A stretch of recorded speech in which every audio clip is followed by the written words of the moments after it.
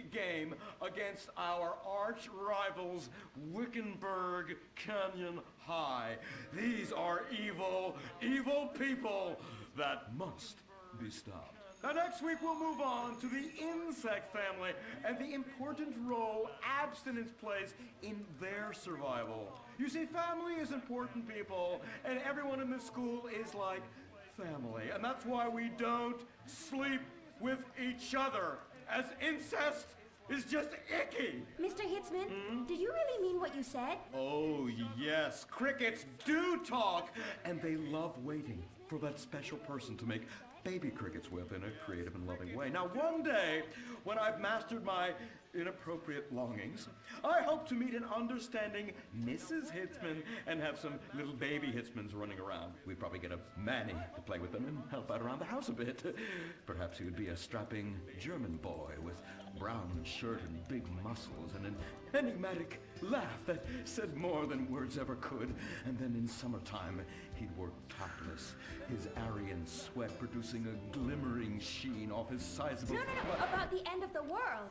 Oh, yes, of course, but you guys are going to stop it. About the end of the world. Oh, yes, of course, but you guys are going to stop it.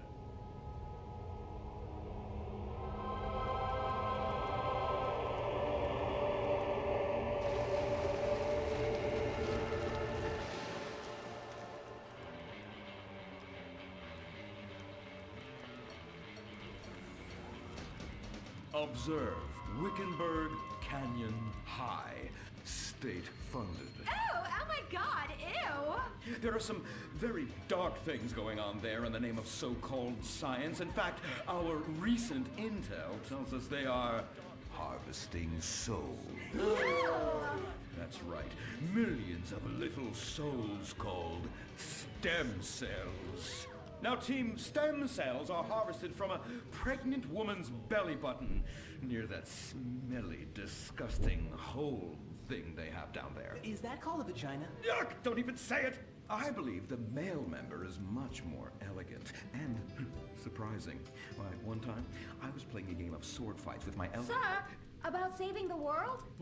Yes, yes, we have to stop them. You see, they want to build a mutant army and give people extra arms and legs so they can win at football and fondle your wives and daughters at the same time. Really? Really? Hey, where's Dirk?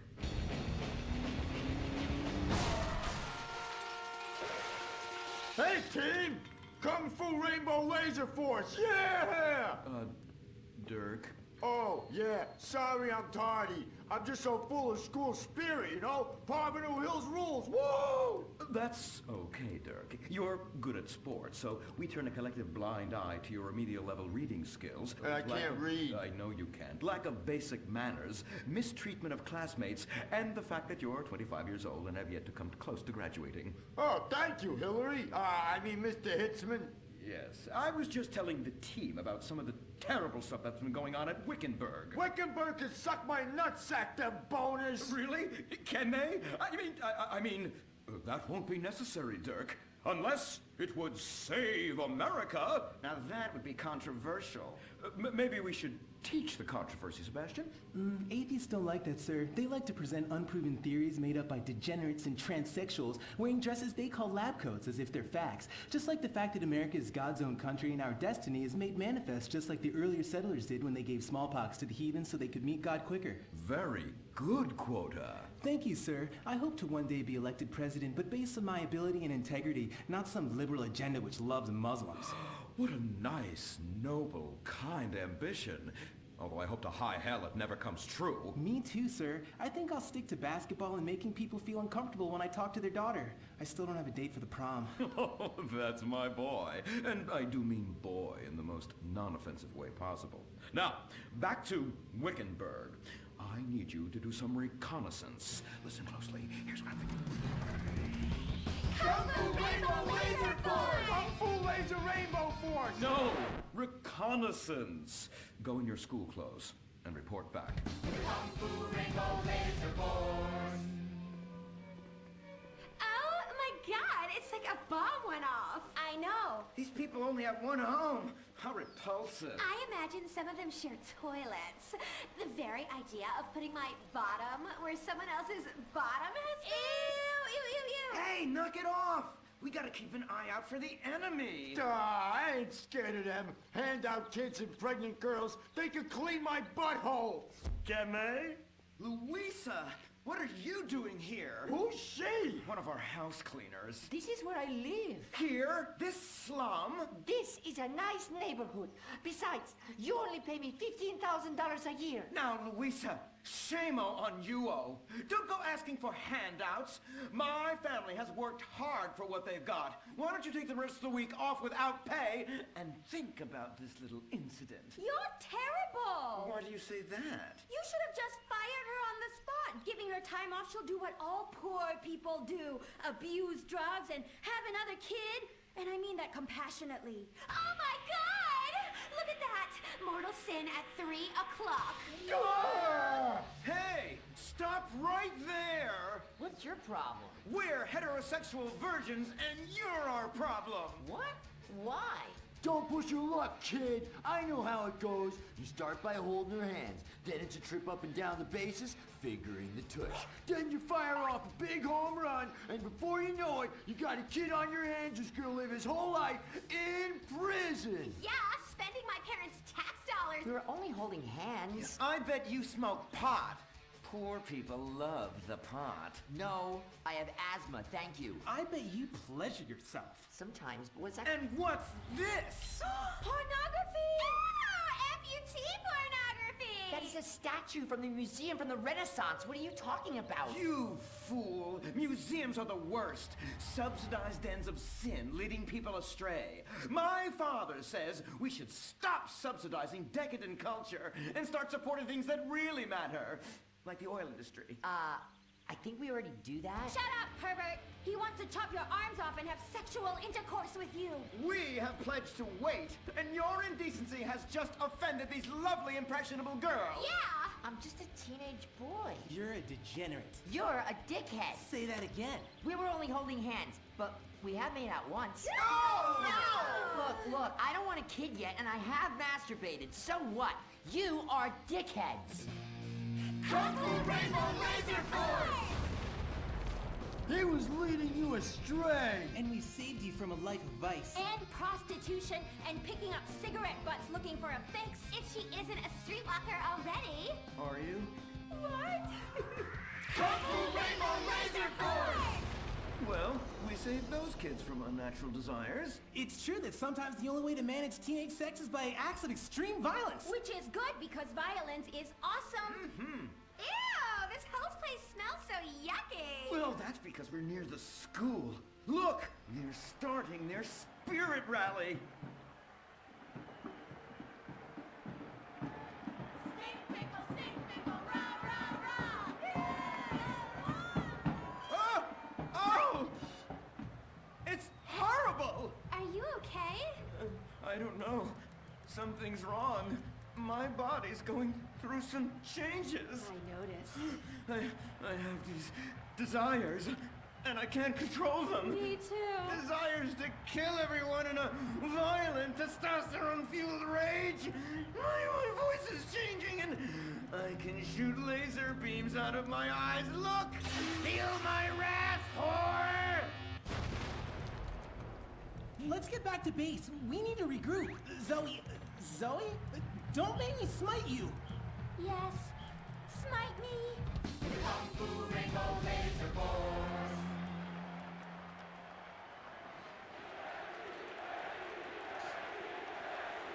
Team, that is the spirit. It's so good to see young people motivated in a positive way. Oh my, what happened to you guys? It was horrible, Mr. Hitzman. The girls weren't wearing pants. Please, the vapors are enough to kill a man. Do you hear me, Zoe and Tallulah? You've been cursed. No. Now, gather round. I have a plan. During tomorrow night's game, you sneak into the science wing of Wickenburg High, rescue the stem cells, and set them free in the forest, saving America in the process. What's a plan? Pay no attention to that now, Dirk, for it is time for the grand finale! Farmington Hills Academy rules!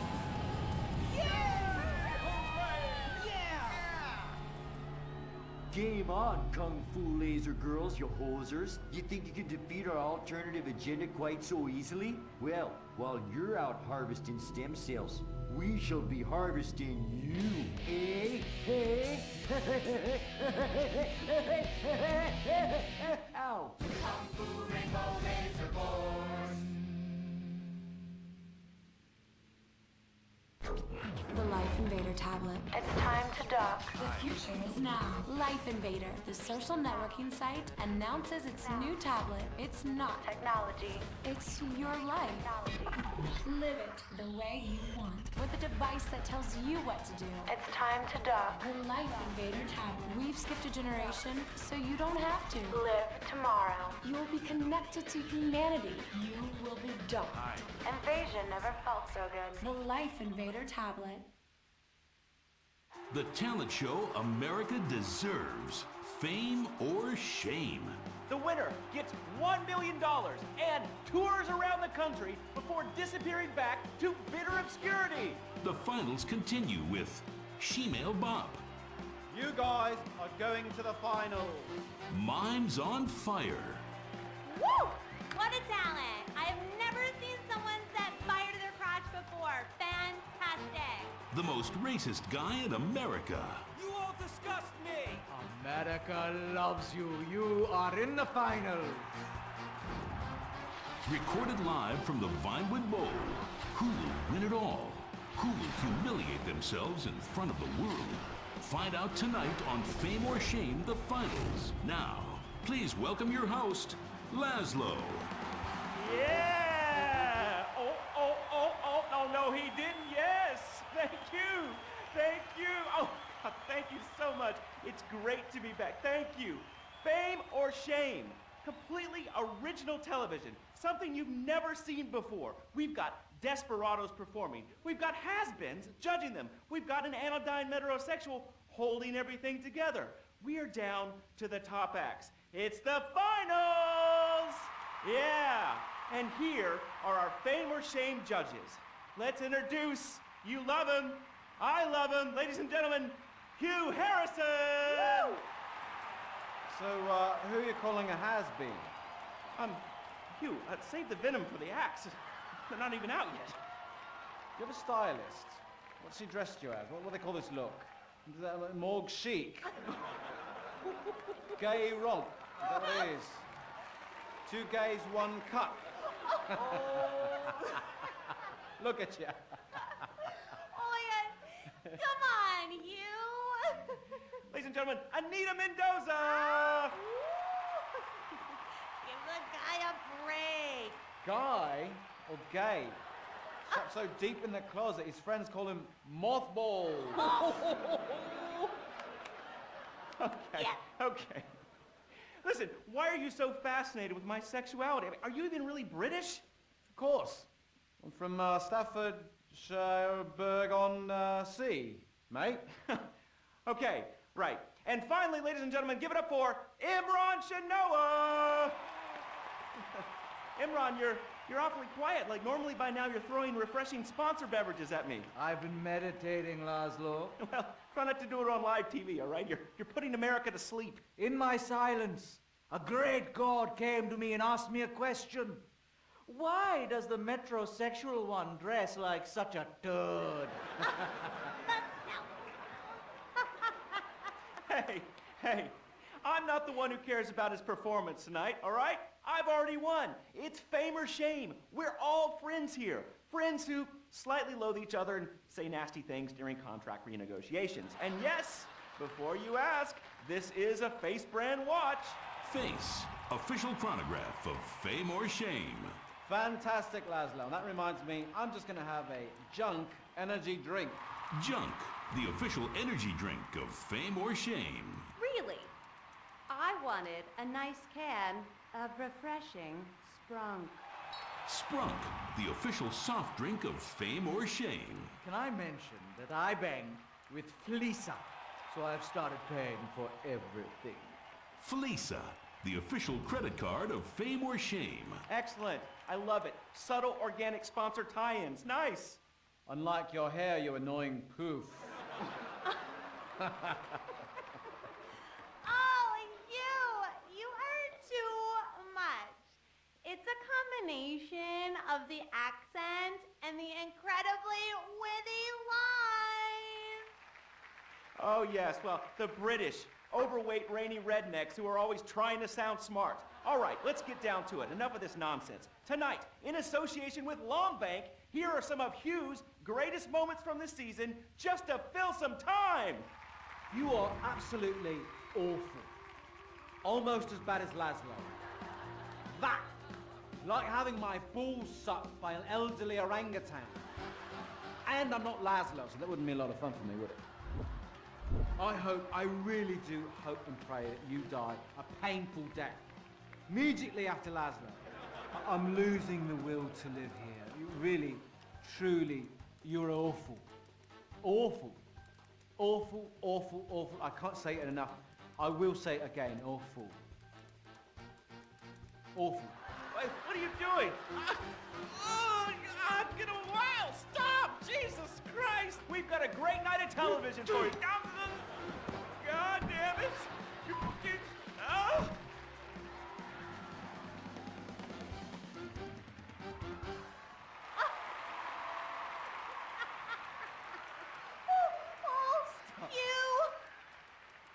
You British have such a sophisticated sense of humor! Yes, the British, so funny, so funny. I love you, buddy. Oh yeah, I love you too, right here. There you go. Yeah. The weird thing is he really does love me, yeah. Or at least he tries to, every night, in my dressing room. Oh my God. Come on, please, all right? I was drunk, I mean, you? I'd rather finger that fat Irish singer we voted off last week. Oh, the tabloids say you actually did. What? Had sex in exchange for advancing her to the final. Oh, dear. No. Please, please. Who listens to fat people? Or the tabloids? I mean, they're all so desperate. Anyway, let's get on with the show. Ladies and gentlemen, fame or shame, our next contestant, William Angio.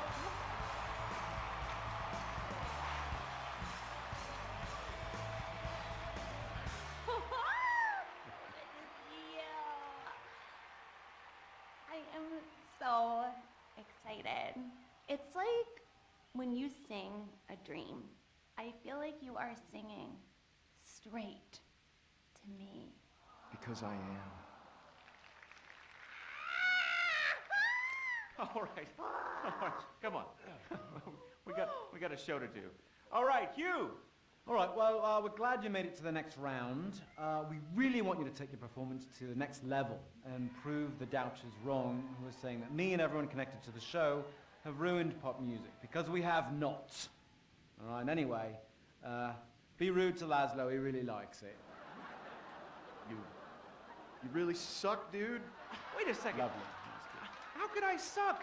I host a talent show, all right? I'm on national television, and I get paid a lot, all right? And I get chicks. Here, smell. No, God. All right? Oh, sorry, that was a sandwich. Smell. No, I don't want to smell your She wasn't even that fat, all right? So I'm not gay. All right? Whatever, let's get to it, okay? I am so desperate to hear you sing. I mean, last time you were fantastic. So you're gonna do a Love This classic, right? No, it's from one of Jez's solo records, which I'm going to improvise with the help of this pre-recorded backing track, conveniently placed wind machine and expensive mood lighting. It was #1 in Germany for 19 weeks. It's called This Is a Power Ballad. Right, well, yeah, about the wind machine, me and the Stinky Finger Girl kind of busted it earlier, but I'm sure you'll be fine. Are you ready? Yes, I am. All right, it's Fame or Shame for William Angio! Woo!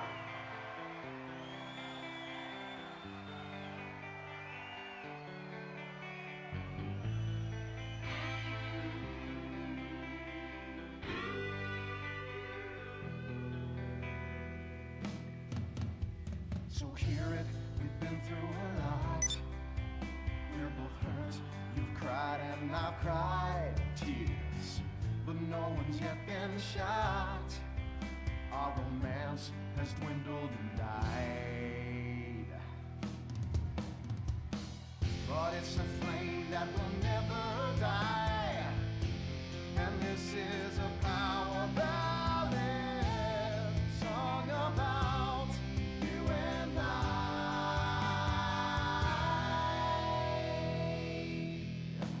I usually sing about carnage and rape, but now I sure really hurt. I sit alone with my guitar on a fire escape, in the rain with dry hair but a soaking shirt. There's helicopters with floodlights showing the way. I'm dangerous and this is a power ballad. It's totally not the least bit gay.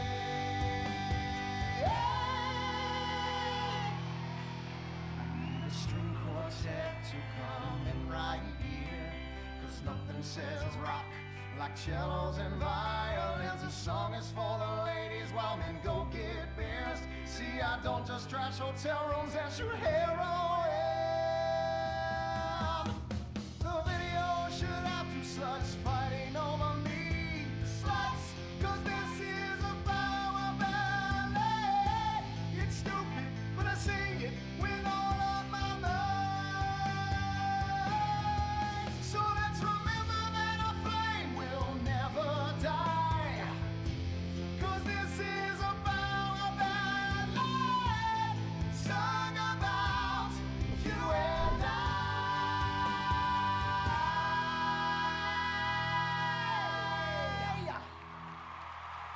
Fantastic. I'm moist. Let's take a break before we hear from the judges and find out if that was fame or shame.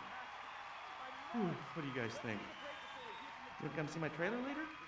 Come on. Are you still stuck on 4G?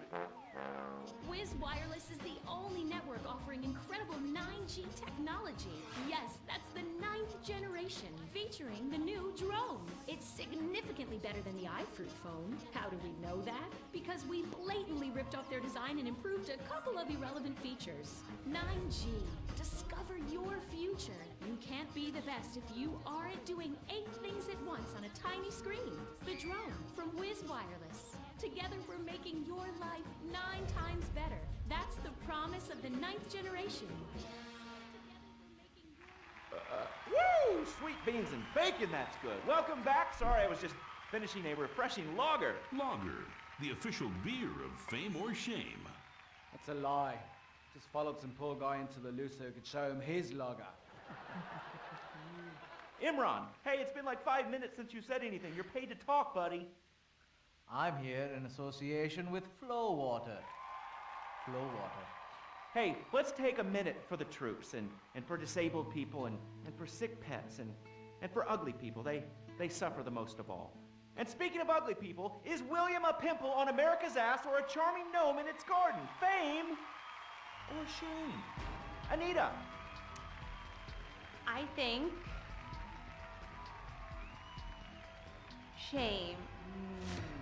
Which is a shame. It just wasn't there for me. That's gotta be pretty heartbreaking, buddy. But you're not out of the running yet. Imran. I just love the exciting variety of toppings available at Up and Atom Burger. Up and Atom Burger. What? Shame. No question. 2 down there, power ballad boy. Let's talk to the big chief and hear from him. Hugh. Well, William, you know, you are so ugly. Ugly! Even Laszlo would turn out the light. And you sing like Jez Torrant's asshole after a curry. Come on, mate. One guy calls you talentless, ugly, and a waste of space on national television, and you cry! Wow. What are you thinking right now? What's going through your head as those tears are coming down your face, buddy? I'm just proud of the journey I've been on. It means so much to me, and my sick brother, and our dead dog. Did I mention my mother, Laszlo? Oh, did I mention nobody cares? Well, she abandoned me. Oh, whoopsie-doo! People are abandoning the show in droves. Our ratings are in the toilet. Somebody do something controversial. Anita, flash your titties. No! Have a mental breakdown or something. Unacceptable! What is this? Hugh, shoot him in the nuts. I can't lose this gig. I got a mortgage to pay. When I feel anxiety, I visit Hill Farm. After my dad got sent to jail, they foreclosed on our farm, too. Hold on, wait a minute. Listen, I've still got to vote for William. Yeah, exactly. All right, we've got one more vote on Fame or Shame. Hugh. I'm going to vote Fame. Fame. America needs power ballads sung by top talent with exciting backstories like you. And I'd like to sign you to my record label and make you a star. But first, please, would you do me a favor? What? Anything? What? Do the honors, get us out of here, and take him out. What? Punch him in the face. Sorry. Oh. This has been Fame or Shame, the finals. We'll have more finals next week. Brought to you in association with, my Batsu cars and the drone. Just like the iFruit foam, it lets you look down on people in a whole new way. We'll see you on the next finals of Fame or Shame. Oh, Jesus, sweet donkeys. Don't miss the next episode of Fame or Shame, the finals.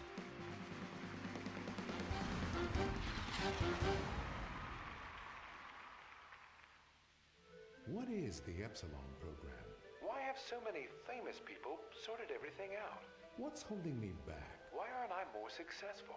How much does wisdom cost? Can I pay money and have all of life's answers? Yes. Yes. Yes. We speak 160 languages on 6 continents. We are the Epsilon program. The show that shows you're never too old to go out hunting. Serious Cougar. He's 22 and can last for hours. She may not last till the morning. Would you hit it? She hit menopause before you were born. It's the show that asks, how old can you go? It's desperation taken to a whole new depth. Broken hearts and hips. Serious Cougar. Only on Weasel. Wake up in the morning, drop a big old log out here. You ain't got time for nothing fruity like a jog. Marry a fat bitch and die working like a dog. Cowboys in the heartland, bankers in the city. We love cars, guns, and big old plastic titties. Let's grab a case of Pisswasser and drink for the USA. Woo! Hey neighbors, I'm sorry, we're partying real much. You ought to speak English if you like it here so much. Not Spanish or Chinese or British. They're fucking Dutch. Fuck the Dutch. I said, yeah, we're gonna keep them illegals out. Guns and Pisswasser. Yeah, that's what a party's all about. Getting real drunk, puking face down. Billy and a Bobby, about every kid in town. Drinking Pisswasser, fighting, getting real shit-faced tonight. Yeah, I'm a patriotic American. That's my national right. Pisswasser, German fighting lager for export only.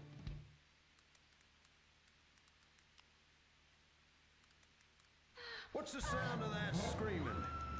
We just gave birth to a bison. The Bravado Bison. The truck that tamed the West. The Bravado Bison. You're 2 tons of muscle and sinew. You can't be stopped, so plow through life. Never stop for directions. Haul stuff. Haul ass. Haul migrants. This is the West. This is America, where you can fight through any emotional terrain with raw 4x4 power. With 6,000 horsepower. horsepower and fuel efficiency that's great for the environment, isn't it time we reintroduce the bison? The good die young, so you might as well die strong in a real truck. The Bravado Bison. Believe in beef. Republican Space Ranger, intergalactic war on terror. We don't worry about collateral damage or error. Cause we're nuking hate, we're spreading freedom and liberty. Sometimes we kill with undue glee. Oh, is that your home? Sorry! Gotta complete the mission. And possibly deny extraordinary addition. Spreading American values. Sometimes you gotta bomb an orphanage or two. Republican Space Ranger! With the world turning more socialist by the day, who do you call Republican Space Rangers? They are Butch, the Commander, and Dick. In our last episode, the Rangers bravely attempted to save America by assassinating the president. Elated that his approval rating shot up to 98%, President Zane pardoned the Rangers and invited them for a low-calorie beer and a workout at the White House.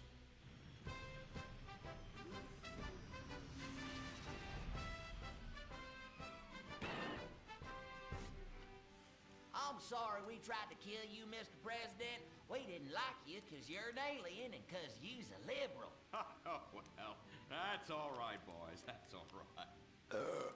I'm kind of shit-faced. Hey, let me show you something funny. If I tuck it between my legs, I look like a little girl, only hairy. Hoorah! Well, I can guarantee you that that's gonna be the last time we ever get invited back to the White House. Oh, I'm sorry, Commander. Hey, they can always rebuild that stupid monument, right? Perhaps, but they won't be able to get the wee-wee stains out of the First Lady's cocktail dress. You do love a blackout, Dick. Always have. Gentlemen, if you can stay focused, I have a dangerous mission for you. I need you to pack this ammunition and hand it out at the mall. Hoo-wee! We're giving civilians live rounds? Ex-a-fucking-land! Oh, no. Our new ammunition is knowledge. What? These are military leaflets about how knowledge is understanding. The policy of don't ask, you don't want to know, has been lifted. Your job is to head to the mall to recruit. The U.S. military now allows anyone and everyone to be a space ranger. What the fuck? Anyone? You gotta be shitting me, egghead. Listen up. I will not, repeat, will not serve with women or open homosexuals. Oh, I love the mall. If you peek over the top of the changing room, it's like a live show. I ain't handing out no fruity cake leaflets. I need real military hoedown shit. I mean entire planets on fire, screaming children, you know, that sort of thing. Also, here are your new squad mates under our rewritten tolerance policy. Private Luke. Sir. And First Sergeant Vanessa. Commander. Girl? Girls fight like kitty cats. And a gay dude? How am I supposed to focus on killing the enemy's family and burning his house down if I'm worried about some guy looking at my hoo-ha? Now, it's a hoo-ha on the front or the back? Depends. I'll show you. It's in back now. It's in the back. I can assure you that's not an issue. I've been in numerous theaters of war and won top honors and only have one piercing. The theater? You queers are all the same. Singing and dancing and carrying on with your musicals and whatnot. Soldiers, enough. Get to your bunks. Reveille at 0600 hours, mall at 0900.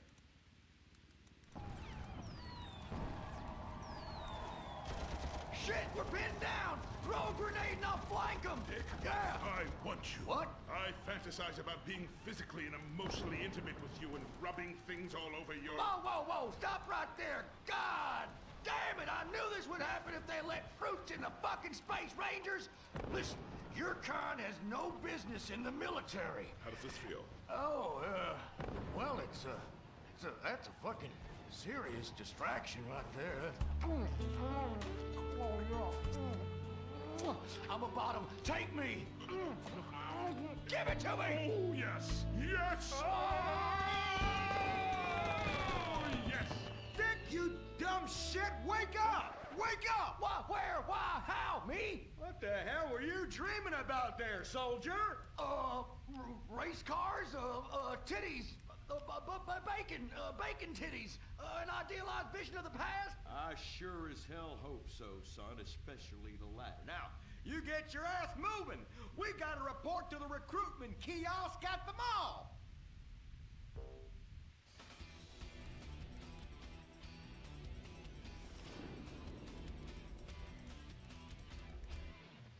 Say, ain't this beautiful? It is beautiful, son. About the most goddamn beautiful thing I ever seen. You see, it's what we spent all these months and years fighting for. Freedom. I'm speaking of the freedom to buy lots of plastic rack crap made in foreign countries by adorable slant-eyed kids in sweatshops. Crap that breaks and is instantly out of date, and the very act of buying it makes us feel inadequate because we can't afford the more expensive or up-to-date version, no matter how much fucking debt we take on. It's the only kind of freedom that matters. And how? Maybe not the only kind. Come on, boys. Let's get this lame-ass mission over and done with. Hand out these leaflets in an efficient and responsible manner, then get back to the base as soon as possible and try to get deployed on a serious combat mission. You token fruit malingerer. Yeah, listen up. What we'll do, boys, is hand out these here leaflets in an efficient and responsible manner, then get our keisters back to base as soon as possible to try to get on another serious combat mission. Yes, sir. Hey, you look queer. You're reading, and it ain't even a porno. Evidently. Just like I thought. Arrival rounds at Pinko. Soldier, I'm recommending you for a man. But that man... And you. I had about enough of you. What do you mean? Joe! Jesus! Scramble! Buster! This is Foxtrot Delta Bravo Leader. Repeat, Foxtrot Delta Bravo Leader. We got a KIA at the mall here. Ah, shit! Insurgents are all over us. We're going for immediate backup. Send them in, send them in. Get some! We got Charlie all over our asses on this hill. 3 men are dying out here. Here's the bit. You want some? I need an airstrike. 50 points, 50 points. Yeah!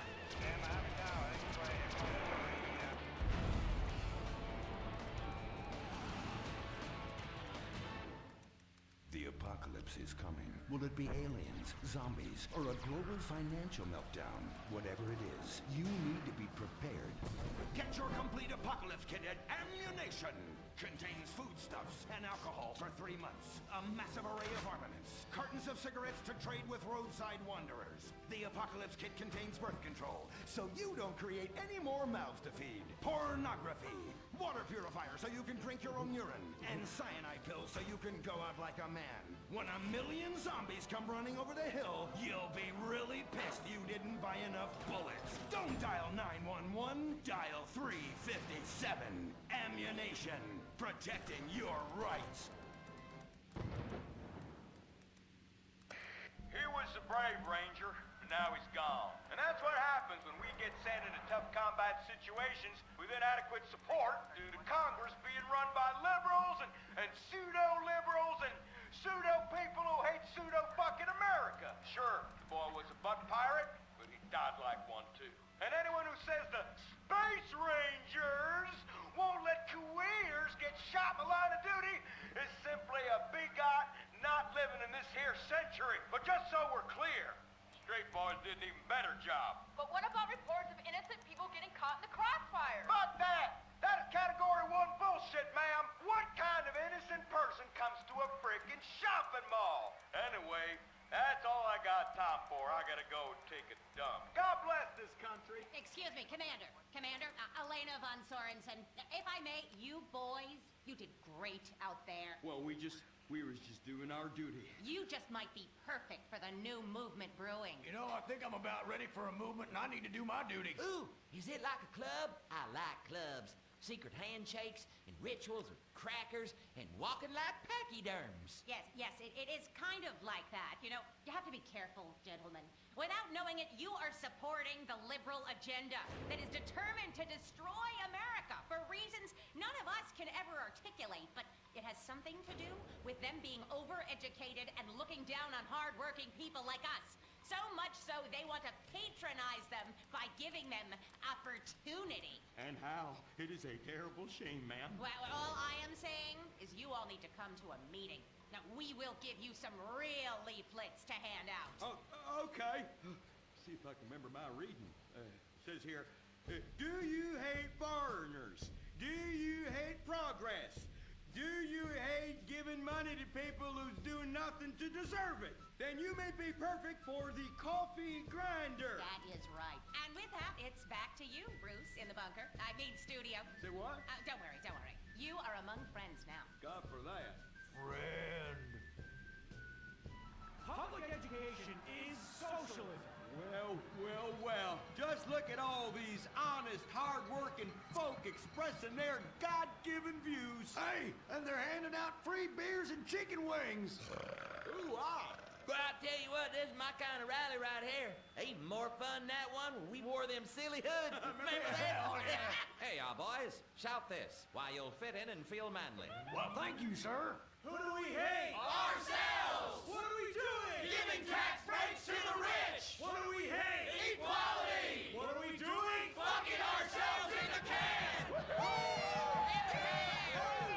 Well, I tell you what, this is just great. Everyone's pulling together for the good of the nation. I am turtling something fierce. I got a pebble poking out. I could use a comfort station as well. That chimichanga's blasting through me at hyperspeed. Ooh-ah. Man, we's all going to the bathroom together like girls. Complex scientific theories.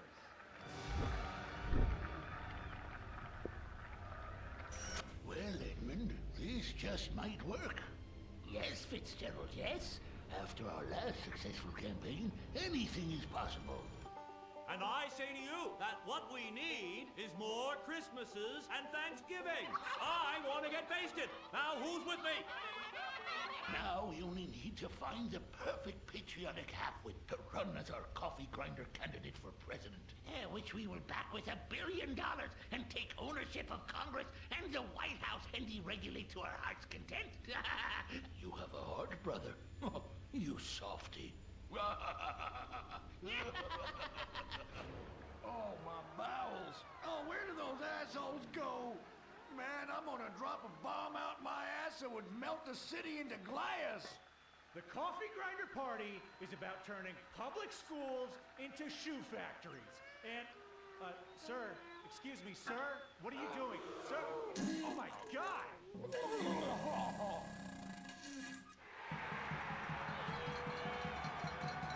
Isn't that the fellow that tried to assassinate the president, urinated on the First Lady, and blew up the Washington Monument? And now he's literally taking a crap on the United States Capitol. I think we may have found our candidate, brother. Will the creepy billionaire brothers hatch their evil scheme? Will Dick become the next president of the United States? Will Butch become the first lady?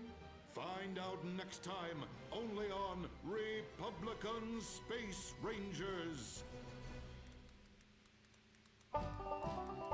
Don't miss the next episode of Organ Farm, where contestants abduct illegal immigrants to get the life-saving transplant they need. It's heartwarming reality TV. Organ Farm, Thursdays on Weasel.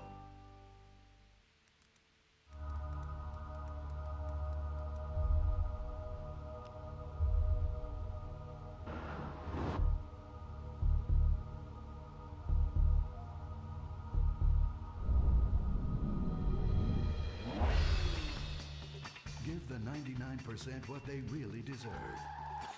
Avarice. Something to aspire to. The new Serrano. Luxury reasserted. Mid-1980s to the early 1990s, it was the greatest time in the history of America. An evacuator, I finally won the Vietnam War with the help of my sidekick Ho Chi Bat and my Indian spirit guide Wandering Hand. An exploder, evacuator part 2, I marry America and save my family by killing more foreigners. As special needs cop, I became a school teacher to bust a drug ring moving coke to a school for special needs children. I was the biggest. I was the best. Then everything went to shit. I was convicted of a crime I probably didn't commit. So I just spent a few years in the joint. Prison changes a man. But I knew that Vinewood and my fans would be here waiting for Hey, Carl, take care of your dick. Freedom, here I come. Where is everybody? Jack's back!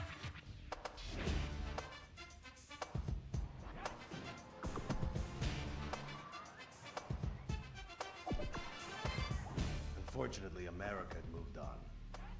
And that's why I'm living here. It's like nobody remembered the war.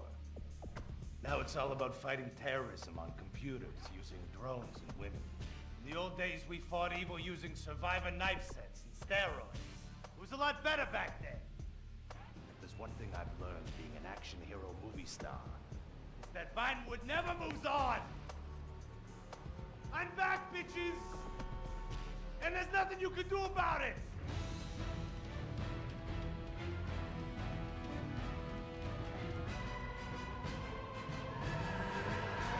The 80s are never over. You don't just turn off the 80s!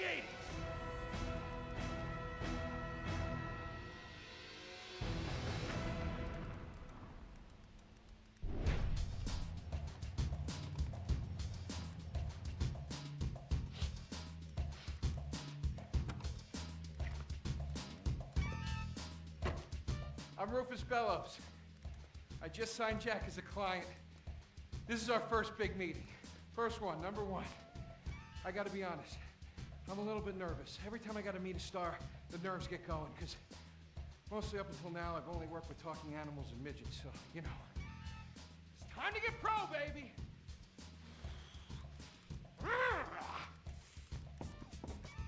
Who is it? It's Rufus, your agent. Come in. what do you want? Whoa, hey, Jack, whoa, lower the piece, bro. It's me, Rufus. You gonna go big places with me? Remember, I'm your new agent, Jack. You know, the last one didn't work out so good. I know a guy that can clean that up for you. Total DNA removal. You know, I should give you a card.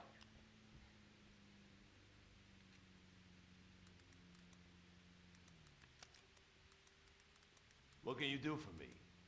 And what can you do for me? I can give you some tough love for starts. Are those jars of urine in there? Hey, stay out of there. I will mow you down. What's with Crystal's see-through slippers in the chair here? She dead? She's meditating. Jack, I am a huge fan, Jack. I am so excited that you're out of prison. And you're ready to make your comeback. You're gonna claw your ass up that Vinewood signboard. You're gonna take a dump on everybody down below. But if you're gonna do those things, you need to just explain to me what's going on with the puppet here. Hey, this is not a puppet. That's Ho Chi's sock. So it's like a therapy thing, like a coping mechanism? Hey, I don't cope. I kill. Yeah, this is closure. This is closure. I got it. All right, hey, a little bit of role-playing never hurt anybody, huh? I'm worried about Jack. I'm worried about him, all right? I knew things were bad. I didn't know they were this bad. Jack, I'm the guy that's gonna turn your career around. His career is just fine, Rufus. You got a problem with that? He's still on top. He's still number one, Rufus. The kid's still number one. Hey, He's hoarding urine in there. You saw it.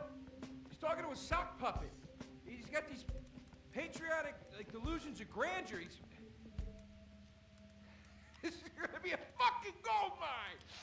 You smell that? You smell it? You smell it? Home run, baby. Over the fence.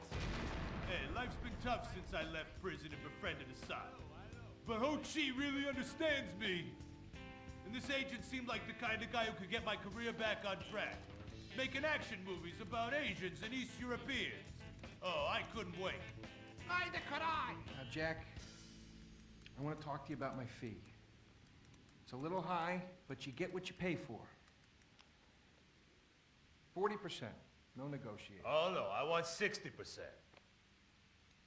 No less. All right? Hey, you drive a hard bargain. Okay. We did it. Great to have you on board. Way to go.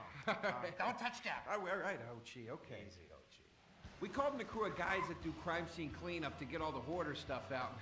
Jack was not happy to let things go. Nobody takes my piss.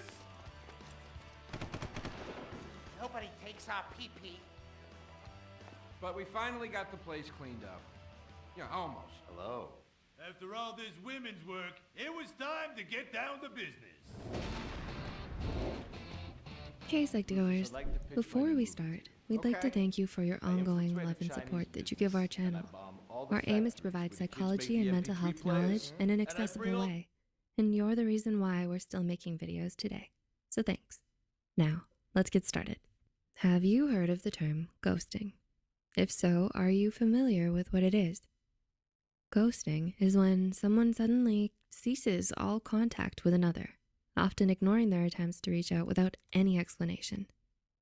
Getting ghosted can be a difficult and hurtful experience and can leave you with a lot of unanswered questions. So, what motivates people to ghost someone? Here are 6 reasons why someone might ghost. 1. They don't feel safe.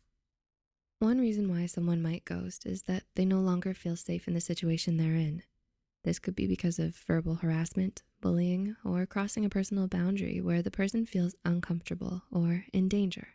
In situations where talking reasonably doesn't seem to be the best option, they may opt to stop all contact instead. 2.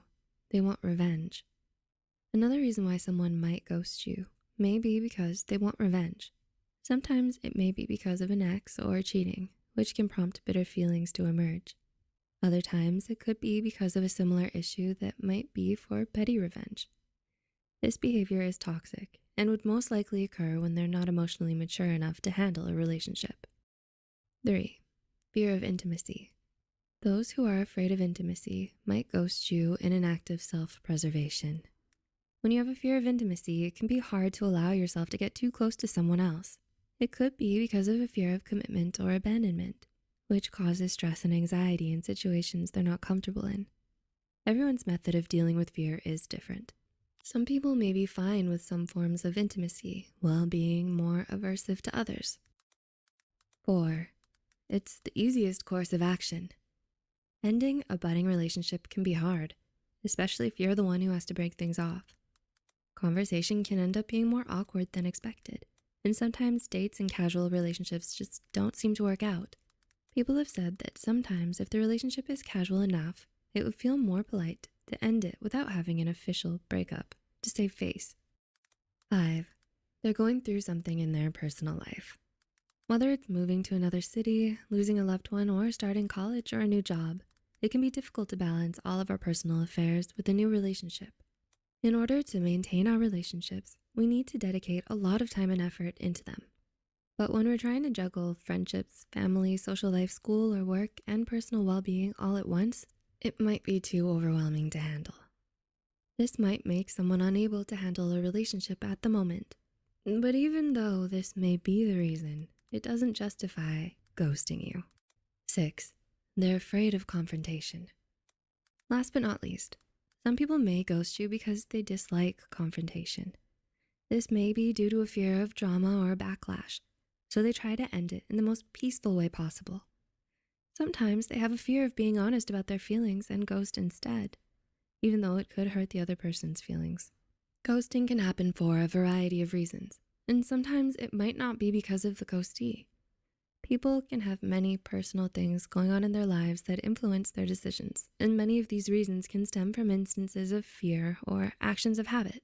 If you felt hurt from being ghosted before, it's okay to feel the pain that you're feeling. It's more common than ever in the fast-paced, social media-driven world that we live in. But remember, you're also strong enough to move past it. Did we clarify any feelings you had of what ghosting is? Have you been on the sending or receiving side? Let us know in the comments. If you enjoyed this video and found it helpful, please give it a thumbs up and subscribe to see more content like this. As always,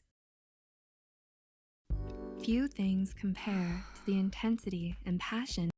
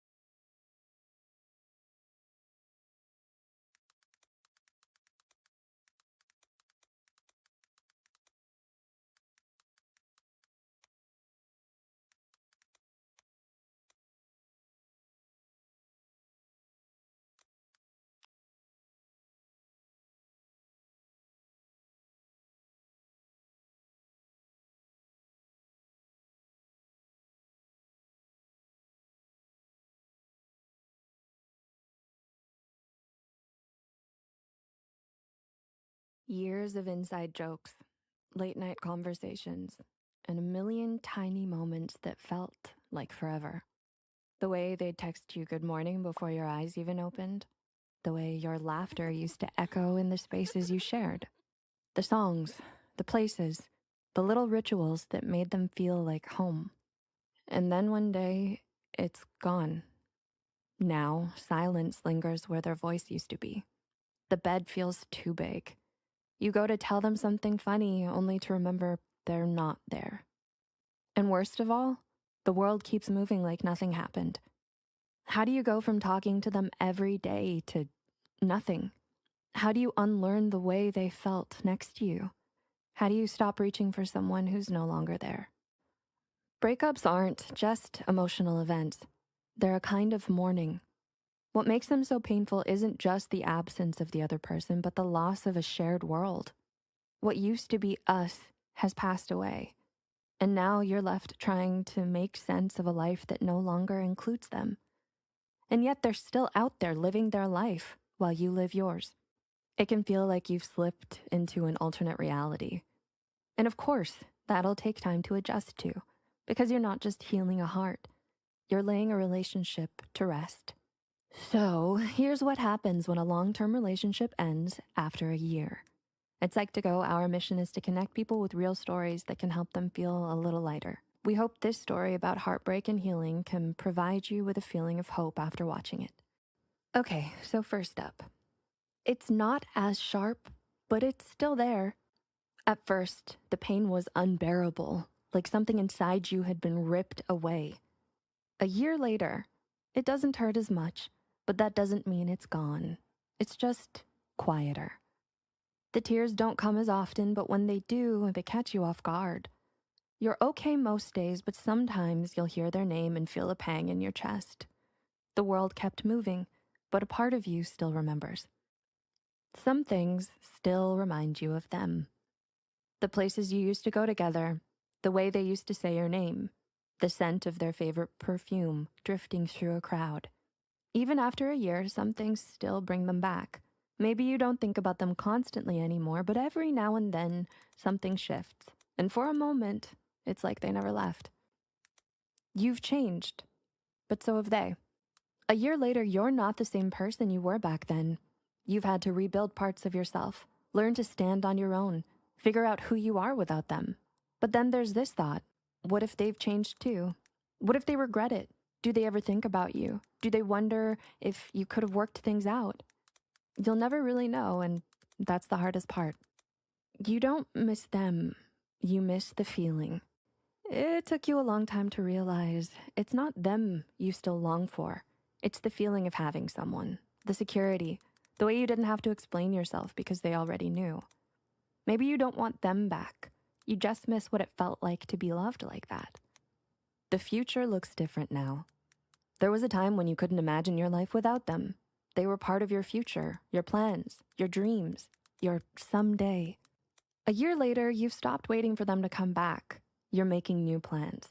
You don't know exactly where you're going yet, but for the first time in a long time, you're moving forward. Then one day, you realize you're okay. Not in a big, dramatic way. There's no moment of clarity where everything suddenly makes sense. It happens slowly, so slowly. You don't even notice it at first. You laugh, and it doesn't feel forced. You wake up, and they're not the first thing on your mind. You pass by the places you used to go, and instead of feeling a lump in your throat, you just keep walking. You're not the same person who fell apart a year ago. And maybe, just maybe, that's a good thing. Healing from a breakup isn't just about letting go of a person. It's about mourning the end of a shared world. And like all forms of grief, it takes time. You might find yourself missing them or missing who you were when you were with them. You might feel like you're living in a different version of reality now. And that's okay, because you are. But day by day, that world becomes a little less painful, and you begin to come home to yourself again. You're not broken. You're just moving through something that mattered.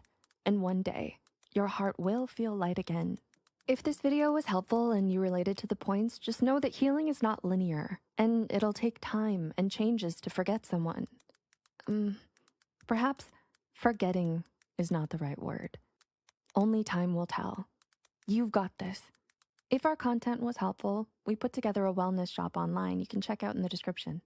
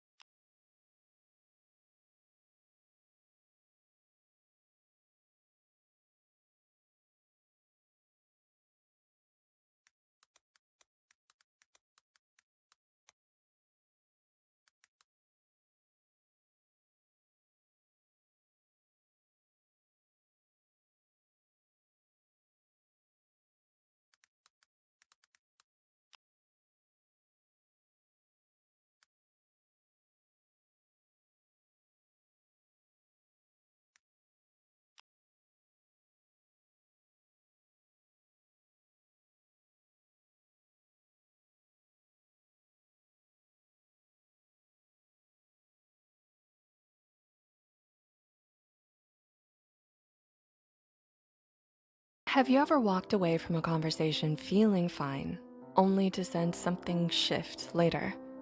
Maybe their text slowed down, their tone changed, or they said, "I'm fine," but didn't feel fine. If you found yourself wondering, did I say something wrong? This quiz is for you. Whether it's a friend, family member, or partner, keep that person in mind as you go through the questions. And remember, this quiz isn't meant to shame you, but to help you become more aware of how your words and actions affect the people you care about. So answer honestly and keep track of your score to see your result at the end. Ready? Question 1. If you're worried about something you said, how did the other person respond? A. They asked follow-up questions like they were trying to make sense of it. 2 points. B. They smiled and thanked me. 0 points. C. They seemed quiet or withdrawn afterward. 3 points. D.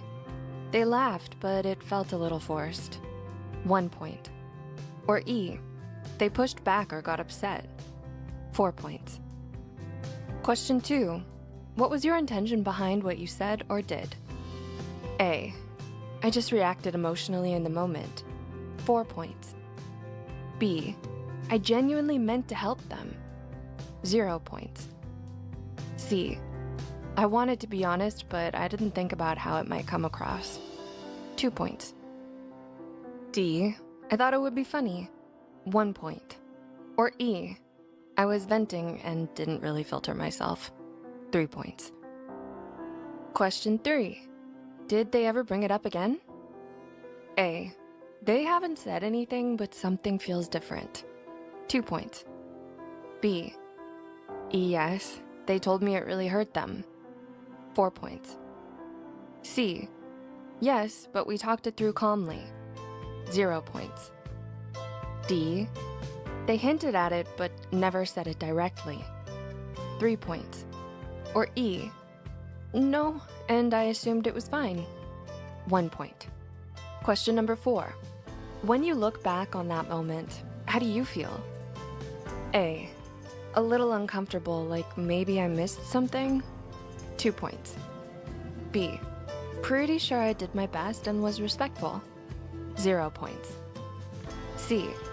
Honestly, I felt kind of guilty afterwards. 3 points. D. Defensive, like I was misunderstood. 4 points. Or E. I didn't think much of it at the time. 1 point. Question number 5. Have you noticed any of these since then? A. They seem polite but distant. 2 points. B. They're more irritable or avoidant around me. 3 points. C. Everything feels normal, if not better. 0 points. D. They've been giving mixed signals. 1 point. Or E. I haven't really checked in or noticed. 4 points. Question number 6. How do you usually handle emotional conversations with this person? A. I say what's on my mind and expect them to handle it. 4 points. B. I try to stay honest, but sometimes my tone slips. 2 points. C. I avoid emotional topics altogether. 3 points. D. We're usually open and understanding with each other. 0 points. Or E. I use humor to dodge serious stuff. 1 point. Question number 7. How did you respond when they seemed hurt or upset? A. I didn't say much and hoped it would pass. 2 points. B. I apologized and gave them space to talk. 0 points. C. I got annoyed and felt like they were overreacting. 4 points. D. I explained myself right away without asking how they felt. 3 points. Or E. I felt awkward and just changed the topic. 1 point. Question number 8. Have you apologized or acknowledged the situation? A. I wanted to, but I froze. 2 points. B. I genuinely apologized and we worked through it. 0 points. C. I don't think I did anything wrong, so I didn't. 4 points. D. I said sorry quickly but just moved on. 3 points. Or E, I haven't brought it up. I'm scared to. 1 point. Question number 9. How emotionally safe do you think they feel around you? A, they probably feel a bit guarded. 3 points. B, I think they trust me completely. 0 points. C, they're likely walking on eggshells around me. 4 points. D, I haven't thought about their emotional safety. 2 points. Or E, I'm not sure, but I hope they feel okay. 1 point. And finally, question 10. If you found out you would hurt them, how would you respond? A, I'd listen and try to understand how I hurt them. 0 points. B, I'd apologize and ask how to make it right. 1 point. C, I'd feel ashamed and probably avoid them. 3 points. D, I'd explain where I was coming from. 2 points. Or E, I'd get defensive. It wasn't my fault. 4 points. Okay, add up your total points from all 10 questions. Here are the results. If you got 0 to 8 points, you likely handled things with care. You show strong emotional awareness and empathy. You think before you speak. And when things go wrong, you're open to working through it. You likely made this person feel heard and respected, even if there was some tension. Keep doing what you're doing. Honesty and kindness equals emotional safety. If you got 9 to 16 points, you may have unintentionally hurt them. Something might have been misunderstood or misread. You weren't trying to cause harm, but maybe they experienced it differently than you intended. The fact that you're reflecting is a great sign. Try checking in. A gentle, hey, I've been thinking about what I said. Did it come across wrong? Can go a long way. If you got 17 to 24 points, there's a good chance they felt hurt. You may have spoken from a place of frustration, distraction, or blunt honesty that landed harder than you realized. It doesn't make you a bad person, but if the relationship matters, consider reaching out with vulnerability, not to defend yourself, but to understand them better. Then if you got 25 to 32 points, they probably felt emotionally unsafe. The interaction might have left them feeling unheard, dismissed, or even disrespected. If you haven't talked since, they may still be carrying that pain quietly. If you're ready, a heartfelt apology, or even just asking how they experienced that moment, could be the first step to healing. You can grow from this. Sometimes we hurt others without meaning to. If this quiz stirred something in you, that's a powerful start. Self-awareness is a form of love, one that can heal rifts, deepen trust, and bring us closer. Growth doesn't come from getting it right all the time, but from being willing to pause, reflect, and try again. If this resonated with you, don't forget to like, share, and subscribe for more insightful content. We also have more quizzes like, Are You Being Too Nice? Self-check quiz, and How People View Your Personality quiz. Thanks for watching, and we'll see you soon.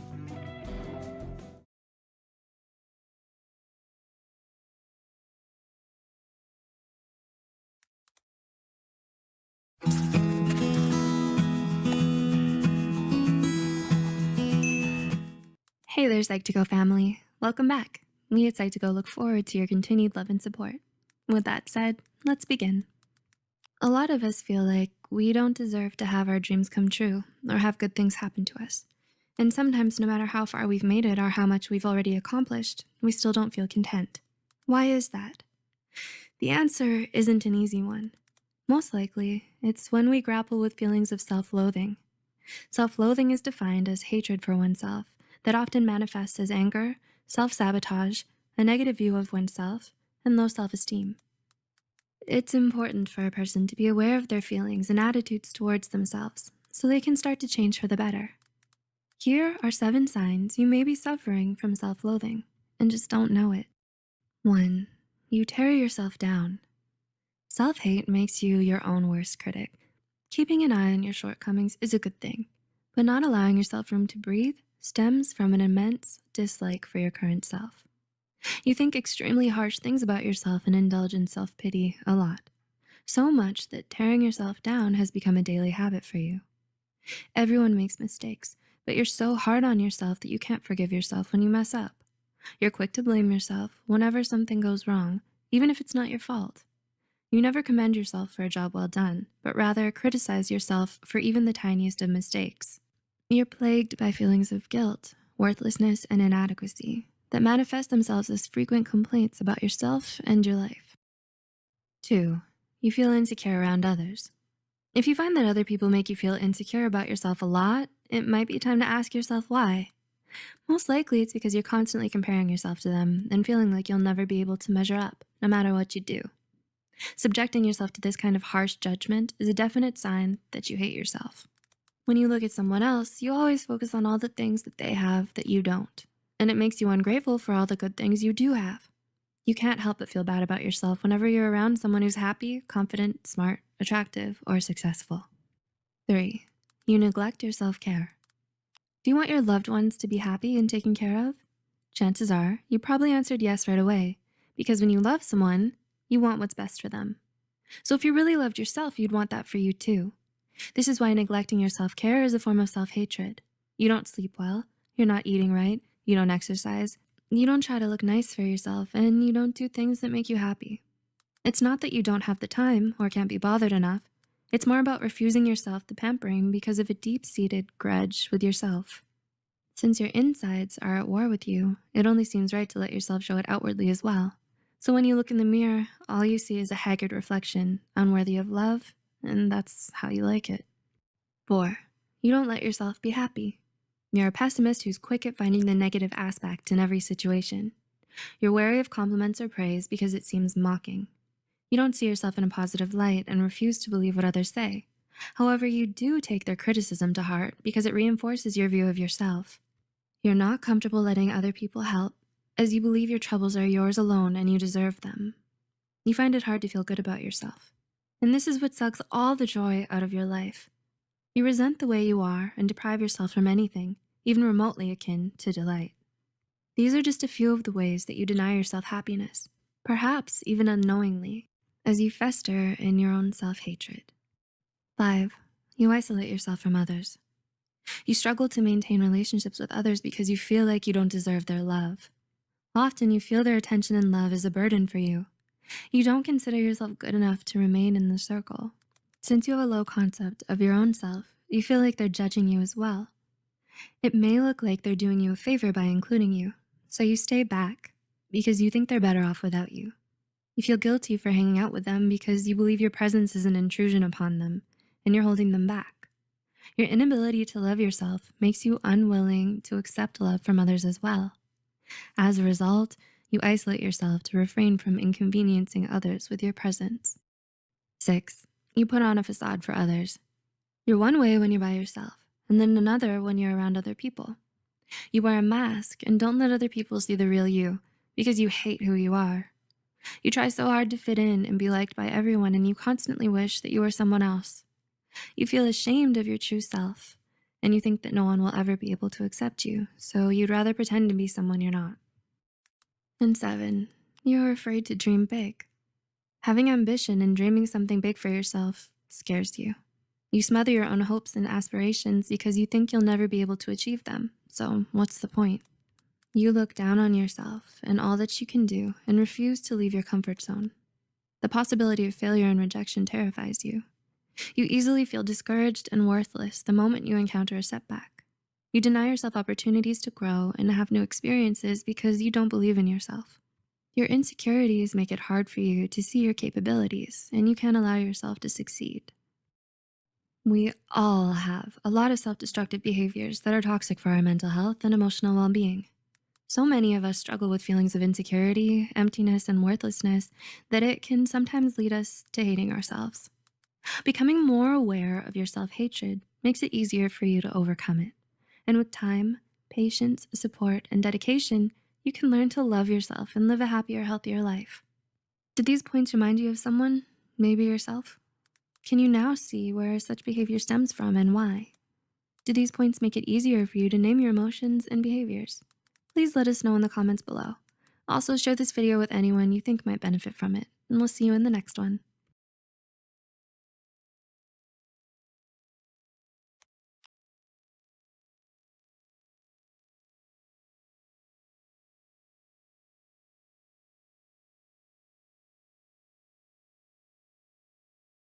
Hey Psych2Goers, and welcome to another video. Thank you all so much for the love and support that you've given us, enabling us to make yet another exploration into everyday psychology. So let's begin. Loving yourself may sound simple, but we all know how hard it is. Sometimes it can be a roller coaster ride between being happy with yourself and wishing you could change. There are so many things that affect your image of yourself, and some of them may not be good. Things such as the media set false expectations and ideals. It can be a long journey to accepting this, but it's worth it. We made this video to remind you that you should never give up on loving yourself because you deserve it and you're worth it. So here are 12 things that do not determine your self-worth. Number 1, your achievements. Can you relate to loving yourself so much when something goes well, but the second something goes wrong, your self-worth immediately takes a plunge?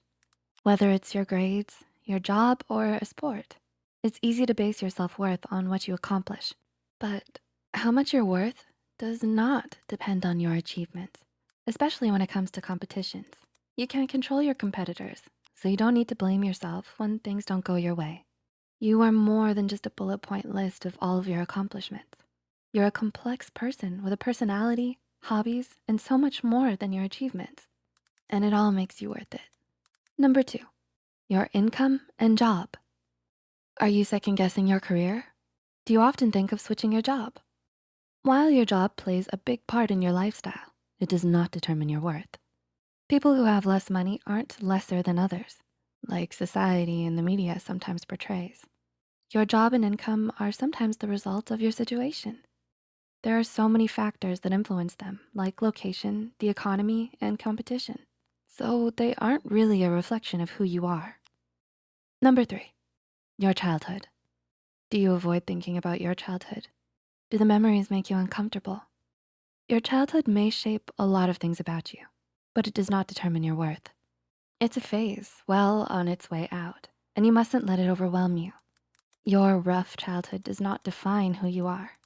After all, you have no control over who your parents are, and you're not responsible for their choices. It may take some time to accept this, but your past does not define you. Number 4, your level of education. Much like your income, your level of education is also the result of so many factors. One of the biggest factors when it comes to deciding whether to go to college and where is how much money your family has. You can't change how much money your family has or the location of the schools you wanna go to. Therefore, you don't need to feel bad if you don't have a higher level of education. It doesn't mean you're less intelligent or worth less than those who do. Number 5, how other people view and treat you. Do you constantly stress about how others see you? Are you constantly trying to live up to their standards? Other people have no way of knowing who you truly are. While family and friends may have a good idea of it, only you fully know yourself. Knowing this, your self-worth isn't based upon others' limited and sometimes biased opinions of you. You cannot control what other people think, nor how they act. Similarly, don't base your value upon something completely up to others. Trying to please others will ultimately lead you to being miserable. So try not to stress yourself out with other people's opinions, even if it is difficult. Number 6, other people's achievements. Do you compare your achievements to other people's? It's okay because everyone does that occasionally.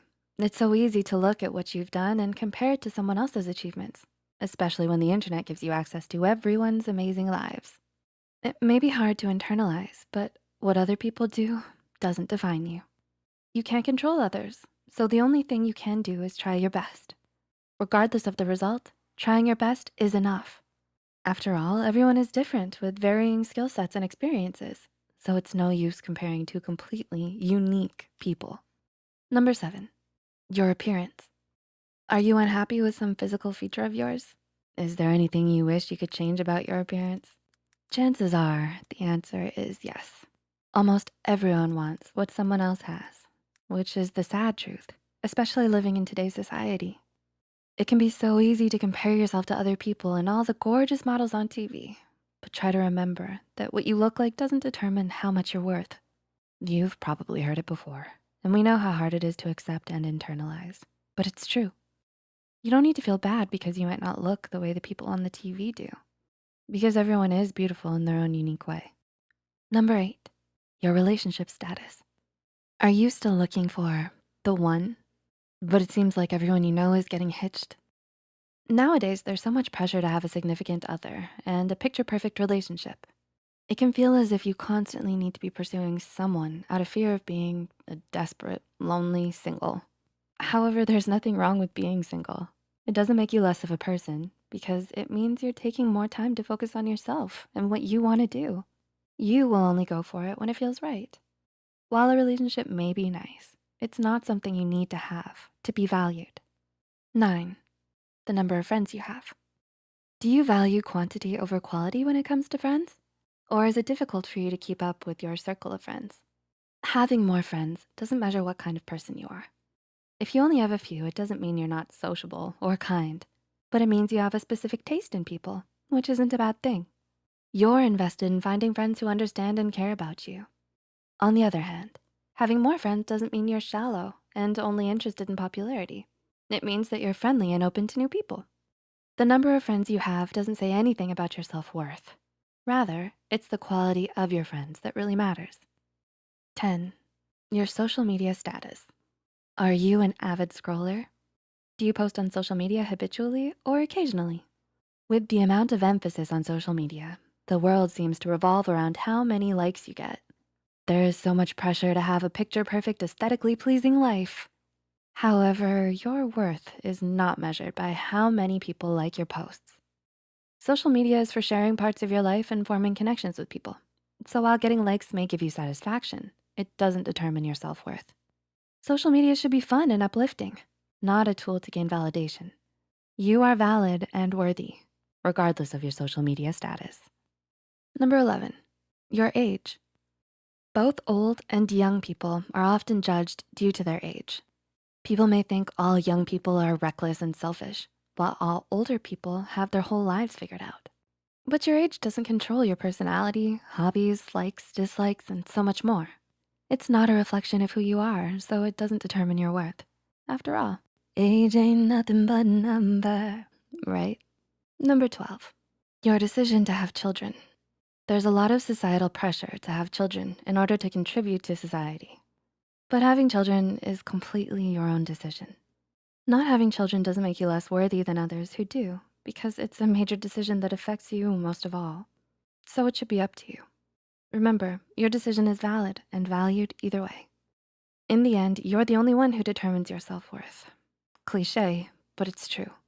Not anyone or anything else, whether it be money, family, or friends. It may be hard, but just try to remember that you are more than any single aspect. We hope we were able to give you insight into some of the things that you shouldn't base your worth on. Do you use any of these things to measure your self-worth? If so, that's okay. We've all been there before, and we're here for you. Leave a comment down below and share any experiences and thoughts you have as well. If you find this video helpful, be sure to hit the like button and share it with those out there still struggling with their self-worth. Don't forget to subscribe to Psych2Go and hit the notification bell for more new videos. Thanks for watching, and we'll see you soon.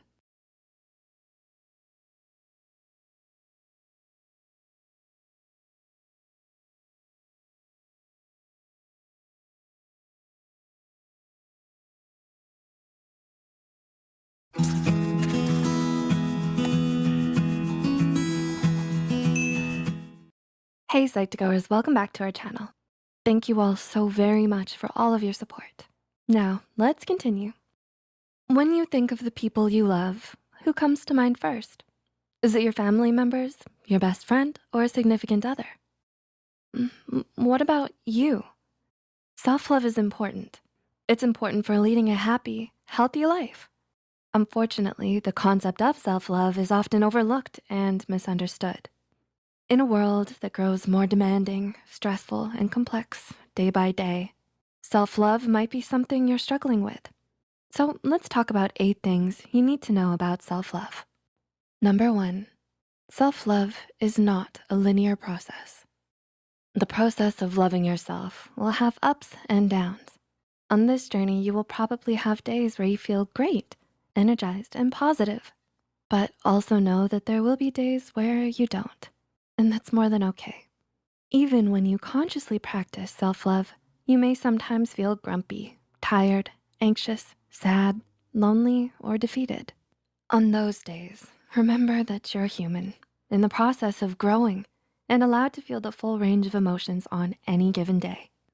Life is hard, and there is absolutely nothing wrong with taking the bad with the good. Part of loving yourself is feeling and expressing these emotions without criticizing yourself. Self-love is a complex process, full of leaps forward and steps back. Each day that you choose to keep going and choose to love yourself, you're making amazing progress, even if you don't feel like it. Number 2, we are conditioned by society to believe that self-love is selfish. How many times have you stepped back from a commitment and instantly felt guilty? How often do you say no to someone and feel self-absorbed? Feeling this way is normal and totally understandable because society has led us to believe that prioritizing our own needs is selfish. But this is not true. Despite everything that society has told you, taking care of your own needs is one of the most important things you can do. Your health and happiness are yours to protect and maintain. Taking the steps to do so is never selfish. Number 3, self-love is not a rapid process. Think of the people you love most. Did it take some time to love them firmly and completely? When you begin to learn how to love yourself, it may take some time for you to feel it. Understand though that similar to loving other people, loving yourself is a process and a journey. It may not and probably won't happen overnight, and that's okay. Do you tend to dwell on your flaws? We want to remind you that your flaws are what make you unique. They're part of what makes you the wonderful human that you are. Number 4, self-love is important because it opens even more doors for you to give and receive love. Have you ever heard the phrase or versions of it where they say, love yourself first? It's true. The way you love yourself shows others how to love you. According to licensed marriage and family therapist John Kim from Psychology Today, forming a healthy relationship with yourself that is full of care, understanding, compassion, and healthy boundaries will help you achieve that kind of relationship with yourself and others. Number 5, uncovering the sources of healing can be difficult. Are you in the process of emotionally healing? If so, you should be proud that you're taking the steps to heal, for it isn't easy. Like self-love, healing not only takes time, but is also very complex. Unraveling possible years of buried trauma is daunting. If you become overwhelmed during this process, know that you aren't alone. Digging deep and healing from past wounds or reoccurring ones can be an overwhelming process. Part of self-love and practicing self-care is knowing when to step back in the healing process. Though it may be very tempting to keep pushing, remember that part of loving yourself is acknowledging your own boundaries. This is especially important in healing in order to avoid uncovering memories and moments in ways that may wound you further. Number 6, self-love means giving permission to accept your own compassion. Have you ever noticed the negative connotation that surrounds self-compassion? Perhaps disguised as making excuses or feeling sorry for yourself. The truth is that one of the greatest sources of strength is being able to have kindness and compassion for your own experiences in life. We have this unfortunate quality to automatically blame ourselves when things go wrong. If you didn't get a job or get into your college pick, you tend to believe that you aren't qualified enough. If a friend is mad at you, you tend to blame yourself first, rather than objectively examining the situation. This could lead to lower self-esteem, more negative self-talk, and even self-loathing if it goes unchecked. Self-compassion is something that lives inside of you. Rather than suppressing it for the sake of others, the more you consciously accept the understanding and kindness you want to offer yourself, the more your self-esteem and confidence will grow. Number 7, self-love means following the yearnings of your own heart, even if that's not what others want. Have you ever felt obligated to do something because you were being pressured by others? To take up a certain hobby or go down a certain career path that you didn't want? While this complacency might seem to resolve differences and issues in the short term, it can leave you unfulfilled later on.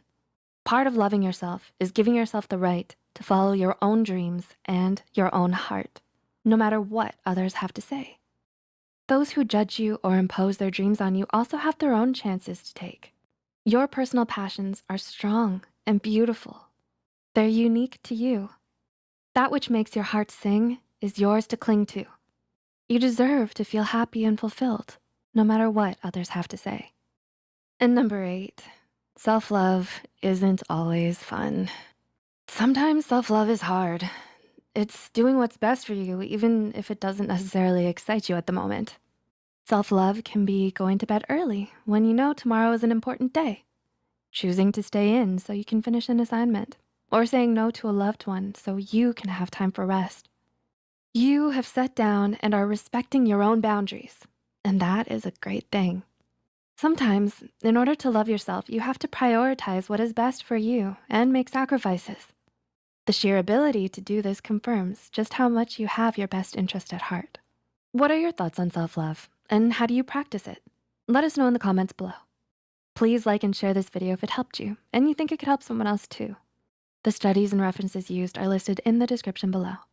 Don't forget to hit the subscribe button and notification bell icon for more Psych2Go videos.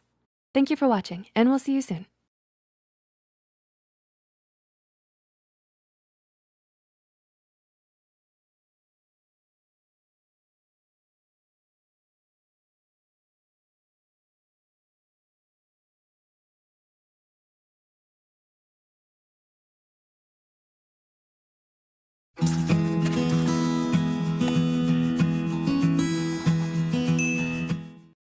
Hey Psych2Goers, thank you so much for the love and support that you've given us. As you know, our mission is to make psychology more accessible to everyone. Before we begin, we'd also like to give a quick shout out to all of our subscribers who have joined our YouTube membership. We're so thankful for all the support that you've given us. It means a lot to us and it helps us continue what we do, as your contributions go back to investing in this channel. Thanks for the love. Now, on to the video. Are you emotionally mature? There's a difference between being mature and being emotionally mature. You can have a receding hairline and be over 6 feet tall and still not be emotionally mature. So what does it mean to be emotionally mature? When someone is emotionally mature, they can manage their feelings in nearly any situation. They possess empathy for others and often know how to de-escalate a conflict if necessary. They're the person you go to when you have a tough issue you need to talk about. Sounds great, right? Well, to help you get a grasp on your emotions, here are 8 ways to become more emotionally mature. Number 1, identify your emotions. How can we get a grasp on our emotions if we don't first know what we're feeling? It might seem silly that you must identify your emotions, but before you get into a heated fight or start breaking down into a sob, do you know what led you there? Maybe a simple irritation over a comment someone made found its way deep into your thoughts, and you carried that anger with you for the rest of the day.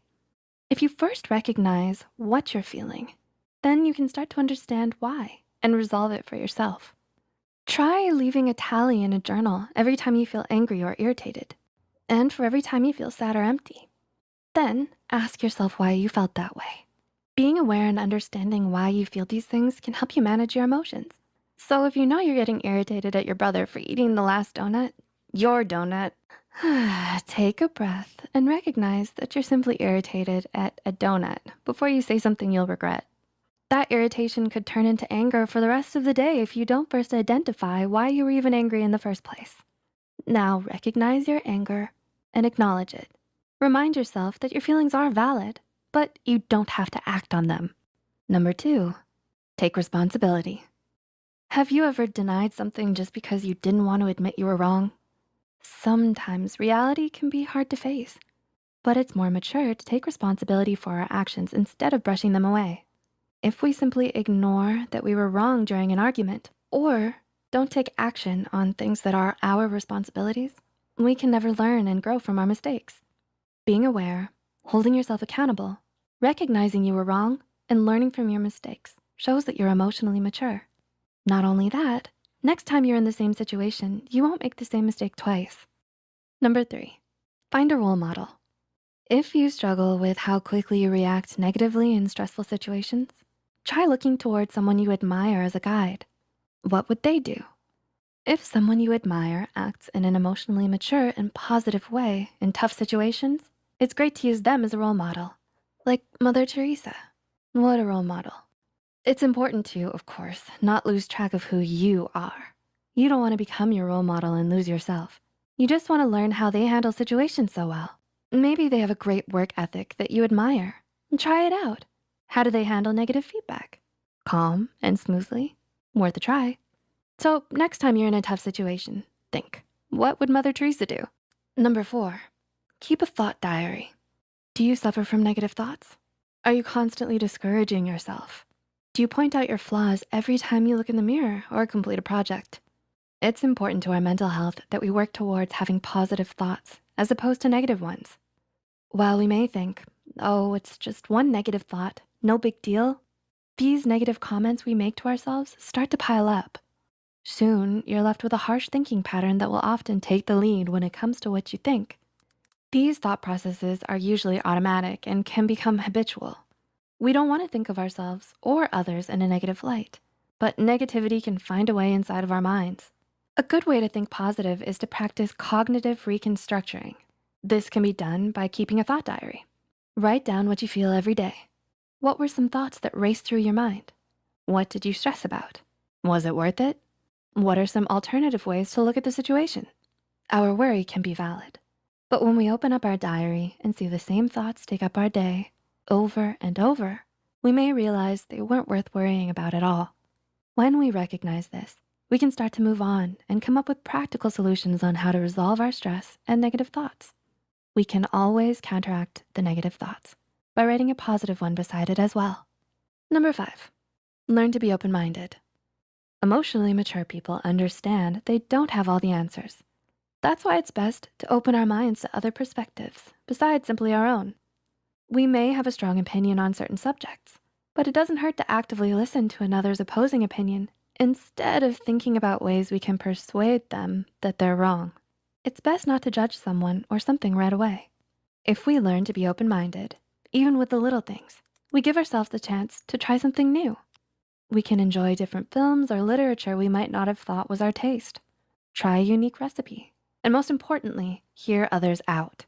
We may learn something from listening to another's perspective, and we may realize we were wrong. We can still choose our opinions in the end, but this is after we've listened with an open mind to the other's beliefs or arguments. Even if we don't agree, we may understand them a little bit more, and that can be powerful. As our role model, Mother Teresa, has advised, if you judge people, you have no time to love them. Number 6, embrace reality. Do you often beat yourself up because of your circumstances and your flaws?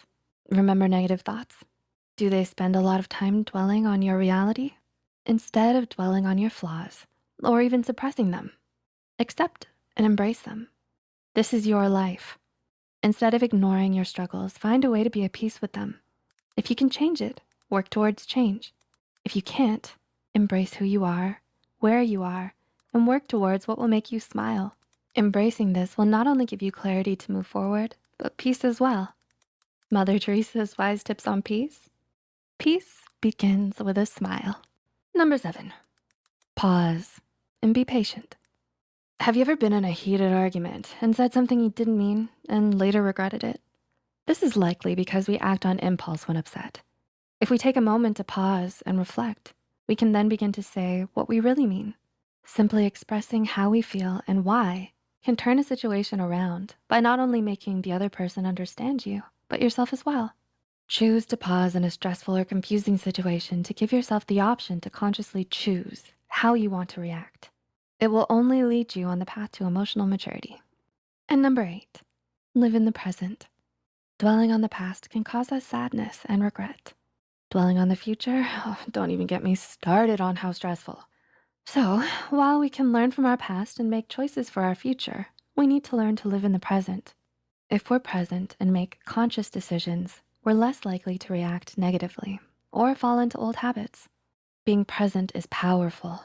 It's the only moment we can act, choose, experience, and enjoy if we allow ourselves to. We can't change the past, and we can't jump to the future. So why waste the precious time we have dwelling upon them? Life is happening now, as we speak, in front of you. And as Mother Teresa would say, yesterday is gone. Tomorrow has not yet come. We have only today. Let us begin. So, are you emotionally mature? Did you find these tips helpful? Let us know which one of these tips you'll follow in the comments below.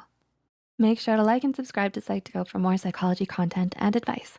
And if you know someone who's emotionally immature, it might not hurt to share this video. Emotional maturity, here you come.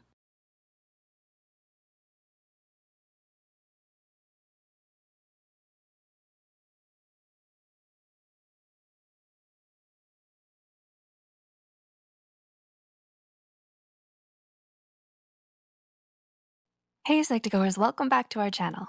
Your support helps us in our goal to spread awareness about mental health and psychology. So thank you for your support. Now to the video. Sometimes making friends can be hard. Have you been through this scenario? You start your first class. It's your first day back to school. A new semester, a new schedule, new people. Anything could happen. The student you end up sitting next to could be your next best friend. The possibilities are endless for friendship. That's what you think your first day. The next day, the hope is still there. It lasts the week, maybe the month. But then you soon find your hope dwindling down as you haven't seemed to make an impression on anyone. And you start to wonder, do people like me? Don't worry. Odds are, others just haven't gotten to know more about you and what makes you great, because we all have something that makes us great to someone out there. You may just need to develop some likable behaviors and habits that get others to notice you enough to want to find out what those great qualities are. So, to help you become an even greater person, here are some subtle behaviors that can make others like you.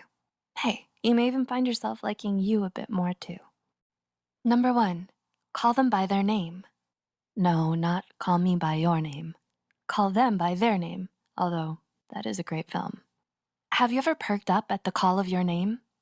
Perhaps someone across the room mentioned you at a party and instead of saying, hey you, they said, well, your name. We love our names so much that we can even pinpoint our own names being spoken by someone in a loud crowd or party. This form of selective attention is related to the cocktail party effect. While in a crowd or loud room, we can hone in on a specific conversation of our choosing. More importantly, if our name is spoken nearby, even when we're focused on another conversation, we immediately perk up and recognize that someone is talking about us. Think about it. It not only makes you focus more when someone says your name, but it makes you feel better knowing they actually bothered to remember it. Try taking a mental note of each individual's name when you meet them, and think of a related image to help you remember them. Number 2, give genuine compliments when they cross your mind.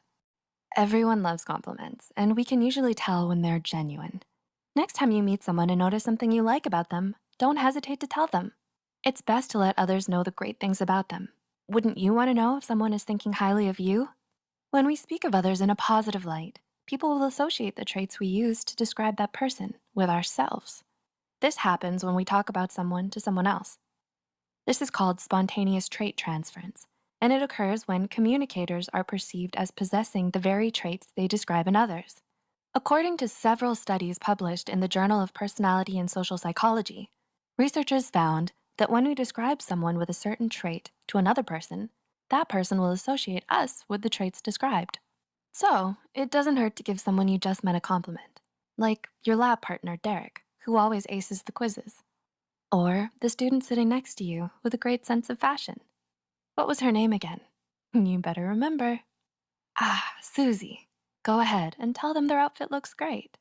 And even tell your lab partner, Derek, that Susie does indeed have great taste. He may even associate that compliment to how great you are in the process. I'm sure they would love to hear nice things said about them. Wouldn't you? Number 3, spend more time with them. Want a secret to getting someone to like you? Try spending some time with them. This doesn't necessarily mean you have to ask them out right away if it doesn't feel quite right or natural, but it can mean sitting with them at lunch, or perhaps you want a coworker to like you. Get to know them by having a quick coffee chat with them. It never hurts to try.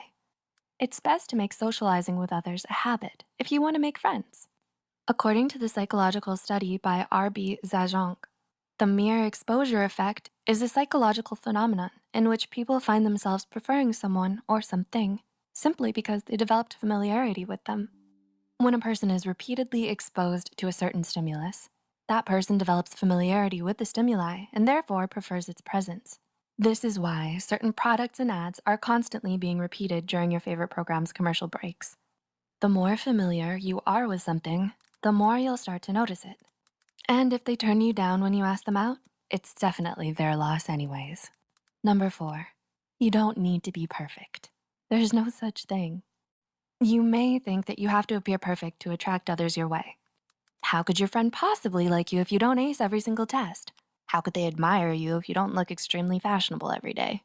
Props to Susie though. How could anyone ever get to know you if you don't have the perfect vocabulary? Well, hate to break it to you. Well, actually, I want to break it to you. But people don't actually care that much. While you might think otherwise, often people find this so-called perfection intimidating, distant, or unattainable. Yeah, I know, not even perfect is good enough. In fact, people may find others who aren't superbly perfect and who even possess the rarity of these so-called flaws as more attractive. In a study, researcher Elliot Aronson had people rate fake test takers based on their attractiveness. Test takers would either do great on a test, mediocre, or poor. The imperfection? Some test takers would act clumsy and spill coffee at the end of the interview. After, their scores were revealed. People rated the test takers who spilled coffee at the end of their interview the highest on the attractiveness scale. Meaning, people want to see that you're intelligent and capable, but that you aren't perfect.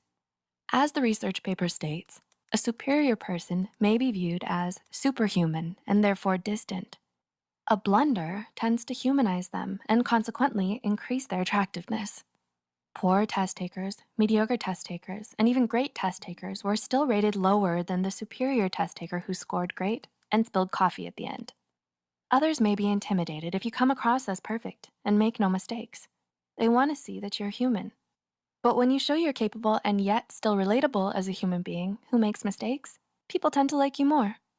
Number 5, look to the positives first. You know that one person in a group who always has the nicest and most positive things to say? Do you ever feel an aura of happiness and peace when around them? They never seem to complain, and when they do, it's only because of a particularly important reason. Like, there was a hair in my taco salad order. Something like that. They seem to emit this bright, positive energy that makes others gravitate towards them. Why can't you do the same? A research paper from the University of Hawaii and Ohio State University suggests that many individuals can unconsciously tell what mood you're in just by being around you. Seems fair, right? So if you display positive emotions, others are likely to mimic your happy facial expressions and gestures. Therefore, they're likely to feel positive emotions around you and want to be with you more. Meaning, if you go ahead and try to look to what makes you happy first, others will like your company, and ultimately you.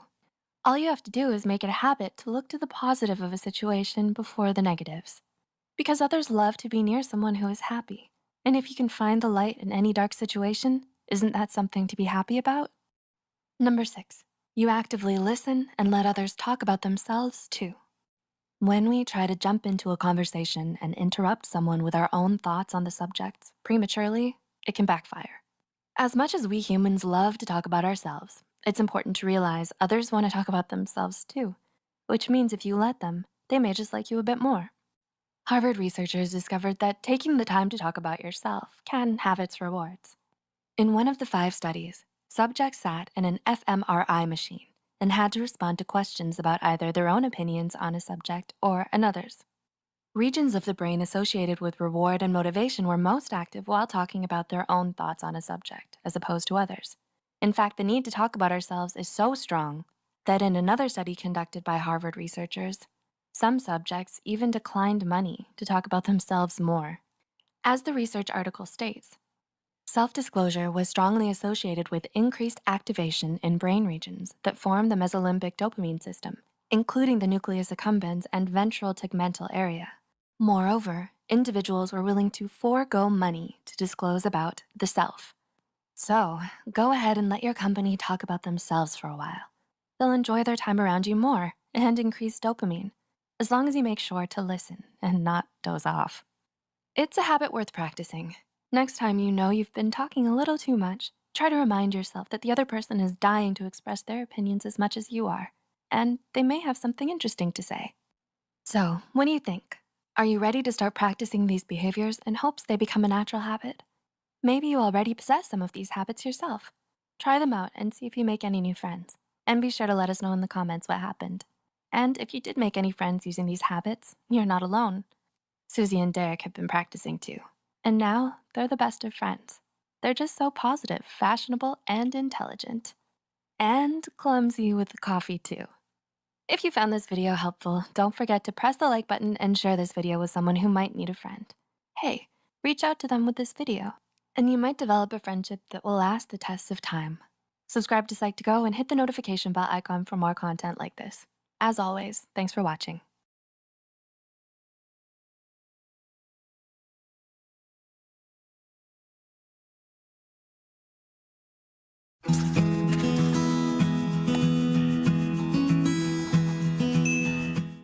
Hello, Psych2Goers, and welcome back to another video. Thank you all so much for the love and support that you've given us, enabling us to make yet another exploration into everyday psychology. So, let's begin. Have you ever wondered what it is that can make you fall so head over heels for someone? Perhaps you thought you were more of a reasonable person when it came to love. But now with your new partner, do you find yourself making impulsive decisions and acting a bit differently? Well, not everyone loves the same. Odds are with this partner, you're experiencing a different type of love. A different type of love? Well, of course. According to American psychologist Robert Sternberg, there are 7 important types of love. His triangular theory of love includes 3 important components: passion, emotional intimacy, and commitment. According to Sternberg, intimacy is made up of feelings of closeness, connectedness, and boundedness in loving relationships. Passion refers to the drive that leads to romance, physical attraction, and related phenomena in loving relationships. Commitment, in a short-term commitment, is the decision that one loves a certain other, and in a long term, it refers to one's commitment to maintaining that love. These 7 types of love all revolve around how much emotional intimacy, passion, and commitment your relationship has. Sternberg's triangular diagram has 7 types of love in different areas of the triangle. You can combine these types of love you possess on the triangle and connect them to their location on the diagram. The bigger your triangle is, the more love you have for each other to last forever. While there are 7 of Sternberg's love types, only 1 of them can last a lifetime. This love has the biggest triangle in the diagram. So, in what way do you love your partner? Here are the 7 types of love to help you find out. Number 1, infatuation. Ah, a new romance, sweet. But why do you have such strong feelings for this person that you don't know that much about?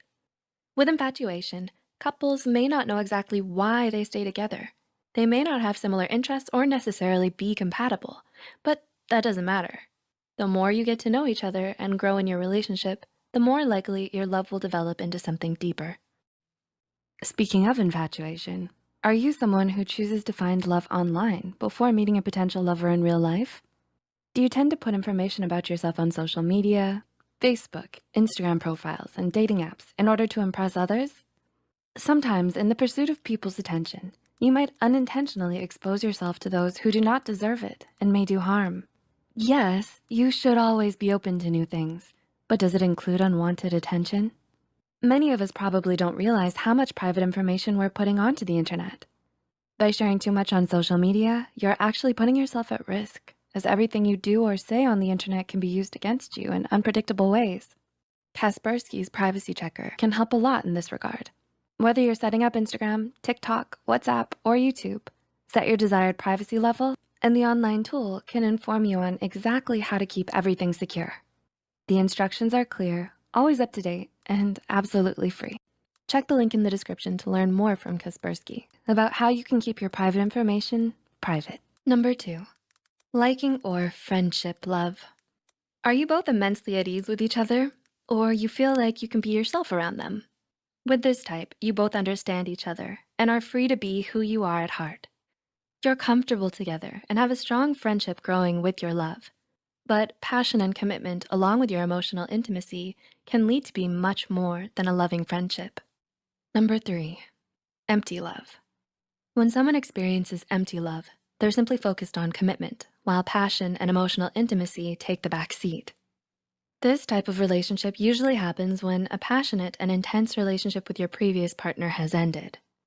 You're looking for a more committed relationship and may not put passion and intimacy at the top of your list when it comes to finding a new partner. Regardless, this love can grow and develop more passion and emotional intimacy with time and willingness to open up to each other.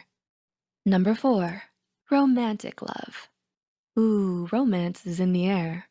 When you have a romantic type of love, at first, You may not hold as much commitment, as this love is mostly filled with passion and desire for one another. This type of love is very intimate and could even be an affair. But if you combine this type of love with others, it could lead to something more than just passion. 5. Companionate love. Are they your emotional double? Do you share the exact same emotional frequency? Companionate love is one filled with emotional intimacy at its core. This love is not passionate and can be platonic. It's built off of strong trust and relationship, but is more than just friendship. Because of this commitment and devotion present in this love, passion is no longer relied upon or needed in the first place. Companionate love is seen through close friendships, family, or long-term marriages where passion is no longer present. Number 6, fatuous love. It's love at first sight. Fatuous love has no intimacy, but is filled with passion and parts of commitment. A courtship or arranged marriage often contains fatuous love. But if the two don't allow themselves to know each other on a more personal level, their love can simply stay in this type instead of growing into something more intimate. And number 7, consummate love. Here you are, you've made it. The ultimate form of love that is said to last a lifetime. This love is what every couple strives for, according to Sternberg. Couples who experience this type of love can't imagine themselves with anyone else. They're happiest long-term with their partner and can continue to have great sex for 15 or more years in their relationship. Any difficulties they do have, they overcome, and they ultimately love spending their time in the comfort of each other's presence. But Sternberg warns, without expression, even the greatest of loves can die. Being open and honest about your feelings to one another is essential to maintain consummate love. If you don't, your love may not be lost, but instead will slip in. Hey there. First off, thanks for even considering becoming a member of Psych2Go. When you become a member, it officially means you care about mental health. As Psych2Go's vision is to make psychology and mental health more accessible to the world, your contribution means you endorse the work we do and wanna help us fund our initiatives to make this vision possible. Becoming a member also comes with exclusive perks, with different tiers. Loyalty badges next to your comment into one of the previous types listed before, such as companionate love. Consummate love is the type everyone strives for and is something to hold on to. This love combines all of the types of love present in Sternberg's triangular love theory. So that unattainable love you fantasize about in your classic romance movies, it may not be so unattainable after all. With some passion, commitment, and a willingness to open up about your feelings and who you are, your relationship may be able to grow into the kind you see in romance novels. Did you know about all these different kinds? Will you be making use of the triangle now? Let us know your thoughts in the comments below.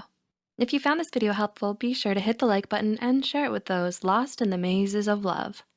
Don't forget to subscribe to Psych2Go and hit the notification bell for more new videos. Thanks for watching, and we'll see you soon.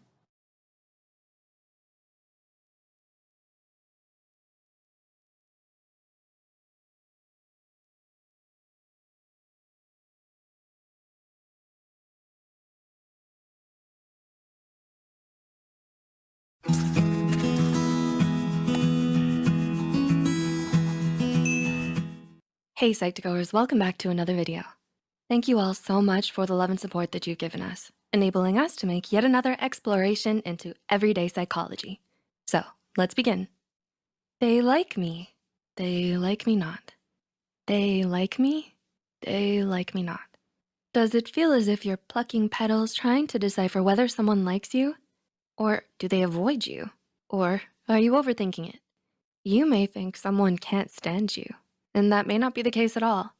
It can be hard to figure out someone's true thoughts about you, but there are some subtle signs that you can pick up on to get to the bottom of it, whether it be romantic or just general feelings about you. Here are 6 signs a person likes you, even if you don't think so. Number 1, they try to get close to you. You must have thought this obvious, right? But don't be surprised because even so, it's actually quite easily missed. Yeah, truly. Have you ever noticed anyone always around you? Perhaps out of the corner of your eye, you always see the same person. You may not think much about it, but people try to get physically closer to the people that they like. Whether it be by moving objects separating you two, such as a plate or pillow, or taking the same walking route as you. People try to get close to you in many ways. After all, if someone truly doesn't like you, chances are you wouldn't see them very often. Number 2, they walk beside you. Any guesses as to why this may be a sign? Here's the thing. It's easier to talk to, maintain eye contact, and get physically closer to someone when walking next to them. So naturally, people who like you will want to walk beside you and maintain your pace. However, someone may also like you and walk behind you. This means they're too shy to walk beside you but still want to be near you. If they walk in front of you, they're probably more concerned with where they're going than talking to you. Basically, someone who likes you will try to be near you in any way they can. Number 3, their body language is open to you. Did they tilt their head towards you or lean in when you were laughing in your recent conversation with them? Were they playing with their hair while talking to you? In a conversation, body language is everything. Seeing as most people don't know how to control it, it subconsciously gives away how a lot of people feel. More specifically, the way people point their feet is a big indicator. If they're pointing at you, it probably means they're subconsciously wanting your attention. The feet are the first things that move when going somewhere, so the direction they're facing also hints at where the person would like to be. If they're facing you, the person may be wanting to get closer to you, which is a big sign they like you. Similarly, if someone has their hands on their hips, exposing their stomach to you, it's a good sign that they're open to you. As overlooked as body language is, it can tell you a lot about whether someone likes you. Number 4, they sit up straight around you. Did you know someone sitting up straight around you isn't necessarily a sign of them being on edge and uncomfortable? It can also mean they're trying to look their best in front of you. When sitting up straight, you show off all your strong features and look a bit taller, so people often sit up straight around people who they want to impress. Therefore, when someone sits up straight, they may look rigid and like they're trying to put distance between you two. But they may be simply trying to impress you. Number 5, they blink less around you. Sounds bizarre, right? But hear this out. Your blinking rate actually does say a decent amount about how you're feeling. According to a study cited by Psychology Today, people tend to blink more when they're anxious. Blinking also serves as a way to subconsciously block out things we don't like. So if a person blinks less around you, chances are it's a good sign they like you. It's their subconscious way of trying not to miss anything about you. All eyes on you, watch out. And number 6, they raise their eyebrows when greeting you. What's a weird thing you've noticed about people being happy and their eyebrows? Hint, it has something to do with going up. People tend to raise their eyebrows when they're happy and excited, so you often subconsciously raise your eyebrows when you're happy to see someone. It's easy to overlook, and if someone doesn't raise their eyebrows around you, it doesn't mean that they hate you. However, it is a sign that they like you if they always raise their eyebrows and smile at you. It's never easy guessing others' true feelings about you. It's always a flip-flop between considering you're overthinking or perhaps they do actually like you. You're not alone in this struggle, for sure. Almost everyone has spent many a night staying up late and replaying little interactions and scenarios. But the important thing to remember is that whether someone likes you or not is not your fault. What matters most is that you love yourself. Do you have anyone in mind right now? If not, do you think these signs will help you in the future? Feel free to leave a comment about your experiences, input, or thoughts. If you found this video insightful, be sure to hit the like button and share it with those out there still boggled with the trials of guessing. Don't forget to subscribe to Psych2Go and hit the notification bell for more new videos. Thanks so much for watching, and we'll see you soon.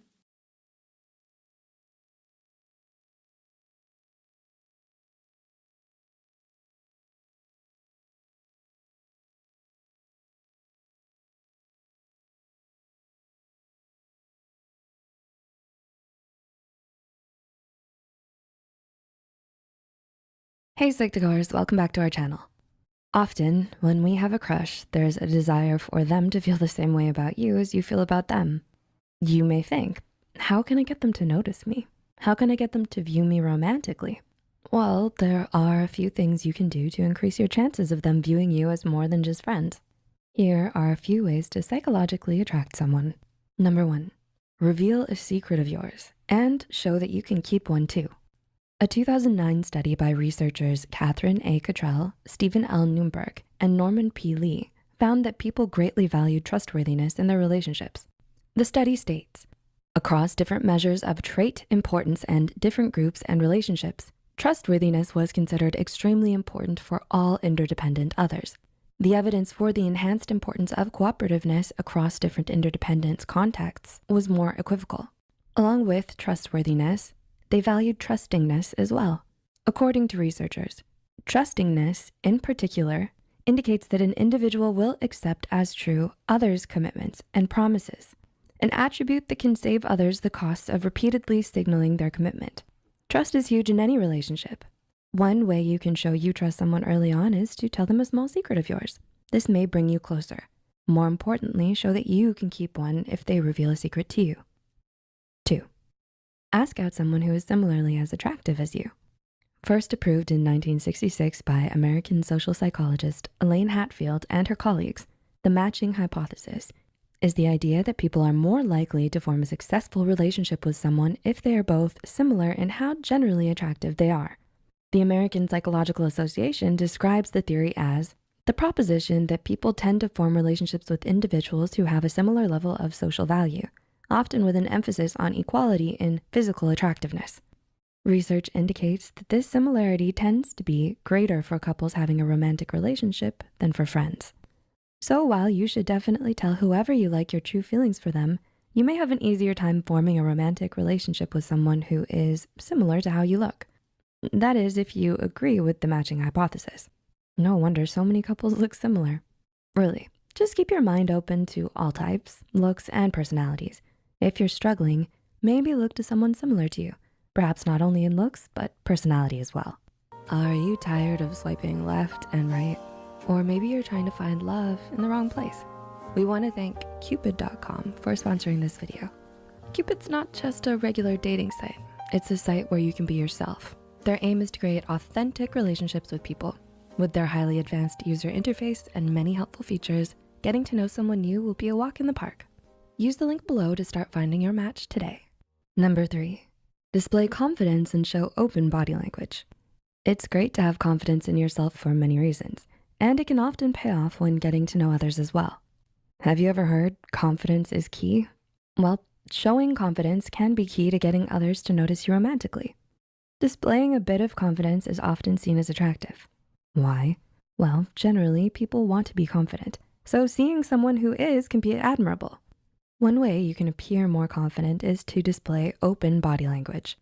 Keep your chest and torso open and try not to cross your arms too much. Closed body language can give off the impression that you aren't available or simply don't want to talk. Availability is key in making friends and simply giving others a chance to talk with you. So that crush of yours, if they see you look approachable, they may just want to approach you. Number 4, don't be afraid to show that you like them. Do you have a fear that your crush will find out how you feel about them? Well, them finding out can often be a good thing. Have you ever heard of reciprocity of attraction or reciprocal liking? This is a psychological term used to describe when one person starts to feel attraction for someone only after hearing that that individual likes them. A 1959 study published in Human Relations told their group subjects that certain individuals in the group would likely like them. After group discussions, subjects told researchers who they liked the most. Can you guess who they liked? Yeah, the subjects chose the people that they were told initially liked them. So if you admire someone and want to be friends, or more than friends, key them into the idea that you like them. This may get them to start thinking of you more and therefore get them to like you back. Number 5, choose a date location with dim lights. So you finally asked your crush out and you're deciding a location for your first date. Word of advice, pick a place with dim lighting. In a significant research study published in the journal Scientific American, researchers showed male subjects 2 photographs of the same woman. In one of the images, researchers changed the size of her pupils to be faintly larger, while the other image was adjusted so she had smaller pupils. None of the men reported noticing this slight change. The men described the woman with small pupils as cold, hard, and selfish. And the woman with larger pupils was described as soft, more feminine, and pretty. Many further studies have had similar results. When it comes to women's preferences on pupil size, studies suggest that they're similar in some ways. Findings appear to suggest that women who are attracted to nice guys are attracted to medium-sized pupils, while those who like bad boys are attracted to larger pupils. Well, obviously we can't control the size of our pupils, but dimming the lights will expand them. So that restaurant you've been deliberating with their romantic candlelight dinner sounds like an attractive choice, psychologically that is. And number 6, engage in deep conversations and sometimes paraphrase what they say. Research from Harvard found that deep conversations and meaningfully talking about yourself can help activate the very same regions of your brain that delicious food or sex activates. The study states that over a 45-minute period, subject pairs carried out self-disclosure and relationship-building tasks that gradually escalated in intensity. Study 1 found greater post-interaction closeness with these tasks versus comparable small talk tasks. So while small talk is fine every now and then, when you're on a romantic date, a more meaningful discussion may excite them more. Skip all the talk about the weather and share something about yourself. When you both open up and reveal your true emotions, your partner may fall in love with the deep, engaging conversations you've had together instead. Actively listening is often seen as attractive as well. It can't just be you talking on a first date. A way to show them that you are actively listening and that you understand them, paraphrase what they've told you and repeat it back to them. This is known as reflective listening. So actively listen and then offer what you understood from their discussion back to them. It's a great way to show you empathize with them and brings you closer. Findings from a 2007 research study published in the American Journal of Psychotherapy furthered this theory. The studies have found that when therapists use reflective listening, their patients had a higher chance of disclosing more information on their emotions, and their therapeutic relationship with their therapist improved. So it's good for any type of relationship. Simply put, it brings people closer. So if you engage in a deep conversation under candlelit dinner, it may even bring you and your crush closer to a romantic relationship. So, will you use any of these tips to attract someone? Which ones will you try out first? Let us know in the comments down below. Remember that someone may find some of your qualities attractive the more they get to know you. So it's likely worth it to simply ask them on that first date, so you get the chance to show them the great person that you are. And of course, actively listen to who they are too. As tips number 1 and 4 suggest, share a secret of yours. Don't be afraid to let them know you like them. If you enjoyed this video, don't forget to click the like button and share it with a friend. Subscribe to Psych2Go and hit the notification bell icon for more content like this. As always, thanks for watching.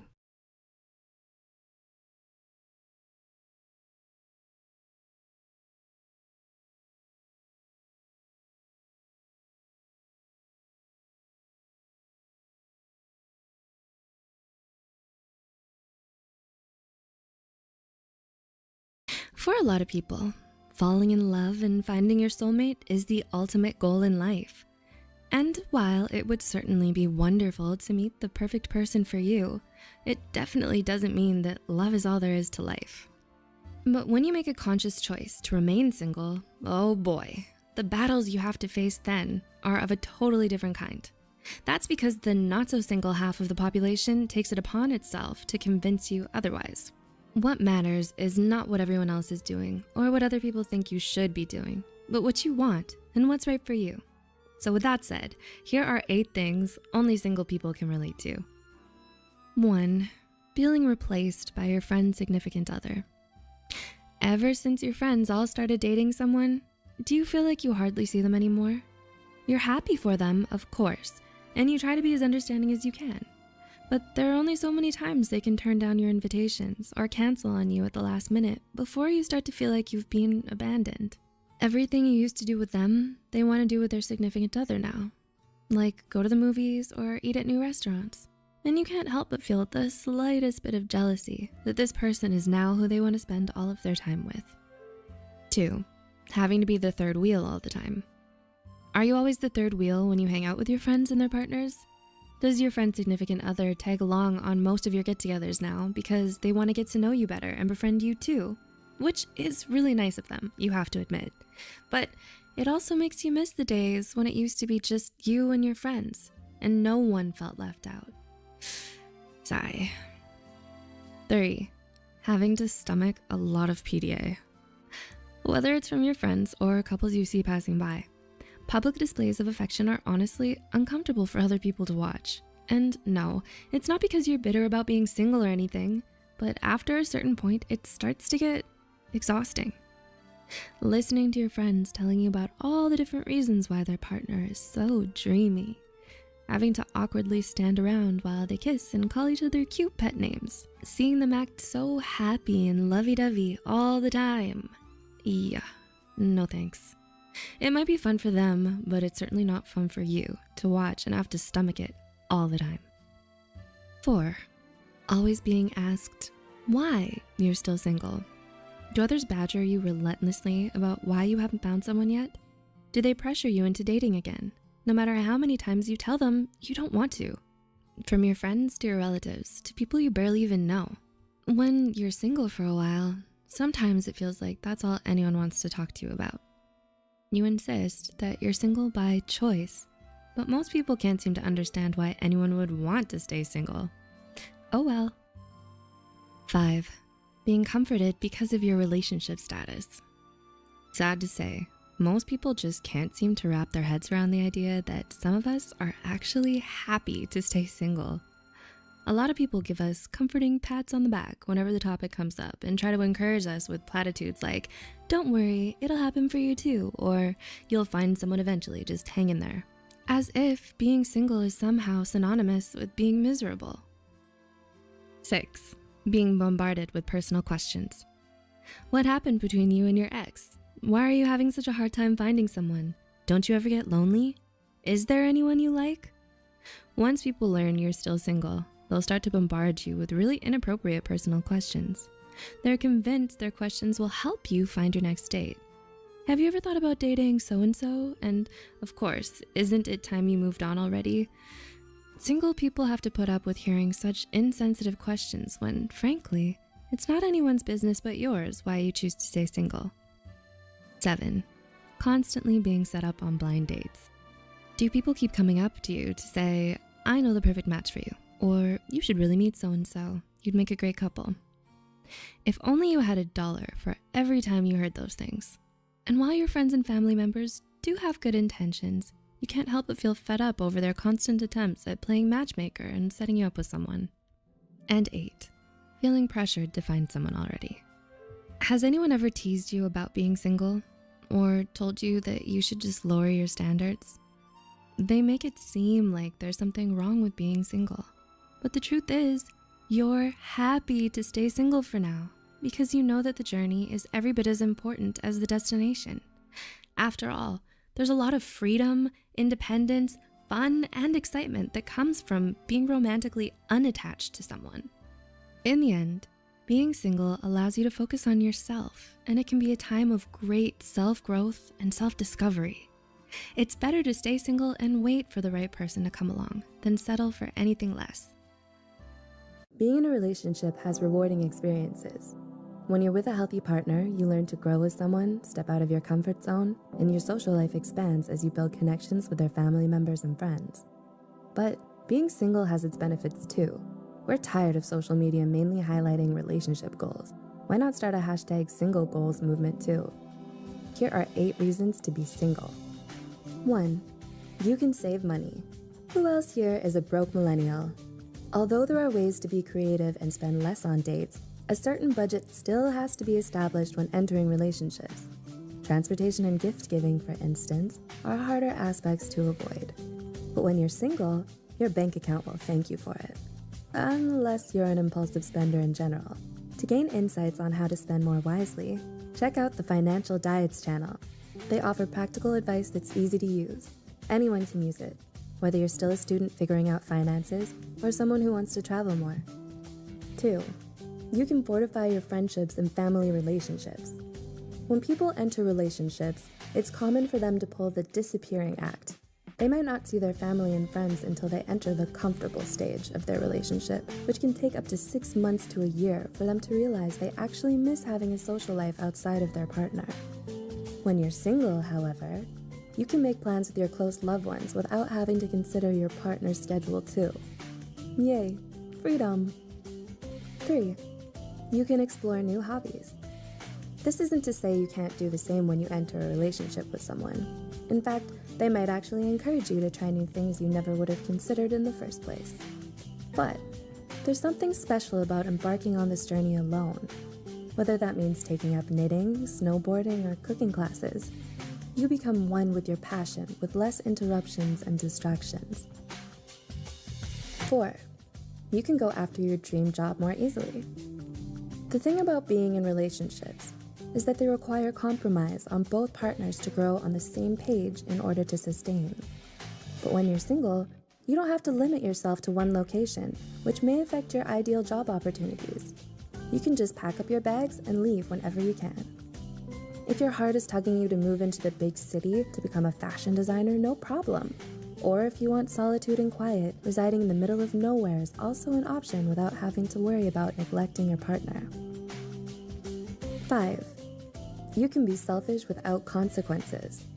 My boyfriend and I take turns watching our shows on TV, and I'm not gonna lie, I often miss those days where I could just binge watch my drama series without having to worry about hogging the screen. But when you're single, you can be selfish without hurting someone else. If you want to go to that restaurant this weekend, you can. The less people you have to run a decision by, the better. Because when you experience these moments alone, the only person it affects is you. 6. You deal with less drama. Oof, let me tell you, fighting with your partner is not fun. But when you're with the right person, the fights serve well in which they strengthen your relationship instead of weakening it. Single life, however, works in your favor because the only drama you have to deal with is from family, friends, and work. You have one less life department to worry about. Therefore, you also have fewer emotions to sort through. 7. You master self-sufficiency. If you're someone who needs validation frequently, being single can work to your advantage. I know you might be itching for a fulfilling relationship, but establishing a strong, healthy relationship with yourself is actually the most vital to your growth. Once you've established a strong sense of self, you're more likely to avoid codependent relationships in the future. How is that not fantastic? And 8. You still experience the excitement of finding your soulmate. The possibilities will seem endless. You might meet the one on your summer trip, or maybe they'll happen to sit next to you in next semester's class. Work on yourself. Surround yourself with the things you love, and the right person will come along. You never know what's gonna happen. So be patient, enjoy the present, and be thankful that you're alive in this very moment. If we may ask a personal question, how's your love life? Are you currently single? Or perhaps you're looking for a long-term relationship? Although we hope you found that special someone, we understand that generally, dating isn't easy. Do you think you might be hurting your chances at true love? Have you had a long list of failed relationships but can't seem to figure out where it all went wrong? Well, here are 10 things that might be keeping you from finding relationships that work. 1. You have cynical views about love. What's that saying again? Once bitten, twice shy? It's common for people who have been stung by love before to stop believing in the magic of romance. You have every right to grieve, feel hurt, and learn from the experience. But being stuck in your negative ways and dwelling on your pain, resentment, and regret is only going to close you off from new opportunities to find the one who truly loves you for who you are. 2. You set unrealistic standards. Nowadays, we see so many pictures and posts online about couples who are #relationship goals that it may start to cloud your judgment and give you unrealistically high standards. You might turn down great dating prospects or throw away a special connection you had with someone just because it wasn't everything you hoped it would be. But the truth is, sometimes relationships are more about being the right person than finding the right person. 3. You've set too many deal breakers. You have standards, you know what you want, and that's a good thing. But expecting too much of your potential partners too fast sets the scene for failure and disappointment. Are you so quick to call it quits and run away at the first sign of imperfection? Just as you deserve a fair chance, so do they. In the end, relationships take time and effort, and sometimes those flaws make this person uniquely tailored for your relationship. It's in the complete acceptance of an imperfect person that we find the kind of love that's meant to last. 4. You have unresolved past trauma. Whether it's a messy breakup, a toxic relationship, or an unhappy childhood, your past can leave you with loads of painful memories and emotional scars that you often never really get over. You end up carrying that trauma with you throughout your life, unknowingly allowing it to ruin your relationships. Resolution, acceptance, and being at peace with your past will not only negate most of the detrimental effects, but also help you be a better partner, giving the relationship its best chance to stand the test of time. 5. You have low self-esteem. I know you've heard the quote, you can't love someone else until you learn to love yourself first. When you suffer from low self-esteem, you tend to lose yourself in your partner. Instead of developing your own sense of self, your partner is used as a substitute. Since you feel like you're unworthy of their love, you constantly worry that they'll eventually realize that and leave. The insecurity makes this a self-fulfilling prophecy through things like misinterpreting small actions, catastrophizing, and constantly suspecting your partner of things. This can be exhausting for the other person and for you. 6, you have a fear of happiness. Hey, don't laugh. We know how it sounds. Why would anyone fear being happy? We humans are strange creatures, and this indeed is something that happens, even though most of us aren't aware of it. Are you afraid of what would happen if you ever did find the one? So afraid that it leads you to sabotaging your own relationships? Do you push people away before they can get too close to you because having an honest, emotional connection with someone scares you? You try not to get too attached and suppress your desire for connection, so much so that others may misunderstand and think you're inconsiderate, inconsistent, and not at all interested. 7, you have trust issues. Do you feel jealous about your partner being close with other people? Does it make you uncomfortable to think of them going out without you? Do you need to read their messages and know where they are all the time just to feel secure? Sad to say, nothing dooms a relationship faster than a lack of mutual trust.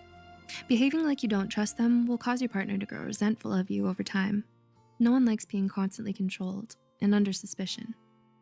8, you think you'll lose your independence by being in a relationship. The rom-com movies always say, you complete me, which isn't the healthiest of messages. Perhaps you subconsciously fear commitment because you think you'll lose your independence or freedom when you do find a relationship. The truth is the opposite. Remember this, in a healthy relationship, you should never have to sacrifice your personality, your independence, or who you are for a romantic partner. The hallmark of every strong, enduring relationship is learning to maintain your independence while still being happily committed to someone. 9, you want someone you can't or shouldn't have. Most of us are guilty of liking somebody against our better judgments, probably even more than once. Whether it's because they're already taken or emotionally unavailable, it's easy to fall in love with the wrong people. Obsessing over the forbidden fruit closes off your ability to consider the more compatible and better suited people for you. And 10, you don't learn from your mistakes. We all make mistakes. We're only human. But what mistakes have you made in your past relationships? And what have you learned from them? What's changed about you and how you look at things because of your mistakes?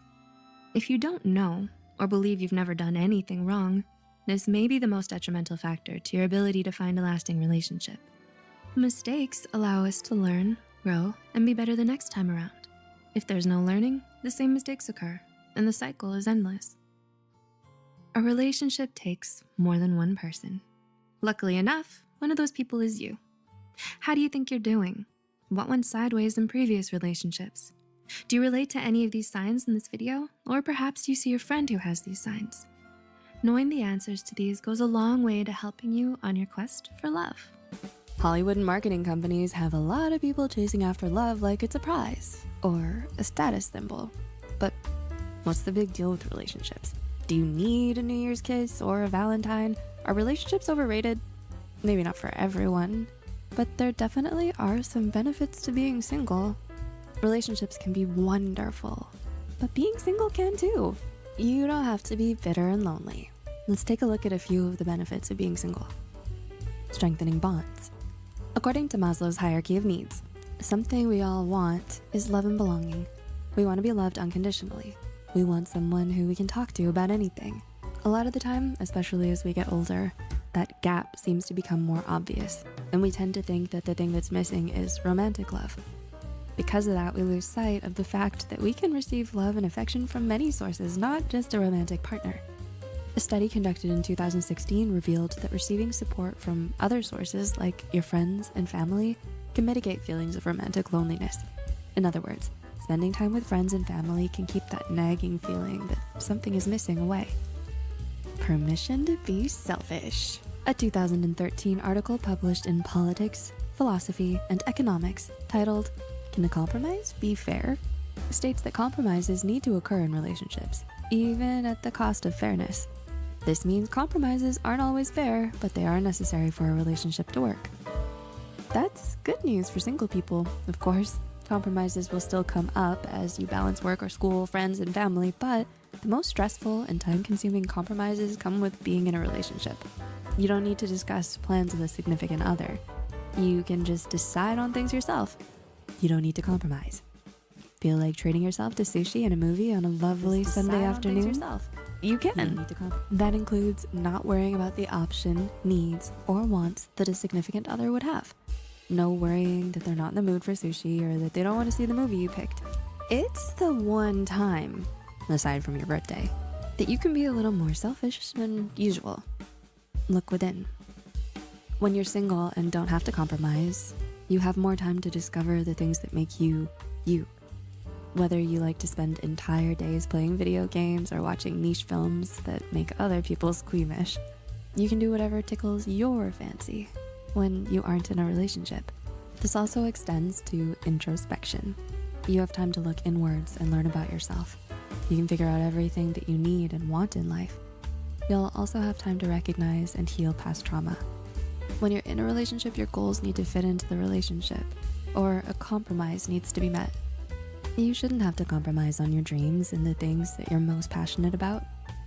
In a thesis written in 2019 titled "Seeking Solitude: The Positive Effects of Being Alone," PhD candidate Samantha Voss wrote, "Being in uninterrupted silence gets you involved in your own emotions and thoughts.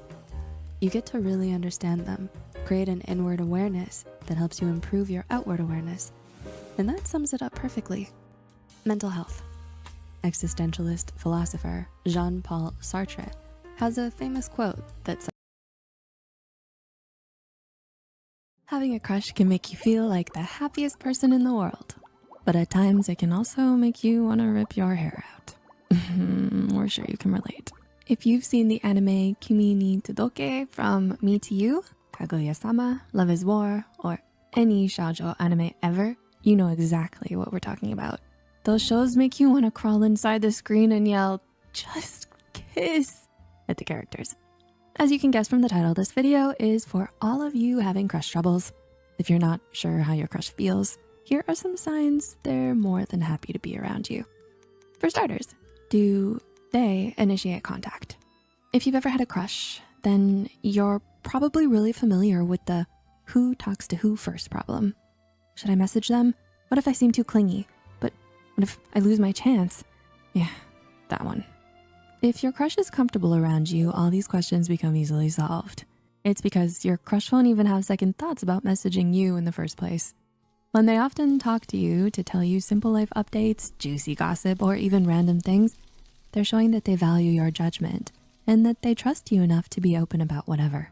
Even shy introverts talk first when they really want to. So if you notice your crush making the effort, take the opportunity and don't leave them hanging. Next, do they throw formality out the window? The use of honorifics is especially common in countries like China, South Korea, and Japan. For those who don't know, honorifics are basically words like Mr., Mrs., Professor, and other terms that acknowledge respect and rank. Let's say you just met Satoru Gojo in Japan. You would probably call him Gojo-san, because the honorific san is for people you don't know. However, if you get into a relationship with him or become intimate, you will probably drop the honorific altogether, or, call him babe. We wish. The same idea applies to your crush. If they're letting loose, giving you nicknames, swearing, and teasing, you can bet they're highly comfortable with you. They don't feel like you're going to judge them. So in turn, they relax and show you their uninhibited self. Next, are they tactile? According to the Cambridge Dictionary, a tactile person touches other people a lot. There are a lot of reasons why they may tend to do this. See, physical touch is like magic. It sometimes feels like it too. It doesn't require words, but it says so much. For example, when you're having a difficult time, a single hand on your shoulder can bring all the comfort and empathy you need.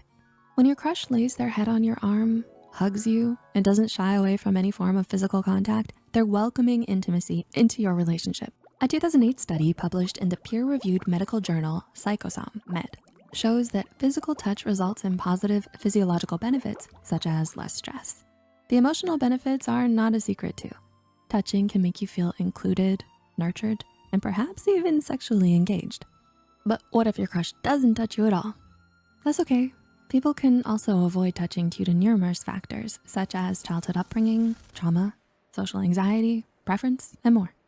There are many ways to display affectionate behavior, so try to see if they do the other signs instead. Do they welcome conflict? Arguments are a natural, healthy part of relationships. However, plenty of people choose to avoid or ignore conflict because they either don't know how to address it appropriately or are scared to. So if your crush is not afraid of voicing disagreements and getting into debates with you, they're very comfortable. According to Jared Anderson, author of 3 Reasons Arguments with Your Partner Can Be Beneficial to Your Relationship, healthy conflict can develop better understanding, address necessary concerns, and build a greater connection. However, not all forms of conflict are healthy. Healthy arguments only happen when both sides practice active listening, open-mindedness, and directness. If they're constantly throwing insults, accusations, personal attacks, and silent treatments, you may be dealing with a toxic and manipulative person. If you're finding this video helpful, please don't forget to hit like. We appreciate your love and support. Moving forward, does your crush permit vulnerability? Anxiety is a common feeling at the start of any relationship. Articles from Healthline, NBC News, and Medical News Today back this up. It doesn't matter whether you're an extrovert, introvert, or ambivert. You can still constantly worry about how you look, how you speak, or how your crush is perceiving you. This is why it can be very special when your crush opens up about their deep problems, quirks, and flaws. It can make you realize that, yeah, they're human, just like you. And sometimes it makes you like them even more. It's certainly not easy to talk about personal weaknesses and insecurities, so when your crush goes out of their way to let down their guard around you, you're not just anybody. You're someone dear to them. It's good if your crush does some or all of these things, but remember that it doesn't necessarily mean they're romantically attracted to you. To know if they like you back, you can check out our other video, flirting or just being nice. Thanks so much for watching. See you next time, and remember, you matter and deserve love.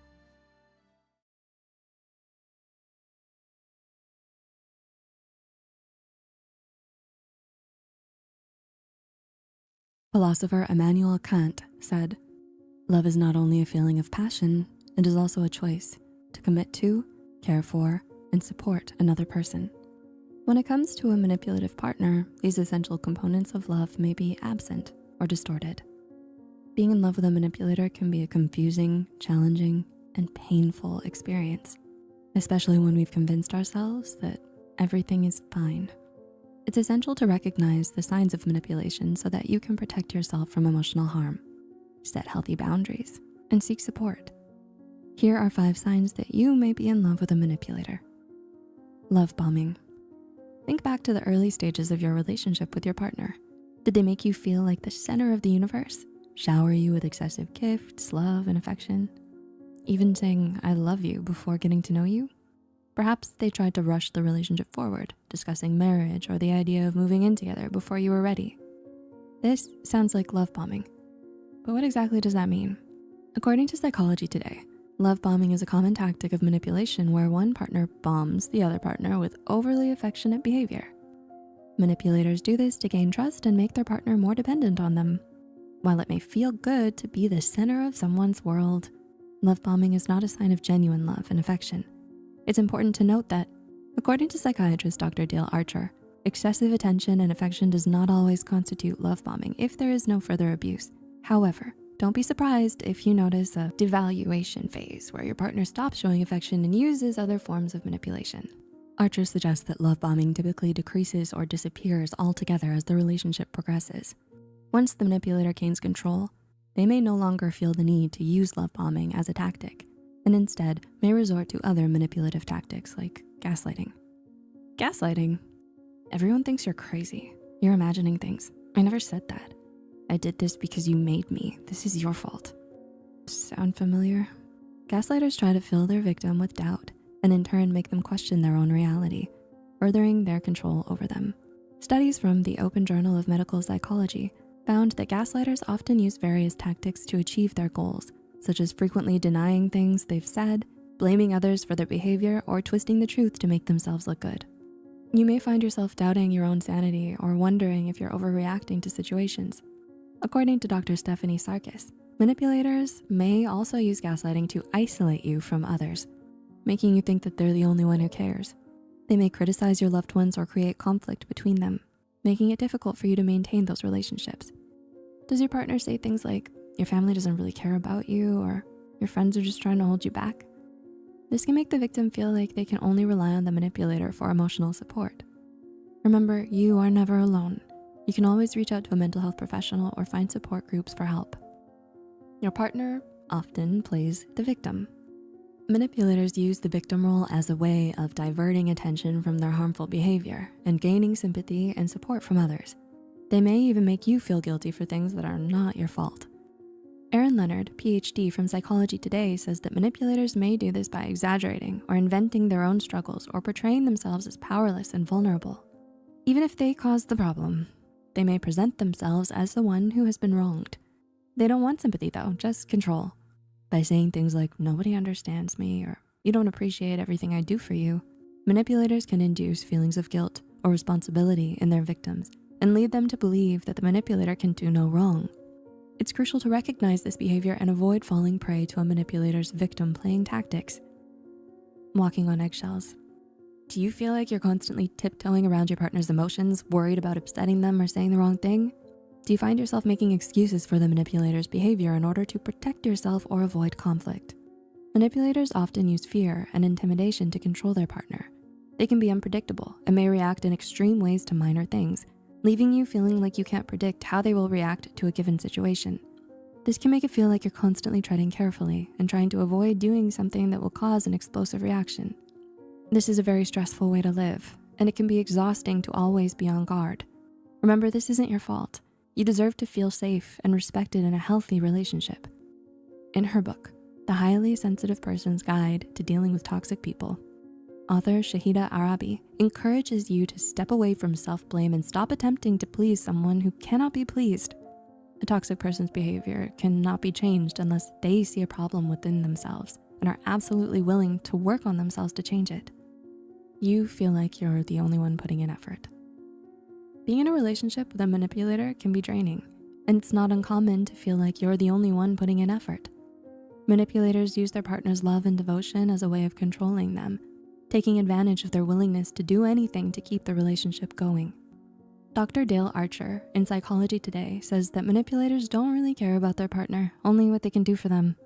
If you're constantly trying to make things work while your partner is not putting in the same amount of effort, you may feel like you're carrying the weight of the relationship all on your own shoulders, which can be a very isolating and frustrating experience. In a healthy relationship, both parties should put in equal effort and respect each other's boundaries. Love goes two ways. If you're in a relationship with a manipulator and feel like your efforts are not being appreciated no matter how often you ask, it may be time to reevaluate the partnership. It can be difficult to recognize when someone is manipulating you. It's important to note that it's not just one sign, but rather a collection that could indicate manipulative tendencies in a partner. So where do you go from here? Psychologist Dr. Harriet Breaker says you should never try to change a manipulator. Instead, rather change your actions towards the manipulation. Try to step back and evaluate the situation objectively. Be firm in your boundaries. Seek support from trusted friends or family members, or consider speaking with a therapist who can help you process your emotions and develop a plan for how to move forward. Remember that you deserve to be treated with respect and kindness, and you always have the power to make choices that prioritize your own well-being. If you enjoyed this video, please leave a like and share it with someone who may need it. Click the notification bell to be notified whenever we post a new video.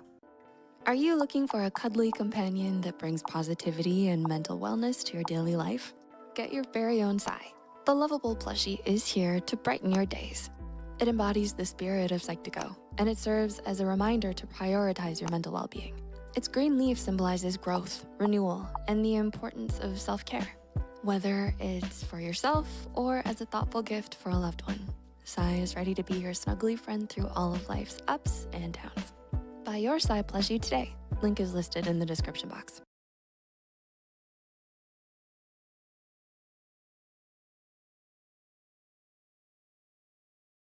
If you've ever been in love or got lost in a daydream of romance, you may have gotten the idea in your head that those intense feelings of true love will last forever. But real love is more than just the initial feelings of butterflies. The strong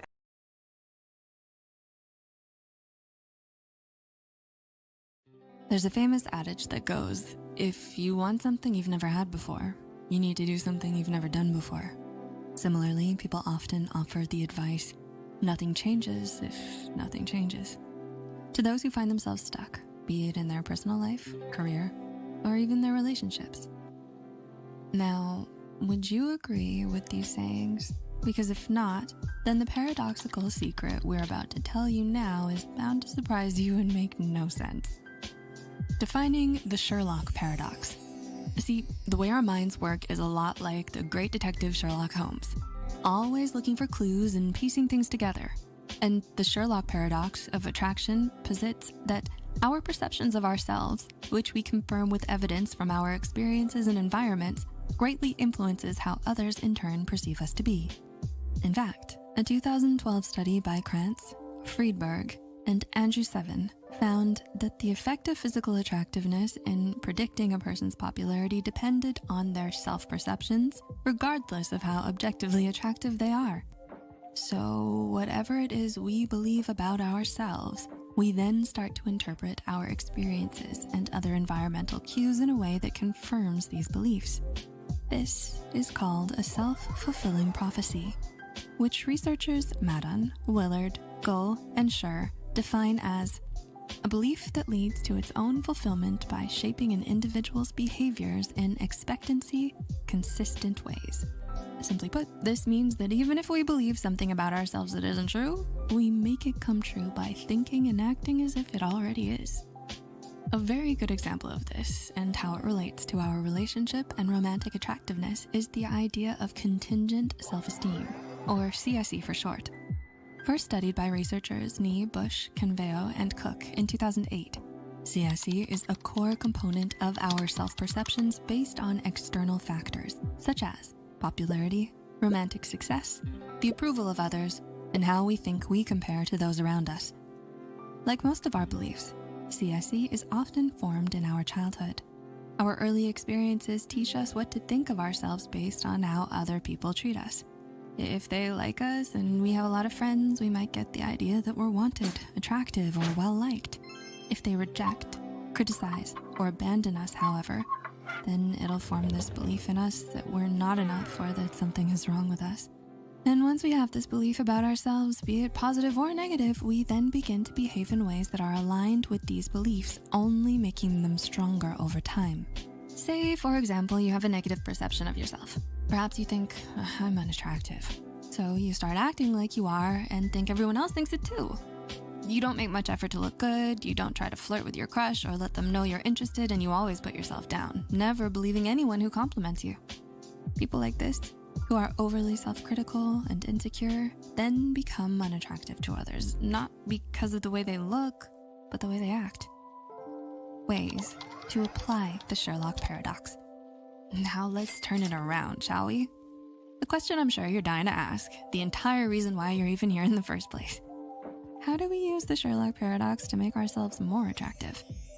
Well, it's simple, really. The principle is much like that of a Chinese finger trap. The more you try to get something, the harder it seems to be. So you have to do something paradoxical instead. The opposite of what you want to achieve. But how on earth is that supposed to work, you're wondering? Keep in mind these two things: reactance and reverse psychology. Recall a time when someone tried to push you to do something or act a certain way. Didn't their pressure only make you want to do the opposite? That's called reactance, and it happens in romantic attraction too. The main reason why reverse psychology works is that when people feel pressured to act a certain way, they often prefer to do the opposite in order to assert their autonomy. And this is based on Brem's 1989 reactance theory. So to answer your question, there are two paradoxical ways to attract your crush. First is to act in a way that's the opposite of what you want. And second is to make yourself more attracted simply by believing it. Some concrete examples include giving them space when you want to get closer to them, showing them that you're okay with spending less time together, showing a willingness to be less physically close or intimate when you actually want to be more physically affectionate, making less of an effort to woo them and get their attention, thereby making yourself seem more secure and sure of yourself. And most important of all, planting a belief that you are attractive and that your crush would be lucky to have you. Then look for signs that point to yes, and act accordingly to strengthen this belief and make it come true. So what are some ways you plan to start applying this paradoxical secret to attracting your crush? Remember, nothing in life is possible if we don't first think it possible. Confidence is key to attractiveness, and a strong sense of self-confidence starts with a simple belief.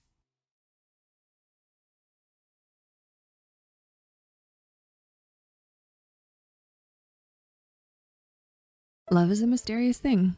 You never know when it will strike, and it can be close to impossible to figure out if your crush actually likes you back. Is that a twinkle in their eye, or were they tearing up at a TikTok? Was that hug more than just friendly? Did they sit next to you on purpose? Is the reason their smile gets so wide when they see you love? Ugh, so many questions, so little answers, and literally zero cues to help you figure it out. Well, strike that last part. With scientific studies on romance, we've learned about some clues to tell if your crush likes you back. You'll be the romance's version of Sherlock Holmes or Inspector Clouseau. If there's a crush afoot, you'll find him. Today, we'll search for clues by presenting you a story of Mia and Jenny. What were the signs that they liked each other, and how can you know if your crush likes you too? Let's find out. The initial tiptoeing. First, meet Mia. She's your regular, everyday college student with too many interests and too little time. She enjoys sewing, binge watching The Office, and baking banana bread almost every weekend. But most of all, she loves to study in her university's library.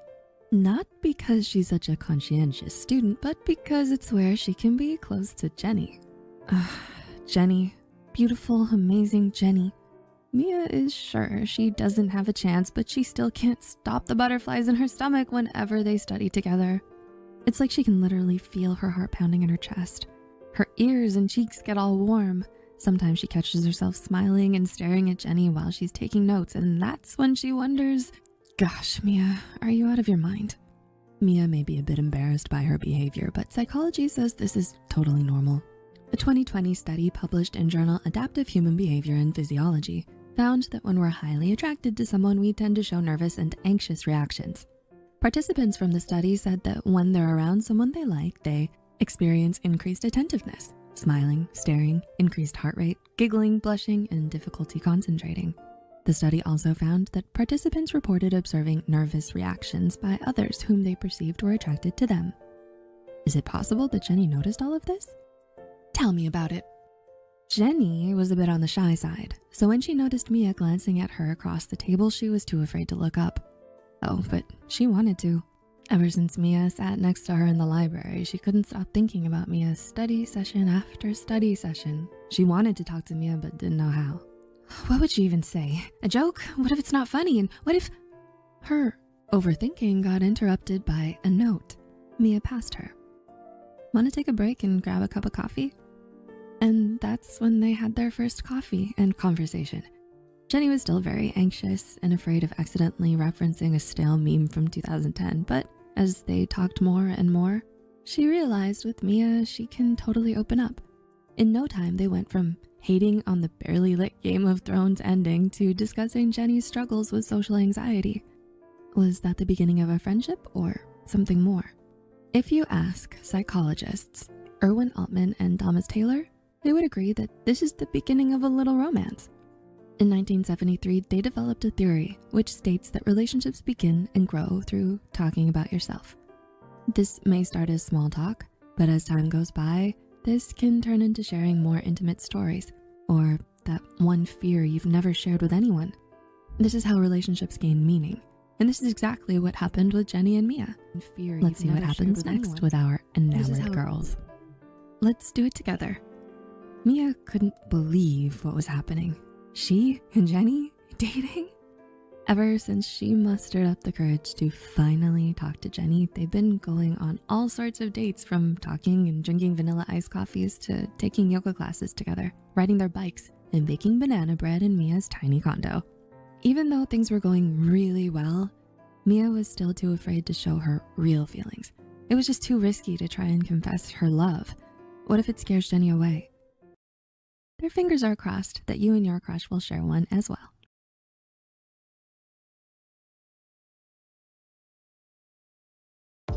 In a world where there are a bunch of dating apps that focus on the first move, it can feel like dating is created exclusively for extroverts.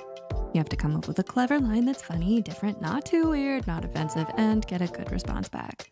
It's intimidating. Even though the game of online dating seems geared towards extroverts, introverts deserve love too.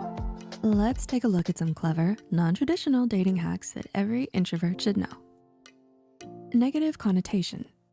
The first thing we need to address is the negative connotation that is often associated with introverts. Because introverts are often assumed to be uncomfortably quiet and antisocial, many introverts see themselves as undateable and believe they must display faked extroverted qualities to feel valued or loved. Psychotherapist and author Sean Grover says, introverts are often judged and made to feel ashamed for avoiding the spotlight. Choosing small gatherings or quiet nights over parties shouldn't make anyone feel like a freak. Yet that's just how introverts are made to feel. If being an introvert is stopping you from taking that next step, remember that whether you're an introvert, an extrovert, or something in between, you deserve love too. You are not undateable. The world of dating awaits you. Slow and steady. Have you heard the phrase, slow and steady wins the race? This phrase comes from one of Aesop's fables, The Tortoise and the Hare. It's a story where the title characters have a race against each other. Thinking he'd win no matter what, the arrogant hare takes his sweet time and even takes a few breaks. The tortoise kept steady with his pacing and ended up winning because of his consistency. When it comes to dating, be like the tortoise. Clinical psychologist Dr. Robert Puff argues that happiness is best achieved when we make slow and steady choices instead of fast and impulsive ones. If you want to take things slow, tell your match. Relationships don't have to be rushed. If you aren't ready to meet your Tinder match for real or aren't prepared to set the next date, that's okay. Forcing yourself to rush and just get out there may actually be more destructive than helpful to you. Introverts often need extra time to recharge their batteries after a social outing, and it's essential to be honest with your partner about that. This will help to set realistic expectations about you and your relationship. The person you're meant to be with won't mind whatsoever, so go slow and steady. Everything will line up in the best way.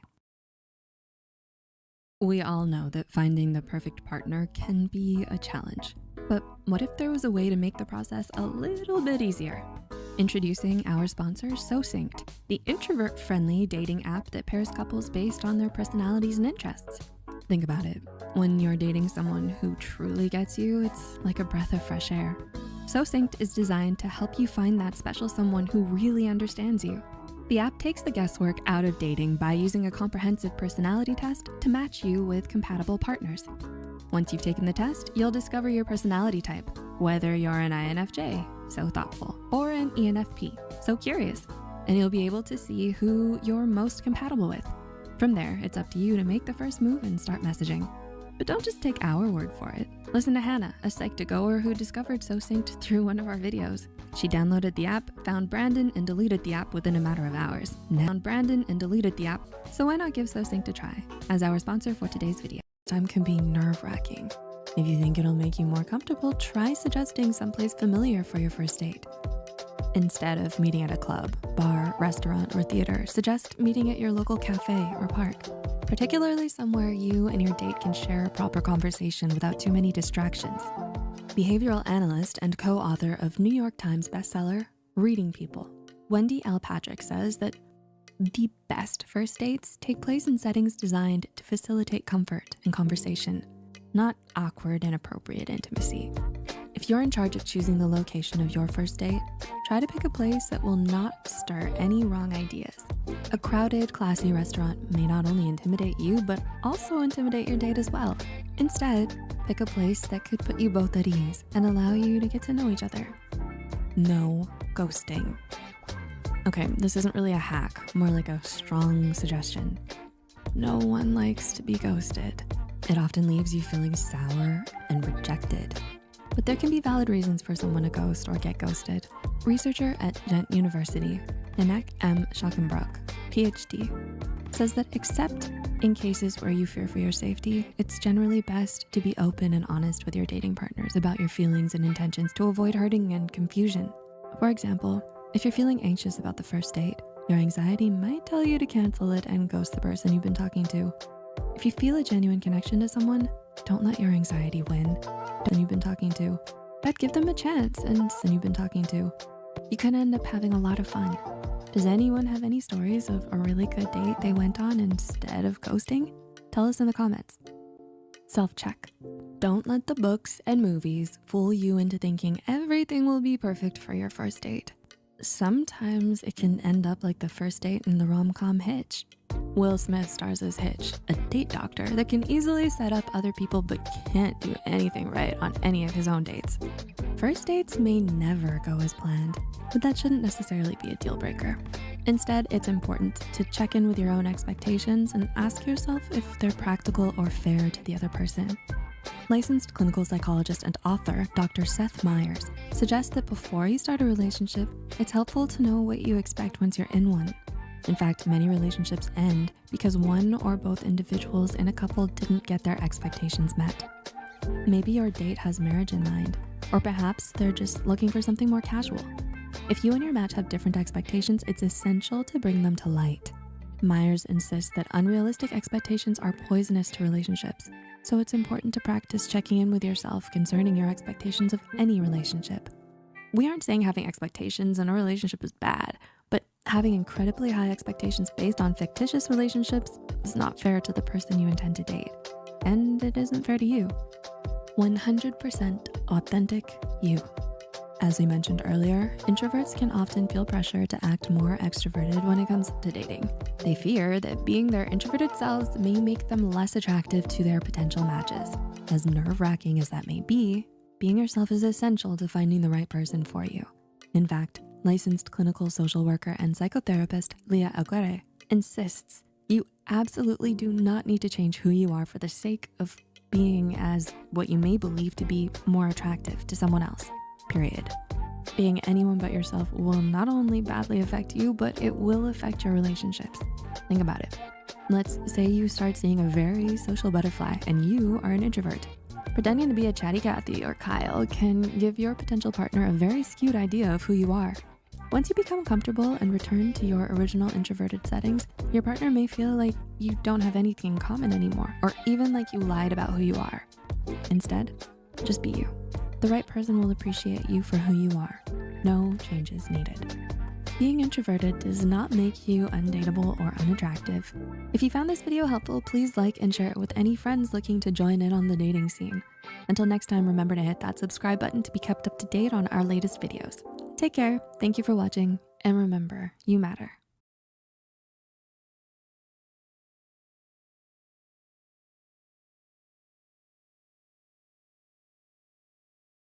Do you have that one person that gives you butterflies when you speak to them and leaves you feeling the flutters after being around them just for a little while? You know you like them for some reason, but you can't exactly figure out if they feel the same way. You think, do they keep smiling at me to be friendly or because there's something more? Are they laughing at my jokes just to be nice or because they genuinely think I'm funny? Are they hanging out with me for fun or because they want to get closer? Making new relationships is a challenging task in itself, but having to figure out if this person likes you back can be exhausting when they're giving you mixed signals. Before you get carried away with your feelings for this person, let's slow down for a second and think about the possibilities.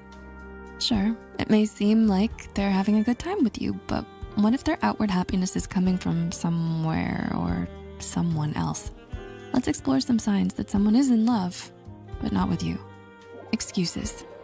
Scenario 1, you two may have your moments of fun hanging out, but then when you try to make plans with them again, they keep coming up with an excuse for something else they got going on. Friday night comes around, you're scrolling through social media and bam, there they are in their cute outfit posting selfies and story updates with their friends. Hashtag Friday vibes. More like hashtag sad vibes. And that's if they even tried to make an excuse to avoid making you feel left out. You give it a fair shot by asking if they want to hang out a few times, but they bring up plans they have with other people, or a suspiciously special other person. If it seems like this person is going out of their way to hang out with others and not so much with you, it's likely that they don't feel the same way. Think about it. When you're attracted to someone, aren't you willing to put in the effort to strengthen your connection with them? So why wouldn't they do the same if they feel the same way? As South University explains, according to licensed psychologist Dr. Rachel Needle, specific chemical substances such as oxytocin, phenethylamine, and dopamine have been found to play a role in human experiences and behaviors that are associated with love. They make us alert, excited, and wanting to bond. The bottom line is if they don't seem alert, excited, and, well, wanting to really bond with you in particular, they're probably not that into you. One-sided. So maybe your conversations can go on for hours and even days through text. They seem like a great listener, never cutting you off, ready to hear you out.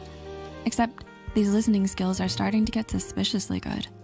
They rarely add anything of their own to your conversations, and it's now starting to feel like it's you doing all the talking. But this doesn't make any sense, you think to yourself. I've seen them speaking for a long while with their friends.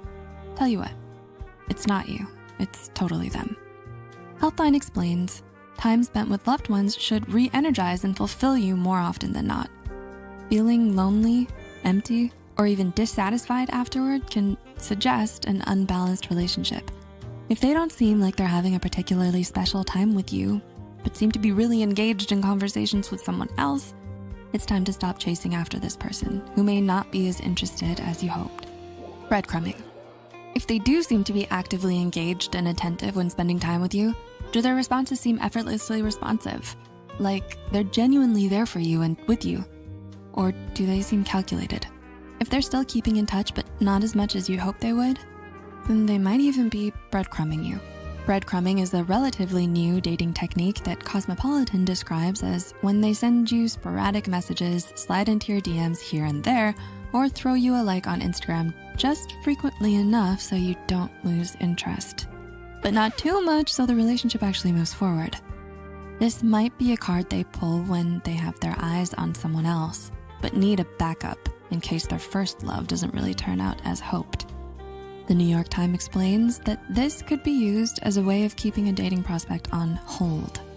If they seem like they like you but don't like you, then they probably don't really like you after all. Indifference.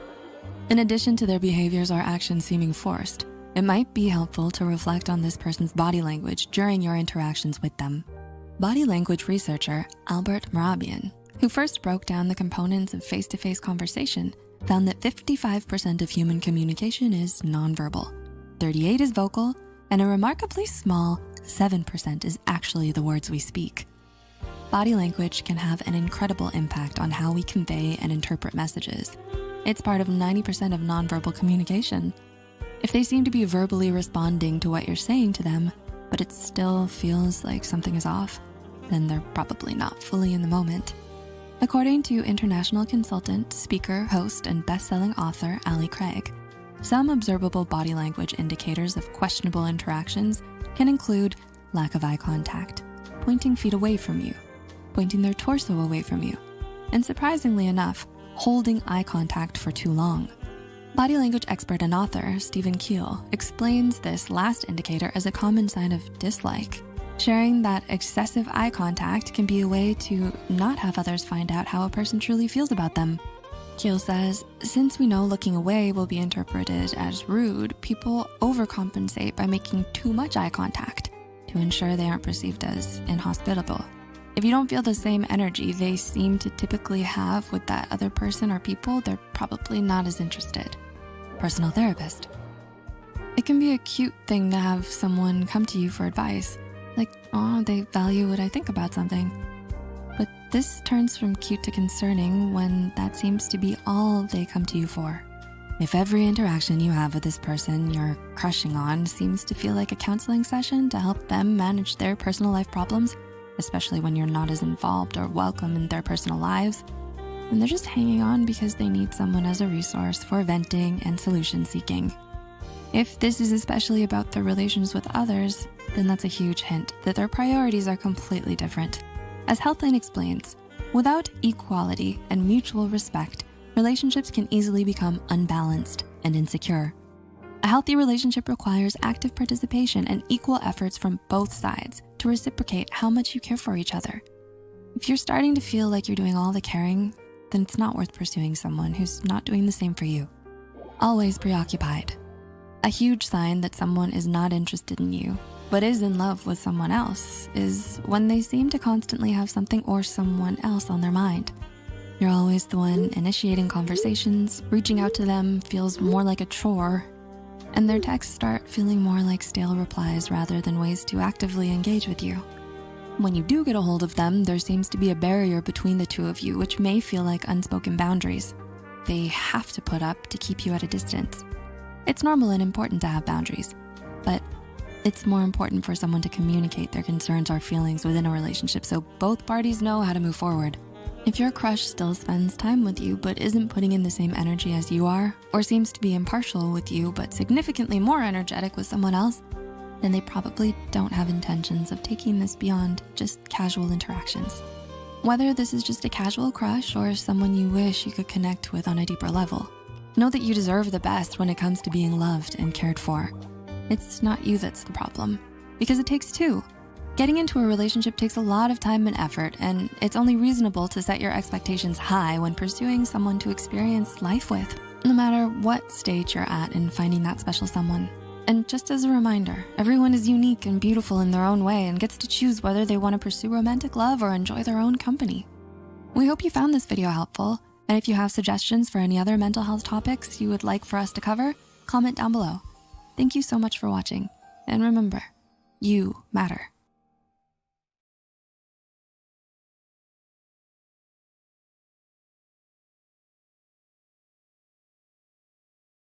There are a lot of common signs that someone is sexually attracted to you, like leaning into you, positioning their body towards you, moving stuff out of the way so they can see you more clearly or be closer to you, and so on. We know what you're thinking. What else you got? Well, we've got your back. Let's check out some not so common signs that someone is sexually attracted to you. Is it hot in here, or is it just you? Have you ever been getting ready for a date and realized you're sweating up a storm? Even though this can be embarrassing, this is absolutely normal.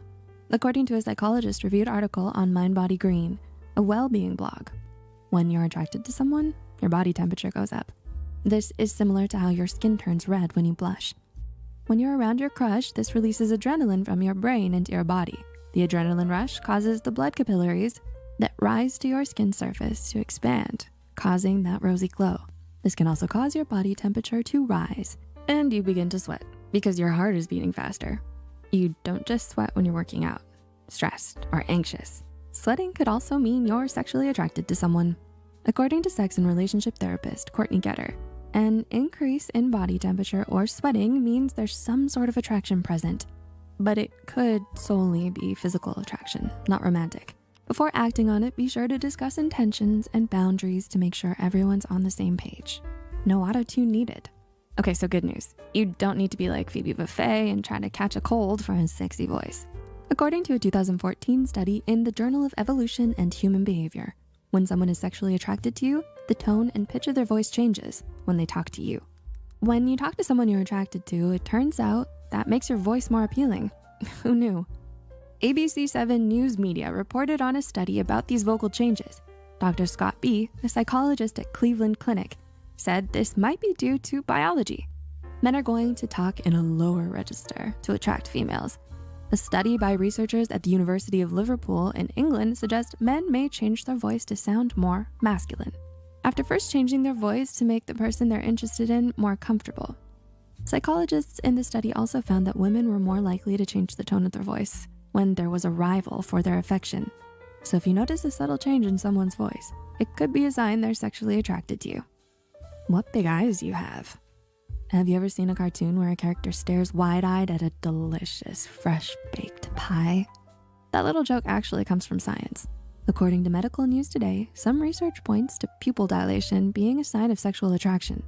One study found men and women's pupils dilated after watching erotic videos. Another study concluded sexual attractions could be determined by pupil size and darkness.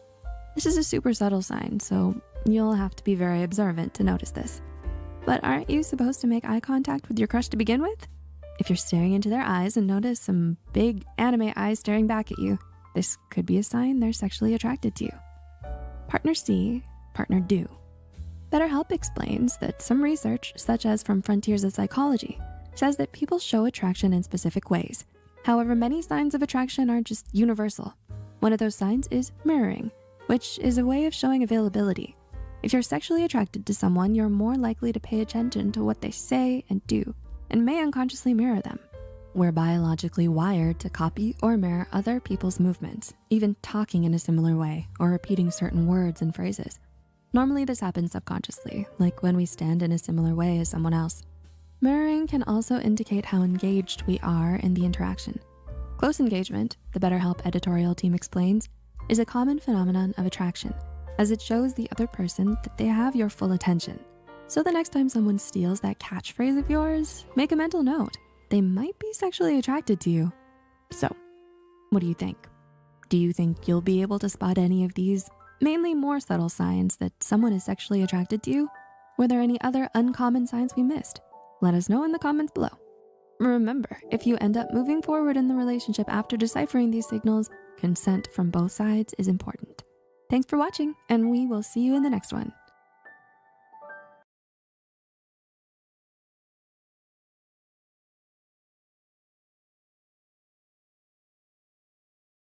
Love. That delicious and coveted spice. Place the blame on everyone else. Okay, the secret's out. You have a crush. Each time that person smiles, your entire world lights up. Now, you are torn between confessing your feelings to your crush or keeping it hidden. Getting rejected is simply out of the question, so we can't just ask. If you can relate, here are some nonverbal signs your crush likes you to make it easier to ask them out.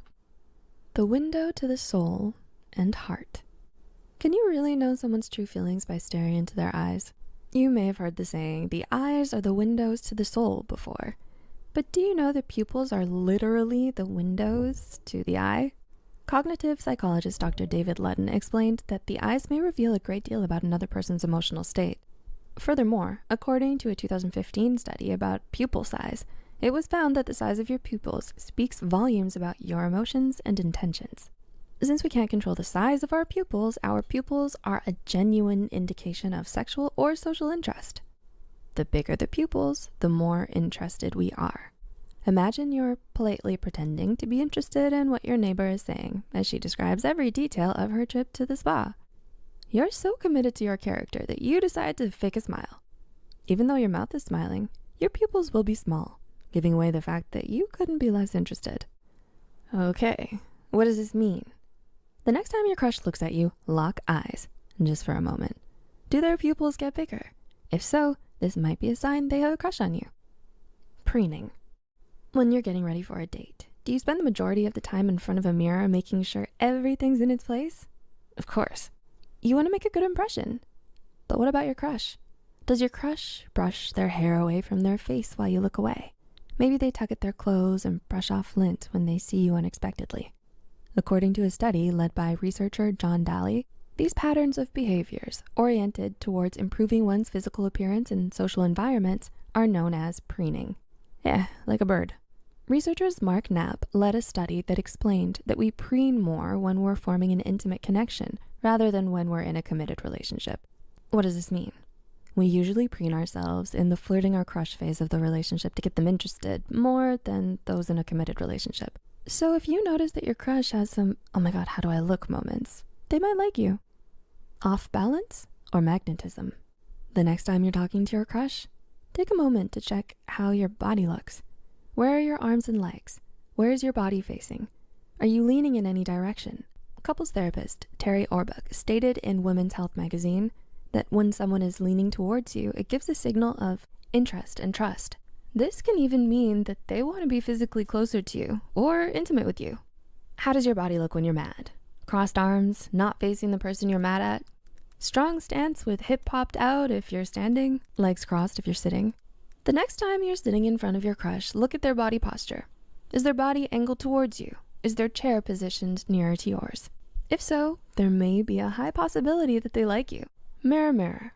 According to sex and relationship therapist Courtney Getter in a Mind Body Green article, we unconsciously imitate someone's behaviors, mannerisms, and other gestures when we find them attractive.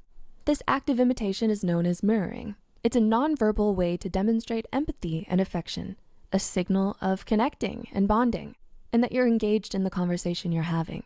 Does your crush uncross their legs after you uncross yours? Do they speak using the same words as yours? Professor of psychology and neuroscience, Dr. Yuri Hassan and his colleagues found that these shared behaviors are more than just mirroring.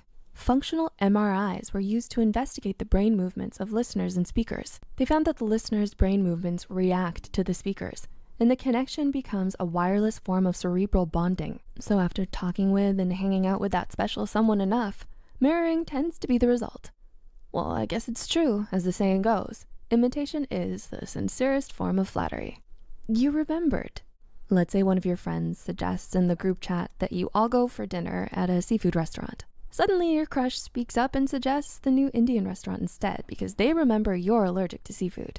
Marriage and family therapist Allison Osborne Corcoran reveals in a Best Life article that when a person is interested in you, they make an effort to catch even the smallest details or things you've mentioned to them, even in passing.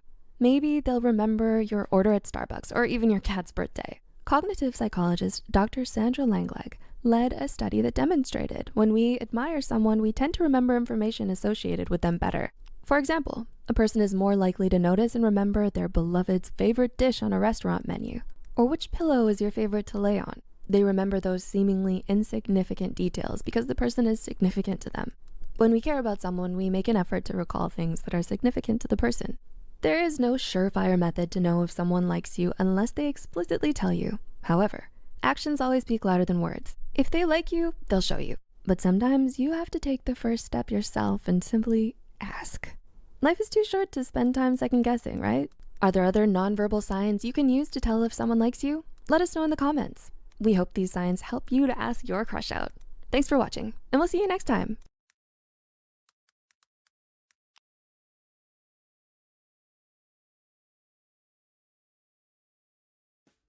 Are you currently crushing hard on someone? A neighbor down your street? A classmate in your school?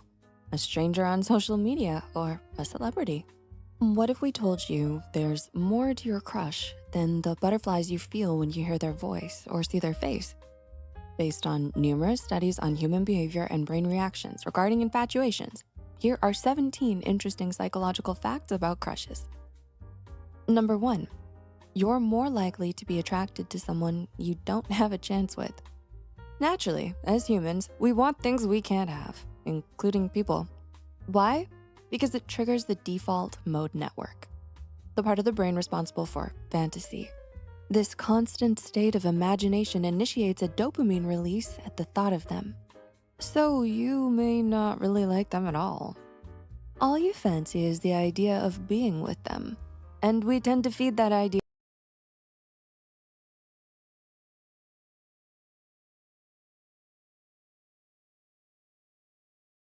Do they like me? Is there something wrong with how I look? Is it the way I talk? Like everyone else, you may fall into a cycle of worry when it comes to figuring out whether someone likes you. But attraction involves a complex interplay of psychology, biology, and social dynamics. It's an ancient process that can be tied back to our need to survive. After all, social bonds are among one of the things that help create thriving communities. So whether your social bonds are romantic or platonic, attraction is important. However, while there is no magic formula to make anyone attracted to you, understanding and employing certain tactics can significantly enhance your appeal. Let's take a look at some effective and scientifically backed strategies to help you foster genuine attraction. Cultivate real confidence. This doesn't mean wearing the most lavish clothes or being the loudest in the room. Instead, confidence is about being comfortable with who you are. It is a universally attractive quality, not only because it signals to others that you like and accept yourself, flaws and all, but it also shows that you have qualities that others admire. Research even shows that confidence is associated with higher levels of attraction because it suggests competence and stability. So, how do you boost your confidence? Okay, so first, one thing we need to accept is that people will always judge, no matter what you do, whether you're outgoing or reserved, prefer to fit in or stand out, value tradition or innovation. There will always be someone who forms an opinion, so you might as well let them judge the real you. Once you've accepted the fact that you can't control other people's opinions of you, you can start by practicing positive self-affirmation. For instance, you can keep a journal to regularly remind yourself of your strengths and achievements. As you slowly change your mindset and the way you talk to yourself, your core beliefs start to shift. This can manifest in your body language as well. For example, you might notice that you start to stand tall and use open and welcoming gestures unconsciously. This subtle change can make you more attractive and approachable to others. When you feel more comfortable in your own body and know who you are, challenge yourself to step out of your comfort zone. Push yourself with new experiences to build resilience and self-assuredness. You may even meet new people along the way. Embody authenticity. Would you like to spend time with someone who acts one way with you and then an entirely different way with others? Authenticity is about being true to who you are and what you believe in, regardless of situation or outside pressure. People feel safe and comfortable around those who are genuine. And don't underestimate this quality, as most people can often sense when someone is being insincere or fake. To be authentic, know why you're being inauthentic. To change, it's important to understand the reason behind your behavior. Sometimes being inauthentic stems from trauma responses like people-pleasing or fawning, where we prioritize others' approval over our true selves. Recognizing these patterns helps us address the root cause and move towards authenticity. Know and keep your values. Understand what's important to you and live by those principles. Share your passions. Talk about the things you love with enthusiasm. Be honest. Don't be afraid to share your true thoughts and feelings. But of course, be mindful of how you express these thoughts and feelings and how it could affect others as well. The right people will stick around. The key is to find the right balance. According to research, authenticity is linked to higher levels of trust and attraction in relationships. Master the art of storytelling. When you share a story, especially one that's funny, touching, or a bit adventurous, it really draws people in and makes you seem more interesting, memorable, and relatable. Stories humanize us. They give others a glimpse into our personalities, our lives, our experiences, and what makes us who we are. Plus, everyone loves a good story. It's a natural way to connect and keep the conversation flowing. Just be yourself and share something genuine, and you'll definitely leave a lasting impression. Practice sharing anecdotes that highlight your experiences, values, and sense of humor if applicable. Good storytelling includes engaging openings. Begin with something intriguing to grab listeners' attention. Let's say you found out you and your crush both like cats. You could start by asking, "Ever wondered how I adopted my pet Whiskers?" To pique their curiosity. Descriptive details. Paint a vivid picture to bring your story to life. Describe the specific events or details that made a significant impact or changed your perspective on something. For example, where'd you find Whiskers? What happened? How did you feel during that moment? What made you decide to adopt Whiskers? Relatable messages. Tie your story to universal themes or emotions. Share what you learned from the experience and why it matters. Reflect on what adopting Whiskers has taught you or changed your life. Why do you think this experience has meant so much to you? Storytelling is a powerful tool for building social bonds and making yourself more appealing. Be charismatic. Being charismatic is all about making people feel a special connection with you. Truly charismatic people have a great talent for making everyone they talk to feel like they're the only one in the room, giving them that it's all about you feeling. This connection feels intense and unique to each person. So how do you do it? Charisma involves a blend of confidence, eloquence, and warmth. To develop charisma, be present. Fully engage in the moment with whoever you're with. Be interested in what they're saying, their interests, dreams, and goals. Make them feel heard and seen by asking questions about the things they care about. Use humor appropriately. Light, positive humor can create a bond and make interactions enjoyable. Show warmth. Be approachable and express genuine emotion in your interactions. For example, greet people with a warm smile and say, "It's so great to see you," while really meaning it, to make them feel welcome and valued. These small changes can make a big difference in how others perceive you. A study published in the Journal of Personality and Social Psychology found that charismatic people are perceived as more attractive because they make others feel important and valued. Develop active listening skills.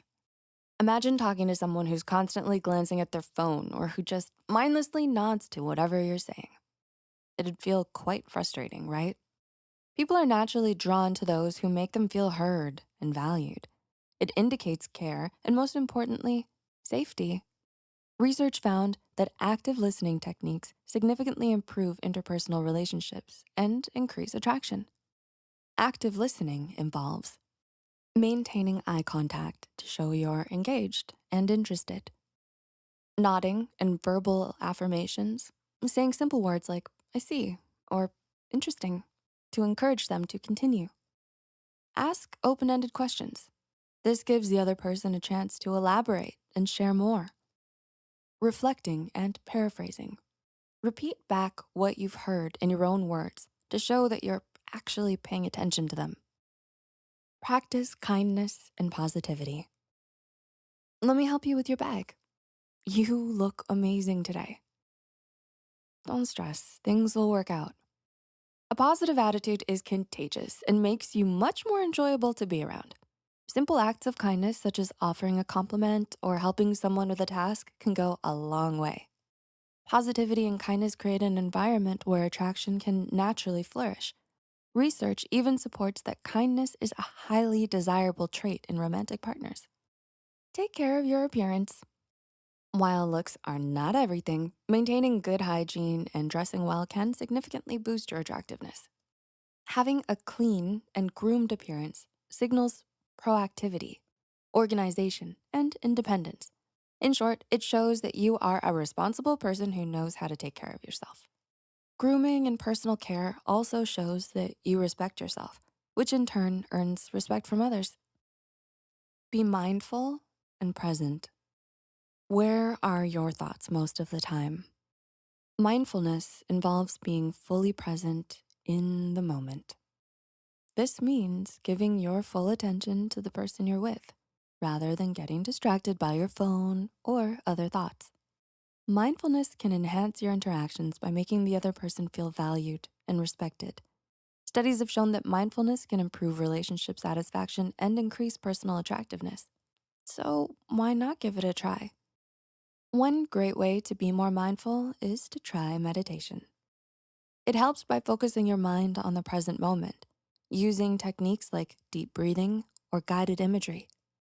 If being mindful is particularly challenging for you, start with short meditation sessions and gradually increase their lengths as you get more comfortable. You can also try incorporating activities like walking or yoga, which blend movement with mindfulness. It's a simple practice that can reduce stress, improve concentration, and boost your overall well-being. So, did you find any of these tips helpful? Are there any other suggestions you'd recommend that we might have missed? Feel free to share your thoughts in the comments. Attraction is a multifaceted phenomenon influenced by a blend of physical, emotional, and psychological factors. By cultivating confidence, practicing active listening, showing genuine interest, and embodying authenticity, you can enhance your natural appeal. Remember, the goal is not to manipulate others, but to create genuine connections built on respect and mutual appreciation. Whether you're seeking romantic, platonic, or professional relationships, these tactics can help you foster deeper, more meaningful bonds. If you like this video, be sure to hit the thumbs up button and subscribe to Psych2Go for more content. Thanks so much for watching.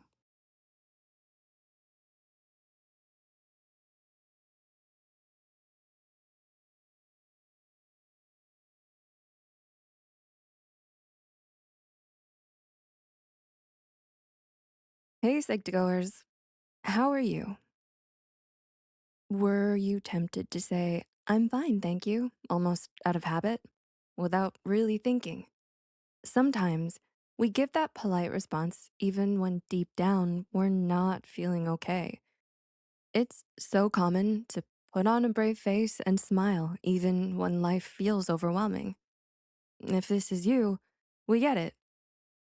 At Psych2Go, we're not just asking, how are you? We're asking, how are you really? This quiz is your mental checkup, a chance to reflect, celebrate what's going well, and identify areas that could use a little extra care. At the end of this quiz, we'd love for you to share your score in the comments. But more than that, let's talk about what brings us joy and how we can all grow. Ready to begin? Let's get started. Instructions for the quiz. You'll answer 10 questions, each with relatable scenarios. Pick the one that feels closest to your current experience. There's no judgment, just be honest with yourself. At the end, add up your score and take a moment to reflect on what it reveals. Feel free to pause the video if you need time to think through your answers. Let's dive in. Overall life satisfaction. You're reflecting on your life so far, your achievements and overall path. How do you feel about where you are right now in life? 1, I feel like nothing is going right and I'm often frustrated or disappointed. 2, my life has its moments, but I mostly feel stuck or unsatisfied. 3, things are okay. I have ups and downs, but nothing too extreme. 4, I feel proud of the progress I've made, with only minor frustrations here and there. 5, I'm extremely happy with my life and wouldn't change much at all. Positive emotions. Think about your day-to-day life. How often do you find yourself experiencing joy, peace, or moments of true happiness? 1, rarely, and when I do, they don't last long or it feels forced. 2, occasionally, but they're usually fleeting and only happen once in a while. 3, sometimes I experience a good mix of positive, neutral, and negative emotions on most days. 4, often I feel genuinely happy and positive several times throughout the week. And 5, always, positive emotions are a regular part of my day. I feel joy, peace, and gratitude often. Social connections and support. How connected and supported do you feel by the people in your life? Friends, family, current life partner, or colleagues? Are your relationships meaningful? 1, I feel completely alone and disconnected from others. 2, I have people around me, but I don't feel truly supported. 3, I sometimes feel supported, but it's not consistent. 4, I feel connected to others and have people I can rely on. 5, I feel deeply connected and supported by meaningful relationships. Gratitude. Think about a time recently when things were going well. Did you take a moment to feel grateful, or did it pass by without notice? 1, I rarely feel grateful for anything in my life. 2, I occasionally notice things to be grateful for, but don't reflect on it much. 3, I'm aware of good things in my life, but I don't focus on them regularly. 4, I often think about the things I'm thankful for. And 5, gratitude is an important part of my life, and I often express it throughout my day. Purpose and meaning. Do you feel like your daily activities and overall life have a sense of purpose? Or are you just doing things on autopilot? 1, I feel lost and unsure why I'm even doing what I do. 2. I have some vague goals, but they don't feel meaningful or fulfilling. 3. I feel like I'm figuring it out, but it's not always clear. 4. I have a sense of purpose and direction most of the time. 5. I feel deeply connected to my purpose. It motivates me every day. Encouragement break. You're doing great so far. Remember, this quiz is about self-awareness, not perfection. Freedom to choose. When you think about your life and the decisions you make, how much freedom and control do you feel you have in choosing your own path? 1. I feel stuck and like I don't have the power to make meaningful choices. 2. I have some control, but I'm often limited by circumstances or other people. 3. I can make some decisions, but I feel blocked in certain areas of my life. 4. I have control over most of my decisions and feel free to choose my direction. 5. I feel completely free to make choices that align with my values and aspirations. Resilience. When life throws challenges your way, how do you handle these difficult situations? 1. I feel completely overwhelmed and shut down when things go wrong. 2. I try to cope, but often feel drained and defeated. 3. I manage challenges, though it takes time and effort to get back on track. 4. I handle most difficulties well and can usually bounce back relatively quickly. 5. I see challenges as opportunities to grow and often become stronger after handling them. Self-compassion. After facing a personal setback, whether it's a mistake, failure, or disappointment, how do you treat yourself? 1. I'm very hard on myself and rarely show compassion when things go wrong. 2. I try to be kind to myself, but I often feel guilty or ashamed. 3. I attempt to practice self-compassion, but I sometimes struggle to forgive myself. 4. I generally treat myself with kindness, even when I make mistakes. And 5. I am constantly kind and compassionate with myself, no matter what happens. Daily balance and engagement. How do you feel about your daily routine and how it balances with other areas of your life? 1. I feel overwhelmed by work or study and have no time for myself. 2. I occasionally have free time, but not enough to recharge. 3. I feel somewhat balanced, but I wish I had more time for things I enjoy. 4. I feel mostly balanced and can enjoy both responsibilities and leisure. And 5. I feel fully engaged in my daily activities with a great balance between work or study and personal life. Physical well-being. How does your physical health affect your mood, energy, and overall happiness on a daily basis? 1. My physical health is poor, and it deeply impacts my mood and energy. 2. I occasionally feel good, but health issues often get in the way. 3. I feel okay overall, but I know I could improve my health to feel better. 4. I feel healthy and energized most days. 5. I'm in great physical shape and my health significantly boosts my happiness and energy. Tallying your score. Congratulations for completing the quiz. So, are you ready for the results? Tally up your points. You're in category 1 if you scored 10 to 19. Category 2 if you scored 20 to 29. Category 3 if you scored 30 to 39. Category 4 if you scored 40 to 45. And Category 5 if you scored 46 to 50. Category 1. Struggling.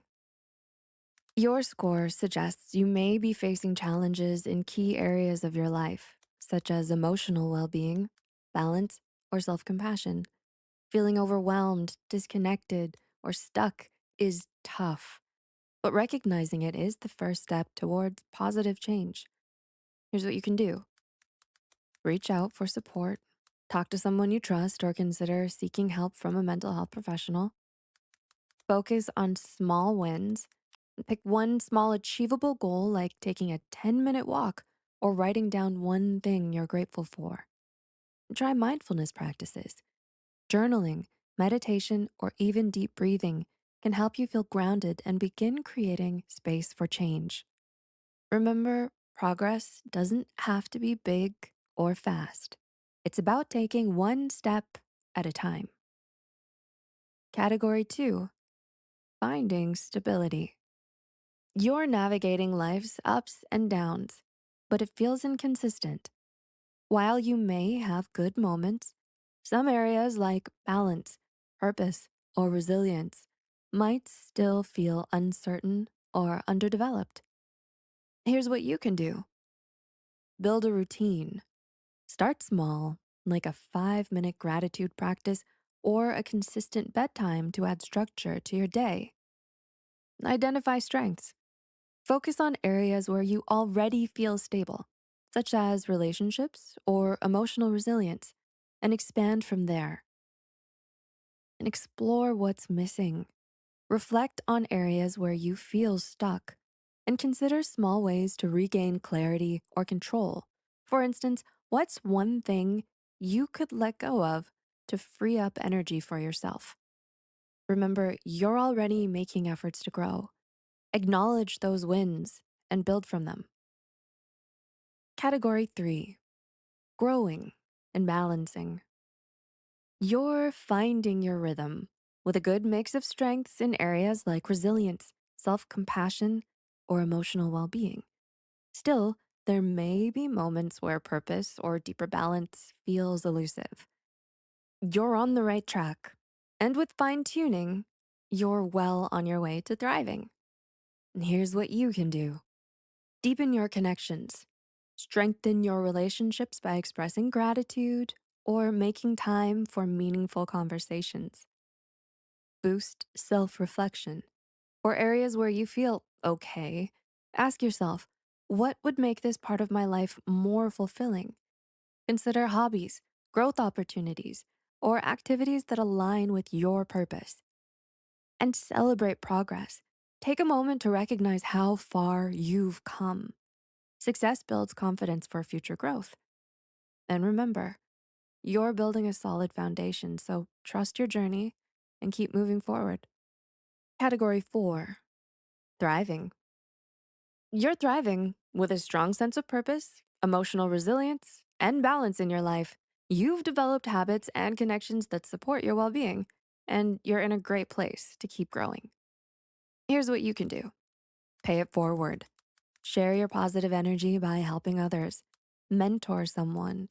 Perform small acts of kindness, or be a supportive friend. And stay grounded. Continue practices that brought you here, like mindfulness, gratitude, or regular self-check-ins. And embrace new challenges. Step out of your comfort zone by pursuing a new hobby, volunteering, or exploring personal goals. And remember, thriving is a fantastic place to be. Nurture what works and stay open to new possibilities. Category 5, flourishing. You're flourishing, living with deep purpose, meaningful connections, and a strong balance between work, leisure, and self-care.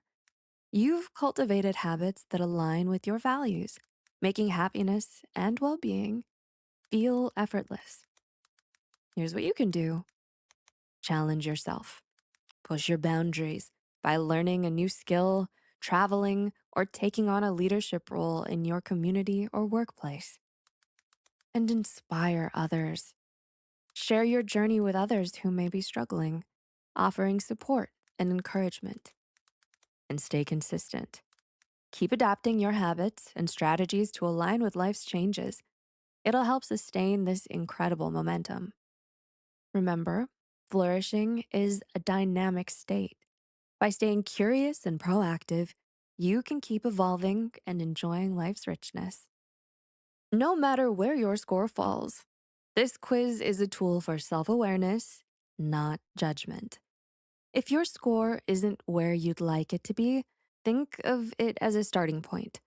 Whether you're just starting to rebuild or already thriving, it's all about the small steps you take from here. So, what was your score? Which questions made you reflect the most? Ask yourself, what's one small step you can take today to grow your happiness? Share your thoughts in the comments. We'd love to hear your stories. And let's make this space where we lift each other up. Thanks for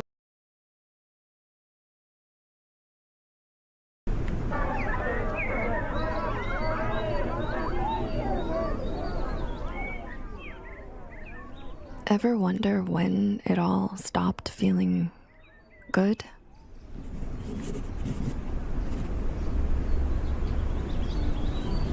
Have you ever felt like life has lost its color?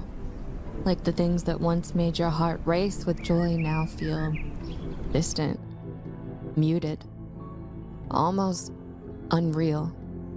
If so, you're not alone. This silent fading of emotions is known as anhedonia, or emotional flatlining. It's when the world continues to move around you, but you remain still, unmoved, untouched. Before we begin, remember that this video is not a substitute for professional help. If you recognize these signs and they weigh heavily on you, reaching out to a professional can be life-changing. But we also understand that not everyone has access to that help, so we've listed resources in the description. And if you're not sure where to start, we've put together a How Are You quiz, a simple yet powerful tool that over 300,000 people have used to assess their baseline of happiness. The quiz isn't a diagnosis, but it helps unpack the hidden struggles, environmental and personal, that shape our emotional well-being. We hope that it can guide you toward understanding yourself better. After all, knowing where we stand is the first step toward change. In fact, we're planning a series of videos after this quiz, designed to help you slowly make the changes needed to see a difference in your life. With that said, here's the first sign. 1. Loss of interest. Do you remember the things that once made you feel alive? The passions that filled your time, the hobbies that brought a sense of joy. But now they feel distant, like echoes of a past life you can't return to. Apathy creeps in like a slow fog, dulling the colors of everything you once loved. Days blur into nights, and you sit in the stillness, wondering if anything will ever feel the same again. 2. Faking emotions. Have you ever found yourself wearing a mask? Forcing a smile that never quite reaches your eyes? Laughter that feels rehearsed? Words that feel hollow? You stand among friends in a sea of conversations and joy, yet it all feels foreign, alien, like watching a play from behind a glass wall. People with anhedonia often fake emotions to blend in, to not burden others with their emptiness. But inside, the silence lingers. 3. Depressed mood. Time keeps moving, but you feel stuck. Have you ever wondered why you can't shake this emptiness? Why the weight of existence feels heavier with each passing day? Anhedonia often walks hand in hand with depression, making it easy to feel like life has lost its meaning. When the ability to feel joy fades, so too does the motivation to move forward. It can feel like you're drifting, lost in a vast ocean without a shore in sight. 4. Risky behavior. When the mundane loses its spark, do you find yourself chasing something more extreme? Maybe it's thrill-seeking, skydiving, reckless spending, pushing boundaries just to feel something. Anything. Some turn to risk in hopes of rekindling the lost fire within them, but the truth is, no external rush can replace the absence of internal joy. The real healing lies in understanding what led to this numbness in the first place. 5. Negative emotions. To suddenly lose the ability to feel joy and happiness is terrifying. It can feel as though life itself is slipping through your fingers, like the people closest to you are becoming distant figures in a fog you can't clear. And in response, fear may settle in, anxiety, sadness, frustration, emotions that flood in to replace the joy that once lived there. But as overwhelming as the emotions are, they're not the enemy. They are signals, whispers from within urging you to listen. 6. Blunted effect. Do you ever feel like a spectator in your own life? Your voice flat, your expressions dull, your reactions muted. When joy fades, so does its reflection in the way we interact with the world.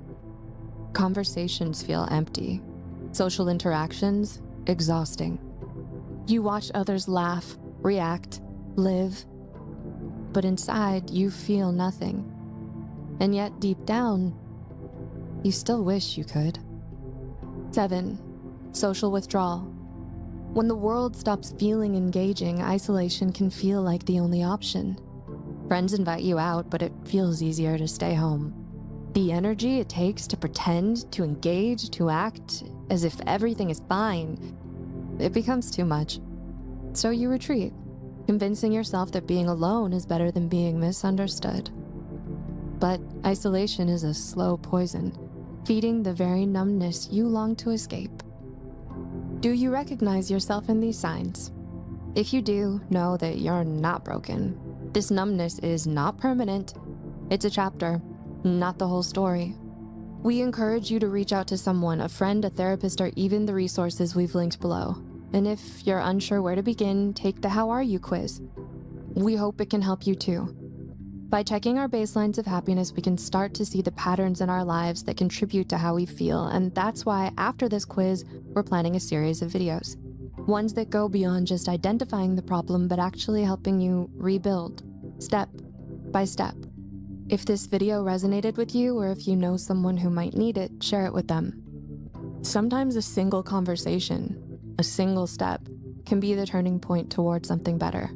I know Anhedonia well, and I found my way out. For now, you're not alone. Healing is possible.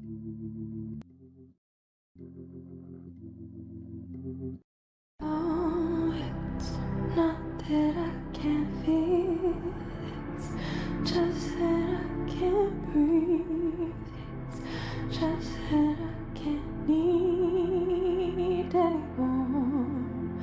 Oh, it's not that I can't feel, it's just that I can't speak, it's just that I can't see.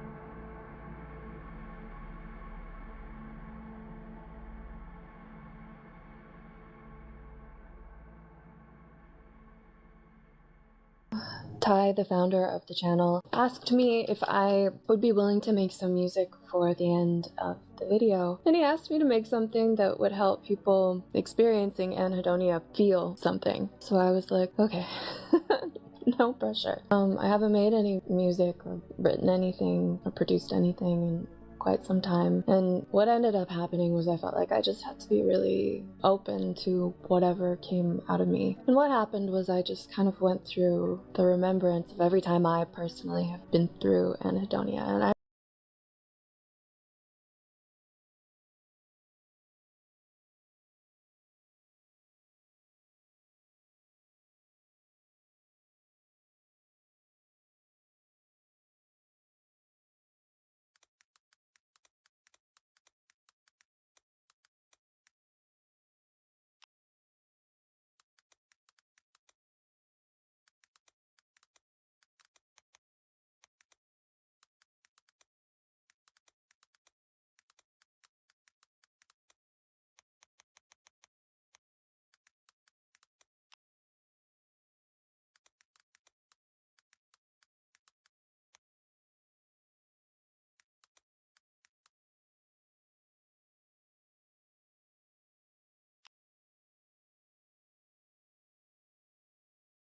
I've experienced it on and off for most of my life, for all of my life. And because I've been in it and through it so many times,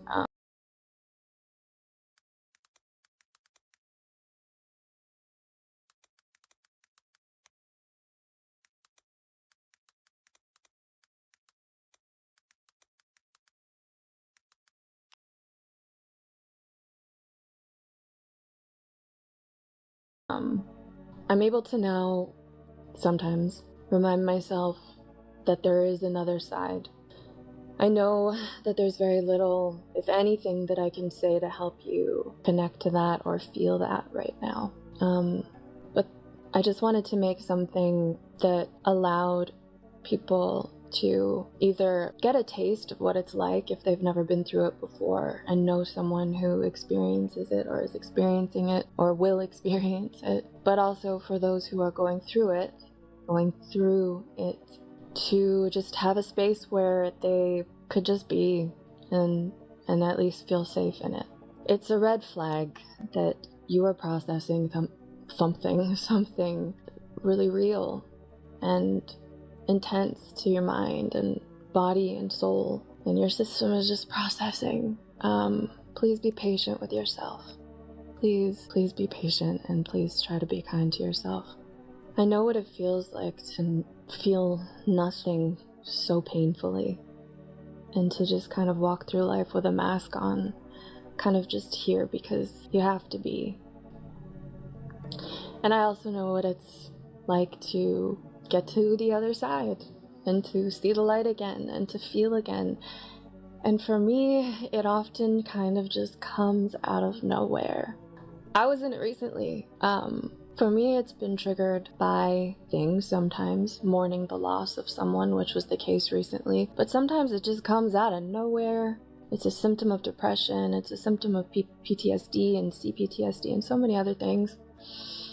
Sometimes there isn't much explanation that we can logically make sense of, but sometimes there is. And either way, it just feels like it's never going to end. But in a recent experience, I was lying in bed and I was listening to classical piano, and I had candles lit and I was looking at the candles dancing to the music, and I started crying, and I felt this like magic come back to me, like, remember that everything is vibration and the music is vibration, and the candles and the fire and the light next to the music and the way that they interact, it's all this beautiful harmony. And spring is here and the flowers will be back, and so will I. And I felt it, and I feel it now just talking about it. And I was like, I'm coming back.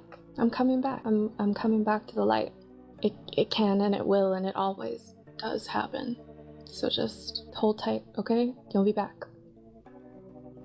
A lot of the scripts that are assigned to me, I feel very personally. I connect and I try to put as much love and empathy into everything I work on. I feel very honored to be a part of this channel, and a lot of the work that I do, while I know it helps a lot of you, it helps me too. Thanks for being a part of this community, and thanks for having me. Love you, bye.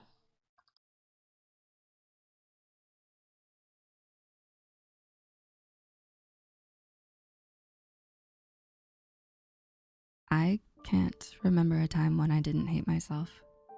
It's a truth that haunts me every day. A ghost that pokes at my heart, my mind. See, here's the thing with depression. It creeps up on you. It might be slow at first, but when it hits you, it chokes you until you cannot breathe. Strange, really. How it felt like just months ago I was fine, and now I feel like I'm drowning. But depression doesn't always come slow. No, it can crash upon you like a wave when you're least expecting it. It started with the small things. Sleeping in a little later, eating a little less, feeling drowsy, tired, and unmotivated, feeling different emotions for no reason at all. Things I brushed off like nothing. Now, it's days in bed. Now it's entire meals skipped. Now it's a messy house. Now it's numbness. My phone rings. It's 1 p.m. and I'm burrowed beneath a pile of blankets. I really don't want to pick up that call. I just want to go and close my eyes and shut off the buzz of the world. I give myself a quick peek at my phone, and my gut twists when I see it reads, Mom. I still hesitate. I just want to go back to bed. Why are all these people bothering me? I feel guilty, though. My mother is probably worried, and I haven't even looked at my phone in 3 days. As I reluctantly rise, I numbly gather that I am sitting in a room that reeks of rotten food, with piles of laundry rising like towers around me, and somehow I do not care. I don't remember when there was a time that I did. Hi, Mom, I say weakly. My voice cracks with days of unuse. Her soft, troubled voice makes me wince. She asks if I'm okay. She asks if I've eaten. She asks if the house is cleaned. I answer shortly to everything. One-word responses, and I think that troubles her even more, though I can't know for sure. I'm not quite sure of anything these days. I expect her to ask me these questions, to be concerned for me. It surprises me a little, though, when her voice turns hard, and she says, "You used to be so much more. Now, it's like you are nothing." Hurt comes in a wave that shocks me, for it is one of the starkest feelings I have felt in a very, very long time. It hurts me because she is right, because it is a truth so harsh that strips and reveals me. 2 months ago, I was on the verge of promotion in my career, in a healthy relationship, and surrounded by supportive friends. Now, I grieve for the life I had. I haven't talked to my partner or friends in days. Work emails flood my inbox, and I surely lost that promotion that I worked so hard to get. It surprises me that this all makes me mourn the life I had. I expect to bury myself back under the sheets of my bed and live the rest of my day away from the world. Instead, though, I find myself peeling back the covers, my feet touching the floor, and walking to the kitchen. I take one look at the kitchen, dishes piled up high, food scattered all over the counter, and for the first time in weeks, I feel something like a spark festering in my mind, telling me to clean that dish, wipe down the counters. So I spend the next hour cleaning my kitchen. My mind is still a little numb, but it gives me hope when slowly some of the wheels start turning in my head once again. When the kitchen is spotless, gleaming in a way it hasn't before, I feel so very proud of myself. My eyes shift next to the messy living room, but suddenly the thought of cleaning it overwhelms me. So I think baby steps, and end the day with a small smile on my face. Hope, at last, takes root in my heart. I say to myself, thank you for cleaning up. Thank you for knowing your limits. Thank you for trying. The next morning, I convince myself that staying in bed would just be easier. I can feel the momentary high from accomplishing something yesterday wearing off. That numbness is in my mind again, and I just feel so tired. I have no motivation to get up, and I hate myself a little as I give in to my wants and go back to bed. I feel guilty and like a failure when I spend the day again burrowed beneath my sheets, avoiding the world. I feel frozen. I feel distant. So much self-hatred burns through me, but I don't have the energy to do anything about it. I feel so many things, but I just can't get up. The next day, I decide it's a new morning with new possibilities. Guilt and remorse still churn in me for wasting a day, but I know I can atone for it by making the most of this one. I make my bed.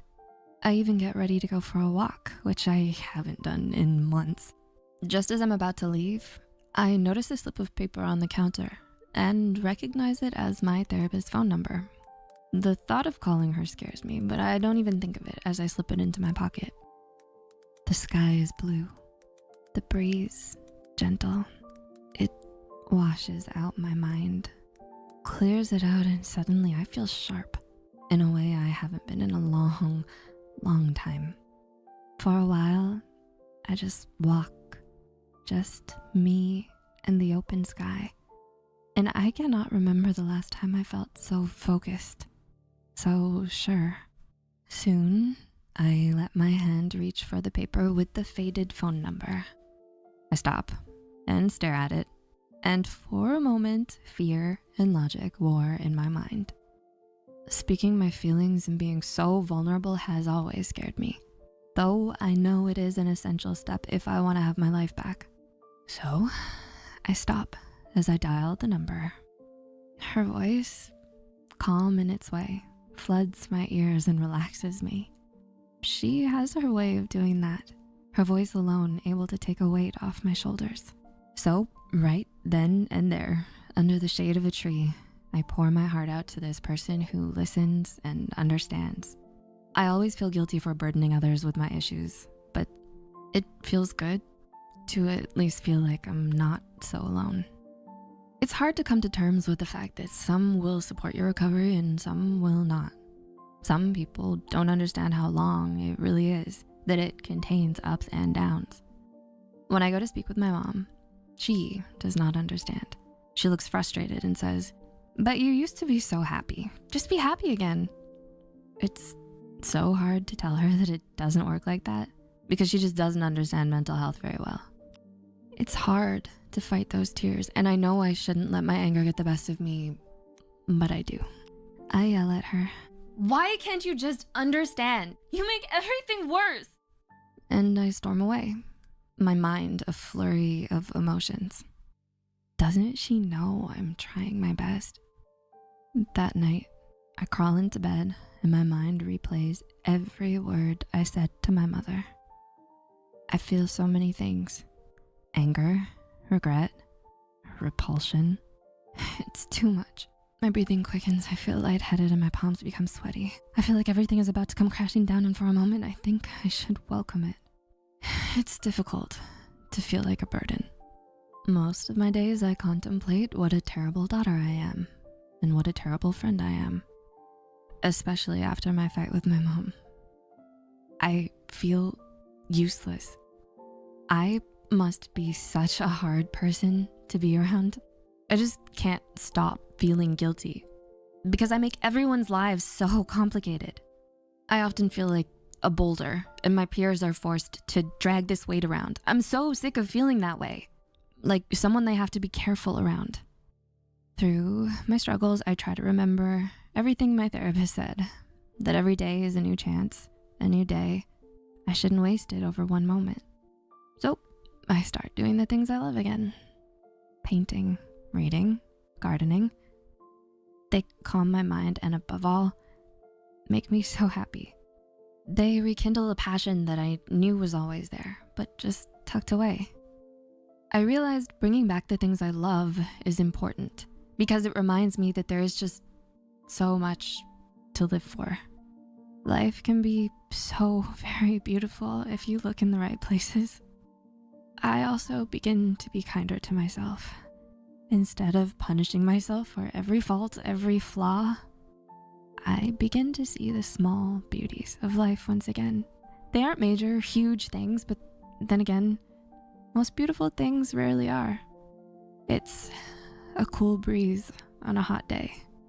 It's homemade cookies and lemonade. It's music that calms my mind. These things I treasure in my heart as it begins to heal from the damage it went through. It has been 2 weeks. 2 weeks of days when I have felt on top of the world and days when it has come crashing down. Today, I step into work.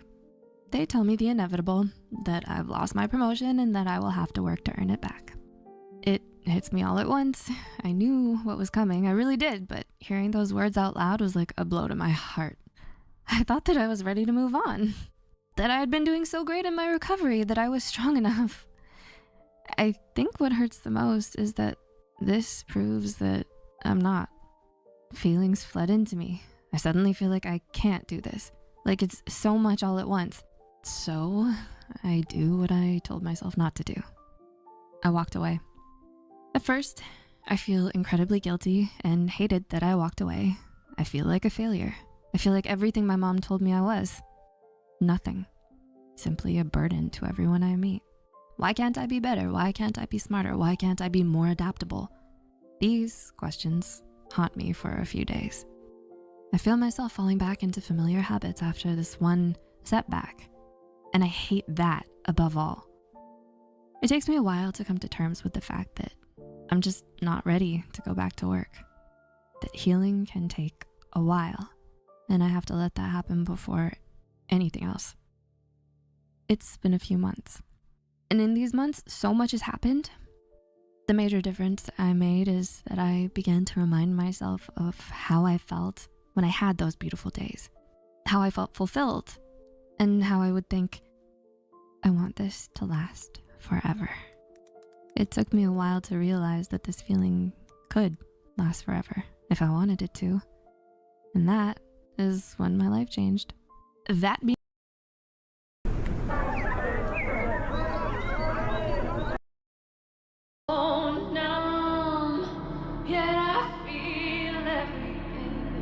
How can I be so tired?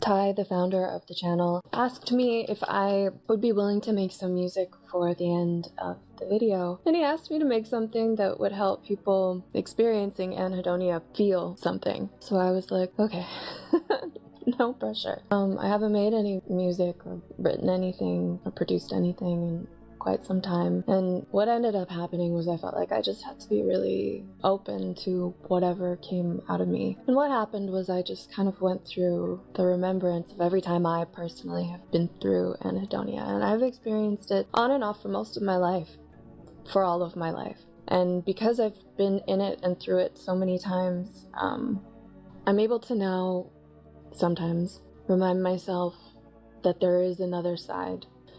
I know that there's very little, if anything, that I can say to help you connect to that or feel that right now. But I just wanted to make something that allowed people to either get a taste of what it's like if they've never been through it before and know someone who experiences it or is experiencing it or will experience it, but also for those who are going through it, to just have a space where they could just be and at least feel safe in it. It's a red flag that you are processing something really real and intense to your mind and body and soul, and your system is just processing. Please be patient with yourself. Please be patient, and please try to be kind to yourself. I know what it feels like to feel nothing so painfully, and to just kind of walk through life with a mask on, kind of just here because you have to be. And I also know what it's like to get to the other side and to see the light again and to feel again. And for me, it often kind of just comes out of nowhere. I was in it recently. For me, it's been triggered by things sometimes, mourning the loss of someone, which was the case recently. But sometimes it just comes out of nowhere.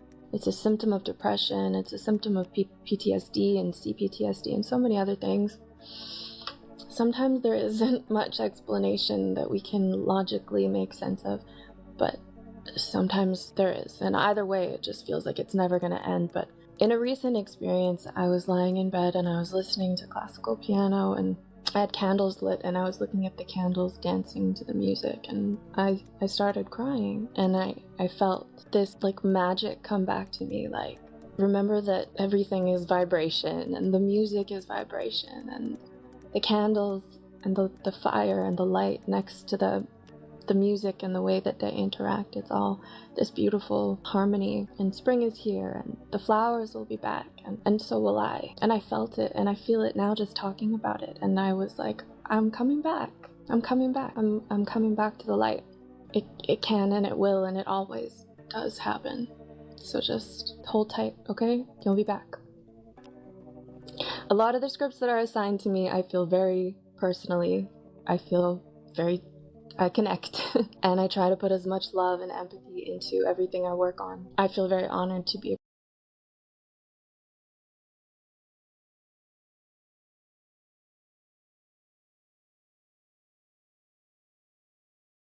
Welcome back to our channel. Do you ever feel lost?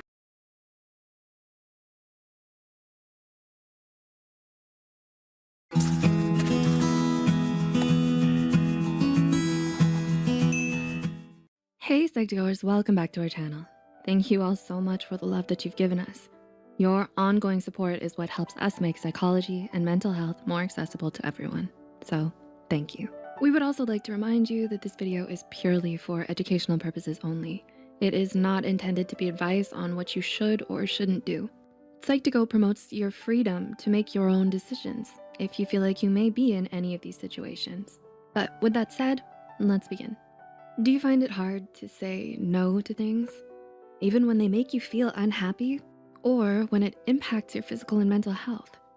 Experiencing outside pressure is common, whether it be from peers, family, friends, or society as a whole. They might want you to conform to their ideals, even if it goes against what you believe in or what you truly want to do in that situation. Or maybe you're the type of person who is naturally a yes person and finds it hard to say no to anything. This is mainly due to FOMO, or fear of missing out. As a result, you can end up burning yourself out. So it's important for you to know when you need to say no to things in order to protect your well-being. Here are 11 things you should say no to. Number 1, say no to toxic people. How many times have you surrounded yourself with negative or toxic people who just weren't good for you? You are perfectly within your right to say no to anybody who causes you any kind of distress or unhappiness. Toxicity breeds negativity. It's like a virus, and it will spread if you don't stand your ground and challenge these toxic people in your life. Rob 2 once said, "It's amazing how quickly things can turn around when you remove toxic people from your life." When you make more time for positive people in your life who bring you energy and happiness, this will allow you to say no to toxic people in the future. Number 2, say no to people who make you feel unsafe. Have you ever felt scared or anxious when around certain people and felt too nervous to say anything to them or to walk away from them? Needless to say, you don't want to be around people who make you scared for your own well-being.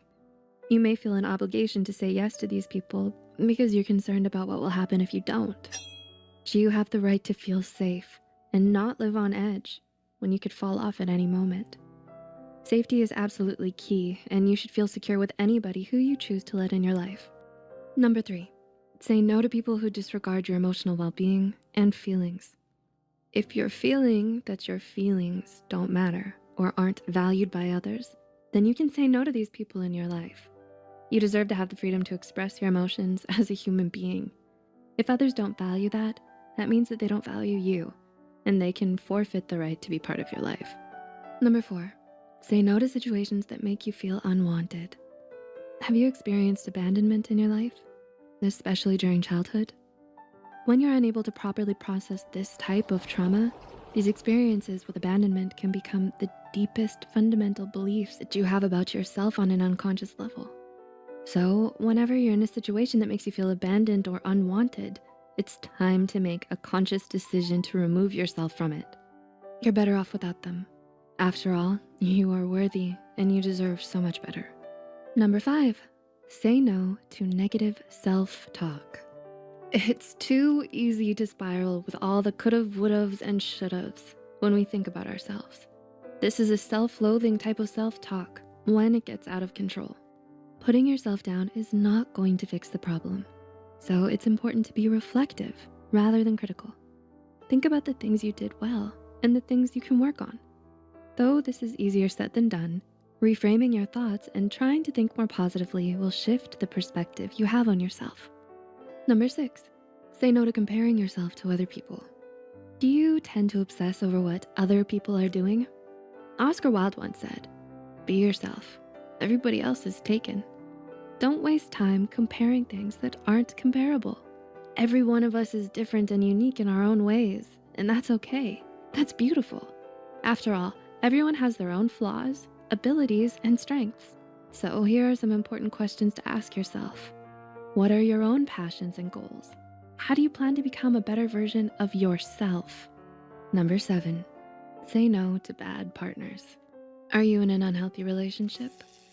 If you're not happy in a relationship, there's no obligation to stay in it. Ask yourself if you have healthy communication with the potential partner before saying yes to them. Clarify their motives from the beginning and make sure the two of you vibe well together. There's nothing more unsettling than bad energy in a relationship, and you can say no if you feel like it's not going to work out. Number 8, say no to resisting growth and healing. How many times have you let opportunities slip away because you lacked the belief in yourself? You are your own masterpiece, and you can own every aspect of who you are.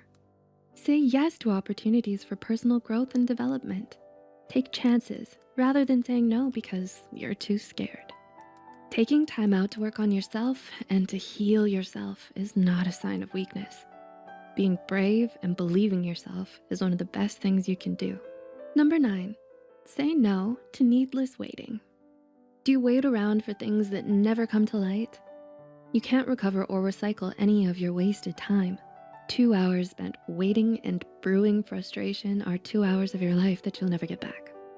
Channel your energy into valued time whilst you're waiting, like meditating, writing, reading a book, or taking a walk. Time is precious, and it's not something we always feel like we have a lot of. So make it your time. Number 10, say no to letting other people's opinions determine your worth. Have you ever been so obsessed with other people's opinions of you that you forget your own? No matter what you do, what you say, how you dress, or how you look, people will always have an opinion of you. According to Marcus Aurelius, everything we hear about ourselves is an opinion, not a fact. Everything we see is a perspective, not the truth.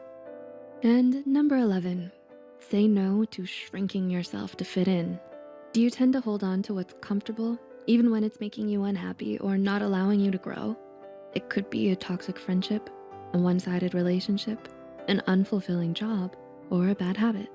Staying too long in your comfort zone can convince you that anything outside of it is too foreign or too scary for you to accept.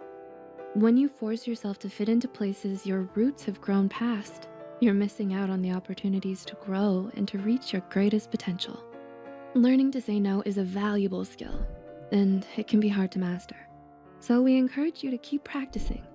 Say no to the things that aren't serving you, so that you'll be saying yes to a clearer mind and happier life, surrounded by more love and light. If you found this video helpful, hit the like button and share it with someone who might benefit from it too. The studies and references used are listed in the description below. Don't forget to hit the subscribe button and the notification bell icon for more Psych2Go videos. Thank you so much for watching, and we'll see you next time.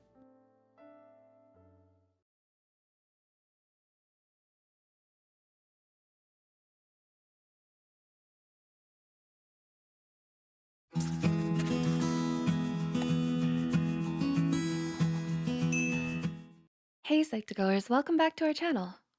Did you know that your ongoing support is what helps us make psychology and mental health more accessible to everyone? Well, it's true, and we are so grateful for all of the love that you've given us. Thank you so much. Now, let's continue. Have you ever found yourself agreeing to certain favors you thought you would never agree to? Or perhaps you found yourself in situations you swore you'd never be in, but somehow you were successfully persuaded by your friends. Your friends may have used some psychological tricks to get you to do what they want, or they're just really persuasive and nice. But now you might be thinking, what kind of psychological tricks actually work? Some of these tricks are cleverly used by teachers, psychologists, and maybe even your friends. So here are 8 psychological tricks that actually work. Number 1, call them by their name. People love it when you talk about them. Well, most of the time. When you say someone's name mid-sentence in a conversation with them, it's a great way to grab their attention and redirect the conversation back to you or them. Have you ever noticed as a child when a teacher would say your name in the middle of a lecture? That's because when you hear your own name, it grabs your attention and pulls you back to the present. School teachers don't want their students to be distracted, so they say their students' names to bring them back to the discussion at hand. This same tactic goes for making someone notice you. While in conversation with someone you admire, try saying their name often and at the beginning or end of the question. This will grab their attention and add some charisma to your regular conversations. Number 2, hand someone something while in mid-conversation. Here's a fun trick. Let's say you really need help carrying something up to your room, but your pesky brother isn't interested in helping you. In order to get his help, try handing him the object while in mid-conversation with him. For some bizarre reason, when people are in the middle of telling a story or engaged in deep conversation, they'll generally take anything you reach out and hand them. Go ahead, try it out next time. Eating a banana? Randomly hand over your banana peel while you discuss with them the complexities of life and the stirring of the planets. They'll probably take it from you without any question. Number 3, practice the Pavlov theory by chewing gum during an exam. Believe it or not, bubblegum may just help you ace your next big exam. Oh, what? How on earth will chewing gum improve your test scores? If you really need to ace that next exam, you might want to find a distinct flavor of gum and start chewing it during your study sessions. Then, when you finally take the exam, you'll have conditioned yourself to associate that flavor of gum with the information you studied for the test, and it may just help you remember the information during the test. This is a form of conditioning that started from the Pavlovian theory. According to Hassan University Online, the Pavlovian theory is learning procedure that involves pairing a stimulus with a conditioned response. In the now famous experiments that Ivan Pavlov conducted with his dogs, he demonstrated how the presence of a bowl of dog food, the stimulus, would trigger an unconditioned response, salivation, in the dogs. So next time you're studying for a test, bring out the bubble gum and get chewing. It may just earn you that A+. Number 4, try imagining you're where you wanna be in life. This is one psychological trick that can really help you if you use it correctly. Using a form of cognitive dissonance to benefit you. Try changing your mindset to the person you want to be. According to Medical News Today, cognitive dissonance is a theory in social psychology that refers to the mental conflict that occurs when a person's behaviors and beliefs do not align. But instead of experiencing that discomfort, try using cognitive dissonance to motivate change within you. If you can't get your behavior to align with your goals, try convincing your mind that you are already someone who is actively working on those goals. Let's say you have a habit of spending too much money and that you're a bit of a shopaholic. If you wanna move past this habit, try to tell yourself that you just aren't the type of person who likes shopping a lot and that it's not your thing. Changing your mindset could possibly change your actions if you really work at it. Or perhaps you're feeling a bit sad and always look at the negative in most situations. Although it is important not to suppress your emotions, Try to imagine yourself as a person who always looks on the bright side, and you may be inclined to start seeing the good during your grumpy days. Try using cognitive dissonance to your advantage by imagining that you're where you want to be in life. Changing your mindset to the person you want to be may set you on the path to actually becoming them. Number 5, ask for a big favor, then change it to a smaller one. Imagine this. You really want that adorable chinchilla you've been eyeing in the pet shop window. You pass by the pet store every day on your way home from school, and the chinchilla's just there, staring you down with his cute little beady eyes. Your birthday is coming up, and you don't have the cash to buy him for yourself. But you've already decided that you want to name him Giblets. Well, if you want to use a psychological trick to your advantage, try asking your parents for a dog first. Wait, what? But you don't want a dog. You want Giblets, the chinchilla. Yes, but if you ask your parents for a big favor first, they're bound to say no. If you change it later to a favor that is smaller, they're less inclined to deny you. In psychology, this technique is called the door in the face technique and can be used in many situations. If you desperately need 20 bucks, but you know your friend doesn't like to lend you a lot of money, try asking for 50 instead. 20 bucks seems like a lot less now in comparison. Huh? You and Giblets are now living splendidly. Number 6, ask for a favor when someone is exhausted. This is another sneaky psychological trick. Say your friend really needed to crash at your house. You're definitely busy and have spent the whole night binge watching The Office on Netflix. You just really can't let them stay the night. And you've made up your mind to tell them no, but then your friend suddenly comes knocking at your door in the middle of the night.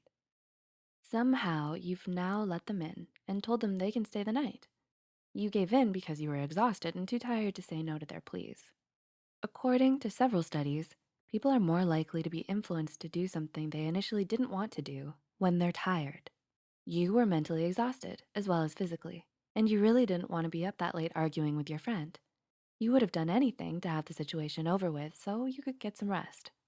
Number 7, mirror others to help you make friends. Are you having a hard time making friends at school? Without having to change anything about who you are, try mirroring the other person's movements and gestures, and they may just be more open to getting to know you.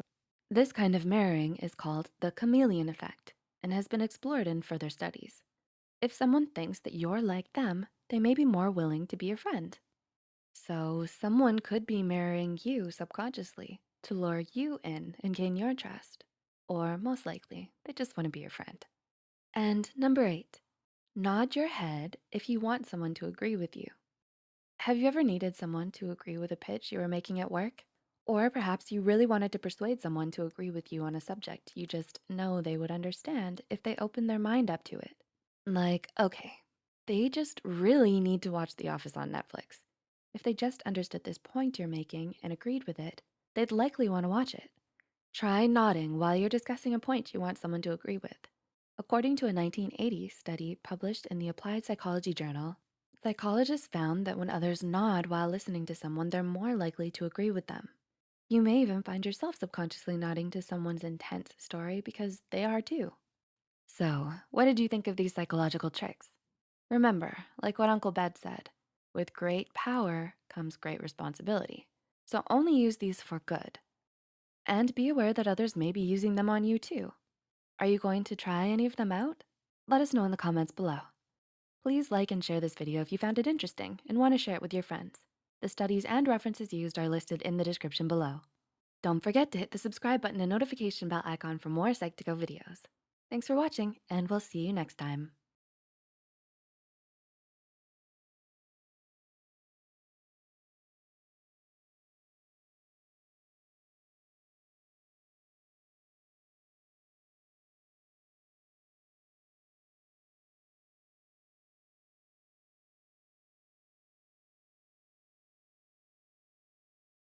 According to statistics, only a small percentage of you who watch our videos are actually subscribed. So if you haven't, and at the end of the video you enjoy what you see, do consider subscribing. It would help a lot with YouTube's algorithm in promoting more of our mental health content. Thanks for being here. Hey Psych2Goers! So, you want to make a good first impression, huh? Perhaps you're looking for a seductive and cool approach, or maybe you just want your crush to like you. Well, first impressions can make a difference. According to a study published in the Journal of Social, Psychological, and Personality Science, first impressions from a photograph of someone can influence another's judgment of them even. 1. Emotional responsiveness.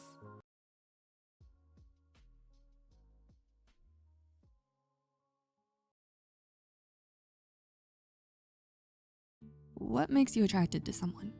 You may have a list of traits or features you commonly find attractive in others, but there's another list of weird things that may subconsciously attract you to others as well. You're likely unaware of these bizarre situations or features that attract others.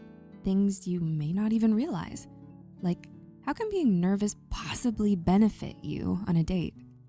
Does it matter which ear you speak into when first talking to someone? And how does watching a movie about a terrifying clown increase your chances of a second date? We're about to explain why. Here are 5 weird things that can increase attraction. You know, eat your green vegetables. Eating more fruits and veggies may just increase your chances in the dating world. Like Spider-Man always says, work out, get plenty of rest, eat your green vegetables. According to a 2017 study published in Evolution and Human Behavior, Peter Parker may be right. The study found that female study participants were less attracted to the odors of male participants who ate refined carbs. They were instead more attracted to the participants who had more fruits and vegetables in their diet. The study notes that the greater fruit and vegetable intake was significantly associated with more pleasant smelling sweat, with more floral, fruity, sweet, and medicinal qualities. Independent of sweat intensity, who knew Spider-Man's pits could smell so sweet? The propinquity effect. Simply being near someone repeatedly over an extended period of time may build your attraction to them and/or form a strong relationship with them. This is called the propinquity effect in psychology. According to the American Psychological Association, it's the tendency of individuals to form close relationships with people they repeatedly encounter. That is, the more often one comes into contact with another person, the more likely it is that one will form a friendship or romantic relationship with that person. So simply going on your routine walk in that crowded park and noticing the same familiar faces soon may have you finding some of those faces attractive or generally feeling closer to them. Or seeing that same pizza delivery guy every week may just have you craving more than just pizza. Psychologist Nick Hobson explained to Bustle that our brains like that sense of familiarity, adding that we then take that feeling of the familiar and convince ourselves that the pleasantness it induces within us is because of the attraction itself. So, attraction or familiarity? Pizza time. Misattribution of emotions. Your first movie date. Romantic comedy or horror movie? Well, I love Sleepless in Seattle. I'm gonna stop you right there. Who doesn't love Tom Hanks and Meg Ryan? But a classic romantic comedy may not be the way to go this time. In a famous 1973 study on the psychology of attraction, psychologists Donald Dutton and Arthur Ehring had an attractive female experimenter ask male subjects between the ages of 18 to 35 a series of questions. In order for the male test subjects to get to the female experimenter, they had to cross a bridge. Half of the men had to cross a high, rickety bridge, while the other half crossed a stable and low bridge. The experimenter then showed each subject an ambiguous image and asked them to tell a story about what could be taking place in that picture. At the end of the questionnaire, the woman then gave each man her phone number and said they could call her if they had any questions about the study. When looking at the results, the men who crossed the unstable, adrenaline-inducing bridge wrote stories on their questionnaire that included more sexual content and imagery than those on the low bridge. And only 2 out of the 16 subjects went over the low, stable bridge called the female experimenter back, while half of those who crossed the high, scary bridge called the woman after the experiment was finished. Researchers Dutton and Ehring theorized that the scary bridge created feelings of arousal in subjects. Subjects misattributed this arousal as feelings for the attractive female experimenter. This is known as misattribution of emotions. So if someone goes on an exciting, adrenaline-inducing date, they may mistake these feelings of arousal as feelings for you. This same thing can happen if you're watching a scary film or horror movie. a lot of people love watching horror films due to that intense energy the movie elicits from them. Psychologist Nick Hobson further explained to Bustle that putting someone in a high energized emotional state may make them more attracted to who they're with than if they met them during a calm setting. Hobson notes that we incorrectly believe that the excitability we're experiencing is because of the energy in the interaction with a potential partner. A night in watching the horror film It with pizza delivered sounds like a date to me. Who knew Pennywise the Clown could make you feel such a way? The right ear or the left ear? People may just like what you have to say if they hear it first in a certain side of your ear, at least according to a 2009 study from researchers in Italy. Researchers Danielle Marzoli and Luca Tomasi had a woman request a smoke from a total of 176 people at a club. The people she spoke to, male or female, were twice as likely to give her a cigarette if she directed her question towards their right ear. The study states that in their last study, subjects showed a greater proneness to meet an experimenter's request when it was directly addressed to the right rather than the left ear. Many believe this is due to language processing taking place primarily in the brain's left hemisphere, and the left side of the brain receives its auditory input from the right ear. It seems it's just the right side to talk to, right? Am I right? Nervousness, for better or for worse. A 2020 study published in the journal Adaptive Human Behavior and Physiology found that, yes, people are often nervous around someone they like. The study states that participants reported that they did indeed experience a cluster of anxiety-related physiological and behavioral reactions during an initial encounter with someone they found highly attractive.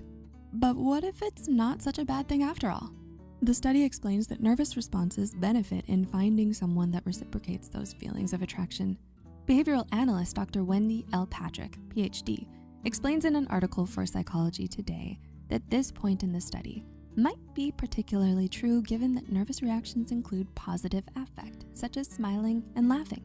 Patrick goes on to explain that the study's researchers point out that although we might think that nervous reactions could create an impression of being awkward, clumsy, or uncomfortable, such responses could be evidence of romantic interest and trigger reciprocity. Makes sense, doesn't it? Wouldn't you want to know if someone was just as nervous as you were because they liked you back?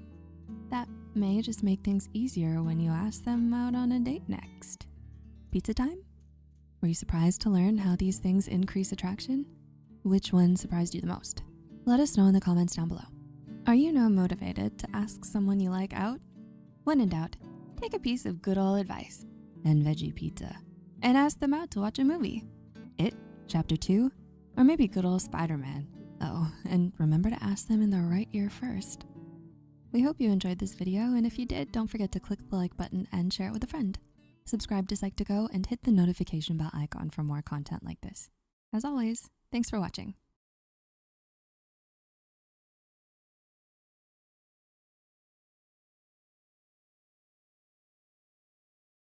Hi Psych2Goers, and welcome back to another video. Thank you so much. Your love and support has enabled us to send your way another wealth of everyday psychology. So let's explore. Sometimes feelings can be obvious. Other times they may not be. This can make you question whether somebody has romantic feelings for you. The old age question here is this person flirting with me because they have feelings for me, or are they simply being friendly? Knowing the subtle differences can save you the dreaded embarrassment. So, how do you know when people are hiding their feelings? Before we begin, please note that this video is purely for educational purposes only and is not designed to suggest that if people do show these signs, that they definitely have feelings for you. It's best to talk to the person in question and discuss this to make sure that you're on the same page. After all, communication is key. With that in mind, here are 9 signs that somebody may be hiding their feelings for you. Number 1, they will pay you a lot of attention. Are they regularly inviting you out? Constantly calling and texting you and asking your friends about you? If the answer is yes, then it appears that there is already a foundational relationship that has been established.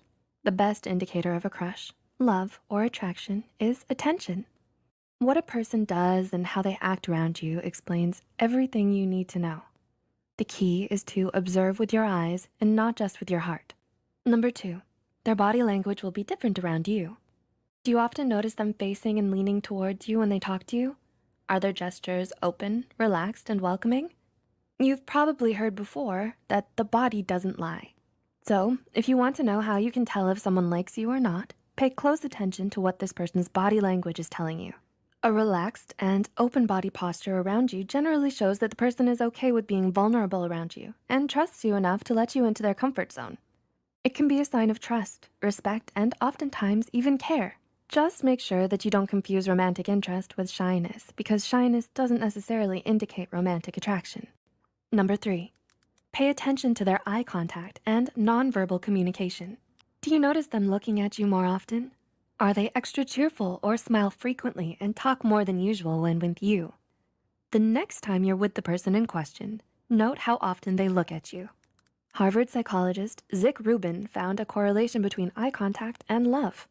In his study, couples deeply in love look at one another 75% of the time while talking, while other people engaged in conversation only look at each other about 30 to 60% of the time. If they want to leave a good, long-lasting impression by sounding enthusiastic, inquisitive, and jolly, it's a dead giveaway that this person likes your company and cares about your impression of them. So it's imperative to try and figure out if they are putting in a lot of effort. This could be a sign that this person is into you. Number 4, they'll do things to show that they care. Do they text you or call you after you spend time together to make sure you got home safe? Do they regularly ask your friends about you? Do they offer to help you without you asking them first? Their interest in your well-being may be another sign that they care about you and how you're doing or feeling. However, these subtle things could easily be confused with a caring friend as well. But if you find that they'll go out of their way to check in with you, then it is possible that they have a crush on you or have feelings for you. Number 5, they may be overly curious about you. Do you find them asking you questions about you and your life? Do you find that they want to know more about you and what makes you who you are? People who are trying to get to know others may be hiding their feelings behind their burning curiosity. It might be so that they can communicate in your language and talk about the things you enjoy talking about. Asking you a lot of questions essentially intends to encourage you to talk about yourself and open up about your life. This is a basic human technique that most of us use on a daily basis, perhaps without even knowing it. They would ask questions subliminally and often without awareness, with the intention of developing more of a relationship with you. Number 6, they may offer you compliments and affection. Do they compliment on your looks, clothing style, taste in music, and so on? Do compliments mean anything at all? Attitude plays a huge role in whether a person likes you or not when it comes to relationships. So pay close attention to how a person communicates to you. It's important to say that we should not assume that just because somebody compliments you, that means that they like you in a romantic way. However, it also doesn't mean that if somebody doesn't compliment you, that they aren't into you or that they don't like you. Some people just don't know how to compliment or might not feel comfortable. Thanks for watching. When you hear the word attraction, what do you think? Many people automatically assume it only means being romantically or sexually attracted to someone. Until next time, friends, and thanks for watching.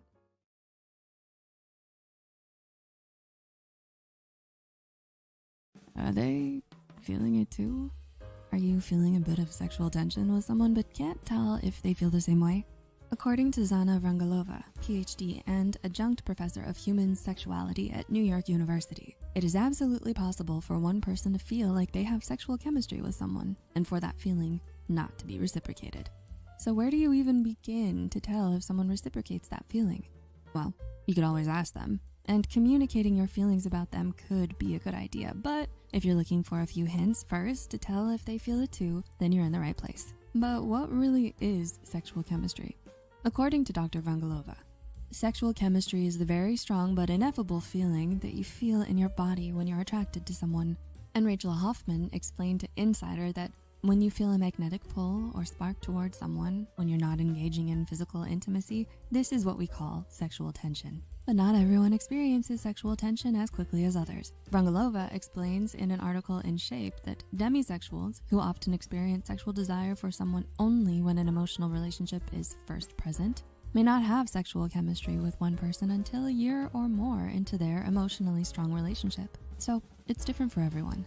But when it does happen, there are some common signs. What are these signs, you may ask? Well, here are 7 common signs someone may feel sexual tension with you. Words left unsaid.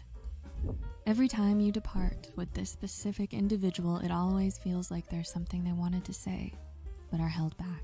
A bit of hesitancy and then moving on. It may feel like you both want to scream out, "I like you!" But silence seems so much easier to you both right now. According to an article from Healthline, this could be a deliberate tactic to lead you to making a move, or it could be them getting tempted to take things further but chickening out. Perhaps it's time to ask them out on a romantic date to see if they feel the same way about you. No, silence instead. Yeah, okay. They're so funny. Wait, they're not though.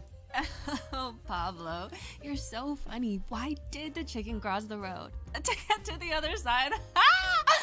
You're anti-humor. Wait, who's Pablo? He's my imaginary boyfriend to provide context to the situation. Yeah, chickens crossing the road may not be funny when someone else is telling the joke, but when Pablo gets to that punchline, you're laughing with tears in your eyes. Pablo.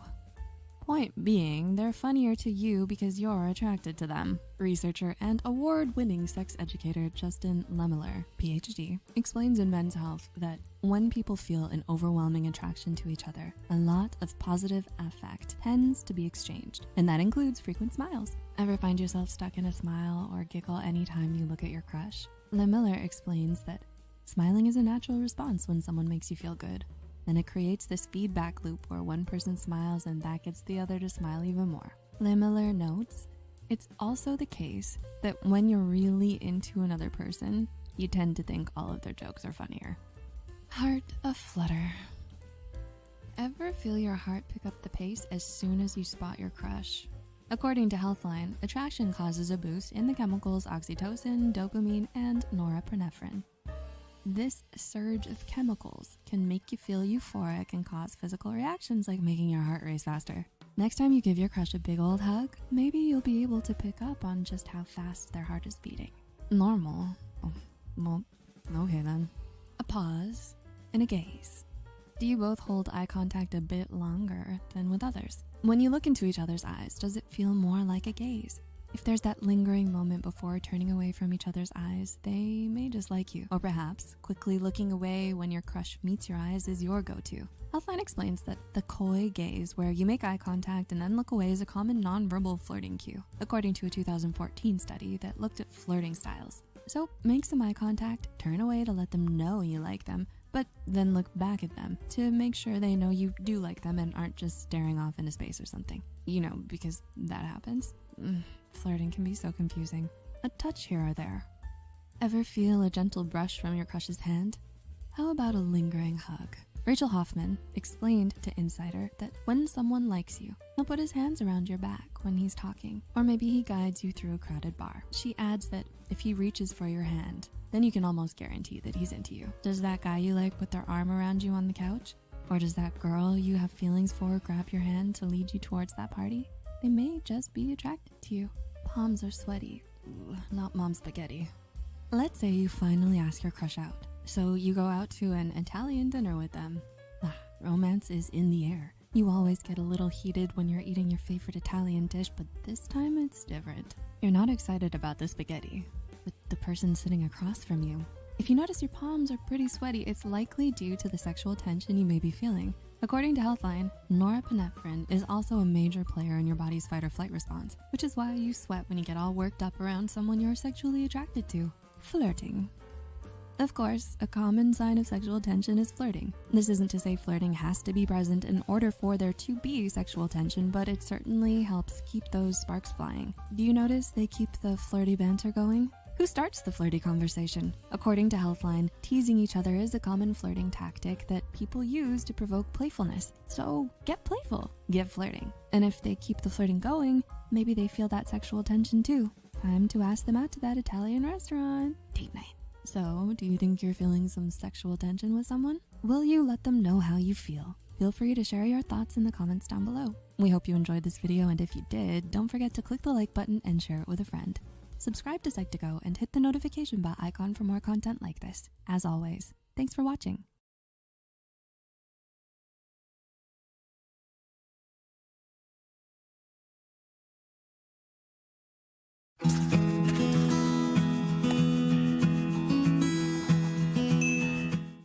Hey Psych2Goers, and welcome back to our channel. Before we begin, we want to thank you for all the love you've given us. Your ongoing support helps us make psychology and mental health more accessible to everyone. Now let's continue. So, you've got a crush, don't you? Now, you might be wondering how to get them to notice you. You may also be wondering, how on earth will I know if they like me back? You know you could just ask them, but if you don't want to, or maybe it's in the very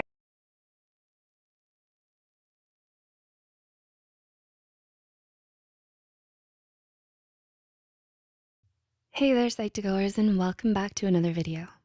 Before we start, we would like to give you a big thank you for all the support you've given us.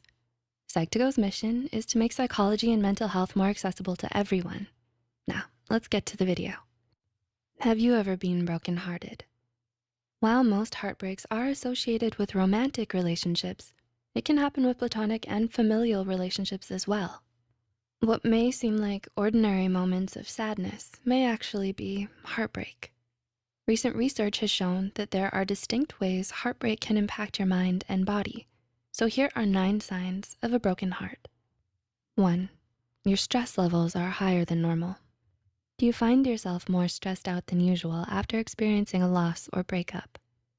The experience of heartbreak can actually lead to the release of certain hormones in your brain. Stress hormones like cortisol may be released as a reaction to your heartbreak, making your stress levels abnormally high. It may be triggered by the event or the surrounding events of your heartbreak. 2, you experience physical pain. Did you know that the experience of a broken heart can cause real pain in your body? The sudden surge of cortisol can affect not only your mind, but also your body. Prolonged stress is tough to overcome and can have a multitude of physical effects. According to WebMD, some of the physical signs of stress are headaches, chest pains, having an upset stomach, and frequent colds. 3, you're depressed. Has your heartbreak made you feel miserable for a long period of time? This sadness can be emotionally exhausting and may even lead to depression. According to Healthline, if your brain responds to heartbreak in an unhealthy way, you may experience some depression-like symptoms, such as drastic appetite changes, feelings of worthlessness, and chronic fatigue. 4, you feel emotionally empty. Do you feel like your emotions are blocked or numbed? You're bound to endure some emotional repercussions when the relationship you've invested so much time, love, and energy ends. Emotional emptiness and numbness may be your brain's way to protect you from all the intense emotional pain that comes with heartbreak. It should be noted that prolonged emotional emptiness can be damaging to your mental health. 5, you start to ruminate. Do you constantly think about the breakup? What went wrong? Why did it end? While a little bit of thought and analysis is pretty common, it may turn into rumination if your thoughts become excessive and unwanted. It's a sign of heartbreak, since the constant intrusive thoughts show that your experience is still consuming you. 6, you lose your self-control. Have you found yourself going back into your bad habits? A broken heart can bring out less self-control in your actions. According to Jonathan Strum from the Recovery Village, people who have overcome addiction in the past are more susceptible to relapse after a heartbreak. The potential emotional triggers from a breakup and the loss of self-control may be the cause of relapse. 7, you experience withdrawal symptoms. Did you know that love can affect you in a way that's similar to having an addiction? When in love, a chemical called dopamine stimulates your brain's reward system. A breakup, therefore, will cause your brain to suddenly lose this chemical and feeling. It's during this time you may experience withdrawal symptoms similar to ones associated with drug addiction. The symptoms may be different, but can produce similar psychological effects, such as cravings for the relationship you lost. 8, you're grieving. Do you experience some signs and symptoms of grief? Many experts have described a significant overlap between grief and heartbreak. While grief is a very personal experience and can look different for everyone, experts agree that you may experience the general stages of grief following a breakup in a similar way to losing a loved one. And 9, you're exhausted. Have you noticed changes in your energy levels or in your ability to move through the day? It could mean that your broken heart may be taking a physical toll on you. Exhaustion could come from potential insomnia brought about by heartbreak. Any changes in your sleep patterns can affect your mental and physical well-being. If you're consistently losing sleep, it will definitely impact your energy and productivity level throughout the day. Do you think you have a broken heart? Let us know in the comments below.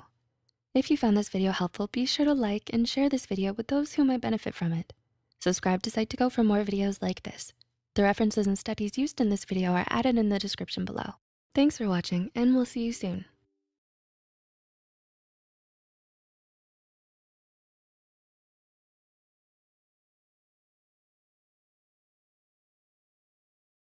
How can you tell if someone truly cares about you or if they're just trying to use you? Sometimes your emotions may cloud your judgment and blind you from the truth, even if it's been in front of you all along. Do you suspect that your friend, significant other, or family member might only be looking to take advantage of you?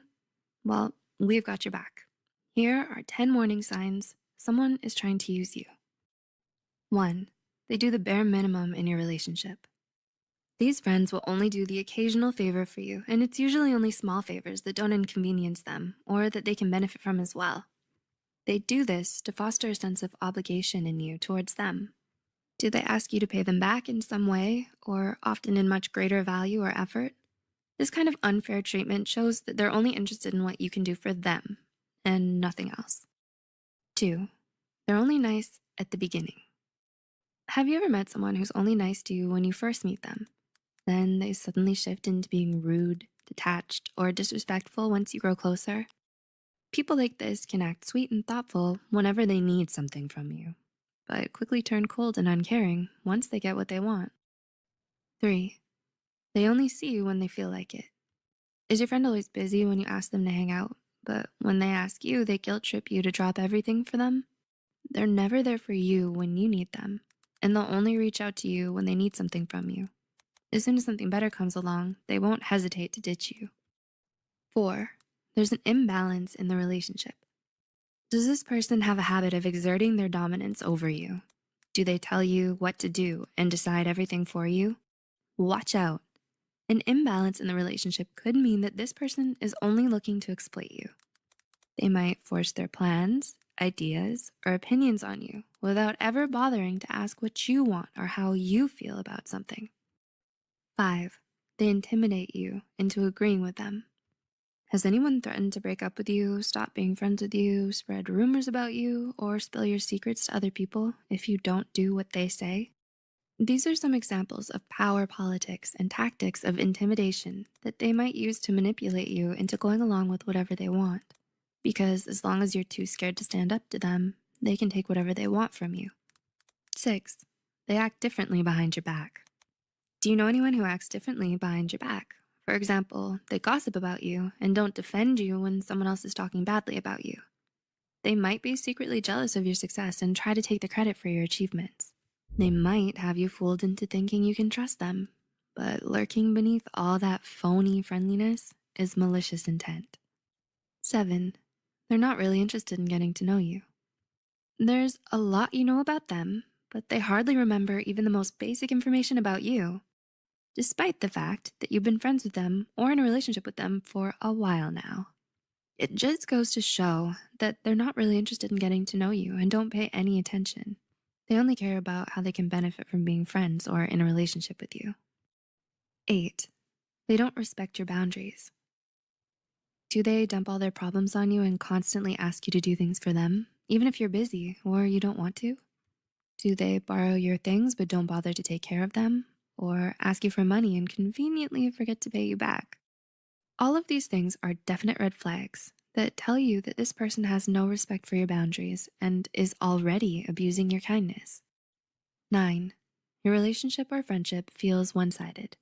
Your relationship with this person is starting to feel very one-sided because you're the only one still making an effort. You call them up, you initiate conversations, you plan your get-togethers, you do them favors, and you buy them gifts on special occasions. But what are they doing? Nothing. They're unwilling to reciprocate your efforts or give you back as little as they can because they're happy with just receiving everything you have to give. And 10, they make you pay for everything. While this one seems obvious enough, we're often quick to excuse this kind of behavior when it's done by someone we care about. We might think they're just forgetful or irresponsible like that, and we help them out anyways. But no one enough is enough. There's no way they always manage to forget their wallet whenever you eat out or go to the movies together. It's time to accept the very real possibility that this person is using you for your money. Do any of these behaviors seem familiar to you? Do you have someone in your life who you fear might be trying to take advantage of you? Recognize the signs before it's too late. Keep your guard up against deceitful people and their malicious intentions, and don't be afraid to keep a healthy distance from them. Let them know you're onto them and that you don't appreciate being exploited. No one deserves to be treated so unfairly, and it's not selfish of you to want what's best for yourself from time to time. You don't need that kind of conditional love and friendship in your life. If you found this video helpful, please like, share, and comment below. See you in the next video.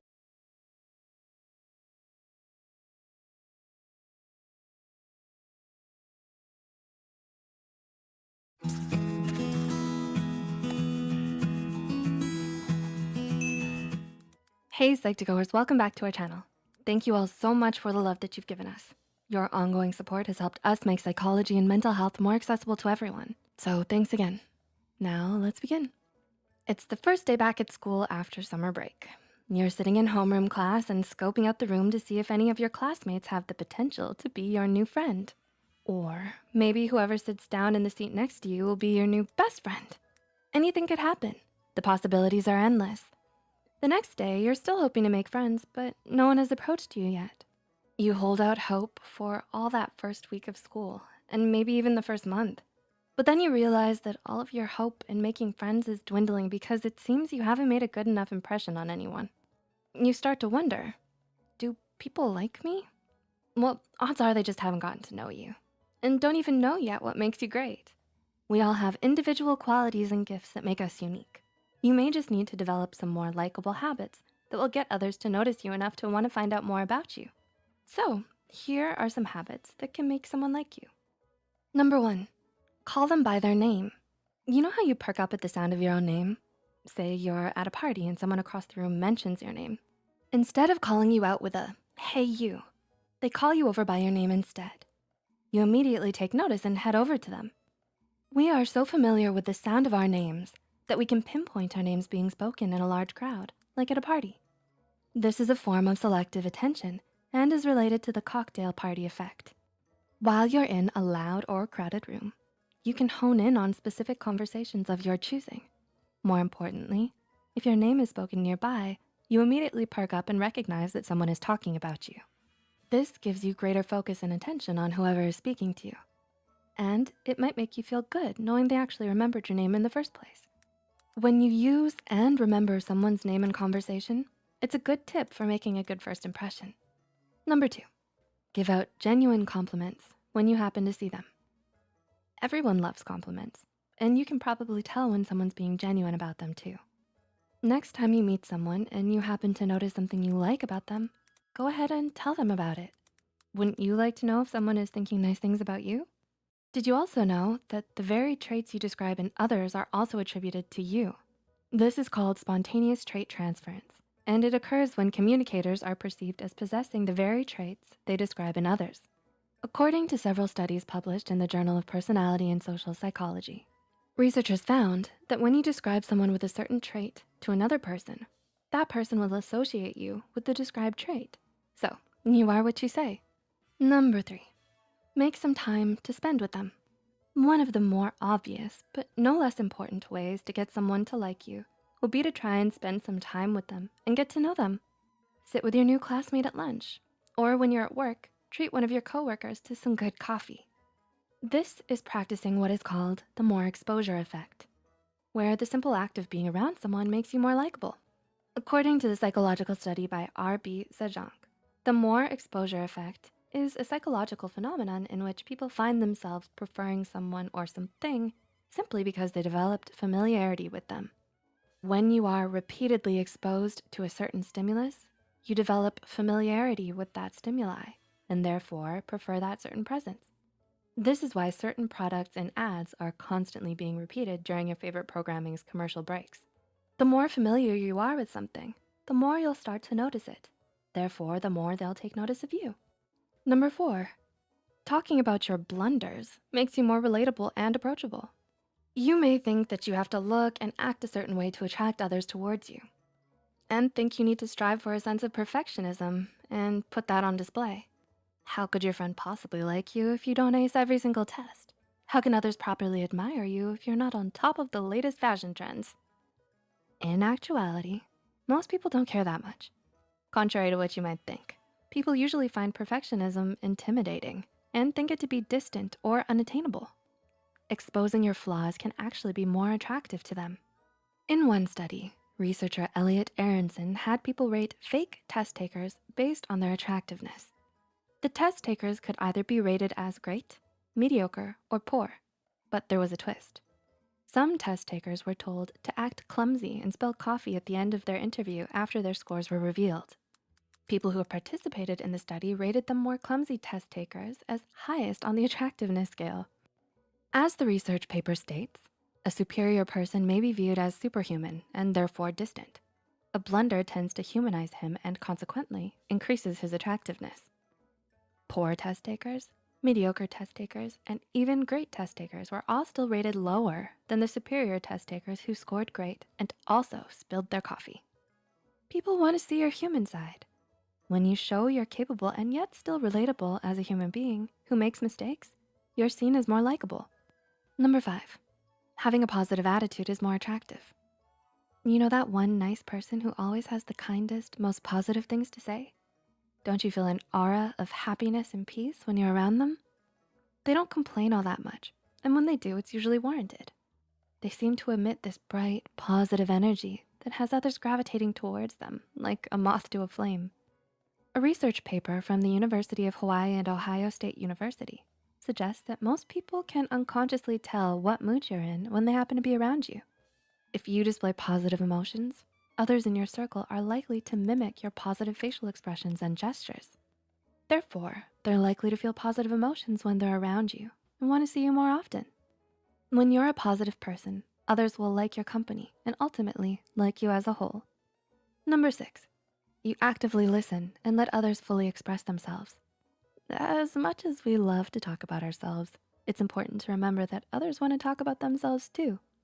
Harvard researchers discovered that in one of 5 conducted studies, people naturally like to talk about themselves more. Subjects went into an fMRI machine and responded to questions about their personal opinions on a subject and questions about another's thoughts. When talking of their personal opinions, regions of the brain associated with reward and motivation were most active, as opposed to when they talked about others. In fact, the need to talk about yourself is so strong that in another study, some subjects even declined money just to talk about themselves more. So go ahead and let your new friend talk about themselves for a while. They'll enjoy their time around you more due to the increase in dopamine. Next time you're aware that you've been talking too much, try to remind yourself the other person is dying to express their opinion just as much as you are. Are you gonna go ahead and try these tips and tricks out on your new classmate? Or do you possess some of these likable habits already? Wherever you are on the scale, you should try them out and see if you make any new friends. Come back and tell us about what happened in the comments below. Please like and share this video if it helped you and you think it could help someone else too. The studies and references used are listed in the description below. Don't forget to hit the subscribe button for more Psych2Go videos, and thank you for watching. We'll see you next time.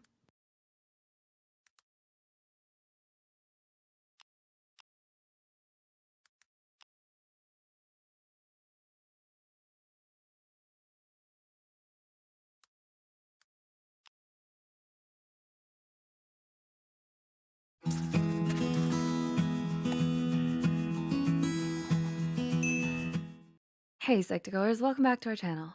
Have you ever wanted to impress your crush?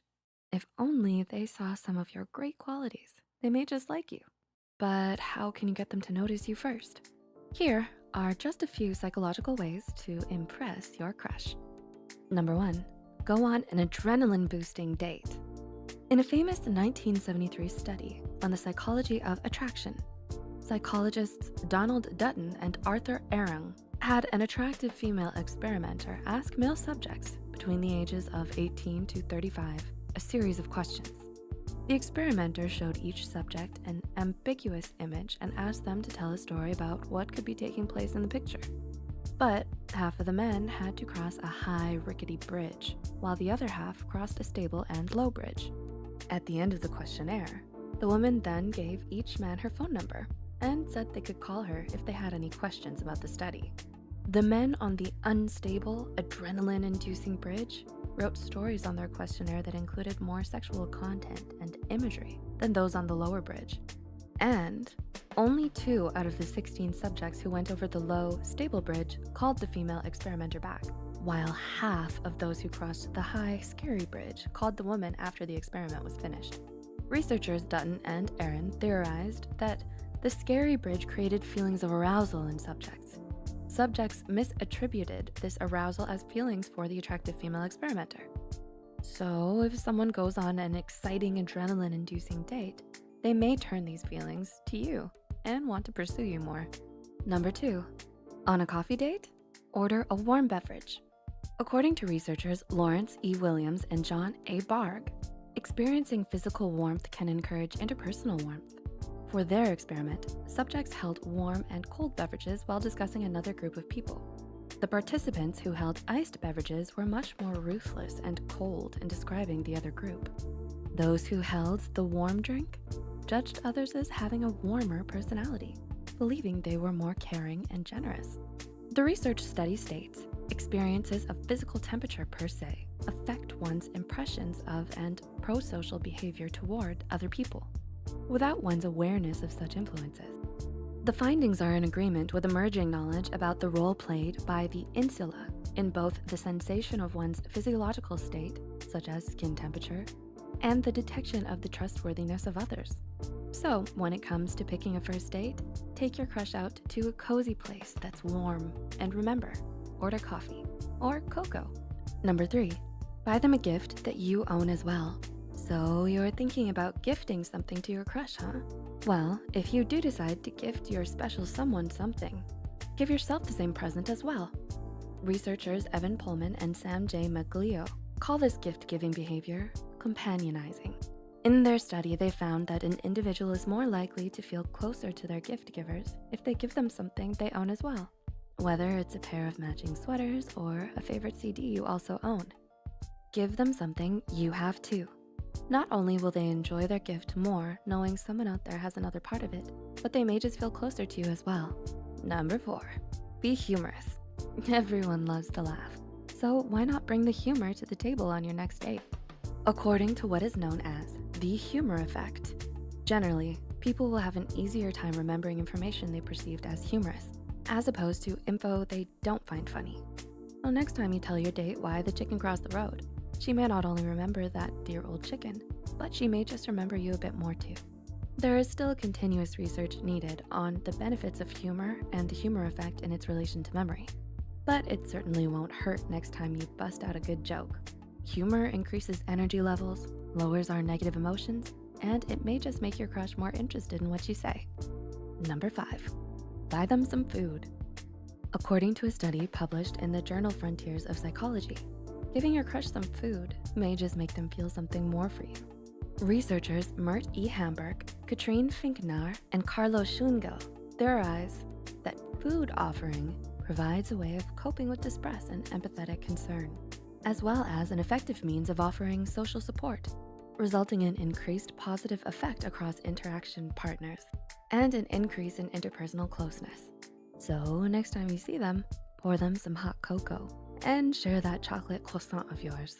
They may just like you more for it and see you as having a warmer personality too. Number 6, compliment others. One way to impress your crush is to show them how kind you are to others. You are kind to others, right? When we speak of others in a positive light, people will associate the traits we use to describe that person with ourselves. This often occurs when we talk about someone in a positive way to someone else. This is called spontaneous trait transference, and it occurs when communicators are perceived as possessing the very traits they describe in others. According to researchers Skalronsky, Carlston, May, and Crawford, and according to several studies published in the Journal of Personality and Social Psychology, The researchers found that when we describe someone with a certain trait to another person, that person will associate us with the trait described. So next time you notice something great about your friend Billy, make sure to let your crush know how great Billy is. I mean, as long as Billy isn't across a high and unstable bridge, holding a warm cup of coffee and a bag of croissants. Oh, he is? Dang flabbit, Billy. So how will you impress your crush? Which of these psychological studies did you find most interesting? Will you use them? Let us know in the comments down below. If you enjoyed this video, don't forget to click the like button and share this video with a friend, or maybe your crush.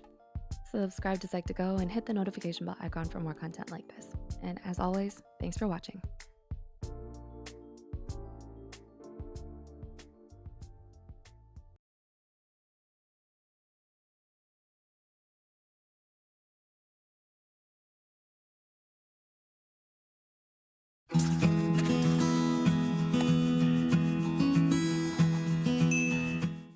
Hey Psych2Goers, welcome back to another video. Let's begin. They're into me. They're into me not. They're into me. They're into me not. Are they into me? You meet someone at work or school and they catch your eye. Oh boy, after talking to them and getting to know them better, you find that you've become attracted to them. Great. Now comes the million-dollar question. Do they like you back? Figuring out whether or not someone is interested in you can be difficult and confusing. With so many signals flying around, it's hard to be sure if it is purely platonic or something else. Here are a few subtle hints that let you know that the feeling is mutual. Number 1, mirroring. Have you ever observed friends or couples interacting? If you have, you might have noticed that sometimes they mimic each other. Mirroring, or embodied cognition, is an effective way to tell if someone is interested in you. Someone who is interested in you adopts your mannerisms. They begin to imitate you and vice versa. The most common form is walking in lockstep, almost as if they were in a marching band. But don't be alarmed. Mirroring is not mocking. It's an unconscious act that occurs when someone is trying to establish a rapport and genuinely understands you. It tells you that the other person is willing to understand and connect with you. 2, dilated pupil. Did you lose yourself as you stared deep into their eyes? Did the phrase, eyes as deep as oceans, come to mind? Now look again. It might be something about their pupils. Are they as big as saucers? Within the context of attraction, dilated pupils signify that the other person is interested. During the early stages of attraction, the brain sends out dopamine and oxytocin that induces the dilation of the pupils. Number 3, mutual eye contact. Do you often have an eye-to-eye with them? They just can't seem to get their eyes off you, can they? The love hormone oxytocin is responsible for increased eye contact. When someone is interested in you, they try to establish intimacy with you by holding eye contact. It also means that they're paying attention to every word you say. A study published in PubMed found that mutual eye contact increases attraction between partners and feelings of love. Number 4, leaning in. Do you often find them standing nearer to you than others? Do they shift a step closer when conversing with you? A person's availability makes them more attractive. When you like someone, you wish them to be available for you, physically as well as emotionally. Similarly, our bodies give out physical cues of how receptive that person is towards you. If a person is interested in you, they may lean in or tilt towards you. This naturally happens as compatibility increases. Number 5, feet pointing. Have you noticed something strange in their stance? Do they seem to be standing differently than usual when around you?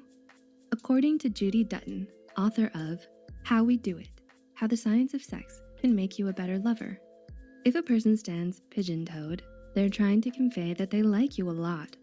The feet point towards where a person's attention is. So if their feet are pointed towards you, it means that they're interested. Someone's foot placement can give you a clue as to how they feel. Who knew? Number 6, fidgeting. Do they play with their hair or pick at their clothes around you? Are they extra fidgety around you? People adopt certain tricks when they're nervous, and also when they're interested in someone.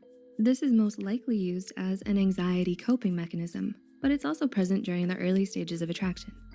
Fidgeting on the first date is quite normal because it means that the person is interested, excited, or nervous. 7, light touch. Do they have a habit of touching your arm lightly whenever you converse? Do they often reach across the table to you? People use touch to connect with others, and this is the reason that drives someone who is attracted to you to behave as such. Regardless of the way it is performed, a person engages in physical touch to establish a level of intimacy and closeness. Touching and reaction serve as an indicator as to how you might feel around that person. Number 8, blushing. Have you noticed their cheeks change color when caught in your attention? If they're prone to blushing whenever you're around, it's a surefire sign that they like you. The butterflies that stir whenever you see someone you love or are attracted to cause a light blush to paint the cheeks. This is caused by the rush of adrenaline, which also causes the facial capillaries to open up. The sympathetic nervous system dilates the small blood vessels in your face, causing you to blush. Which brings us to number 9, glowing. When someone is attracted to you and possibly starting to fall in love, it begins to show on their face too. They begin to glow. No, not the bioluminescent type of glow. Neither do they light up like a light bulb, mind you, but it's a very subtle change in their appearance. They may seem even prettier, and their skin will look healthier. This is caused by the release of oxytocin. Oxytocin decreases cortisol levels throughout your body. Increased oxytocin begets less inflammation and higher immune system. Gauging whether someone is interested in you may be difficult, but hopefully these hints can help you find the right answer. Let us know in the comments below what attraction-based behaviors you've noticed in yourself or others. If you found this video insightful, be sure to hit the like and subscribe button and share it with other curious souls you know. Thanks for watching, and we'll see you soon.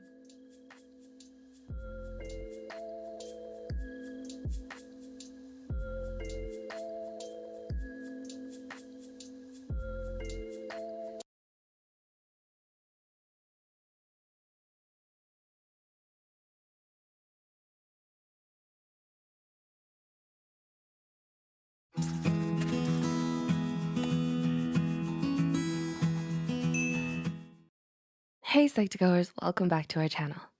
Thanks to your support, this channel can continue in our goal to spread awareness about mental health and psychology.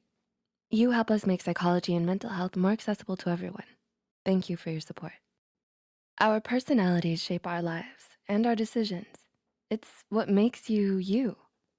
But what if your personality is lacking in certain areas that you'd like to improve? Could we develop a strong personality? Well, while we should love ourselves for who we are, you can indeed develop new traits and change parts of your personality. Your personality could be influenced by environmental factors, according to Gordon Allport, one of the founding figures of psychology. Allport's famous trait theory argues that our personality traits are indeed biologically determined, but formed by environmental experience. And according to psychologist Hans Eysenck's personality theory, personality could be understood by taking a look at several dimensions of an individual's whole behavior. So if you change your behavior, new traits can form and ultimately change your personality. Forever. Just kidding, not forever. That's why you're here, to learn which traits you can develop for a strong personality. So without further ado, here are 5 traits of a strong personality anyone can develop. Number 1, focused on results. People with strong personalities are often successful. Why, you may ask? Well, one reason may be due to the idea that many of them are focused on the results rather than the process of it all. They are goal-oriented, so the results can drive them to work faster and take a look at the bigger picture. But it's best not to become too focused on the result. If you just focus on the end result, the process of your project could become compromised if you don't pay close attention to it. Number 2, confident.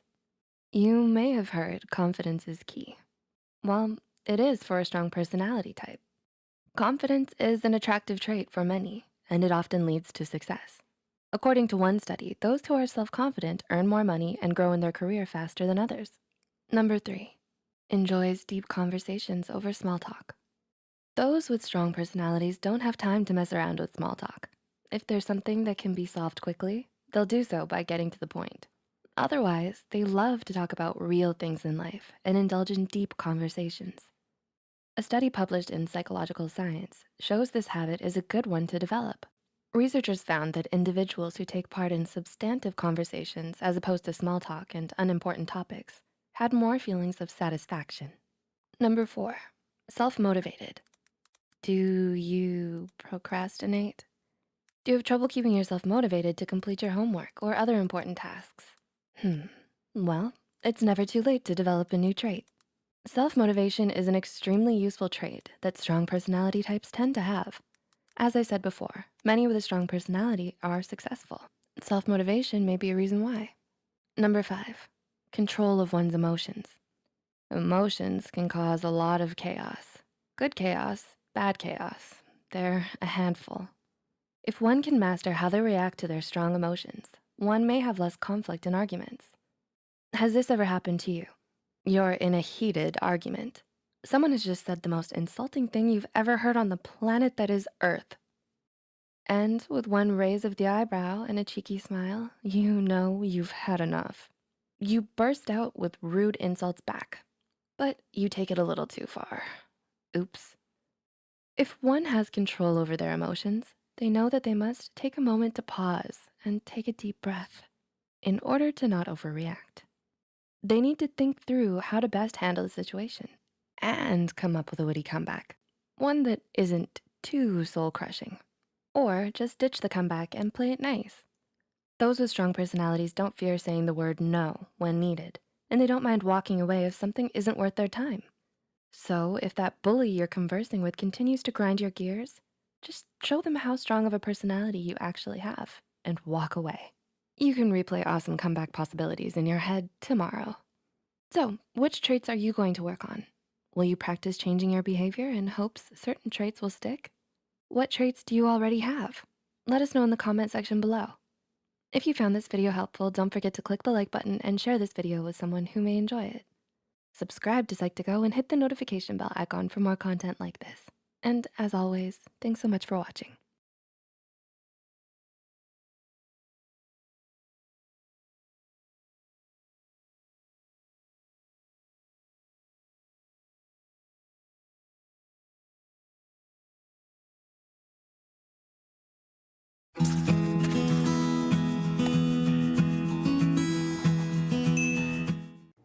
Hey Psych2Goers, welcome back to another video. Have you heard of the Myers-Briggs Type Indicator? Well, or listens most to your partner? See you in our next video.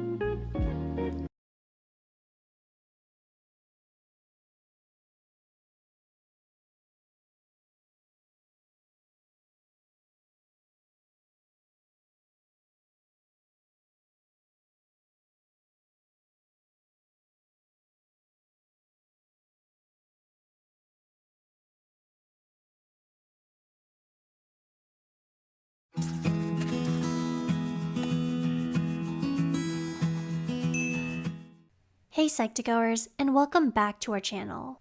Your love and ongoing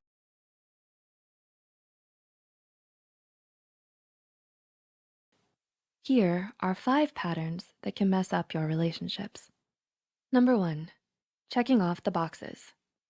When you're trying to decide who to swipe left or right on, does your inner monologue happen to sound like this? He doesn't seem to have a sense of humor. Yikes. Swipe left. Or she's cute and I like that she has a dog. Or ew, look at his teeth. No thanks. When it comes to dating, we all have our must-haves and our deal breakers. Knowing what you want and having standards is perfectly healthy. You don't want to get into a toxic relationship or end up with someone who doesn't suit you. What could be wrong with making sure a potential partner checks off all of the boxes? Well, although your must-haves and deal breakers help you figure out where to draw your boundaries and what you need, checking off the boxes can be self-sabotage to a relationship when you get too rigid.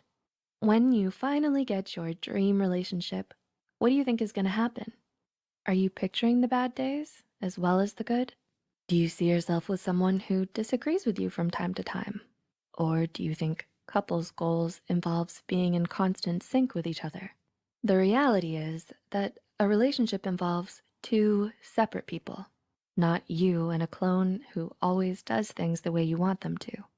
Number 2, making it all about you. Think about your past relationships, or maybe the last fight you had in your current relationship.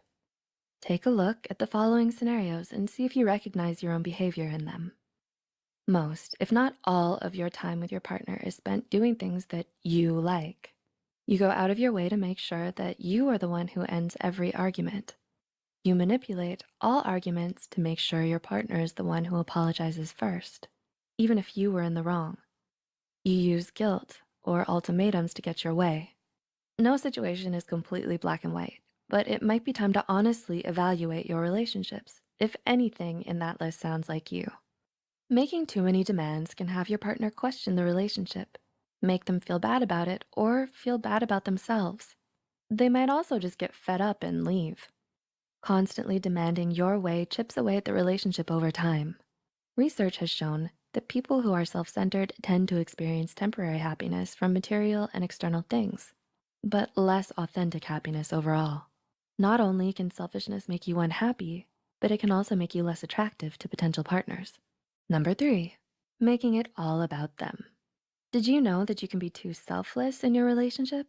Do you recognize yourself and your behaviors in any of these following scenarios? You have no problem eating cheap ramen meals for 2 months so that you can buy your significant other the game they've been wanting. When they ask what you want, however, you have no idea what to tell them. You happen to apologize for everything that makes your partner unhappy, even if it had nothing to do with you. No matter what they need, you're there for your partner. They need help changing a tire at 3 a.m., you'll be right there. They need someone to listen and hold them close after a rough day, you're instantly there to comfort them. If you're trying to be everything for your partner, you're probably exhausted, low on funds, and your mental health has probably also taken a hit. Researchers have found that codependency, or a relationship style that involves completely sacrificing your needs for the happiness of another person, is strongly associated with anxiety and depression. This type of relationship isn't sustainable for you or your overall health. Number 4, allowing your ex to influence you. Let's play a quick word association game. Ready? The word is ex. What was the first word or phrase that came to your mind? Was it gold digger, evil troll, the one that got away, great person, bad timing? Now think of every relationship you've had since that ex. How did your ex shape your future relationships? Did you go out of your way to find someone like them? Or did you do a complete 180 and found someone who's entirely different? Or maybe that ex caused you to avoid relationships altogether for a long time. You might have kept ties to your ex for a variety of reasons. Sometimes you have children together and need to co-parent. Or maybe your ex started out as a coworker or part of a larger friend group. Perhaps the relationship stands out because it was your first relationship or your most toxic relationship. Maybe you feel guilty or have a ton of questions about how it ended. Whatever the case, allowing your ex to rent too much space in your head may be keeping you from finding a healthy, long-term relationship. If you find that you compare everyone you date to your ex, or that you're avoiding making your current relationship exclusive because you're waiting for your ex to call, then those are some signs that you haven't quite moved on. When you're stuck thinking about the past, you're less satisfied with your current relationships and friendships, leading you to put less effort into those relationships. And number 5, overlooking red flags. All relationships involve give and take. Part of the process is understanding when you need to let something go and when you need to stand up for yourself. A red flag is an issue that is too big to make the relationship work. Where do your boundaries lie? Which issues would you excuse? Which issues would force you to show someone the door? Figuring out what is a minor issue and what will not work for you is only half of the battle. You then have to decide what you want to do with the answers you get.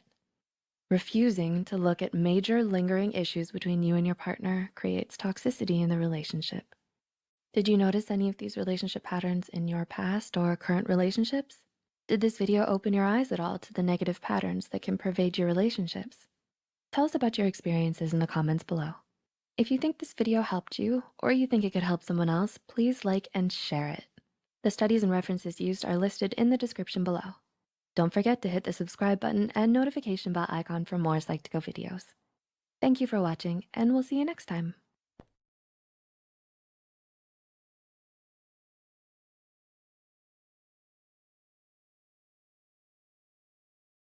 Hey Psych2Goers, are you currently in a relationship you feel isn't working out? You may be trying your best to save what's left of the relationship and are making sure you're making the right decision. But sometimes it's better to have a good, healthy separation with someone rather than staying in a dying relationship. This is why it's helpful to understand some signs that someone may not be for you. So here are a few signs. Number 1, you feel like you can't be yourself around them. Which parts of yourself do you change when you're with a person? Is it a certain personality trait of yours? Your looks? Your style? Why? You may feel like this because you're afraid of them viewing you in a certain way. This is not a good sign because it means that you think that they're only attracted to a certain idea of you. If you feel like you have to alter a part of yourself just to meet another person's standards or to be of value, you might be going through a personal problem brought on by self-esteem issues. This type of behavior may be improved by talking to your partner, friends, family, or a mental health professional. Please remember that you're beautiful just the way you are, and your self-worth isn't determined by the way you look. Number 2, you always initiate conversations and dates. Are you always texting them first? Is it you who always reaches out to them and asks what they're doing, how their day was, or if they wanna go out? Does it feel like you're the only one putting in the effort? Someone being indifferent towards your efforts can actually have a negative impact on your self-esteem. Not having open, healthy communication in your relationship may cause anxiety and self-blame. Bring this issue up with your partner to understand each other's sides of the story and find solutions. If this type of behavior doesn't change after a while, it's probably an indication that this person really isn't for you because you're worth more than a half-hearted relationship. Number 3, you don't feel their trust. Do they often threaten you with breaking up if you do something they don't like? Are they the overly jealous type? Have you been forbidden to talk to specific people because your partner doesn't like them? Your partner not trusting you may be a manifestation of their own insecurity. This might stem from many possible causes like childhood upbringing or bad experiences in the past. It's encouraged to talk to them about this behavior and tell them how you feel when they try to micromanage you. You may also get help by encouraging them to talk to you, their loved ones, or a therapist. If their behavior doesn't change after a while, then it's probably best to give them some space to sort out their own problems by themselves. Number 4, you fight instead of having healthy arguments. Arguments, if done right, are healthy parts of a relationship. They can promote individuality, openness, and respect between partners. Through arguments, you learn more about the other person and their perspectives on different topics. This helps you view future events through their lens and understand their ways of thinking. Arguments stop being helpful when it's all about the fighting and no longer about the growth. When you notice that your fights are getting more frequent and intense, involving toxic relationship traits such as the use of negative terms, physical abuse, and manipulation, then it might be best to ask for outside help and intervention. Number 5, you can't open up to them about anything. Your partner is your other half and your support person. It's only fitting that you feel comfortable around them enough to talk about diverse topics, both serious and lighthearted. If your partner constantly cuts you off, doesn't validate your own opinions, and spends most of the time talking about themselves, they may just be looking for someone to talk to. It's best to clear out any misunderstandings in the relationship beforehand. Do they just want someone to vent to? Are they irritated when you talk about yourself? If your partner does these things out of narcissistic tendencies, then they really may not be for you. Number 6, you're very defensive when asked about them. Somehow, your friends often seem to know when things are going south in a relationship. This is because they care about you a lot. They tend to ask questions and observe you and your partner when you are together. Do you often feel the need to defend your partner even though no suspicious questions are being asked? It probably stems from how you perceive your partner based on their own actions. What are you defensive of? Is it their attitude? Have they done something you don't want to tell your friends? It might be a good idea to ask yourself these questions and why you don't like being asked about your partner in the first place. If there really is an issue, you might want to talk about this with your partner to address the main problems in the first place. Number 7, you're afraid to let them meet the people you're close to. Are you postponing your partner meeting your friends or family? Why do you think so? It might be because you already know they're not going to hit it off well. The people close to you know you well, sometimes even better than you know yourself. The fact that you're avoiding the inevitable meetup shows that you think there is something wrong in your own relationship. It might be a good idea to ask yourself about the reasons for this fear in the first place. Is it because of how your partner behaves? Do you think their personality clashes with the people you're close to? Have they done something your family will not approve of? It's encouraged to talk to your partner about these things for their own awareness too. After all, not all people will get along at first. However, most of the time, the people you're close to only want the best for you. So if you think they'll have a negative impression of your relationship partner, there really might be something wrong. Number 8, you're constantly on the lookout for new partners. Are you often asking yourself if they're the right person for you? Do you repetitively imagine yourself being together with other people? Asking yourself if it would be a better match. If you're always thinking about other people or looking at others during dates with your partner, it might be a sign that you're not as invested in the relationship as you think you are. Attraction to other people is normal. It's just an act of noticing good traits in others. But when you decide to act on those harmless feelings, it's where things go awry. You may feel this way due to a lack of excitement in your relationship. It might also be a method of escape from a restrictive relationship, or a way of seeking comfort from others because of bad communication habits in your own relationship. Whatever the reason is, it's important to ask yourself why you're doing this in the first place. Are you unsatisfied? Does the thought of breaking up with them frequently come to your head? It's encouraged to discuss these points with your partner to come across a mutual understanding and conclusion together. Number 9, you don't feel like you're becoming a better person. Have you reached a point in the relationship where you've become stagnant? Are you no longer interested in your hobbies? Does it feel like you are not improving? Collective growth is important in a relationship. Your partner inspires you to be a better person and vice versa. However, if you both reach a standstill where you feel unmotivated by each other's presence and instead feel tired and weary, it might be better to take a step back and give space where it's needed. A lot of this is caused when the relationship becomes a routine instead of something exciting with your other half. If you're starting to feel like it's a task rather than an expression of love, then it might work to find other ways to get yourselves engaged in the relationship once again. Don't put too much pressure on yourself. Sometimes breaking up with them is the breath of fresh air you might actually need. And number 10, you're staying in the relationship out of comfort. Has it become a habit to stay in the relationship just for the sake of it? Are you afraid of the thought of being alone if you break up with them? If you think the relationship has reached its end and there is no possible way for it to go anywhere else, it might be best to end it properly. It's nice to keep in mind that not all endings have to be bad. Sometimes you just have to do it and let life move on. It may help to acknowledge that you've done all that you can, and that is what is important. Sometimes letting go is better than holding on to something that no longer brings you joy or growth. It's good to continuously ask yourself, are you still happy? It sucks being in a relationship with someone who you feel isn't right for you. Do you have someone like this in your life? What made you say so?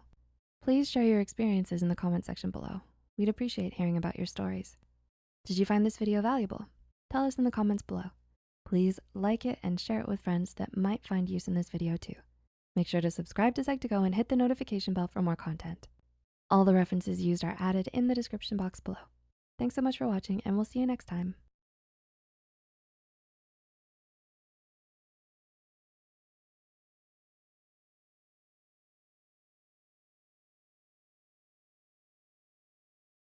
Hey Psych2Goers, welcome back to our channel. Okay, so you're on a romantic first date, and you can't help but wonder if your date thinks you're attractive as much as you think they are. What attractive behaviors do you have that you can display to your date?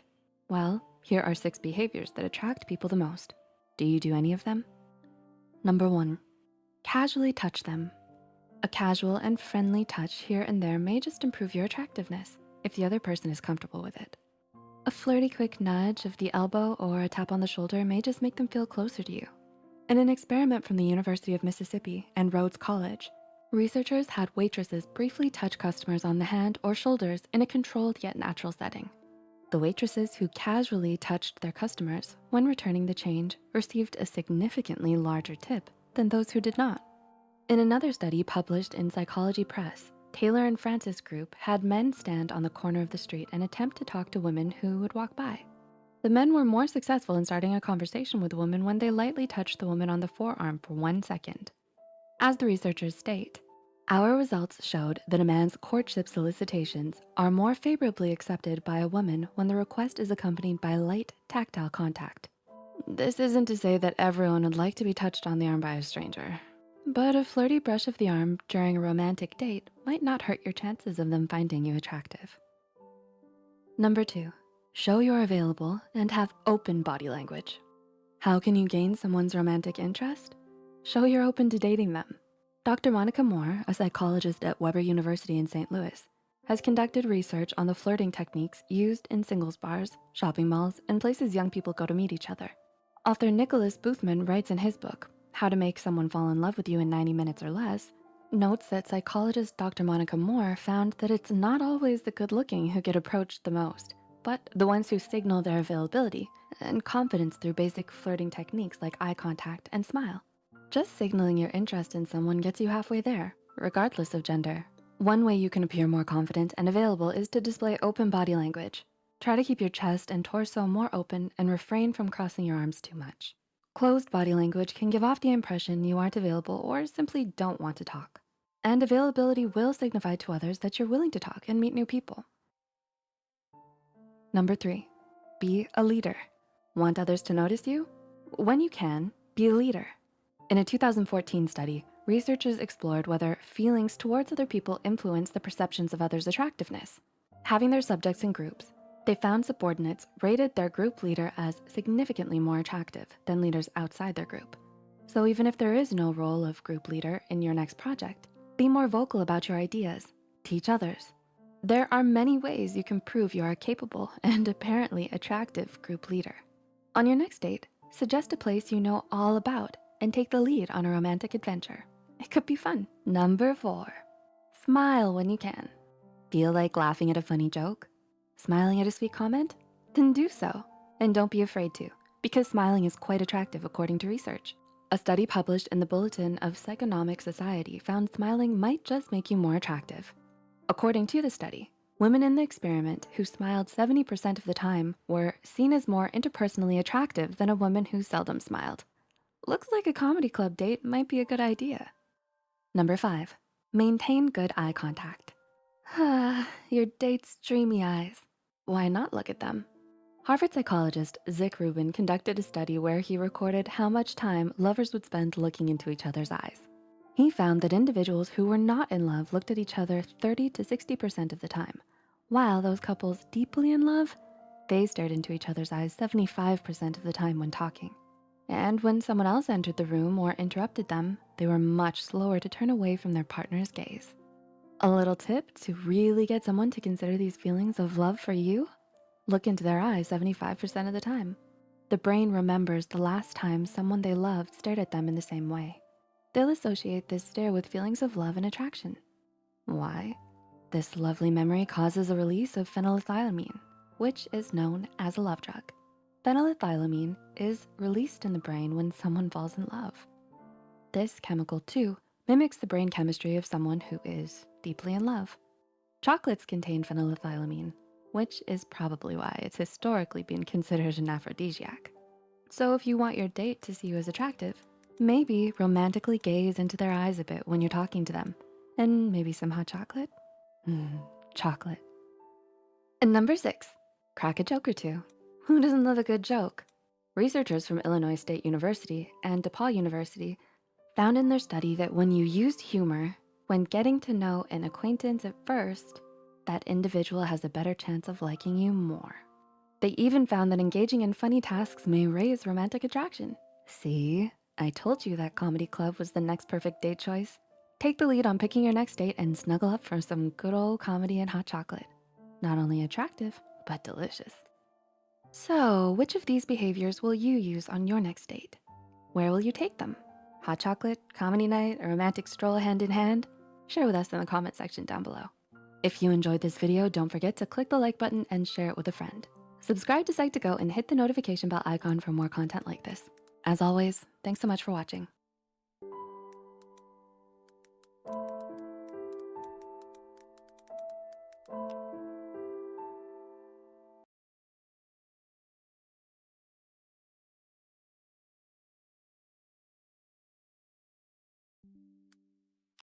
Hey Psych2Goers, welcome back to our channel. Have you ever felt like someone liked you, only to find they'd pull away right when you were emotionally connecting? Maybe they were giving you mixed signals, or maybe you have a hunch they might be afraid of rejection. For many, fear of rejection prevents them from progressing emotionally into a relationship. Many psychologists theorize that when one goes through negative experiences, their feelings of love and fear can become connected. Seeing that there are research studies backing this theory, you might not be off in thinking that your date might be hesitant going into a new relationship due to a past heartbreak. So how can you tell? Well, here are 6 signs someone likes you, but is afraid of rejection. Number 1, they're nervous around you. When most people like someone, they can become a little nervous. Stammering, breaking out in sweats, and clammy hands may just be signs that they like you so much that you make them nervous. Attraction can even make us a bit dumb sometimes. Research has found that sexual arousal shuts off parts of the prefrontal cortex of the brain. This region of the brain is responsible for critical thinking, rational behavior, and self-awareness. So if you have a hunch they're afraid of rejection and can't quite tell if they like you, next time you hold their hand, ask yourself, is it uncomfortably clammy? Looks like it's love. 2, they do dorky things in an attempt to impress you. So you still can't tell if they like you, huh? Well, do you find they make random attempts to impress you every chance they get? If someone likes you, odds are they'll try to make it a point to show off what makes them a suitable partner. Or they simply want to impress you because that means you'll notice them. If their attempts are more dorky than impressive, they're really trying to get you to notice them. They may just be afraid to flat out tell you they like you. Number 3, they want to spend time with you, but then suddenly disappear. A telltale sign they're afraid of rejection. Just when they start getting emotionally close to you, they pull away suddenly. Your conversations are near daily. You text each other good morning and good night, but then suddenly they start to become busy and seemingly disappear. They may be trying to see if you're as interested as them. But if you start to drift away in a reaction as well, they often will come back to check on you. Why? Well, because as much as they fear rejection, they still can't help but care about you. Number 4, they've talked about you to the important people in their lives. If you've heard from the important people in their life that they can't stop talking about you, odds are they like you. If they mentioned or even introduced you to their family, they may even want things to get serious, but are a bit hesitant due to the fear of rejection in the future. Number 5, they go out of their way to do things for you, but don't like to talk about their feelings. Some people have trouble expressing their feelings and fears. Some may believe that expressing their feelings or fears will only drive their spouse away. But one of the most important aspects of a relationship, communication. If your partner shies away from talking about their feelings, but you notice they go out of their way to do things for you, they likely like you. Likely like you. Say that 3 times fast. But simply put, those who don't often express their feelings show them through their actions. So pay attention to what they do. If they show they care for you, they likely like you. And number 6, they listen and remember what you say. Can you tell if your partner really listens to you? If you notice they actively listen to what you say and remember details about your conversation later on, they're probably interested in you. When we care about someone, we want to hear how their day was or listen in on their interests.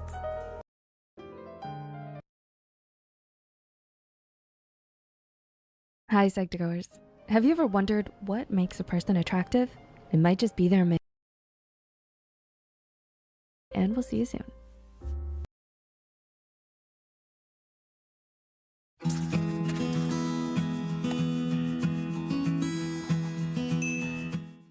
Hey Psych2Goers, have you ever thought about joining our team of animators?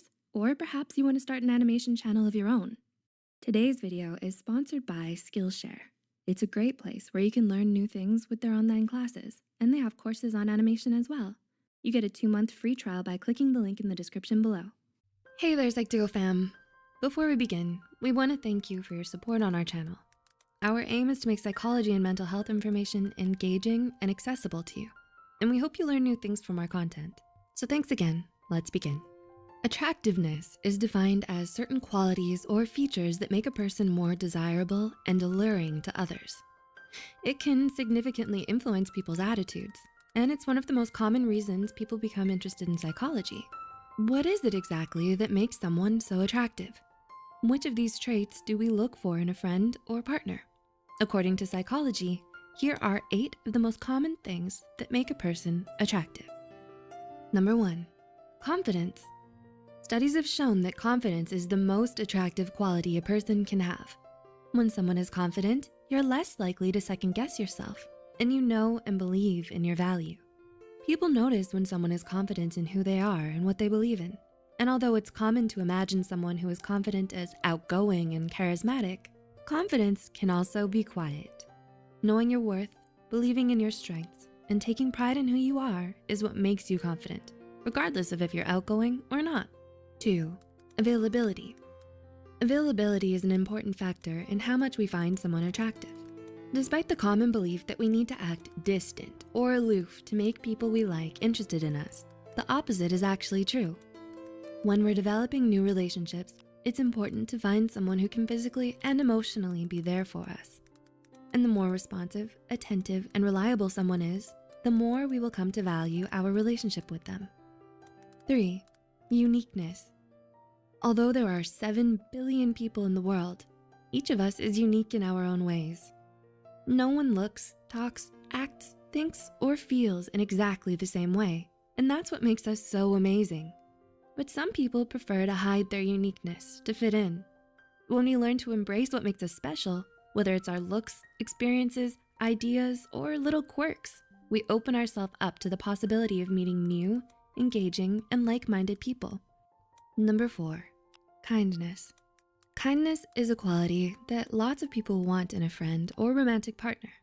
In a study done by Baskerville and colleagues in the year 2000, they found that people tend to like people who showed more kindness, sympathy, and compassion than those who showed lesser levels of kindness. At the end of the day, we all want to be with someone who treats us as well as we would like to be treated. 5, intelligence. Intelligence is attractive because it often leads to stimulating conversations, deep insights, and a new way to look at the world. A recent study in 2018 by psychologists Gignac and others found that for most participants, there is a particular IQ score that maximizes an individual's attractiveness, but any higher would make them seem less desirable. In other words, people are attracted to those they perceive as more intelligent than them, but not so much that they become too intimidating or out of reach to talk to. 6, passion. Next is passion. The enthusiasm and desire to achieve a certain goal. People who are passionate tend to be driven, determined, and self-motivated.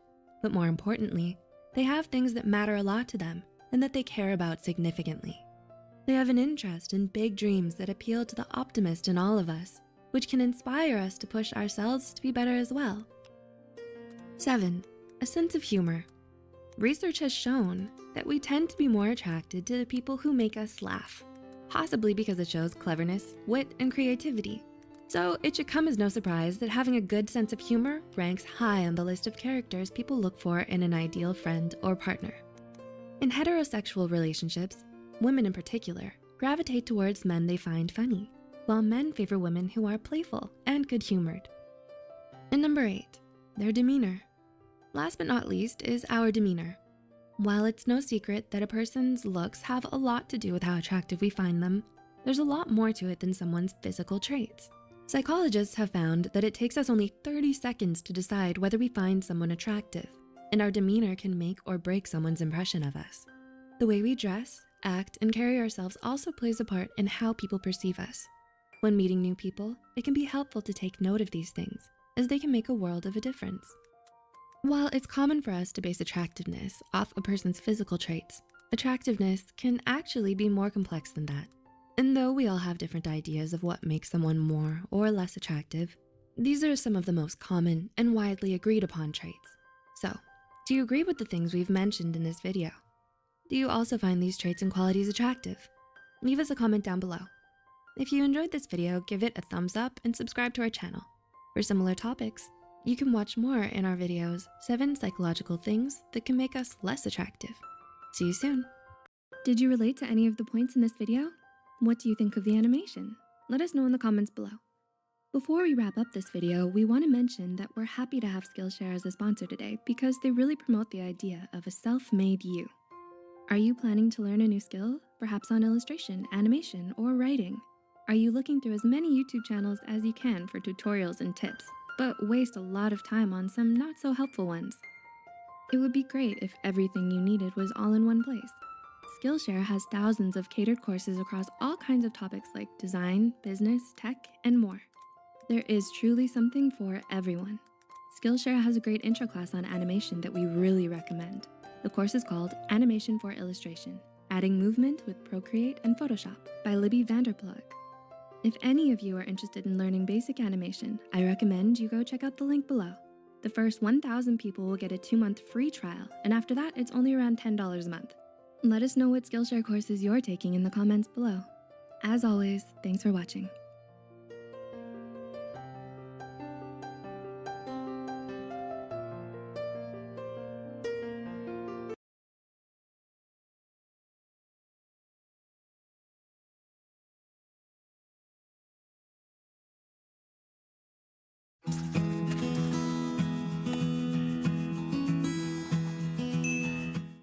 Hey Psych2Goers, and welcome back to another video. Thank you all so much for the love and support you've given us. Psych2Go's mission is to make psychology more accessible to everyone. So let's begin. Don't we all hope to understand one another better? How can you get a good idea of what kind of person your new friend or acquaintance is? If psychology has taught us anything, it's that people are complicated. There's no quick and easy way to assess a person's true character and motivations. But there are a few tips and tricks that can help you gain better insight into someone's character. The people around us can give a lot of information about themselves without even knowing it. They express it in the little things that they do. All you have to do is observe carefully. So, here are 7 small things that can tell you a lot about a person. 1. Their body language. From posture to facial expressions to hand gestures, researchers believe that our body language and nonverbal cues make up to over 65% of all communication. Interpreting someone's body language can be a powerful tool in helping you to understand their personality, attitudes, and feelings. For example, facial cues like smiling convey happiness. Furrowed brows denote confusion, and biting at your lip means you're worried, anxious, or distressed. Clenched fists indicate anger or frustration. Crossed arms are a sign of defensiveness. And fidgeting can mean boredom, impatience, or deep thought. Learning how to better read someone else's body language can go a long way in helping you understand what someone is thinking, even if they don't say a word to you. 2. Their social media accounts. A person's profile and the way they present themselves online can reveal a lot about their personality, traits, and interests, including the way in which they want to be seen. Their social media presence shows how connected they want to be, while their privacy setting shows how much they're comfortable sharing with people. The pictures they post or share tell you a lot about what they like, whether it's going out with friends, eating good food, or watching movies. And the things they tweet about can give you a lot of insight into their likes, dislikes, and opinions as well.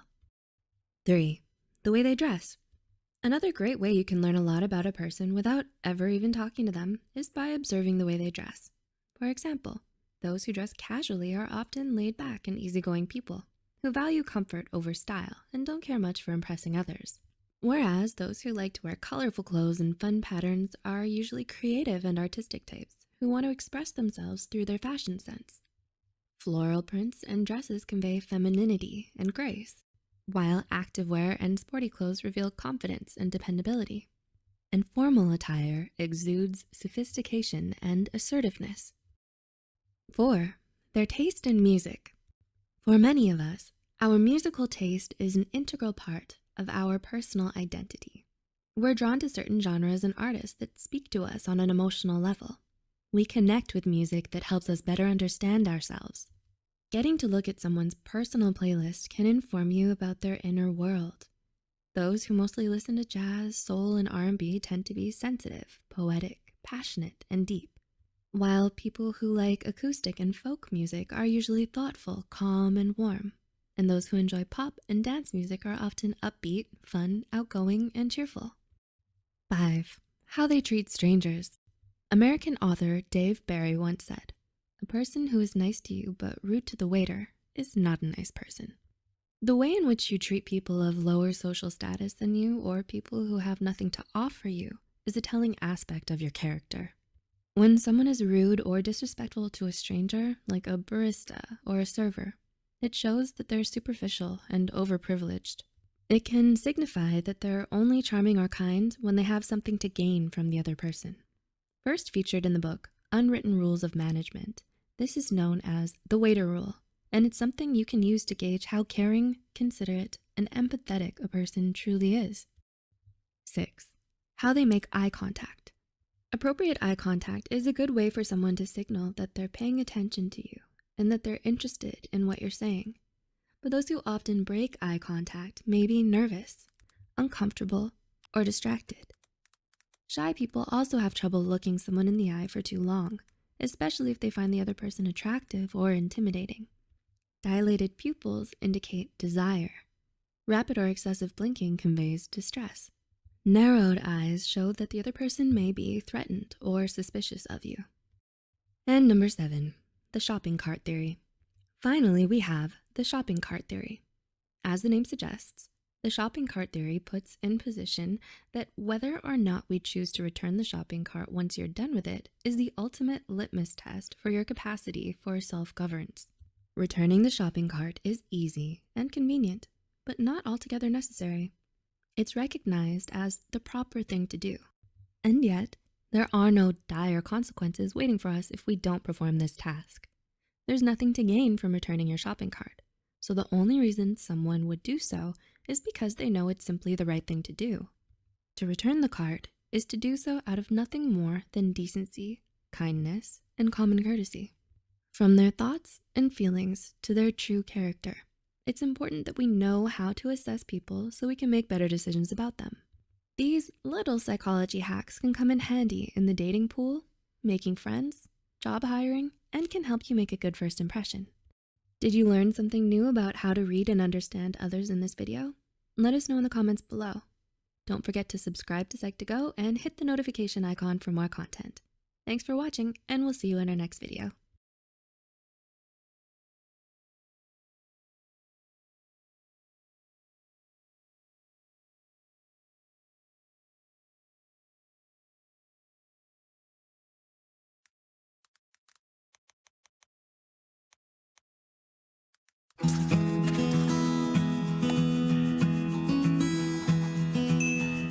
Hey Psych2Goers, thank you so much for the love and support that you've given us. As you know, our mission is to make psychology more accessible to everyone. Before we begin, we'd also like to give a quick shout out to all of our subscribers who have joined our YouTube membership. We're so thankful for all the support that you've given us. It means a lot to us and it helps us continue what we do. Now, on to the video. Did you know even positivity could be toxic? When we feel low or sad, we need to feel like we can count on our loved ones for support, guidance, and love to help pick us back up. However, sometimes words of support can aggravate negative feelings and emotions. Toxic positivity encourages you to ignore emotions, devalue problems, and impose unreasonable optimism. Some phrases may seem positive, but in fact, they only provoke negative emotions. Before we begin, please note that this is intended for educational purposes only and does not suggest that if you have used or have heard any of these phrases, that they were necessarily toxic. It depends on the situation too. So, how do you know that the things which you say or that you hear might be toxic? Here are some phrases that seem harmless, but may be toxic. Number 1, you might not wanna listen to me, but I'm going to say this anyway. Have you ever experienced a situation where you either gave advice that others didn't ask for, or you heard advice from others that you didn't wanna hear? People often say this without really thinking through how this might be perceived by the other person. They assume that you won't want to listen to them, but then proceed to tell you anyway, without giving you any choice. This violates your boundaries, and then blames your negative reaction on you in order to show that they're right. Number 2, everything happens for a reason. Surely, most of you must certainly resonate with this one.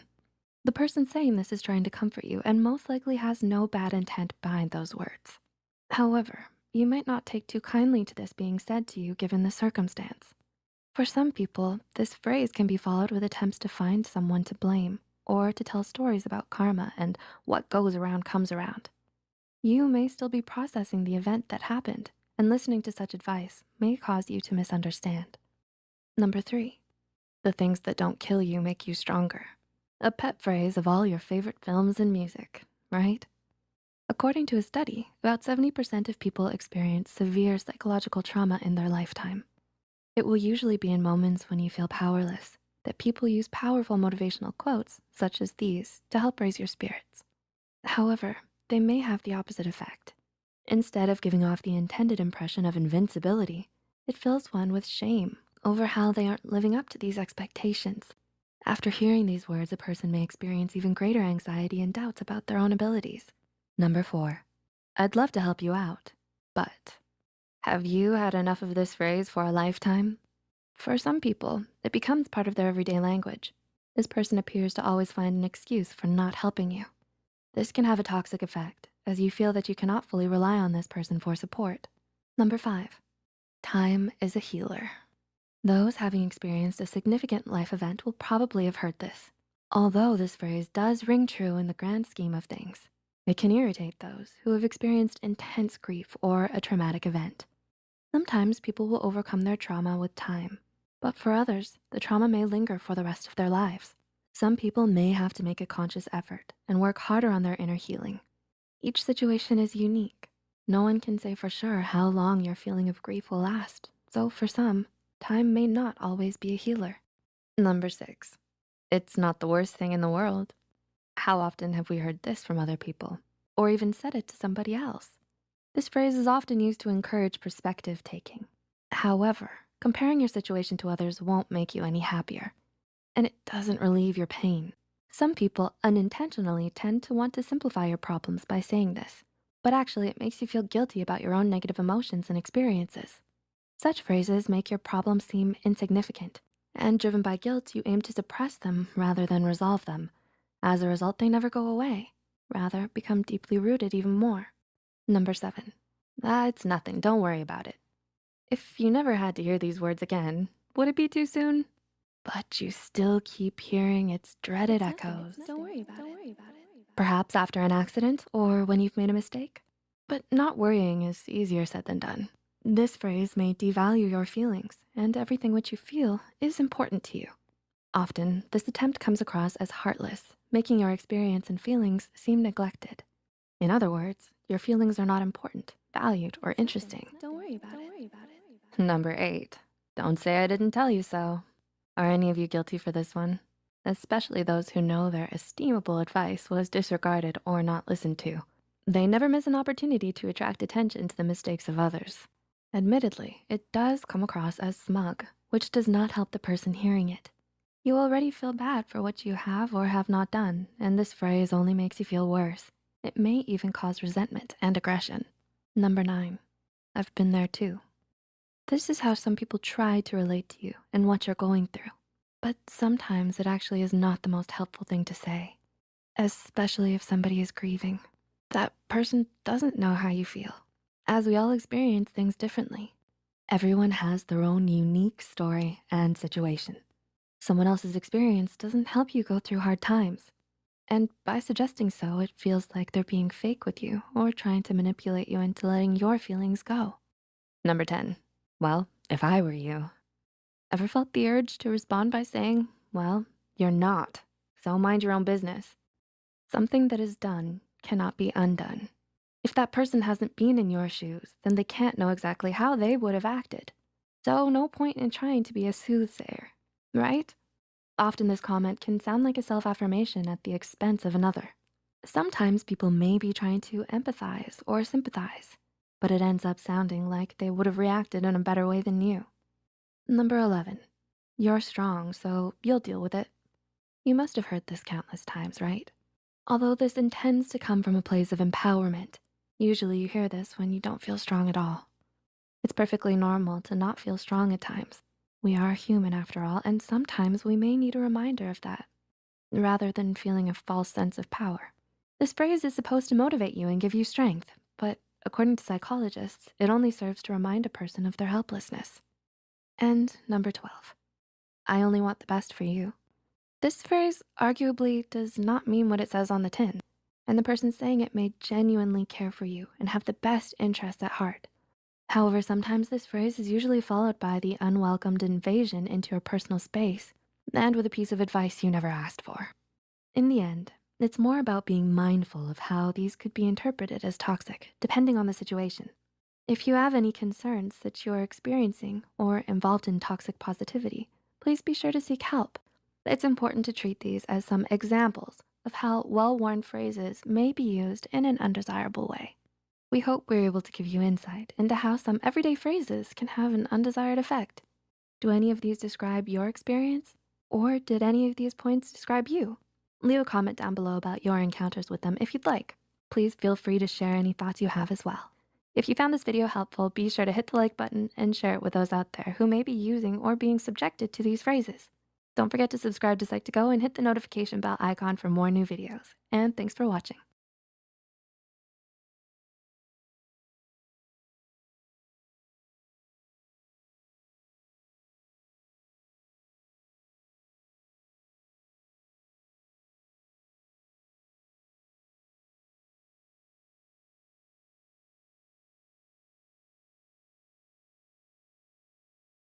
Hey Psych2Goers, and welcome back to our channel.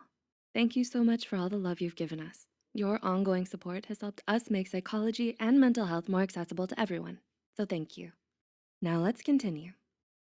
In hindsight, have you ever wished you'd listened to that good piece of advice? Or wished you would have taken that hard to swallow pill? Maybe if you had, things would have turned out a bit better. Maybe it was something like that SAT doesn't determine the entire course of your life, or being nice is sometimes more important than being right. No matter what age or stage of life you're in, it's never too late to learn some new tricks. Here are 9 hard truths you need to know to help you live with as few regrets as possible. Number 1, you will never be younger than you are now. This is a simple truth. You only have a certain amount of time to live, build relationships, and make the difference you wanna make in the world. Taking action is one of the most important things you can do. Don't wait for the perfect time or opportunity to present itself. You already have what you need to succeed, yourself. If you wait too long, you may find that the time for action has passed. This principle can be summed up to a quote from the famous Broadway musical, Hamilton. You don't get a win unless you play in the game. You get loved for it, you get hate for it. You get nothing if you wait for it. Number 2, life isn't a safe, predictable formula. There is no set rulebook on how to live life. Despite what you may have been taught, the regular graduate high school, get a degree, and get a good job formula doesn't guarantee you anything. While this particular formula does increase your chances of financial stability, it doesn't guarantee your happiness. There is no checking off X, Y, and Z and then you're happy and fulfilled formula. Life is messy and uncontrollable at times, and it's far from perfect. Sometimes you've gotta dance to the beat of your own drum and follow your own path in life. Number 3, you can't have it all. No one's life is perfect. If you're looking to have an amazing social life, work life, and dive deep into your many hobbies, you may end up stretching yourself way too thin. The same concept applies if you're still in school. If you want a perfect GPA, active social life, and amazing extracurriculars, chances are you're not going to feel good. Taking on too many responsibilities will leave you stressed and overworked and take the enjoyment out of these activities. It's important to prioritize what matters most to you while also keeping your limits in mind. It may be difficult to let go of some things, but you'll probably realize how much happier you are now that you're not having to juggle 50 different things at once. Number 4, despite your expectations, nothing is ever as good or as bad as you think. Our minds have a tendency to blow things out of proportion. Did you ever fail a test and immediately think that your life was over? Think back and reflect. Did that one failed test actually affect where you are now? Chances are that it didn't. When you care a lot about something, it makes you blow it out of proportion in relation to your life as a whole. Whether it's something good or bad, no one thing is going to dramatically improve or ruin your life. Life isn't about passing or failing. It's a series of events and choices that make up who you are. Number 5, the most important relationship is the one with yourself. This is something that can be hard to remember with all the social pressures of being in a relationship and obligations to your friends and family. However, it's very important to prioritize your mental health. You are important and deserve to be treated well. The people who don't recognize this simply aren't worth fighting for. Because at the end of the day, you are the one constant in your life. As Uncle Iroh put it, it's time for you to look inward and start asking yourself the big question. Who are you and what do you want? Number 6, everyone has emotions and is a person just like you. We often both idolize and treat others as if they aren't human or deserve to be put on a pedestal. You might think to yourself, Beyonce is perfect. She can't ever fail. You might often think this about celebrities or other people who lead such different lives than yours because they can seem so difficult to relate to. But if everyone expected you to never make a mistake or treated you as if you didn't have feelings, it would certainly put a lot of pressure and strain on you. The hard truth is that although some people seem untouchable, they're complex, flawed humans who are going through hardships and blessings and change and growth, just like you. Number 7, trust pays off. While trusting people is hard for a lot of us, more often than not, it is worth it. By opening yourself up on occasion, you can lay down a foundation for building meaningful and deep connections with people. Betrayal can hurt if it does happen, but ultimately, the many emotional benefits of trust outweigh those risks. By assuming everyone is untrustworthy, you block everyone off without giving them a fair chance to be in your life. Number 8, social media affects your mental health. In this day and age, social media is a great way to stay connected and entertained. However, there is a stark difference between using social media as a way to gain inspiration, affirmation, and make connections than using it to compare yourself to others. It is all too easy to compare your lifestyle, body, and achievements to other people online. Comparing yourself to snapshots of someone else's greatest highlights and achievements isn't healthy, especially considering most people only put their best, most aesthetically pleasing and ultimately unrealistic versions of themselves online. When comparing yourself to those photos, it can make you feel like you're not good enough or that your life doesn't amount to as much as theirs. Social media can end up doing more harm than good. So if you need to, take a break from Instagram. Your mental health will thank you. And number 9, retirement shouldn't be your goal. While saving up for retirement and planning mindfully for your future is a good thing, retirement shouldn't be your only goal with your career. If you're waiting around until the day you can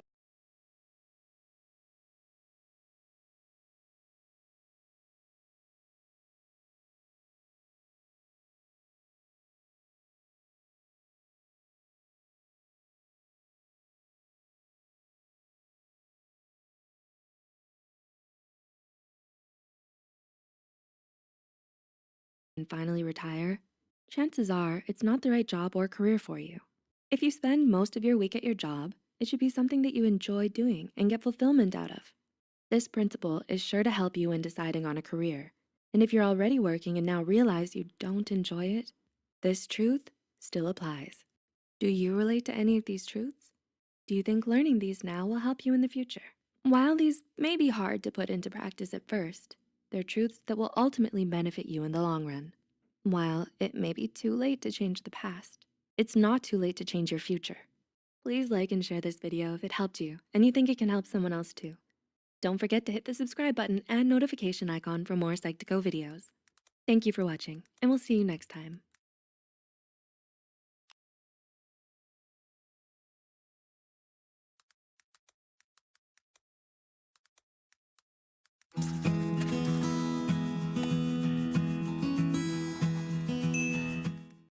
Hey Psych2Goers, welcome back and thank you so much for the support. If you're new to this channel and by the end of the video you enjoy our content, do consider subscribing and joining the Psych2Go family. Now, let's begin. Were you given golden rules to live by when you were younger? Did the lessons they taught you make the world seem as simple as black and white? If only. Always be kind, honesty is the best policy, you should always be polite and well-mannered. Do these sound familiar? But as you grow older, you start to realize that the world is a much more complicated place than what you were brought up to believe. Sometimes making the right choice is hard and confusing. Often you land in what feels like lose-lose situations. You might not see the truth even when it's right in front of you because it's too painful for you to admit. Does it feel like no matter how much you try and protect yourself from the harsh realities of life, they continue to stare back at you? Even being in denial and pretending like everything's fine, there's always some things you know to be true, but wish weren't. But until you confront those truths and accept them, you're always going to be stuck facing the same old dilemmas over and over again. So, with that said, here are some of the most uncomfortable but important truths we all need to accept in life. Number 1, only you can change yourself. Just as you are responsible for your own happiness, you too are responsible for your own personal growth and development. The moment you stop living in denial and open your eyes to your own flaws and toxic traits, the sooner you stop making the same mistakes over and over again. Everyone in your life may be aware of it already, but until you call yourself out, it's not going to make much of a difference, because the only person who can make any real, lasting change in your life is you. Number 2, only you can give yourself closure. Maybe you were in an unhealthy relationship with someone, or you went through a traumatizing experience. It could also be that you're still trying to move on from someone who abandoned you. Whatever it may have been, it's important that you understand that while your trauma is not your fault, your healing is your responsibility. Closure isn't something you get from someone else. It's something only you can give yourself. Closure is a choice you make to move forward, keep going, and not let your pain define you anymore. Closure is the peace of mind only you can give yourself. Number 3, taking no risk is the biggest risk of all. Are you convinced that playing it safe and staying in your comfort zone is the smartest thing to do? The truth is, it's not. Because living in constant fear of failure, hurt, and disappointment also means missing out on some of the best and most wonderful things life has to offer. After all, as they say, you have to risk failure to succeed. You have to risk heartbreak to find love. Putting yourself out there is key if you ever want to experience the worthwhile things in life like love, friendship, passion, and adventure. These things all come at a cost, but the price is considered much better paid than living life full of regrets and what ifs. Number 4, sometimes quitting is for winners. Life is all a game of finding the perfect balance between putting yourself out there and knowing how to quit while you're ahead. Do you agree? Because in spite of what you've been told all your life, quitting can be a good thing too. Yes, really. Knowing when to stop, change directions, and leave behind a negative situation is going to save you a lot of heartaches as you grow older. So think long and hard about which battles are worth fighting and give up anything else that no longer serves you. Don't quit because it's hard. Quit because it's making you unhappy, because it's no longer working, and because you deserve better. Number 5, if they really wanted to, they would. Are you still waiting for your phone to light up with their text? Or maybe they told you they'd call you back and left you hanging. It hurts to realize that people you love and care about may not always feel the same way about you. The wiser approach is to come to terms with it sooner rather than later, so you don't end up wasting your time. If you need to force someone to make an effort to keep a relationship alive, be it romantic or platonic, you're better off not having them around at all. Yes, it is painful to admit, but you need to let go of those partners, friends, and family members who take you for granted and don't see your value. Instead, go to where you know you are loved and appreciated. 6, happiness isn't anywhere down the road. As Steve Maraboli puts it, happiness is a state of mind. You won't find it waiting for you somewhere down the road, some day in the future. It's not something you'll magically find when you finally get married or land your dream job, because happiness is a journey, not a destination. And if you can't find happiness where you are now, then you won't find it anywhere else either. Not until you give up the idea that happiness is anywhere but here and start being more grateful for what you have and where you are right now. It is, after all, an experience that you choose, right? Number 7, you can't love someone else until you love yourself first. Here's an oldie but a goldie. Yes, it may sound cliche to some of you Psych2Goers. However, there's a lot of truth to be found in this saying. We kid you not. Because no matter how hard you try, no matter how perfect your relationship or your partner may be, at the end of the day, there is no amount of affection or love that can fill the void in a person who doesn't love themselves. You need to have a good relationship with yourself, filled with honesty, knowledge, acceptance, and compassion. Otherwise, none of your romantic relationships will ever work out. Or worse, they might even become maladaptive coping mechanisms for you and make you more dependent, needy, and insecure. And so it goes. It's always better to be honest with ourselves about how we feel and what it all means. Living in denial of our problems and flaws certainly isn't going to do anyone any good. And staying stuck in our problematic ways is going to get us nowhere in life. It might feel scary, difficult, and overwhelming to confront our issues head on. But as they say, the only way to get past your problems is to get through them. And at the end of the day, an uncomfortable truth is much better than a comfortable lie, don't you think? We hope we were able to give you insight into some truths that might be uncomfortable, but are better off accepted rather than avoided. Do you relate to any of the things we've mentioned here? Is there a painful or uncomfortable truth you're struggling to come to terms with right now? Leave a comment down below, and please feel free to share any thoughts you have as well. If you found this video helpful, be sure to hit the like button and share it with those who may be playing hide and go seek with the truth. Don't forget to subscribe to Psych2Go and hit the notification bell for more new videos. And thank you for watching.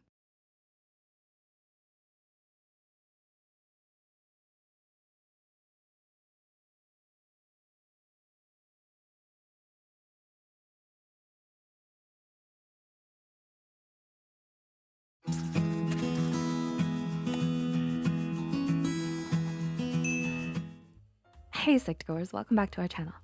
Have you ever wanted to know what someone is feeling or what they meant to say based on their clothing, expressions, or behaviors alone? Maybe you've seen too many episodes of Sherlock, and so now you're determined to become a detective yourself. While no one can read another's mind, not even Sherlock Holmes is that good, there are some tricks that can help you get a better understanding of others and what they really mean to say. Here are some tips on how to read nearly anyone. Number 1, be open-minded and unbiased. If you want to learn to read people, you must first practice approaching people with an open mind. We all have hidden biases within us based on past experiences, current emotions, and interactions. If we judge someone too quickly, we're more prone to misreading others. Practice entering a new encounter with an open mind. According to Judith Orloff, MD in Psychology Today, you must surrender to other vital forms of information so that you can learn to read the important nonverbal intuitive cues that people give off. To do this, you must also be willing to surrender any preconceptions or emotional baggage, such as old resentments or ego clashes that stop you from seeing someone clearly. The key is to remain objective and receive information neutrally without distorting it. Number 2, enter open-minded, but be aware of your instinctive feelings. While it's best to be open-minded, it may not be a good idea to ignore our gut feelings and first impressions entirely right away. Why? Our first impressions may be more accurate than we think, according to research published in the Personality and Social Psychology Bulletin in 2009. The study had subjects view full body photos of 123 strangers. The strangers were viewed in either a controlled, neutral pose and facial expression, or the strangers naturally posed themselves in an expressive pose. When the subjects saw the photos of the strangers expressing themselves naturally, their judgments of them were correct for 9 out of 10 personality traits. Sometimes when we look at how others choose to generally represent themselves through unique fashion, photos, and poses, we may just be right in the basis of our first impressions. Now the real trick is to know the intricacies of them more than just how they choose to present themselves. Number 3, notice their posture. Posture can reveal a lot about someone. Maybe they hold their head high because they've had a good day, or maybe they're slumping in their seat because they didn't quite get a full night's rest. According to Judith Orloff, MD, notice if someone holds their head high in a manner of confidence, or maybe they have a strong ego and puff out their chest. Orloff also notes, walking in an indecisive manner with your head low and cowered could be a sign of low self-esteem in some cases. Posture can reveal so much about how someone is feeling for the day. So keep an eye out. If they're falling asleep in their chair during class time, you don't need to be Sherlock Holmes to guess how tired they are. Number 4, notice what they're wearing. According to personality psychologist at the University of Texas, Sam Gosling, we should notice what people choose to tell us about their appearance. Gosling calls these signs identity claims, and they can include little things like what they wear, tattoos, bumper stickers, to even our screensaver. Gosling explains that identity claims are deliberate statements that we make about our attitude, goals, values, etc. One of the things that are really important to keep in mind about identity claims is because these are deliberate, many people assume we are being manipulative with them and we're being disingenuous. But I think there's little evidence to suggest that that goes on. I think generally, people really do want to be known. They'll even do that at the expense of looking good. They'd rather be seen authentically than positively if it came down to that choice. So pay attention to what people want to convey about themselves. They're likely truthful to a good degree. Number 5, pay attention to their normal behavior and personality. Each of us has our own unique mannerisms and behaviors that reflect our personality. It's important to get a baseline for how someone acts before jumping to conclusions. If you notice someone is nervously tapping their foot at your party, does that mean they have something to hide? Or do they just not like parties? Or simply have a habit of tapping their foot? Once you get the baseline on their common behavior and personality, you'll have an easier time reading them when they deviate from their normal behavior. And number 6, look out for certain facial expressions. There are a few common facial expressions that can give way to what someone is really thinking or feeling. When someone's jaw is clenched and they grind their teeth, that can be a sign of tension. Someone may just be feeling bitter, angry, or contempt if their lips are pursed. Deep frown lines forming? You can bet they're definitely worried or overthinking. Want to know if someone is genuinely smiling in delight? Look for what is called a Duchenne smile. According to Healthline, this occurs when the zygomaticus major muscle lifts the corners of your mouth at the same time the orbicularis oculi muscles lift your cheeks and crinkle your eyes at the corners. It's the type of smile that reaches up to your eyes, causing those wrinkles known as crow's feet to appear. This type of smile appears when someone is genuinely happy, as opposed to a polite and kind smile, or even a forced smile. And there could even be an easier way to interpret different smiles. Cardiff University's Magdalena Reichlowska and her colleagues of researchers developed a classification of smiles and their effect on others with the help of a complex modeling program used in 2017. When you're giving positive feedback, you can often show what Reichlowska calls the reward smile. This is when your lips are naturally pulled directly upwards and eyebrows lift, and you form small dimples at the sides of your mouth. The dominant smile communicates friendship and liking. This includes pressing your lips together along with the appearance of the small dimples. Lastly, the dominant smile is when your upper lip is raised. You wrinkle your nose and your cheeks get pushed upwards while smiling. During this smile, you raise your upper lids and you sort of sneer with the indentation between your nose and mouth naturally deepening. So if you happen to notice someone you've been recently talking to using the dominant smile, they may just be trying to be your friend. Unless they're smiling in their sleep. Then maybe they're just really tired and having a good dream. So, do you think you'll be able to read others better now with a bit of practice?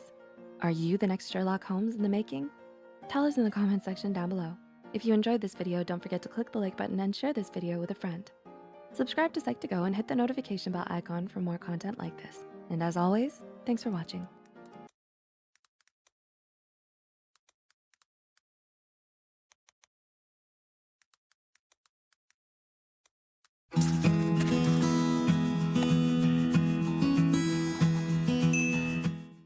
Do you often find yourself being taken advantage of?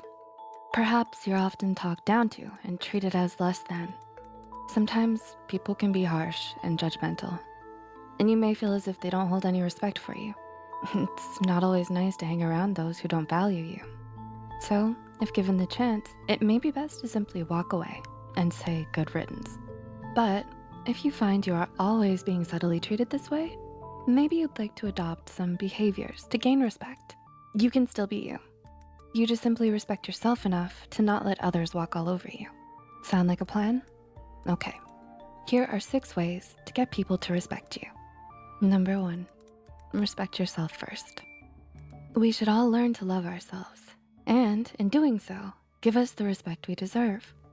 Often at times, we can be too harsh on ourselves and let our insecurities and dark thoughts take the lead. But do away with them.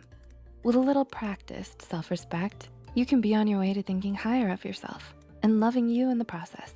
Many researchers, such as Herbert M. Lefcourt, state that having a sense of internal locus of control over our own lives is a key condition for our mental health.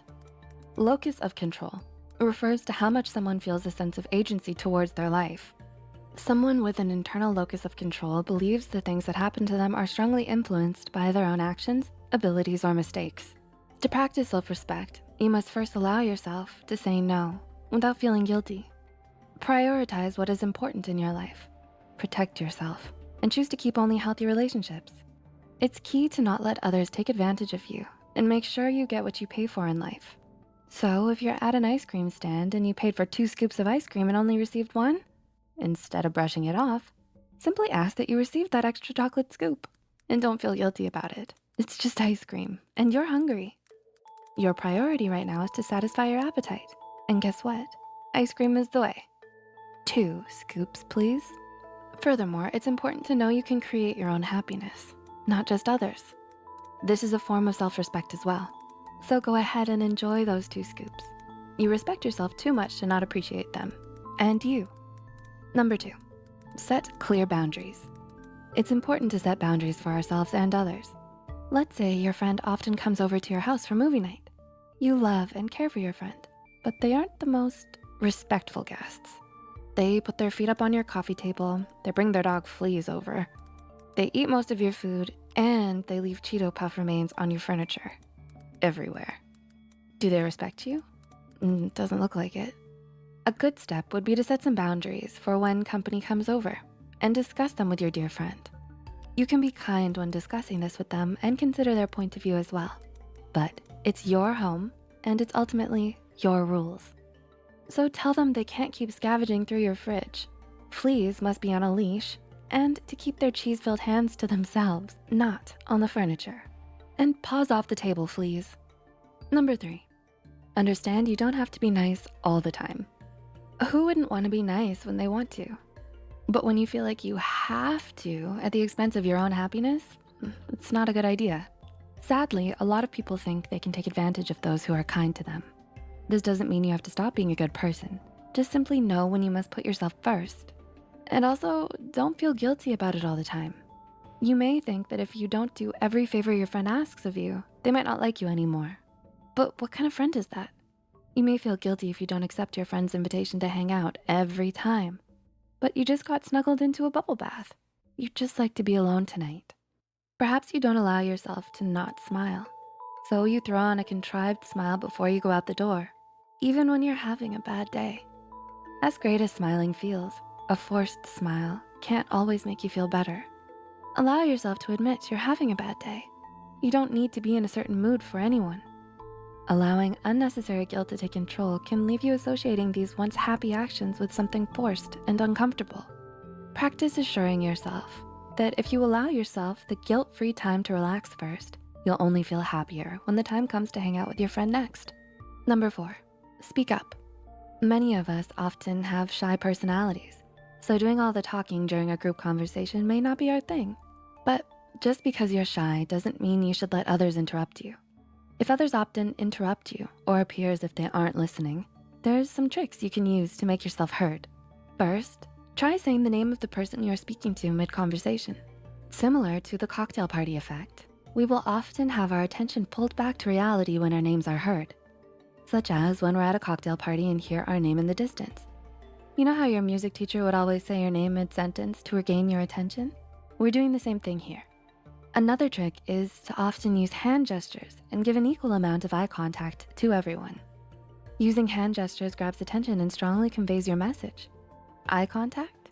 If someone was looking into the depths of your soul, you'd be bound to notice. Just make sure you give everyone equal amounts of eye contact. Maybe no soul staring today.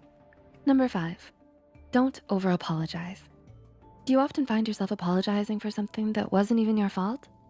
It may just become habit to say sorry when something goes wrong. You may only want to say it to not be unkind, but your words should carry weight, especially an apology. If you apologize too often, your sorry may be viewed as nothing to others who hear it too often.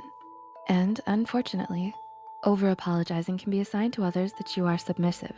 Sooner or later, they'll assume you'll be the one to take the blame, or that you're too nice to speak up if they walk all over you. Some common things we unnecessarily apologize for? If you don't want to do a favor, don't apologize. It's a favor. If you have an opposing opinion, agree to disagree. It's your opinion. Stand by it. Remember, you don't have to be unkind. Say sorry when sorry is due, but be conscious of how often and how unnecessarily you do say it. And number 6, display confident body language. Confidence is key. That's what people often say, and it can be very true most times. If you want to command respect, A good way is to let your body language show that you can't be pushed around. Quite literally too. A strong stance and good posture won't send you toppling over if bumped into. So use good posture and stand up tall. Make good eye contact when listening and speaking. Crossing our arms is often seen as defensive, so it's best to relax them by your side. Carry your head high and eyes forward instead of looking to the ground. Observe the scene at a party. Don't be afraid to people watch. It's a party after all. And remember those hand gestures? Continue to use them while speaking, and you'll be as confident and respected as an Italian chef at a pizzeria. Mamma mia. Sorry, too much ice cream and pizza. Oops, not sorry. So, do you often feel disrespected? Will you use these tips? Do you say sorry often? Let us know about a time where you felt disrespected. Which tips would you use to command the respect of others? Share with us in the comments below. If you found this video helpful, don't forget to click the like button and share this video with someone who may need it.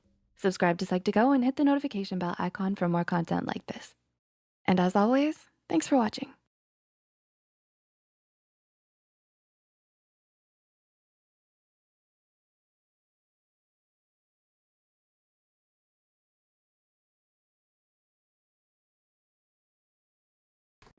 Number 1, the other person only focuses on themselves. If someone in your life only thinks about themselves and doesn't consider you and your feelings, then you might be struggling with emotional neglect. Does this person listen to you when you talk to them? Do they share your accomplishments and celebrate with you? Are they there for you when you feel down or are struggling? If you feel like they routinely ignore you and your needs, but then beg you for your attention, then that is a problem. If their life and their needs are the center of attention, then they're someone who focuses on themselves over most everyone else. It seems like they're the center of their own world, and you can feel like a simple sideshow. Please know that no one has any right to make you feel this way. You are important and valid too. Who you are, what you feel, and what you have to say are all worth talking about. Number 2, the relationship lacks affection.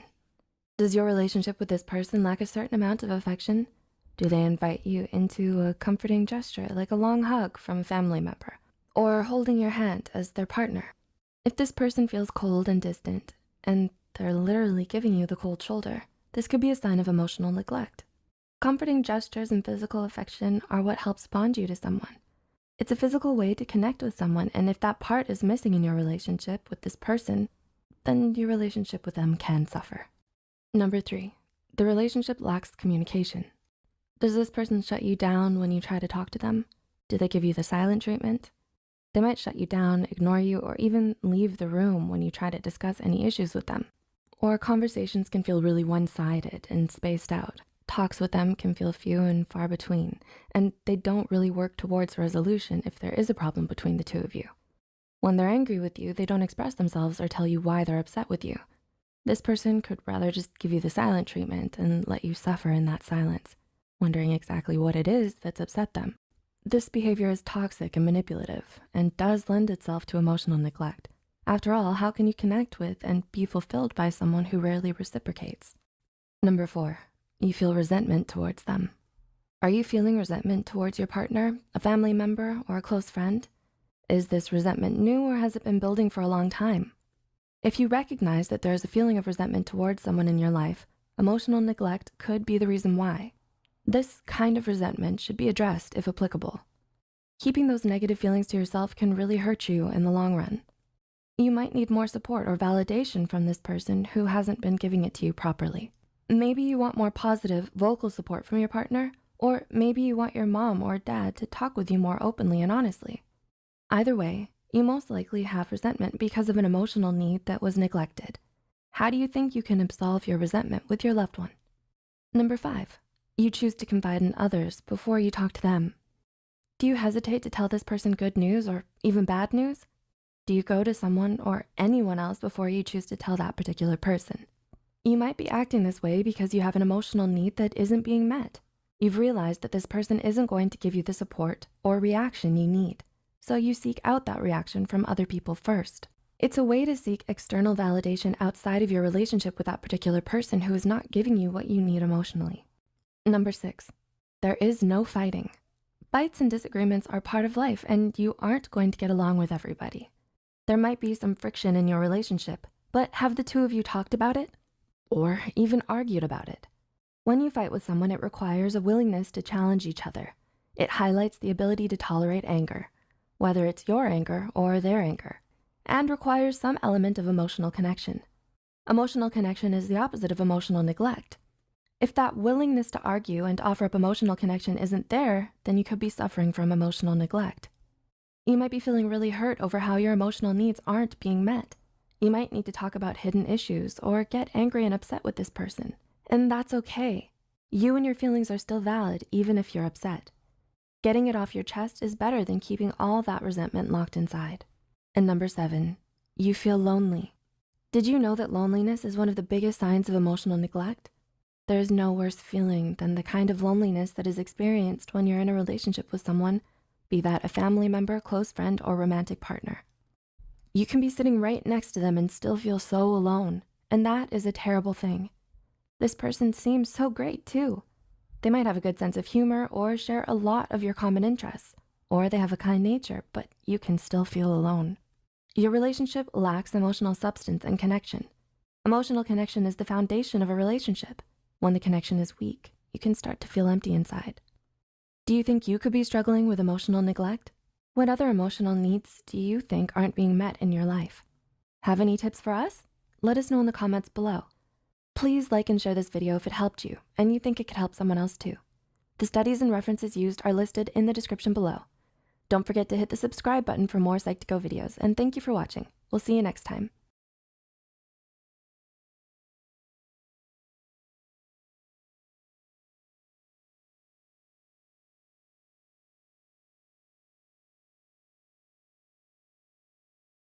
Hello Psych2Goers, and welcome back to our channel. We wanted to let you know that it is your ongoing support that helps us make psychology and mental health more accessible to everyone. Thank you so very much for all of your support. Now, let's continue. Have you ever fallen head over heels for someone, but couldn't tell if they felt the same way for you? Or wanted to know if your overly flirty crush felt a deeper connection towards you? So many of us let our love go unspoken because we're afraid of getting rejected or feel uncomfortable with emotional vulnerability. All too often, we let our opportunities for happiness slip away because we think, if only I knew for sure that they felt the same way, then I'd confess to them. But the truth is, even if we don't always have the courage to be as open or forthcoming as we should be with our feelings, all the signs could already be there. So, to help you with that, here are 7 of the most telltale signs that someone is secretly in love with you. Number 1, they're always running into you. Do you find yourself repeatedly bumping into one particular person at school or at work? Do they usually show up at the same places or events that you're at? If you've conveniently run into this particular person at certain places you've been known to frequent, then there's a good chance that they're just there to see you. And though stalking is definitely not one of the best or healthiest ways to express your love, you might feel compelled to chase after your crush anyway by finding as many excuses as you can to bump into them and try to chat them up. Number 2, they are quick to defend you. Another definitive sign that someone is secretly in love with you is that they're always quick to defend you. Whenever someone tries to say something rude about you or mistreats you in any way, you best believe this person will be there, ready to stick up for you. They're protective and caring towards you in a way that they aren't with anyone else. They're eager to help you out when you need it, and they shower you with praise, compliments, and attention. Number 3, they're fascinated by you. Think back to the last conversation you had with this person. Did they seem interested in what you had to say? Were they listening attentively and eager to keep the conversation going? Do they often come to you for advice or seek out your opinion? A person who's fallen in love with you is fascinated by you and is eager to learn everything they can about you. They love talking with you and finding out what you like, what you dislike, how you feel about things, and what your views are. Number 4, they're physically affectionate towards you. Does this particular person seem much more physically affectionate towards you than usual? They might be trying to express their feelings for you through their nonverbal behaviors. They might be too shy to actually tell you about their feelings just yet. Or they might not even realize they become more physically affectionate and are doing it subconsciously. They find excuses to touch you or be close to you. They play with your hair or brush their hands against yours.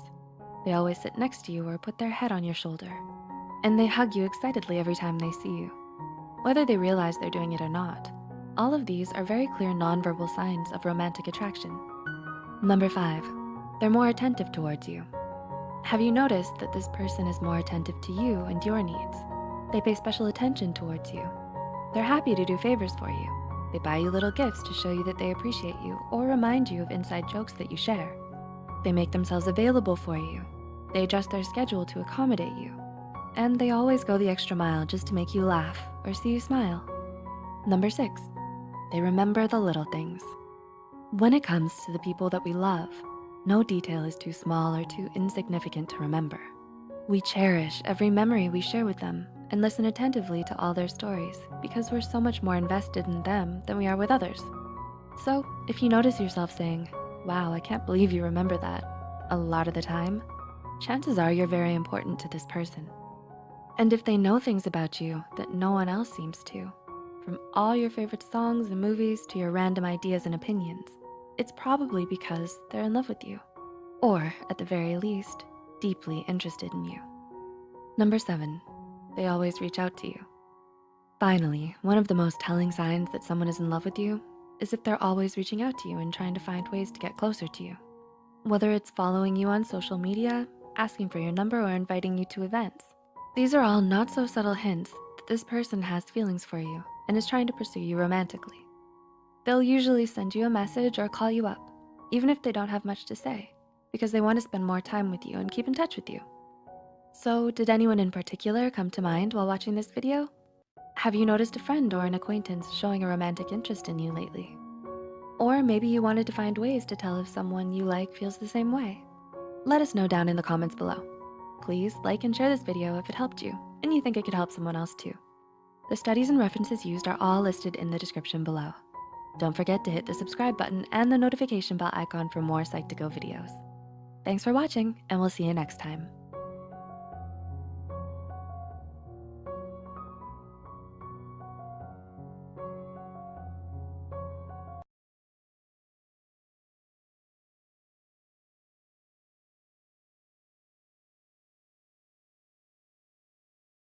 Hello, Psych2Goers, and welcome back to another video.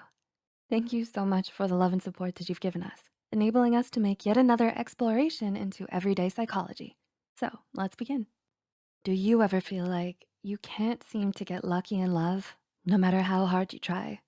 You're trying all the things, going out to meet new people, dating apps, trying to engage in conversations with people, and hoping to find a deeper connection with them, being open-minded to the possibility of finding love. Despite all that, are you starting to feel discouraged? Are you wondering where your right match is? Dating can be a scary experience, a daunting one. If being vulnerable isn't always something that sits well with you, it's just that much scarier. Have your numerous experiences trying to pursue romantic relationships made throwing the towel in a tempting prospect? Especially with a lack of social and physical contact and the obstacles that come with that, it's definitely hard to pursue romantic relationships. Before we begin, here's a quick reminder that this video is for educational purposes only, and not to suggest that these signs mean that you've given up on finding love or that you should if you're feeling like this. Reaching out to people you trust to talk about how you feel can be a great help. But with that said, here are 6 common signs that you've unintentionally given up on love. Number 1, if a date doesn't go well or to plan, you shut down. Before going in, do you have certain expectations about a date, only to find it falls miserably short of those expectations? You may feel you have a good connection with a person prior to the date, but when you meet in person, it just doesn't feel right. But instead of being honest with that person and telling them that you're not feeling it, you find yourself beating yourself up about why you can't find the right person and may feel like you're starting to mentally give up. Number 2, you don't take up opportunities to meet new people anymore.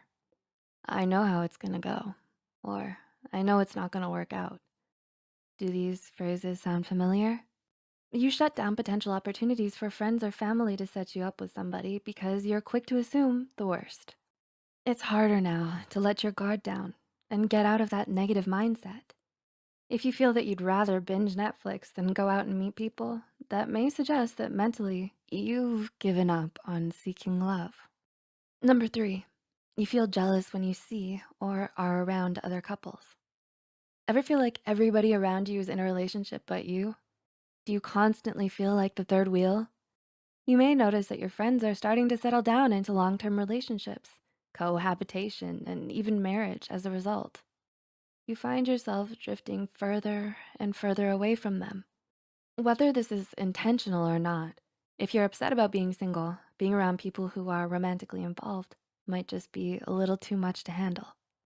Number 4, you've gotten it into your head that everybody is playing games. Ever been in a relationship where you've experienced game playing, gaslighting? Have you been at the receiving end of ghosting?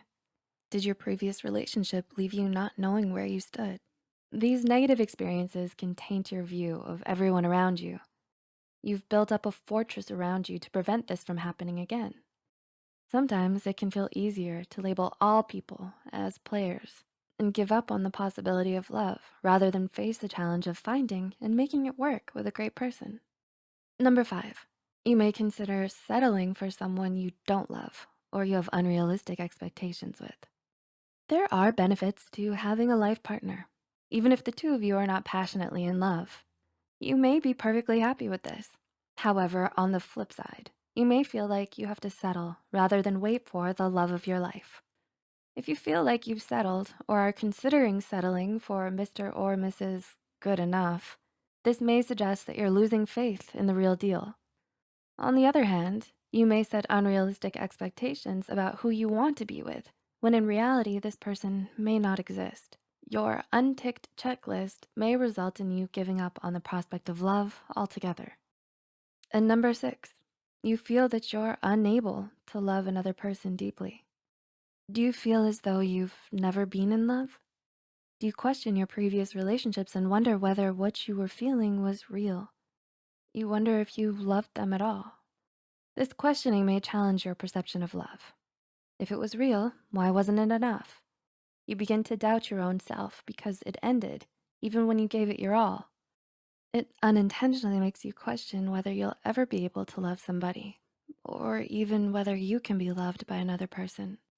Feeling down when a relationship doesn't work is not something to be ashamed of, but that does not mean all hope is lost, and it certainly doesn't label you as less. It's important to know that these are common signs, but it doesn't mean that you've given up on love or that you can't feel love. Speaking to people you trust, if you have negative thoughts about relationships or dating, can be of great help. Mental health professionals can help you remediate these thoughts and start afresh. So stay strong and never let go of what you believe in. We hope we were able to give you insight into some of the ways you can tell if you've begun to give up on love. If you feel like you can relate to any of these signs, please feel free to share your experiences in the comments below. If you found this video helpful, be sure to hit the like button and share it with those who may benefit from it as well. Don't forget to subscribe to Psych2Go and hit the notification bell for more videos. Thanks for watching, and we'll see you soon.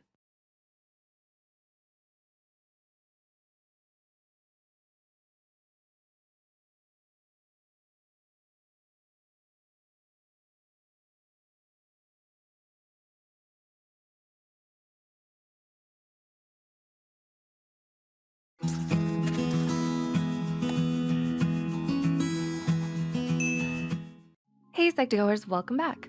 This video is brought to you in collaboration with Anna from Anna Psychology, a channel dedicated to real-life applications to psychology. In this video, we're going to talk about how to keep a relationship in the honeymoon phase for as long as possible.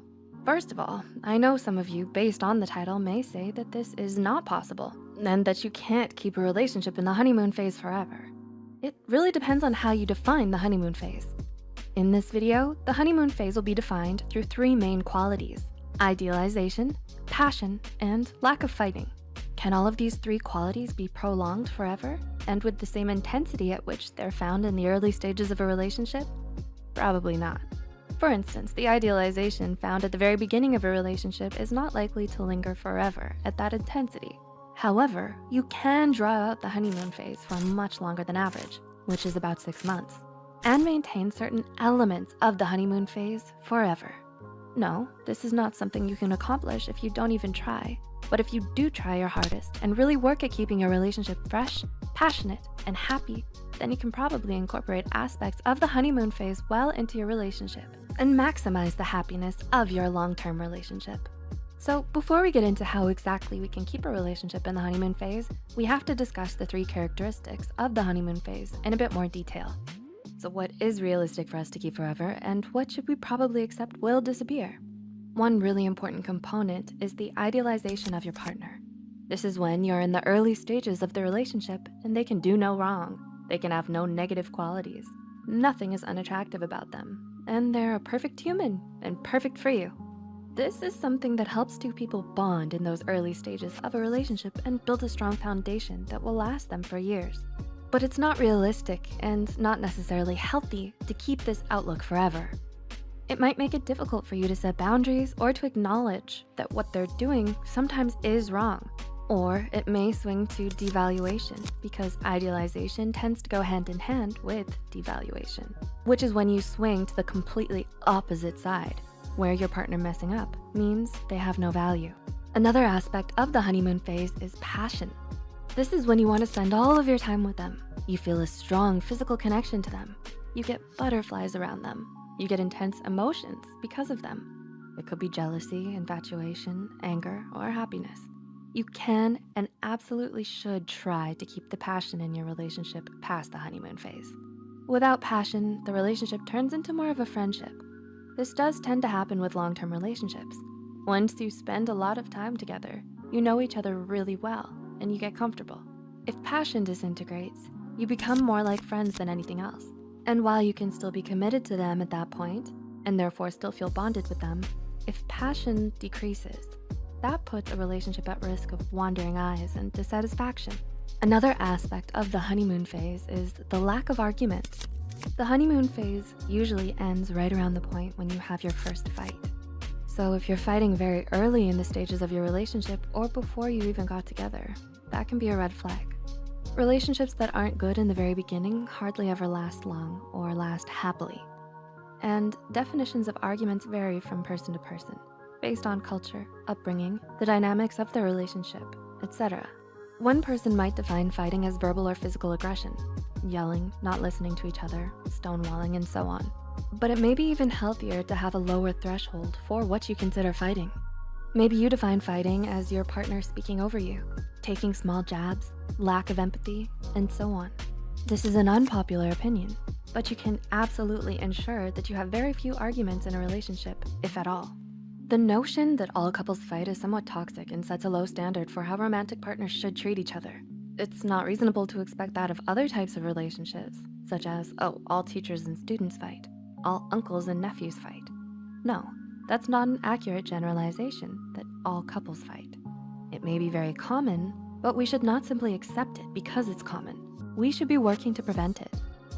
Okay, so we've talked about the components of the honeymoon phase: idealization, passion, and no fighting. Now, how do you stay in the honeymoon phase for as long as possible, or incorporate aspects of the honeymoon phase throughout your relationship? Let's start with passion. How do you foster passion? Some distance can help. You know the expression, distance makes the heart grow fonder? It can definitely be true, although I'm not necessarily talking about physical distance. When you're always grasping at someone and they're always just out of reach, it does rile up your passion for them. And that could be because of physical distance, like living apart or having other responsibilities. But it could also be because someone is playing you, manipulating you, always trying to play hard to get. If a couple is together 24/7 for the first few months of their relationship, they might think that they're making the most of their honeymoon phase. But in reality, it could be ending it prematurely. It's important to remember that you can always place a little bit of distance between you and your partner. It doesn't have to involve running to the other side of the world. It could be keeping yourself busy with hobbies, not canceling girls' night, going home to see your family. All of these things allow you to return to your partner after some distance and come back feeling more passionate for each other, with new and interesting perspectives to share. Even when quarantining together, it is possible to have some distance, so that you're not always focused on each other. The reunion after a long day of not seeing each other is so much more exciting, warm, and passionate than the reunion after a day that you spent together. Another tip for growing passion is not to get lazy, to continue to always try to woo or court or impress your partner. And I know that sometimes people don't like to hear this, but it's true of any aspect of your life. Would you think you can maintain a successful business if you didn't keep working at it? What about keeping good grades if you don't do your best in school? We need to understand that breakups are always a possibility and that we can't take our partner for granted. The second you get complacent, it becomes a possibility that your relationship will suffer. So how do you keep working at your relationship? You can continue to initiate dates. Even in quarantine, there are ways to have romantic date nights. You can keep yourself looking presentable and sharp, well kept. You can keep your home tidy as if you're still trying to impress someone coming over. You can keep being chivalrous or courteous, like holding the doors open for them, saying please and thank you, complimenting them, and so on. Another way to rile up the passion is through random acts and words of affection or appreciation. For example, get them flowers when you're at the supermarket. Say, I love you. Or take their hand when you're just working next to each other. Also, try to switch things up at least once a day. For example, if you usually go watch TV right after dinner, suggest a board game one time. Also, don't stop making them laugh. Laughter is medicine. Be the person that gives your partner joy and laughter. You don't want someone else to be that person. And how about preventing arguments? How do you make sure that there are no arguments? If things are getting heated, lower your voice, because sometimes you don't realize that your voice is getting louder and louder. Also, sugarcoat things a little bit. If you feel like you can and want to tell your partner the most blunt thing, rethink that. Because we think that we can get away with being a little more rude with people that we take for granted, or that we think aren't going to leave us. But ask yourself, would I speak this way to my boss? Would I speak this way to a person at the supermarket? If not, reconsider, reframe it, sugarcoat it, and say it nicer. Because if you take this person for granted, it's going to show. Also, use a lot of I statements. Instead of saying, you always do this, or you get on my nerves, say, I feel this way because of this thing that happened. Or, I need this from you. I need that from you. I statements are very helpful. Also, physical touch, to remind them that you care about them. It's crucial, if things are getting heated, to remind them that you care about them through affection. This can be as simple as just placing a hand on their hand. It gets happy hormones going in their brain when they're reminded that you love them. And validate their point of view. Make it clear that you understand their perspective. Say, I completely understand. You're working really hard and I've been slacking with the dishes. So, we talked about how to avoid arguments in a relationship. How do we keep the passion alive? What about maintaining a little bit of that idealization? We spoke in the beginning about how idealization is the one that isn't really necessary to incorporate throughout your relationship past the honeymoon phase. But we should still keep a little bit of it. You can do this by boasting about your partner and their accomplishments and positive qualities to others, or even to them. You can tell them, you're so pretty, you work so hard, you're so good at what you do, and so on. Always keep a running list of green flags, especially if you keep a list of red flags, and especially if you already know you value this relationship for the long term. Ask yourself, what do I love about this person? What are they wonderful at? Because if you look at that list or run through the list in your head and you realize how great they are, you're much more likely to idealize them. Also, verbally point out all of the wonderful things that they do. And don't stop saying please and thank you. Every now and then, when you look over at them, especially now when you're quarantined together, just look over and think how great they are, and say something nice to them, or take their hand. But equally important, you need to try to maximize their chances of idealizing you. Don't stop working on self-improvement. Don't stop growing. Don't stop changing. Don't stop taking care of yourself, both physically and mentally. Don't stop working at the relationship. This goes along with the issue of fostering passion. Don't get lazy. Don't get complacent in your relationship. But here's the issue. One person can do all the work in the world trying to keep this relationship in the honeymoon phase, but it means nothing if the other person doesn't also put in the work. If your partner is committed to keeping your relationship as happy and fresh as you are, that's amazing. But if they don't care enough to even watch this video or to hear why it might be important to incorporate the honeymoon phase into your relationship, if they're offended by the idea that they have to put work into this relationship, if they want to get lazy instead of keeping you happy, then you deserve better. You can play a little hard to get, You can capitalize on the distance to get them to long for you more, but really, you shouldn't need to do that. You shouldn't have to resort to convincing the other person.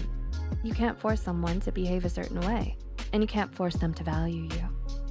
You either have to accept things as they are or move on if they're not willing to work on this relationship with you. Because I imagine a lot of those of you watching this may be people who are struggling with their relationship and want to make sure it gets better. And it does take two to tango.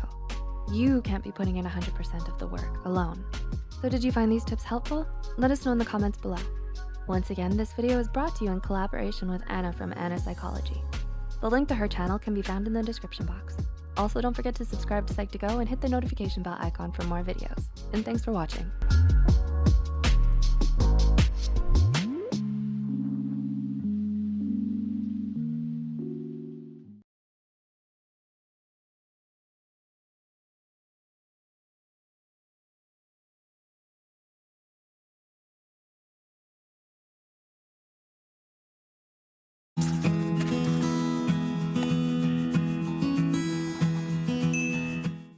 Hey Psych2Go family, welcome back to our channel. Thank you all so much for the love that you've given us. Your ongoing support has helped us make psychology and mental health more accessible to everyone, so thank you. As a quick note, we wanted to say that this video is for educational purposes only, and we're not suggesting that you need to end your relationship if you're familiar with any of these reasons. What's important is to sit down with your partner and talk about any issues first. We also encourage you to speak with somebody you trust who can provide support. With that said, let's begin. Being in love can feel like one of the most amazing feelings in the world. Even though you and your partner are very much in love with each other, it doesn't necessarily mean that they'll stick around. Sometimes you can be in a relationship with someone who loves you, and that person can still wind up leaving you. That feeling of abandonment can really hurt. And it does because you know that you had love within your grasp, and you still let it slip away. It can make you question your entire relationship. Like, why would they so willingly walk away from love? To help you get some closure, here are 6 common reasons why people choose to leave the ones that they love. Number 1, they don't feel respected. Do you respect each other in your relationship? At the foundation of any kind of relationship is respect. Your partner may love you, but they will never allow themselves to stay in a relationship that didn't have mutual respect. A person's dignity is always going to come first, and it's best to stay mindful of that notion. Number 2, they don't feel emotionally supported. Are you able to be vulnerable and open around each other? The bulk of what makes up a good relationship is the emotional support between two individuals who love one another. Neither one of you wants to feel slighted or cheated. Rough patches are common, and having to be vulnerable can be difficult. Vulnerability opens up the possibility of pain, and if your partner doesn't feel that they're being supported emotionally, it's less likely that they will allow themselves to be vulnerable with you. Number 3, your relationship has experienced a loss of physical intimacy. Have you ever been in a situation where you still love and care for your partner, but you're not attracted to them anymore? Physical affection is much more than sex and is part of the glue that holds a relationship together. Research has found that non-sexual physical intimacy is key to long-term happiness in a relationship, and that held close, skin-to-skin contact releases the same bonding chemicals in your brain as sex would. Research has found that humans have an innate ability to interpret emotional messages through touch alone. In a 2009 study conducted by Hertenstein, blindfolded people were able to correctly interpret 8 distinct emotions, such as anger, fear, disgust, love, gratitude, sympathy, happiness, and sadness, solely through the touch of a stranger, with 78% accuracy. Loss of physical intimacy is often the first step towards a loss of emotional intimacy. It's such a critical part of a relationship that when it's gone, you or your partner may be tempted to look for it somewhere else. Number 4, they don't feel adequate. Believe it or not, a person is always at risk of leaving the relationship whenever they don't feel like they're enough for somebody. In a relationship, your partner wants to feel validated by you and desires to be appreciated. Over time, if they don't get the appreciation they deserve, they may feel inadequate and choose to leave the relationship. Number 5, they don't feel listened to. One tip you always get is that communication is very important in a relationship. However, we might take that to mean that we need to be doing a lot of talking in the relationship. But it's more than just talking. It's also about listening. Do you truly listen to what your partner has to say? Or do you listen just for the sake of responding? Healthy communication consists of both listening and speaking.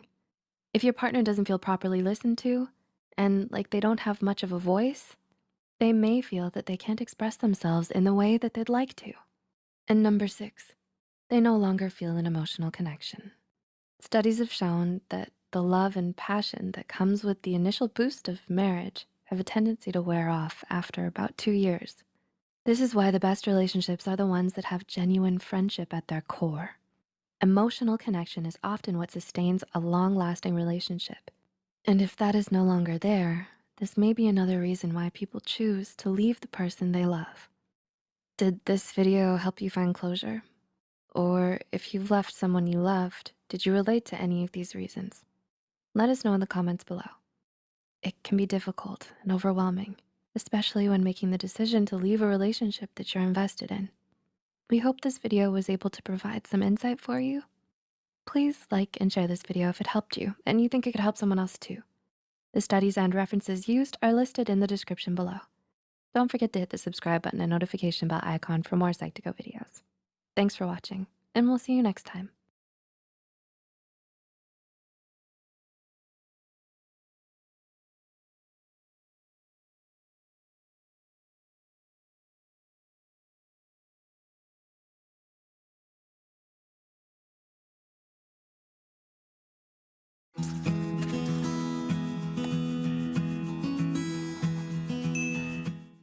Hey Psych2Goers, welcome back to our channel. Each of your comments, likes, and shares helps support this channel and our goal to spread awareness about mental health and psychology. You help us make psychology and mental health more accessible to everyone, so thanks for the support. Now, onto the video. One of the most damaging fears to many is the fear of abandonment, a form of anxiety. A fear of abandonment often starts to form in childhood for those who have it. Usually this fear begins when one has experienced some sort of trauma or loss already, thus developing a fear from an already traumatic loss. Each individual's experience is different, with some mental health experts theorizing that the fear of abandonment can arise due to challenges with past relationships, troubling social and life experiences, or interruptions in one's development of certain cognitive and emotional capacities. So, do you suspect you may have a fear of abandonment? Here are 6 telltale signs that you may. Number 1, you attach too quickly. You've just met the person of your dreams. They're everything you ever wanted. Or so you think. It is, after all, the first date. You start to get a bit anxious after your date though. What if they meet someone else? What if they decide to date them instead? So you want to make things official. You ask them to be your significant other, but you've barely scratched the surface of getting to know each other.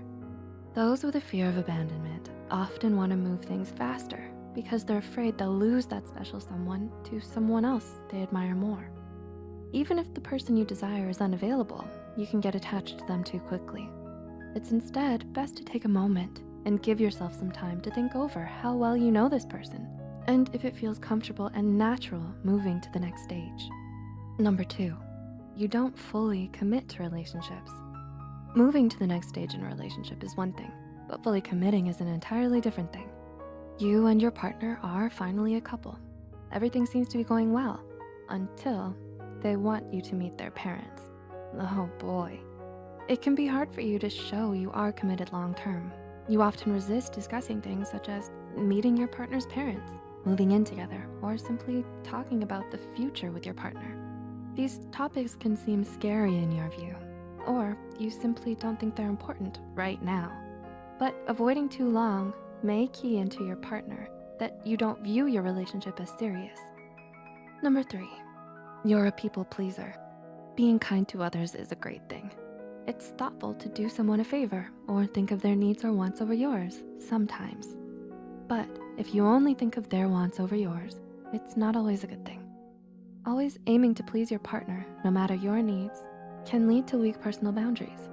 You fear that if you don't fulfill every wish of theirs, they will not care for you and move on to someone else. Common signs in this range include engaging in unwanted sex, which is more common in women, and staying in an unhealthy relationship. You may soon find yourself going along with whatever your partner wants if this continues, placing your needs second. Number 4, you struggle with emotional intimacy. You may call yourself a pro with the physical realm of relationships, but emotional intimacy is a fear in and of itself for you. You keep your guard up as a defense from any chance at being vulnerable with your partner. Perhaps it's an insecurity that keeps you from opening up. Or maybe you've developed an idea that they may leave you if they knew the truth or the real you. But all relationships need vulnerability and trust. To not trust your partner is to not engage in a serious relationship in many ways. You may try to compensate for this lack of emotional intimacy by simply focusing on the physical aspect, but your partner is likely to take notice that you're not being real with them. And without the emotional side of relationships, they can never grow for the better. Number 5, you look for flaws in your partner. You're on the second date, but this time you may be second guessing how you really feel about this person. You can't help but notice their flaws.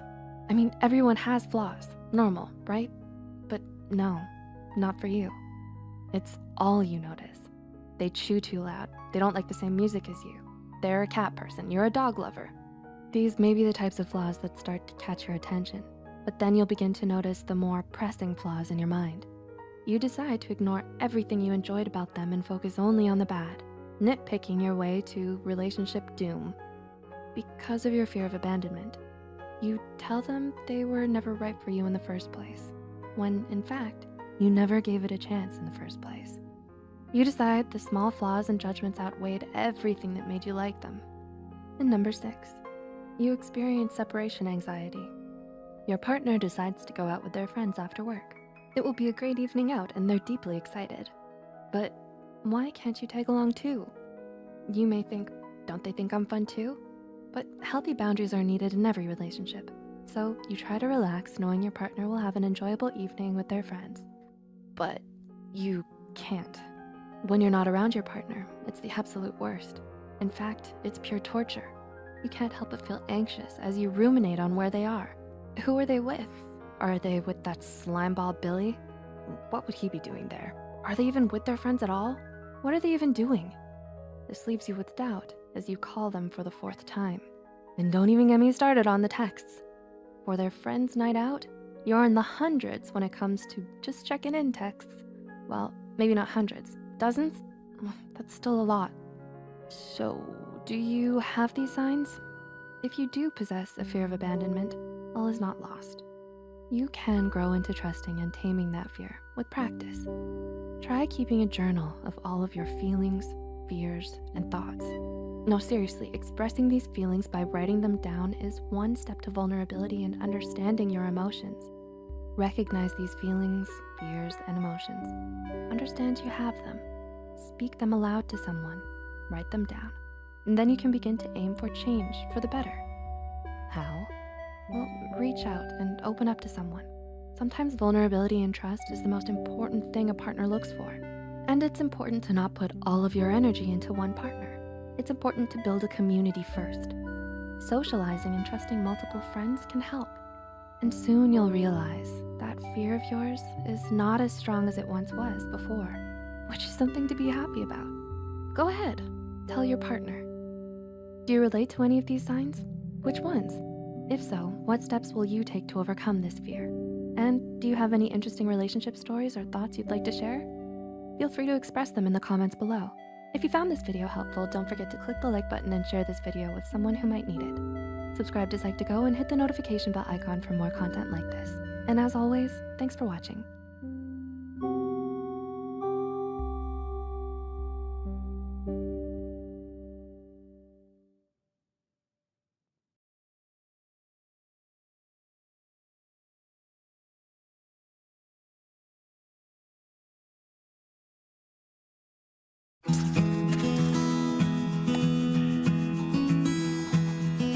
You struggle with anxious thoughts about your relationship? These relationship insecurities may manifest themselves in a number of harmful and even destructive ways that negatively impact your relationship with your partner. You may feel like you can't control these fears and insecurities and end up projecting them onto your partner. Therefore, it's important to be aware and recognize when your insecurities start to get the better of you. Before we start, we'd like to mention that this video is for educational purposes only. If you feel that you may be insecure in your relationship, talk to your partner or somebody you trust. Seek further support from a professional if you feel like you're finding it hard to manage. With that said, here are 9 signs of insecurity in a relationship. Number 1, you don't accept yourself. Are you overly critical of yourself or hold yourself to unrealistically high standards? This may have an impact on your relationship if you're not able to give yourself time to work through your own insecurities. If you're unable to accept yourself, then you're less likely to be open to letting another person into your life. It's important to take time for yourself to allow your authentic self to grow. Number 2, you feel unseen by your partner. You feel like your partner doesn't see you in the way that you'd like to be seen or expect to be seen. Maybe they don't take time to get to know you fully or try to understand you more intimately. This may leave you feeling confused, anxious, and dissatisfied. However, your partner may not be aware of what they're doing, and so it's important to communicate your feelings and needs to them to allow your relationship to blossom into a healthy one. Number 3, you feel as if your relationship is in a constant state of limbo. Are your plans with your partner always canceled or changed at the last minute? Allowing flexibility when you're making plans is important so that both parties can be present and involved. Feeling like your partner is not reciprocating any of your desire for long-term plans, commitment, or stability may leave you in limbo, where you question whether they're really interested in a relationship with you. This may lead to feelings of anxiety and a lack of trust that's harmful to a healthy relationship. Number 4, you don't trust your partner. Do you doubt every little thing your partner says or stalk their social media? Wanting to go through your partner's personal things may come from a fear that they're not faithful to you. Maybe you were hurt from a previous relationship or have experienced some type of betrayal before. But projecting these insecurities onto your partner can be harmful to your relationship. It prevents you from fully trusting your partner, and it makes it difficult for you to open up emotionally. Number 5, you struggle with intimacy, emotional regulation, and communication. Do you feel your walls going up during an intimate moment with your partner? Difficulties in dealing with and regulating emotions lie at the core of attachment insecurity. Closeness and intimacy may mean different things for you and your partner, so it's crucial to communicate with them how you feel and how to approach each other in a more comfortable manner. By voicing out your concerns and worries, your partner may be more able to understand where you're coming from and help you become more comfortable during intimate moments. Number 6, you compare yourself to your partner's exes. Do you constantly compare yourself with your partner's exes and worry you don't measure up? This anxiety that you may not be good enough for your partner compared to their past partners may signal that your insecurities are affecting your relationship. It's important to recognize that you and your partner are unique individuals and should be treated as such. Whether it's you or your partner doing the comparing, this tendency can become harmful and toxic for your relationship in the long run. Number 7, your partner is constantly having to reassure you. Do you constantly need to ask your partner if they really love you or find you attractive? While there's nothing wrong with craving some reassurance from your partner, the constant need for validation may be a sign that your insecurities are getting the better of you. Seeking excessive reassurance from your partner can even be an indicator of depression caused by attachment anxiety. Number 8, you may experience jealousy, paranoia, and disbelief. Does your partner say or behave in ways to purposefully make you feel jealous? Maybe it's their controlling behavior, their negative thinking, or their sudden clinginess. Their insecurity of losing you in your relationship may end up dominating their behavior. While a certain level of jealousy can be considered healthy, since it's only natural that you don't want anyone breaking up what you've worked so hard to build with your partner, there is a point where this insecurity may become harmful and toxic. And number 9, you avoid confrontation and fear rejection. Do you tend to avoid confrontation like the plague? This may stem from a fear that your partner will leave you, judge you, or reject you if you disagree or oppose them in any way. By limiting emotional closeness, you end up preventing emotional vulnerability, which is crucial to any healthy relationship. So it's important to set boundaries and practice honest communication so you can voice your concerns without worrying that it'll end your relationship. Do you or your partner relate to any of these signs? Are you insecure about your relationship? Tell us about it in the comments below. If you enjoyed this video, please like and share it with others who may find it helpful too. Subscribe to Psych2Go and hit the notification bell icon for more content. All the references used are also added in the description box below. Thanks for watching, and we'll see you in our next video.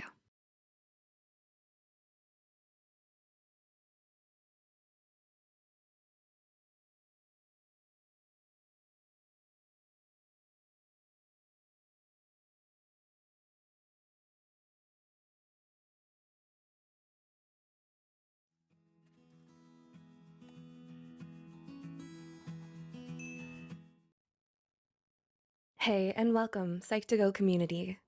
Thank you for all the love and support you've given us. Your ongoing support and desire to assist others with psychology is what helps us continue delivering quality content tailored just for you. Now let's get into this week's topic: love, partnership, soulmate. So many of us spend a good chunk of our lives looking for the one. But what happens when we actually find someone? How do we know if they're the person who's right to spend the rest of our lives with? Or even if starting a relationship with them is the right choice?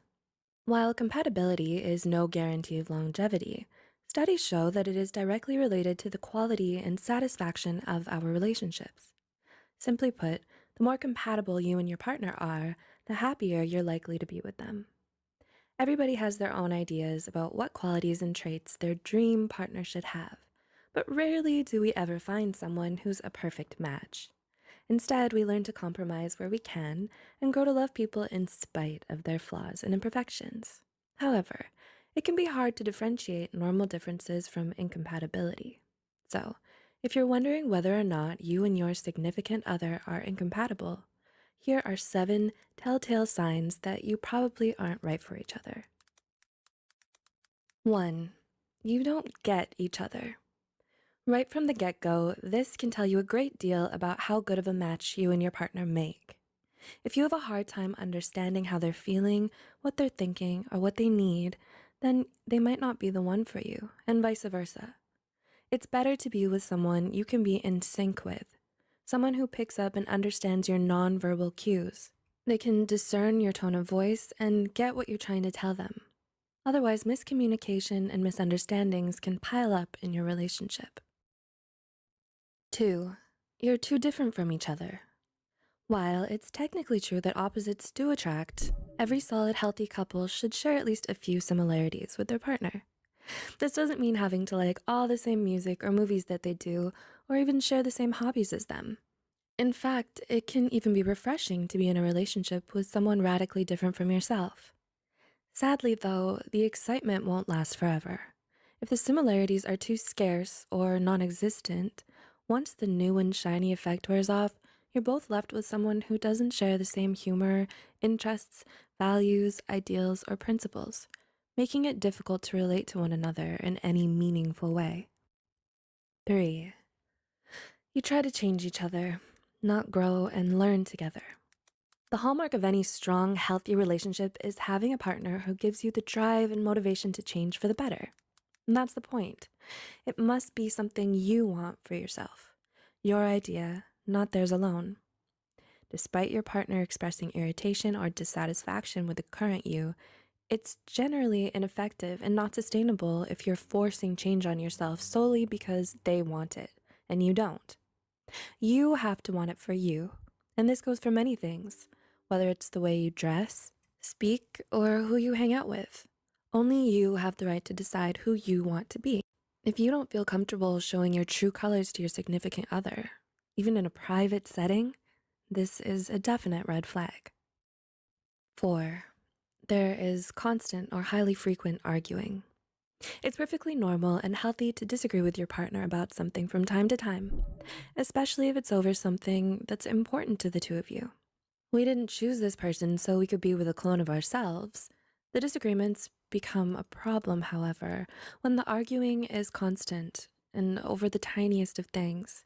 It's even unhealthier if the fighting is dirty, shouting, name-calling, humiliating each other, holding grudges, and emotional blackmail.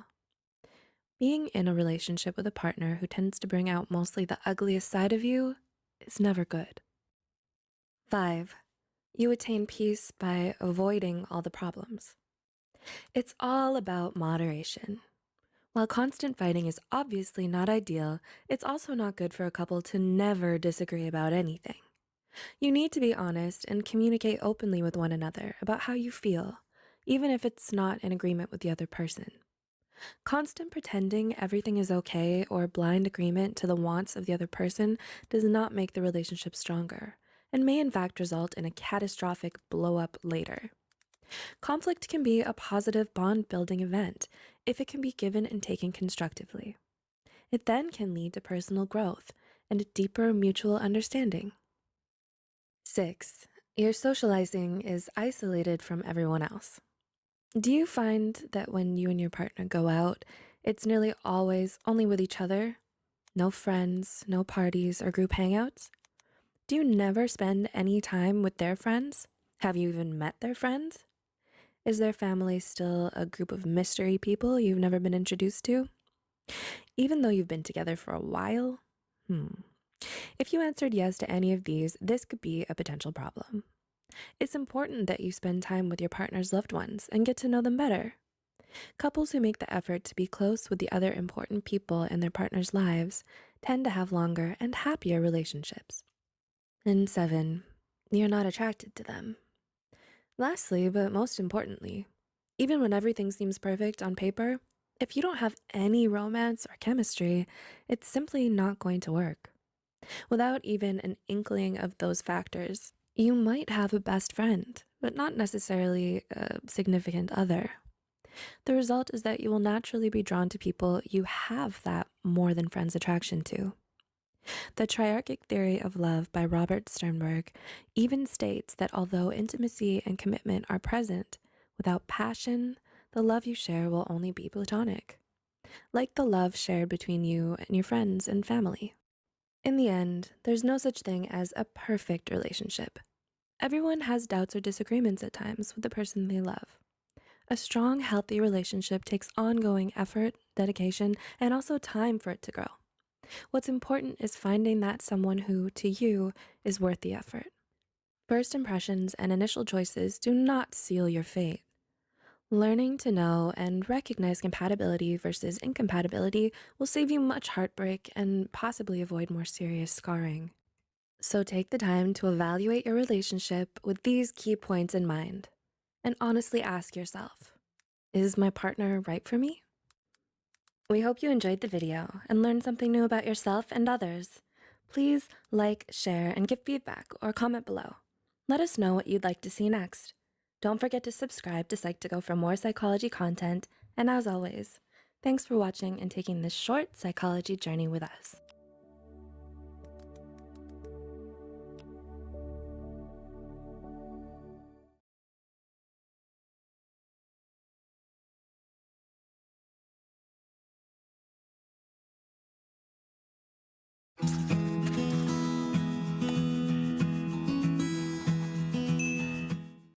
Hello Psych2Goers, and welcome back to another Psych2Go video. Do you have a crush on someone right now? Having a crush on someone can be one of the most fun, exciting experiences we can have in life, especially when we're still young and life is full of possibilities. And with every little touch, glance, and conversation you share, you can't help but feel giddy with excitement at the thought that maybe, just maybe, they feel the same way. But what if they don't? If you're looking for signs to tell you when it's time to move on from your crush, then you already know in your gut that something is wrong. To save yourself from that kind of pain, here are 8 warning signs that it's time to let go of your crush. 1. They rarely acknowledge you. Does your crush always seem oblivious to your presence? Are you starting to wonder if they even know your name or remember how they know you? No matter how obvious you try to show them that you like them, they just don't seem to pick up on any of it. This could be a sign that they just aren't interested. 2. They never initiate conversations. Are you always the one to walk up to them and strike up a conversation or text them first? Does your crush reply to you politely but curtly? If this has been going on for months and they still don't respond with more than a few words, then it's time for you to move on. Remember, people who really want to talk to you will make the effort. 3. They cancel on you. a lot. Your plans to meet up and hang out with your crush are constantly met with responses of, I can't right now, or maybe next time. Sometimes they say yes, usually after a bit of convincing, but back out at the last minute and say, sorry, but something came up, time and time again. They come up with a dozen reasons why they're not available. But deep down inside, you know it's really because they just didn't want to go. 4, they're taking advantage of you. When you like someone, you want to do things that impress them or make them happy. Your crush asks you to help them to study for a test, you'd be glad to. They ask for your notes, sure thing, no problem. They need you to write their essay for them, lie for them, buy things for them. Don't fall for it. You deserve better than to pine after someone who only likes you for what you can do for them. 5, you're becoming obsessed with them. Is your crush the only topic you talk about these days? 5, are your friends sick of listening to you go on and on about your crush? While it's easy to lose yourself and your feelings for someone else, you have to be careful not to let the crush get out of hand. It's all fun and games until you start stalking them, fantasizing about them all the time, and making elaborate plans just to see them or run into them unexpectedly. You're definitely in too deep, and you need to turn back now. 6, your friends want you to move on. Your friends often see things you don't, and you can trust them to tell you what you need to hear. Does your crush already know you like them and still hasn't done anything about it? Is it starting to cause more hurt than happiness?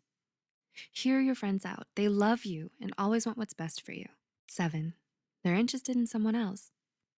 If your crush is already interested in someone else, it's clearly time for you to move on. It might hurt a lot to see them pursue someone else, but remember this. Life is too short for you to keep chasing after someone who doesn't feel the same way. You deserve so much more than that. And 8, they're dating someone else. While it may seem obvious to a lot of us that anyone who's already taken is definitely off limits, sometimes we can't help but indulge in a bit of harmless fantasy and let ourselves fall in love with them just a little. But having feelings for someone who can't return them is only gonna hurt you more. Getting over a crush can be hard, especially if you like them a lot or have liked them for a long time. While it's painful to come to terms with, it's even worse for you to keep holding out for something that's just not gonna happen. It can also cause a lot of damage to your self-esteem and sense of well-being. Do you relate to any of these signs discussed in this video? If so, what do you plan to do next? Let us know in the comments below. Don't forget to like this video and share this with someone who might benefit from it. Subscribe to Psych2Go for more helpful content. And thanks for watching. We'll see you in the next video.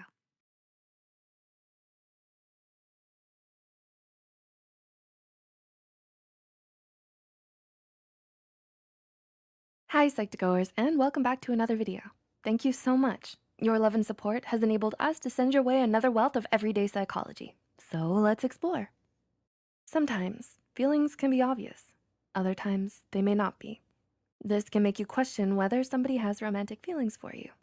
The old age question here is this person flirting with me because they have feelings for me, or are they simply being friendly? Knowing the subtle differences can save you the dreaded embarrassment. So, how do you know when people are hiding their feelings? Before we begin, please note that this video is purely for educational purposes only and is not designed to suggest that if people do show these signs, that they definitely have feelings for you. It's best to talk to the person in question and discuss this to make sure that you're on the same page. After all, communication is key. With that in mind, here are 9 signs that somebody may be hiding their feelings for you. Number 1, they will pay you a lot of attention.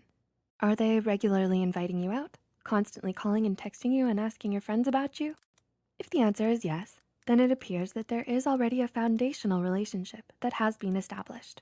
The best indicator of a crush, love, or attraction is attention.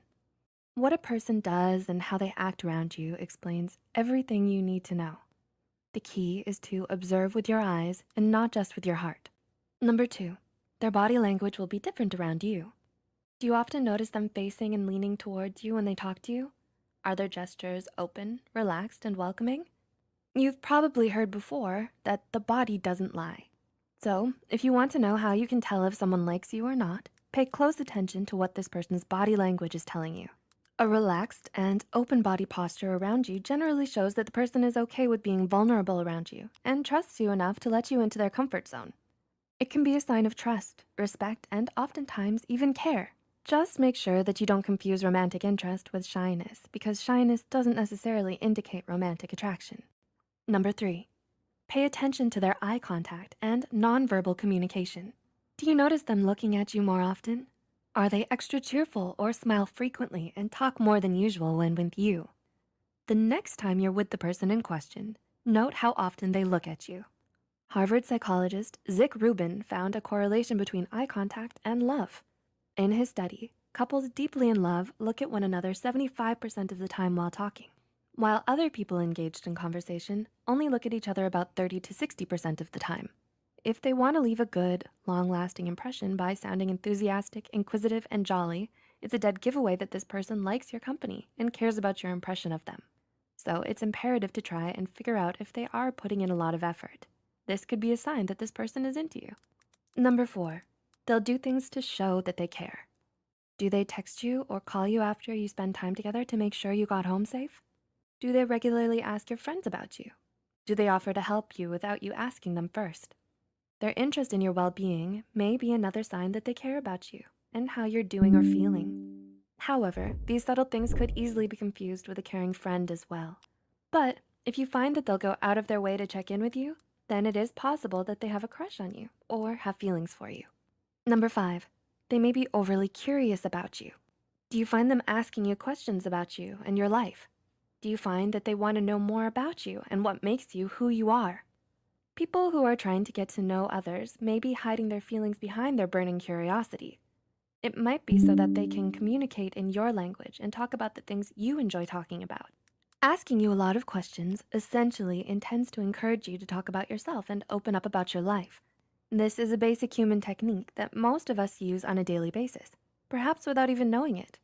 They would ask questions subliminally and often without awareness, with the intention of developing more of a relationship with you. Number 6, they may offer you compliments and affection. Do they compliment on your looks, clothing style, taste in music, and so on? Do compliments mean anything at all? Attitude plays a huge role in whether a person likes you or not when it comes to relationships. So pay close attention to how a person communicates to you. It's important to say that we should not assume that just because somebody compliments you, that means that they like you in a romantic way. However, it also doesn't mean that if somebody doesn't compliment you, that they aren't into you or that they don't like you. Some people just don't know how to compliment or might not feel comfortable doing so. However, if you notice that they may be complimenting you excessively, that may be a sign that a person is interested in you because they want you to feel good. This person wants you to like them and give them the validation that they crave. The person in question may be investing in you and wants you to feel secure and comfortable around them. Number 7, they may act unusual around you. Have they ever stumbled over their words or become tense or nervous when you show up? Do they tell awkward jokes or even pull away suddenly and unexpectedly? These are actually counterintuitive signs that someone likes you. Dating expert Matthew Hussey states that people will act differently around you than they do with other people. You may even notice that their energy levels will go up when they're around you. Number 8, they may show off in front of you. Do they try and stand out in a crowd when you're together? Another way to tell if someone secretly likes you is to look at their behavior. This could be down to 2 things: high ego or their feelings for you. To find out which it is, be aware of the way this person communicates to you. Do you get the feeling that they're eyeing you for a positive reaction and is trying to impress you? Are you the only person they do this to? If yes, then the person may be interested in wanting to get to know you romantically and share their feelings with you. And number 9, they'll find excuses to spend time alone with you. Do they ask to make plans with you where it's just you and them? Or do you often find them agreeing to everyday adventures with just the 2 of you? When a person has feelings for someone, they would want to spend most of their time with them, as this could present itself with romantic opportunities. They may suggest hanging out after school or ask for some help with work. So when you suspect that someone likes you and you like them back, set up a date. Invite them out and see what happens next. You'll quickly understand how emotionally invested this person is in you and decide whether you want to pursue a relationship with them. We hope we were able to give you insight into some of the ways you can tell if someone likes you. Do any of these describe your experience? What are some of the signs you've noticed? Leave a comment down below about your experiences. And please feel free to share any thoughts you have as well. If you found this video helpful, be sure to hit the like button and share it with those still figuring out whether someone likes them or not. Don't forget to subscribe to Psych2Go and hit the notification bell for more new videos. And thanks for watching.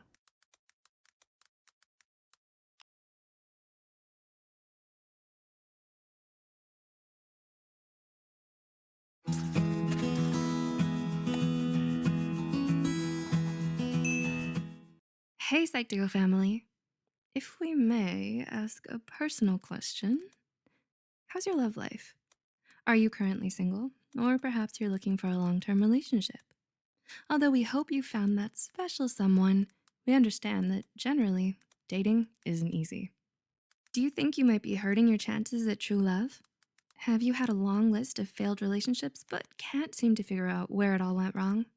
Well, here are 10 things that might be keeping you from finding relationships that work. 1. You have cynical views about love. What's that saying again? Once bitten, twice shy? It's common for people who have been stung by love before to stop believing in the magic of romance. You have every right to grieve, feel hurt, and learn from the experience.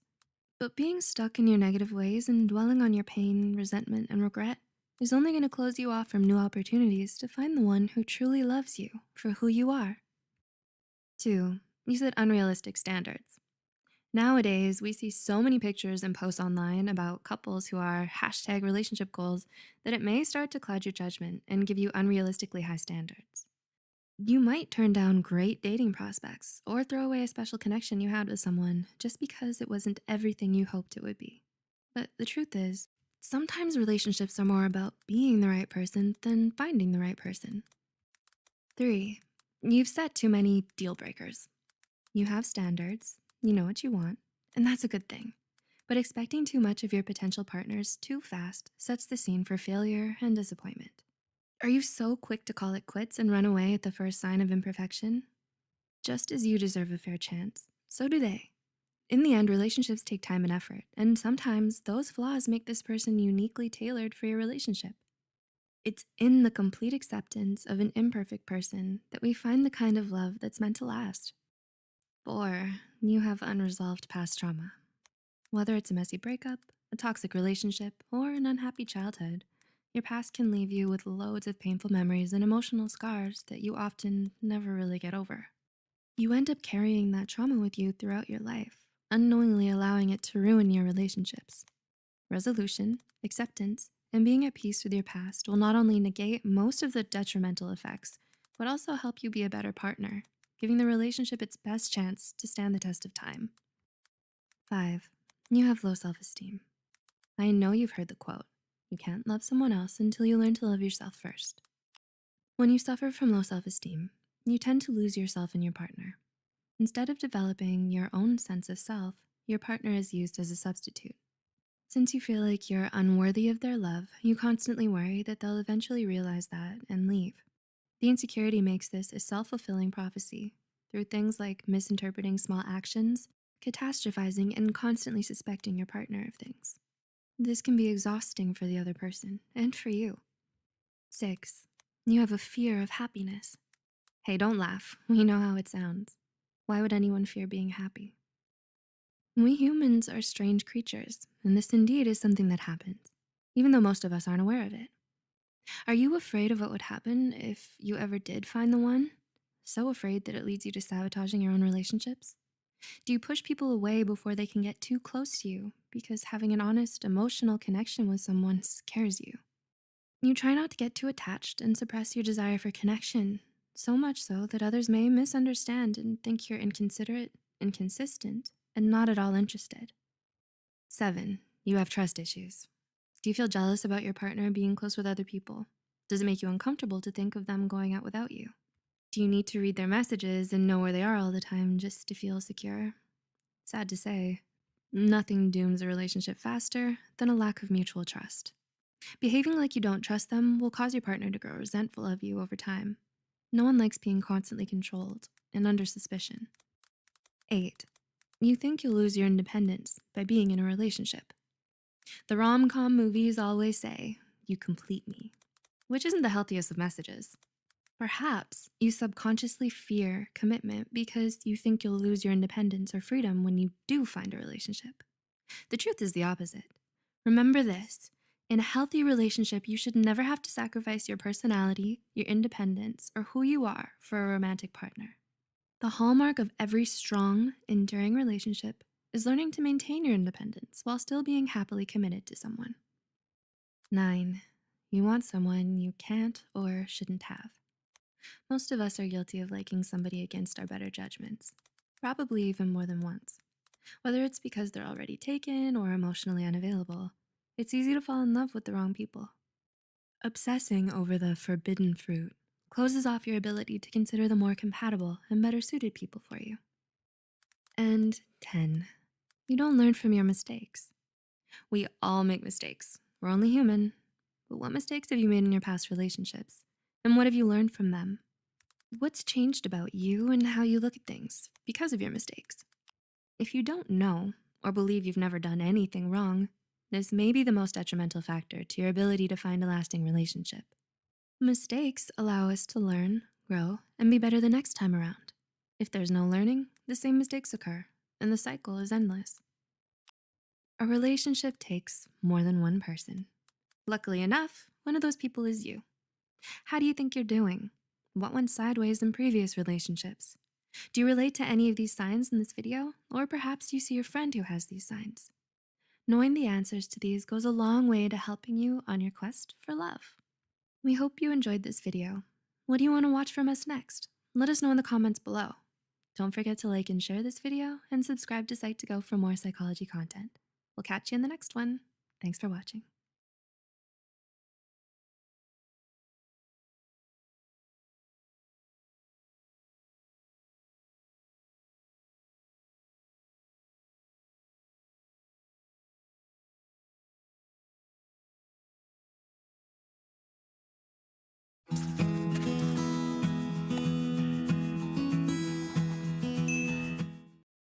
Hey Psych2Goers, and welcome back to another video.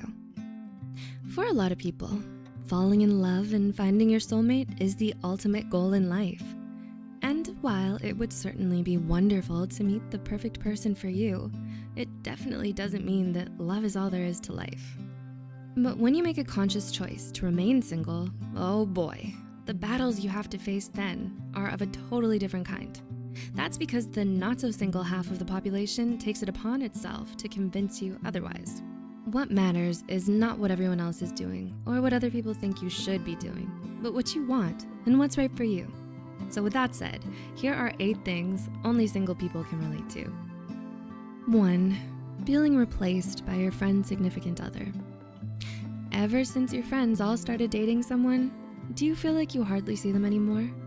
You're happy for them, of course, and you try to be as understanding as you can. But there are only so many times they can turn down your invitations or cancel on you at the last minute before you start to feel like you've been abandoned. Everything you used to do with them, they want to do with their significant other now. Like go to the movies or eat at new restaurants. And you can't help but feel the slightest bit of jealousy that this person is now who they want to spend all of their time with. 2. Having to be the third wheel all the time. Are you always the third wheel when you hang out with your friends and their partners? Does your friend's significant other tag along on most of your get-togethers now because they want to get to know you better and befriend you too? Which is really nice of them, you have to admit. But it also makes you miss the days when it used to be just you and your friends, and no one felt left out. Sigh. 3. Having to stomach a lot of PDA. Whether it's from your friends or couples you see passing by, public displays of affection are honestly uncomfortable for other people to watch. And no, it's not because you're bitter about being single or anything, but after a certain point, it starts to get exhausting. Listening to your friends telling you about all the different reasons why their partner is so dreamy.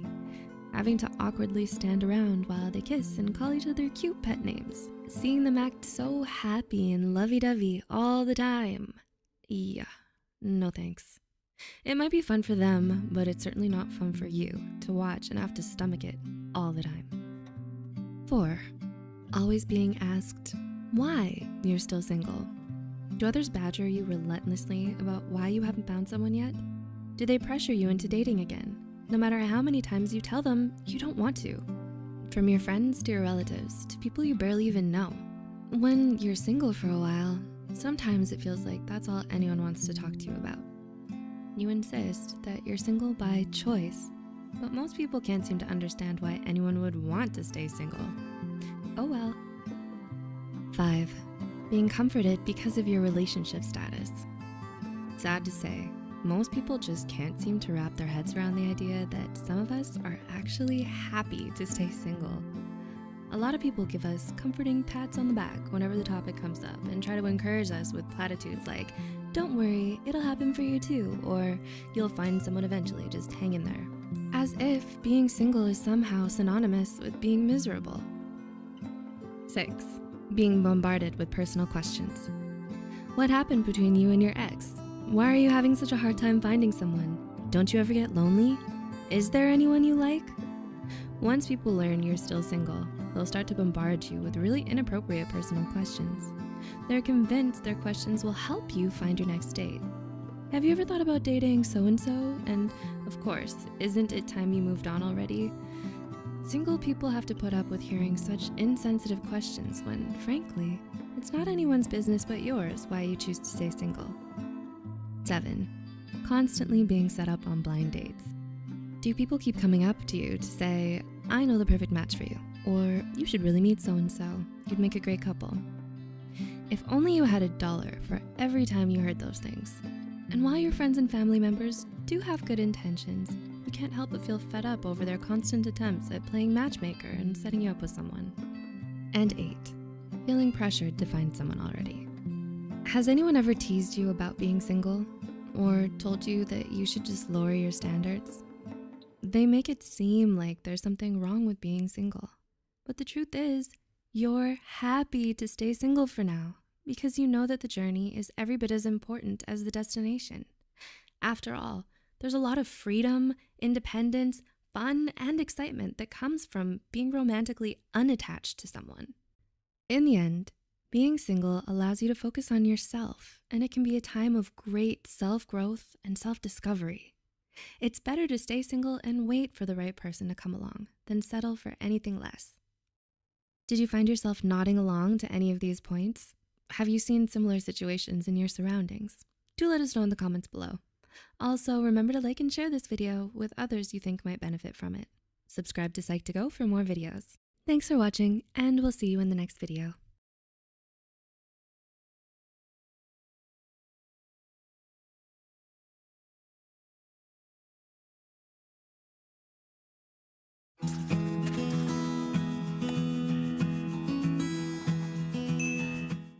Hey Psych2Goers, welcome back to another journey through the basics of everyday psychology. Everyone gets angry sometimes, even at the people they love. You might think anger is an emotion you can spot a mile away, but it's surprisingly easy to miss the signs that someone is angry with you, and even more so when you'd rather avoid conflict than confront it. Failing to apologize for the hurt you've caused someone, or not making an effort to work things out with them can foster a lot of resentment over time. With that said, here are 8 subtle signs to help you figure out if someone is secretly harboring a grudge against you. 1. They send you mixed signals. Actions speak louder than words. A person's actions towards you can tell you a lot about what's going on inside. If someone is still angry at you and decides to bottle it up, their words won't resonate with their actions. For example, their words may be reassuring and kind, and they may say things like, "Don't worry about it, we're cool," but their actions definitely aren't. Their smile seems forced, and their words feel disingenuous. And no matter how much they try to insist that there's no problem, you can't miss the elephant in the room. 2. They try to outdo you. Has there been a sudden spike in competitiveness towards you by one of your friends lately? Do they talk over you, correct you a lot, or dismiss your ideas without good reason? If so, your friend might be hiding some lingering feelings of resentment towards you. And this behavior is a telltale sign of passive aggressiveness, which they're using as an outlet for their anger towards you. 3. They're overly critical of you.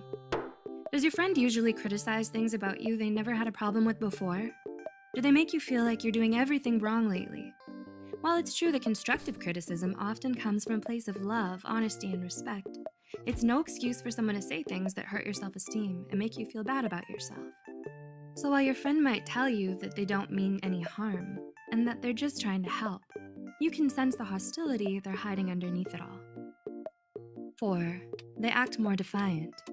Another tactic a lot of people use to repress their feelings and redirect their anger is through insubordination.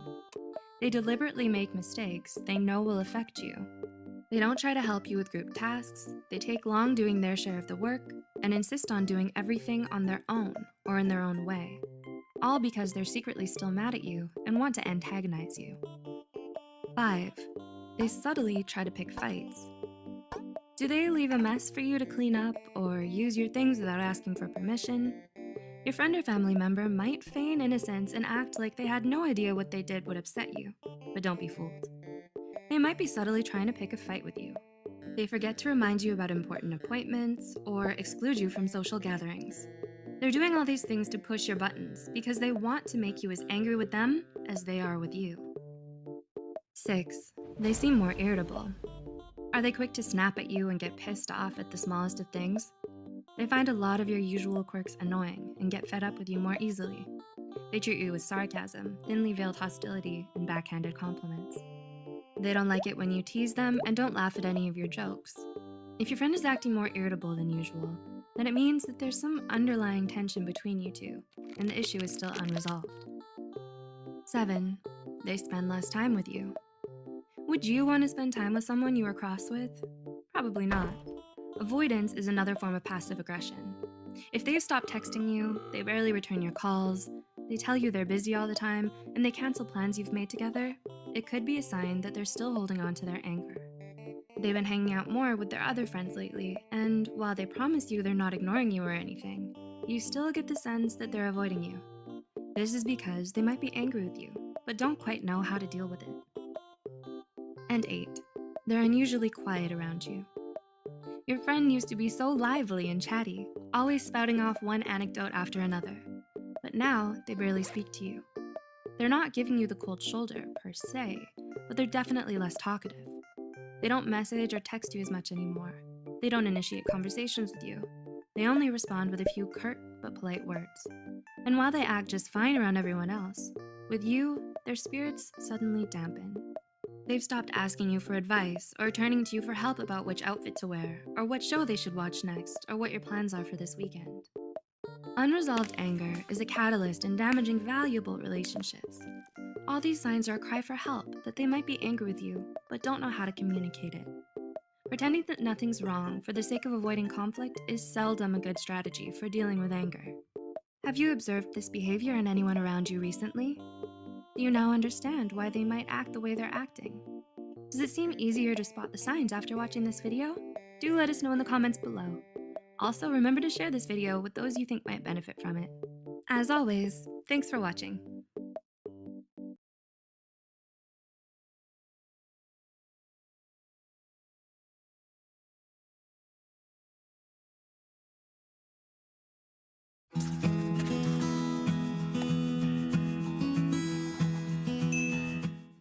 Hey Psych2Goers, and welcome back to another video.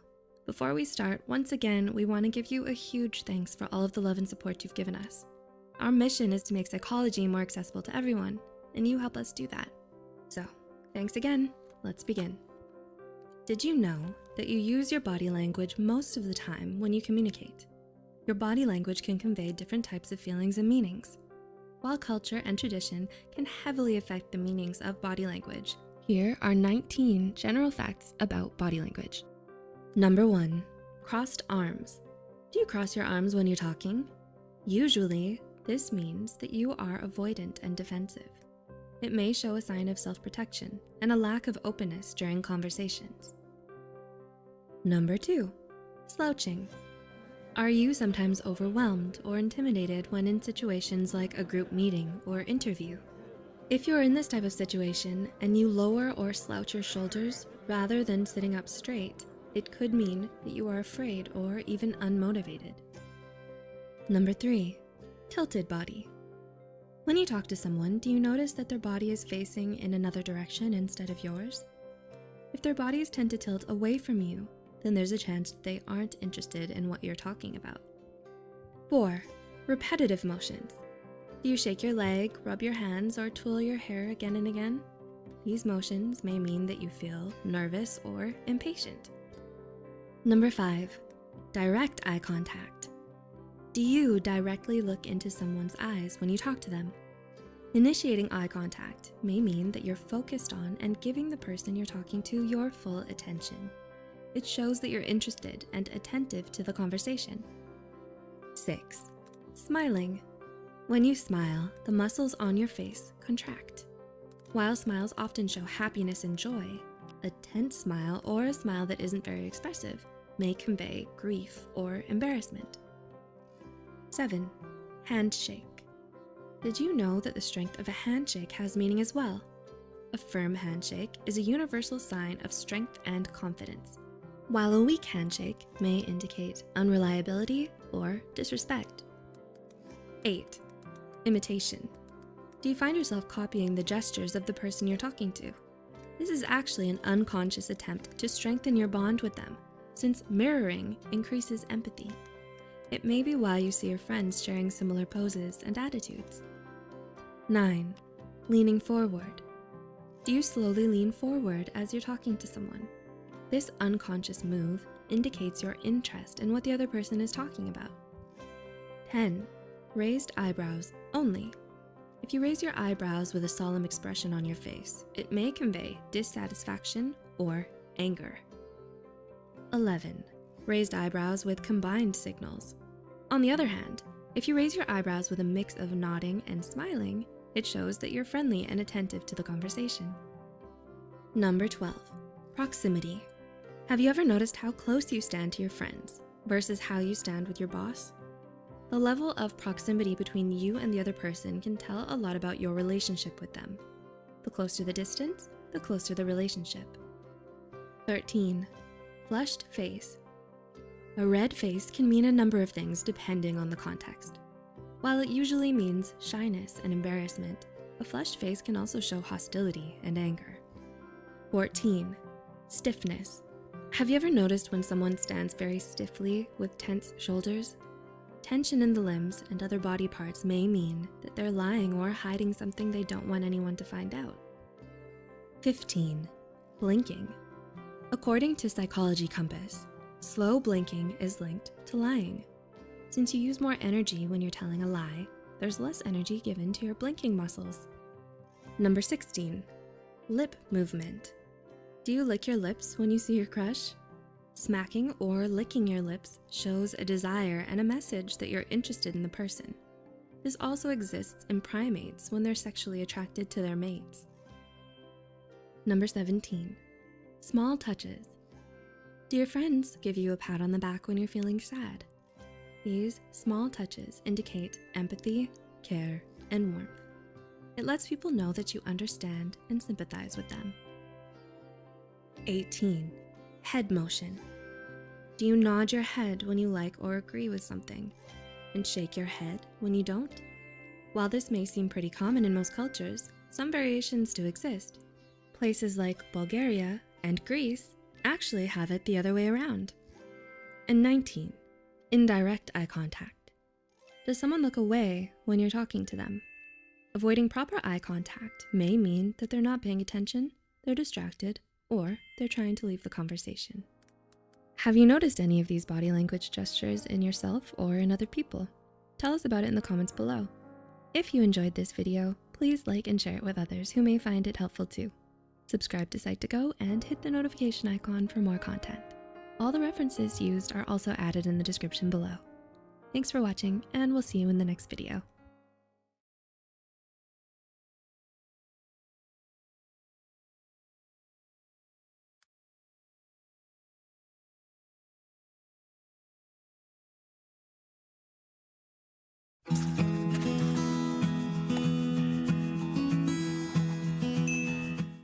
Hey Psych2Goers, welcome back to another video. Before we start, we want you to know that we're very, very grateful for all of the love and support that you give us. Psych2Go's aim is to make psychology more accessible to everyone, and you help us do that. So, thanks again. Let's begin. Has a close relationship in your life ended because you've lost interest in them or they lost interest in you? Is there an important relationship you're worried might be in danger of falling apart because the other person no longer feels as strongly for you as they once did? Here are 10 telltale signs that can help you figure out whether or not someone is losing interest in you. Number 1, they talk to you less. Think back on your last few conversations with this person. Do you still talk to them as much as you used to? Or have you noticed them being a lot more quiet and reserved around you lately? When your interest in someone fades, you feel less attached to them and less inclined to involve them in your lives. You stop telling them things, sharing news with them, or divulging your secrets with them because you just don't feel as close to them as you once did. 2, they act differently around you. Are they acting more distant and casual about your friendship? Or have they suddenly become polite and obliging, losing their usual sense of humor and playfulness? Another clear sign someone is losing interest in you is if they start to act differently around you. They can either be a bit more dismissive and aloof or awkward and tense. But either way, it means that something in your relationship has changed and they don't know how to be around you anymore. 3, they don't reach out anymore. When your friend or significant other stops making an effort to keep in touch with you, it means that they're no longer as invested in the relationship as they used to be. They don't text you or call you first. They never initiate contact or plan things for you to do together, and sometimes they even disappear for days on end without a warning or an explanation. 4, they stop asking questions. Have they stopped asking you questions about your day or how you're feeling? Has their attentive attitude towards you suddenly vanished into thin air? It's only natural to be curious and inquisitive about the people you're interested in or care about, whether it's your friends, family members, or romantic partners. So, if someone special in your life has stopped asking you questions lately, it may mean that they no longer feel you're worth their time or attention. Number 5, they're no longer responsive. How do they respond when you tell them about something amazing that just happened to you? You text them a long, heartfelt message, pouring out your feelings to them, and they leave you on read. Wait, what? Were they a no-show at an important event for you? Sound familiar? A lack of responsiveness is a very telling sign that someone is losing interest in you. They don't return your calls or messages, they cut your conversation short, they answer you vaguely, and they always act like they're in a hurry to leave. Number 6, they stop making an effort. When someone stops making an effort to see you and keep you in their life, they're sending you a message that they no longer want a relationship with you. They don't make time to see you or talk to you anymore because they aren't as invested in the relationship as they used to be. So if you start to feel that you're the only one holding on, it might be time to let go. 7, they cancel and make excuses. Do they cancel on you at the last minute and make excuses for it? This not only conveys a lack of respect and consideration, but also a lack of interest. So when someone often cancels on even the most important plans, despite the fact that you've repeatedly told them about it ahead of time, you know that they just don't care about you or your feelings as much as they do about their own fun and excitement. Number 8, they make other plans. Have you ever called up your best friend or significant other and asked them to hang out, only to discover they've already made plans with someone else? Yikes. When this happens, it can be difficult not to feel hurt, jealous, or betrayed. And while there's nothing wrong with spending time with other important people in your life, if this person is starting to make you feel excluded lately and leaving you out of all their plans, it may mean that they're no longer interested in you. 9, they prioritize other people. Social media makes it easier to find out what our friends are up to when you're not with them. They tell you that they can't see you because they're too busy, but somehow they always seem to find a way to spend time with others. Just goes to show maybe they no longer consider you an important person in their life. And 10, they found someone else. Does it seem like they enjoy spending time with someone else more than you? Do they look happier and have more fun with them than they do when you're together? It's painful to see the person we love, be it romantically or platonically, move on with someone else. But if they no longer want to be with you, maybe it's time to let them go and find someone else who deserves you and truly appreciates you. Having a relationship end is never easy, but you deserve to feel loved and appreciated rather than being in a one-sided relationship. Have you had to let go of a relationship recently for the above reasons? Did you notice any of these signs around you? Share with us in the comments below. Also, remember to like and share this video with those who might be interested.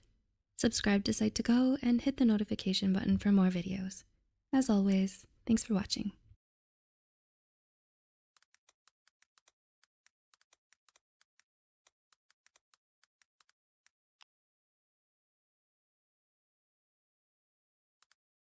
Hey Psych2Goers, welcome back. Before we jump in, pause, take a breath, and just be here for yourself. A while ago, we made a quiz called, How Are You Really? Because we know how easy it is to say, I'm fine, out of habit, even when we're carrying so much inside. Today, we want to check in deeper.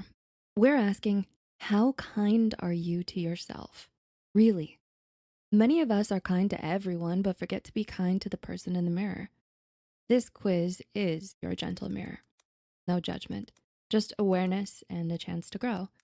At the end, we'd love to hear your score and your thoughts in the comments. Ready to begin? Let's do this together.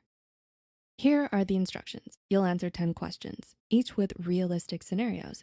Pick the option that feels true for you right now. Be honest, there's no right or wrong. When you're done, add up your points and reflect on what they say about your self-kindness. Feel free to pause anytime if you need to think. Let's begin. 1. Self-talk.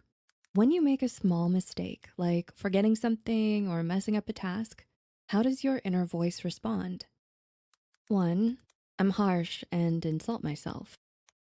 2. I'm critical and dwell on it. 3. I feel annoyed but try to move on. 4. I remind myself everyone makes mistakes. Or 5. I speak kindly to myself, like I would to a friend. Question 2, accepting compliments. When someone praises you sincerely, how do you feel? 1. I immediately dismiss it or think they're just being polite. 2. I get uncomfortable and downplay it. 3. I accept it, but it feels awkward inside. 4. I appreciate it, even if I blush a bit. Or 5. I accept it fully and let myself feel proud. Question 3, rest and breaks. When you're exhausted, do you let yourself rest? 1. I feel guilty and push through anyway. 2. I rest, but feel bad about it. 3. I rest sometimes, but worry about falling behind. 4. I allow myself breaks when needed. Or 5. I rest without guilt, knowing I deserve it. Question 4, comparing yourself. How often do you compare yourself to others? 1. Constantly. I feel I don't measure up. 2. Often. I get discouraged easily. 3. Sometimes, but I try to stop myself. 4. Rarely. I focus on my own journey. Or 5. Almost never. I celebrate my uniqueness. Question 5, forgiving yourself. When you think about past mistakes, how do you feel? 1. I beat myself up and feel ashamed. 2. I replay them and often cringe. 3. I feel regret but try to learn from them. 4. I remind myself I did my best at the time. Or 5. I forgive myself fully and move on. Question 6, speaking up for your needs. Do you tell others what you need, emotionally or practically? 1. Never. I keep it to myself. 2. Rarely. I feel like a burden. 3. Sometimes. I struggle to express it clearly. 4. Often. I try to communicate kindly. Or 5. Always. I honor my needs openly. Question 7, celebrating wins. How do you react when you achieve something, big or small? 1. I downplay it or say it's not a big deal. 2. I barely acknowledge it and move on fast. 3. I feel happy but don't celebrate much. 4. I share it with people who care. Or 5, I celebrate it wholeheartedly and savor the moment. Question 8, handling criticism. How do you handle constructive criticism? 1, I take it personally and feel worthless. 2, I feel bad about myself for days. 3, I feel hurt, but try to learn from it. 4, I listen and use what's helpful. Or 5, I see it as a chance to grow, not a personal attack. Almost done. Question 9, comforting yourself. When you're sad or anxious, how do you treat yourself? 1, I blame myself for feeling this way. 2, I ignore my feelings and bottle them up. 3, I distract myself but don't address it. 4, I soothe myself with kind thoughts or actions. Or 5, I comfort myself like I would a dear friend. And question 10, daily self-kindness. Overall, how often do you practice small acts of kindness for yourself, like enjoying a treat, saying no when needed, or taking time to breathe? 1, almost never. 2, rarely. 3, sometimes. 4, often. Or 5, every day, intentionally. Okay, tally up your score. Add up your points and see where you land. Here are the results. If you scored 10 to 19 points, tender beginnings. Your score suggests you might be very self-critical or harsh with yourself right now. Psychologists call this low self-compassion, which research shows can make stress and sadness feel heavier than they need to be. You may find it easier to comfort others than to comfort yourself, and that's common. The first step is noticing when your inner voice is harsh and pausing to choose gentleness instead. With practice and patience, small acts of kindness towards yourself can become new, healthier habits. If you scored 20 to 29 points, you're warming up. You're starting to build self-kindness, but old patterns can still pull you back, and this is perfectly normal. Self-compassion is a skill, not a switch. You might sometimes feel guilty for resting or forgiving yourself, even though your heart knows you need it. Try to notice these moments and replace guilt with curiosity. Why do I feel bad for caring for myself? Bit by bit, you'll find it easier to treat yourself like a trusted friend. If you scored 30 to 39 points, growing self-kindness, you're doing well at balancing honesty with kindness towards yourself. This is a big achievement. In psychology, this balance is called healthy self-regulation and protects your mental health over time. You may slip up occasionally, but you know how to get back on track. Keep strengthening this by celebrating small wins and choosing rest without guilt. You're on a steady path to becoming your own safe place. Keep nurturing it. And finally, if you scored 40 to 45 points, self-kindness is your habit. You're consistently kind to yourself and handle setbacks with patience and care. Psychologists would say you have high self-compassion resilience, which helps you bounce back from stress and stay emotionally healthy. You probably rest when needed, forgive your mistakes, and protect your energy well. Keep up these mindful habits, especially when life gets busy or chaotic. And if you can, share what works for you. Your experience can help others grow too. And if you scored 46 to 50 points, self-kindness champion, that's you. You are a true champion of self-kindness, and it shows. Research links this level of self-compassion with greater happiness, healthier relationships, and even better physical health. You forgive easily, rest guilt-free, and treat yourself with deep respect. Keep nurturing this by staying mindful of changing needs and trying new self-care rituals. Consider mentoring others. Sharing your journey can inspire more kindness in the world. No matter where your score falls, remember this: you're not stuck where you are. Every kind thought and tiny choice adds up to a softer, braver life, and you deserve that. If today's quiz made you pause, smile, or even tear up a bit, that's a sign you're paying attention to the person who needs you most. You. We'd love to keep going on this journey with you.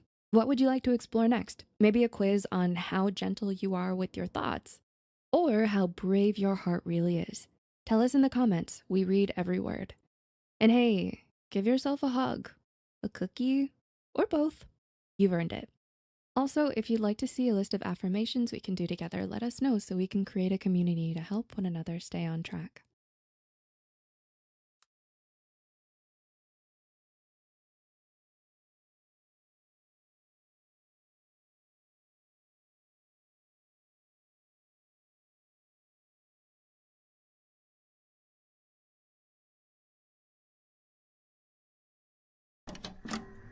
Ever catch yourself fantasizing about having your own space?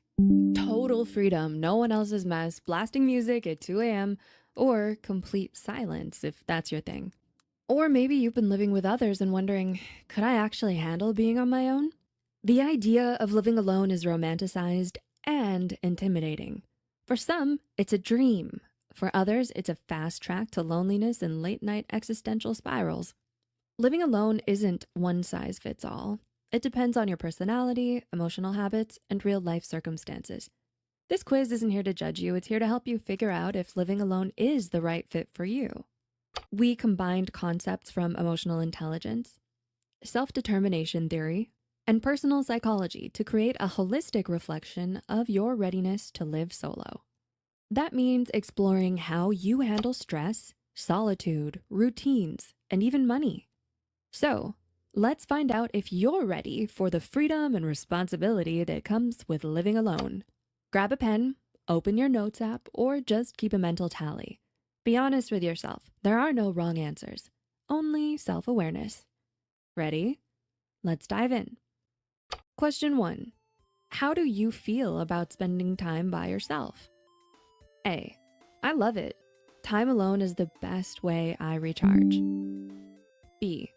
I enjoy some alone time, but need people around for balance. C. I feel uneasy being by myself for long periods. Or D. I hate being alone. It feels lonely and isolating. Question 2. How do you handle difficult emotions like stress or sadness? A.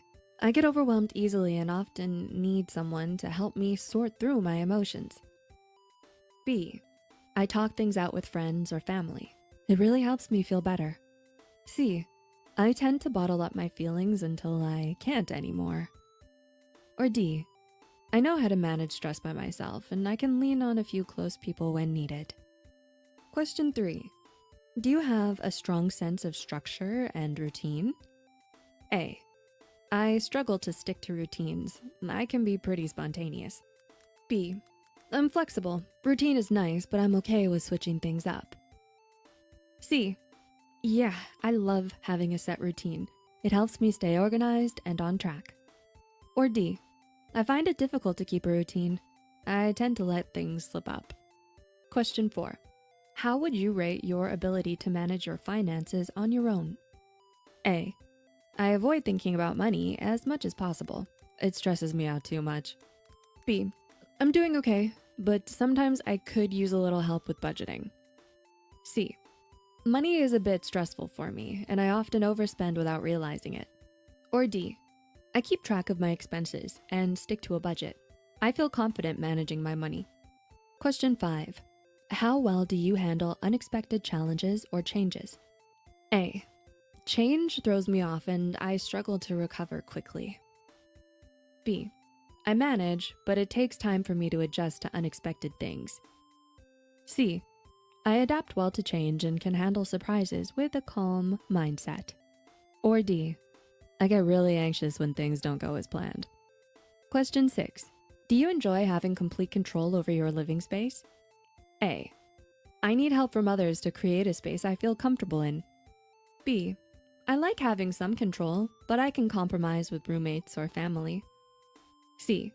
Absolutely. I love making decisions about my space and having everything just the way I want it. Or D. I'm not too concerned about how my space looks as long as it's functional. Question 7. How often do you feel a strong need for social connection? A. I prefer to be around people as much as possible. I feel lonely without them. B. I can go a few days without seeing anyone and be fine. C. I like a mix of socializing and having alone time. Or D. I'm very social and enjoy seeing friends and family regularly.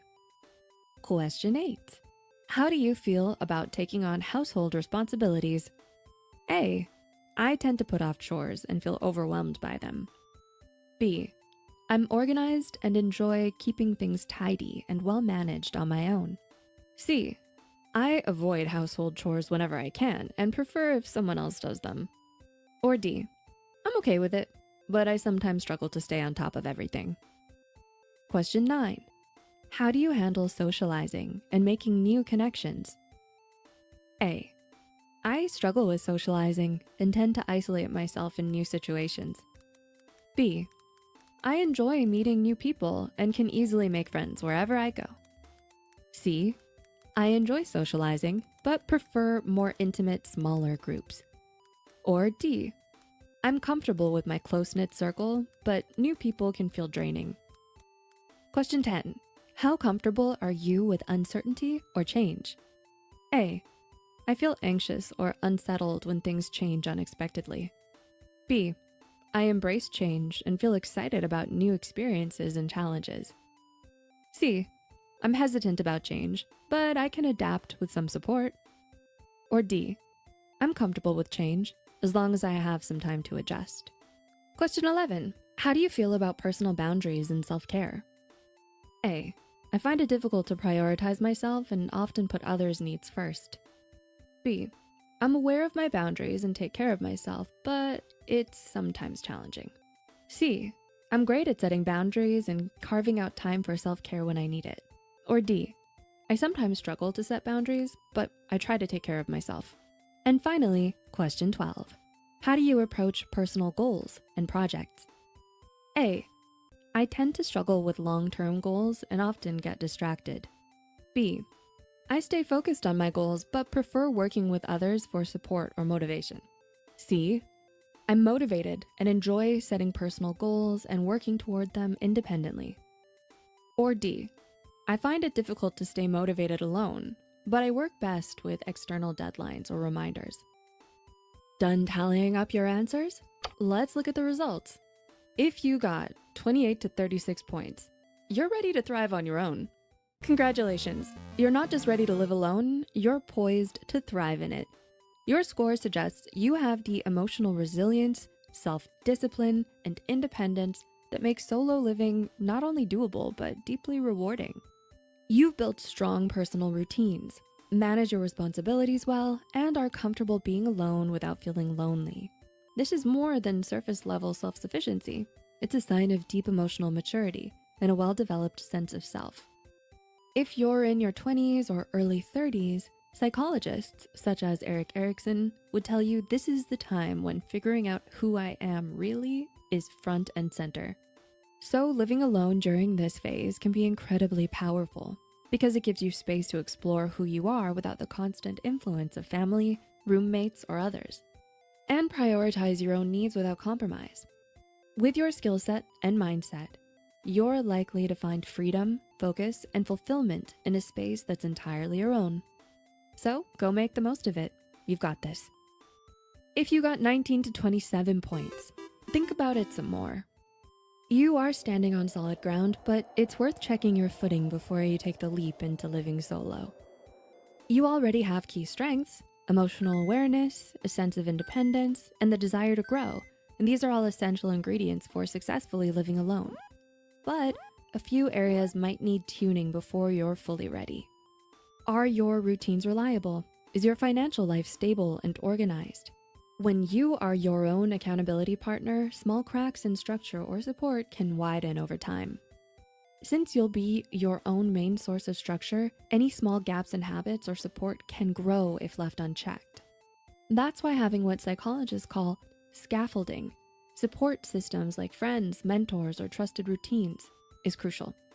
These external supports help you maintain balance, reduce stress, and build resilience. Living alone isn't about isolation. It's about independence with the right scaffolding.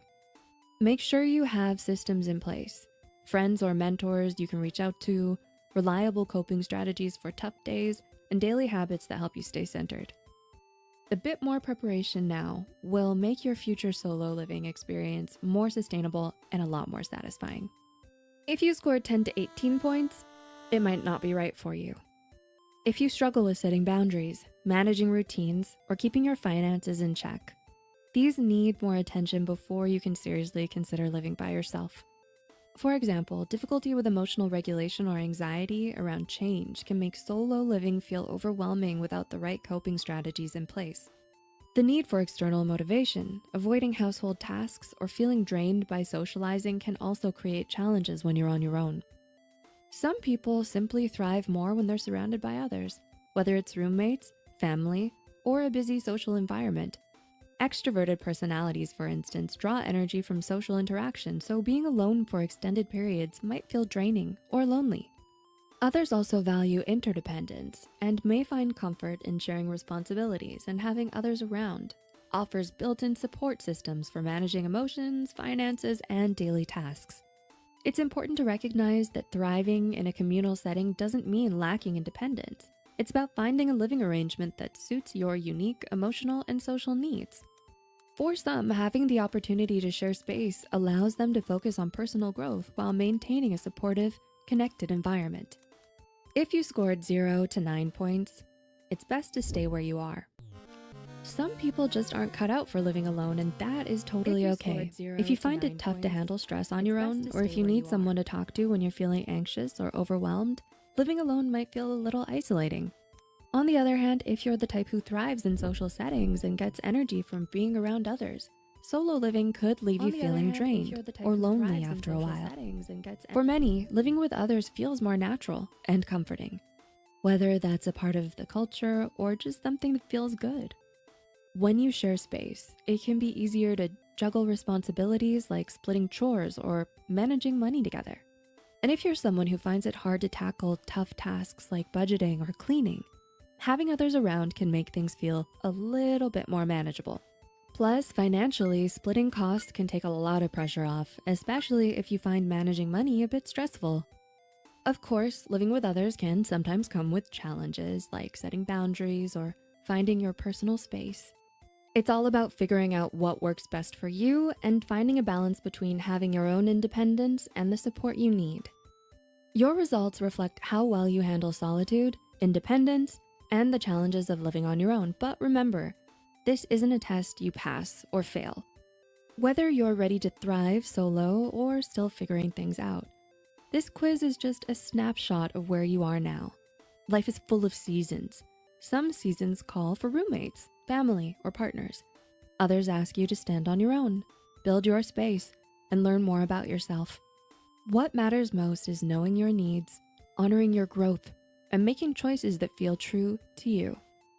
So, how do you feel about your results? Share your thoughts in the comments below. And if this quiz gave you something to think about, don't forget to like, share, and subscribe for more content that helps you grow and reflect. We also have some more quizzes and videos like, Are You Really Okay?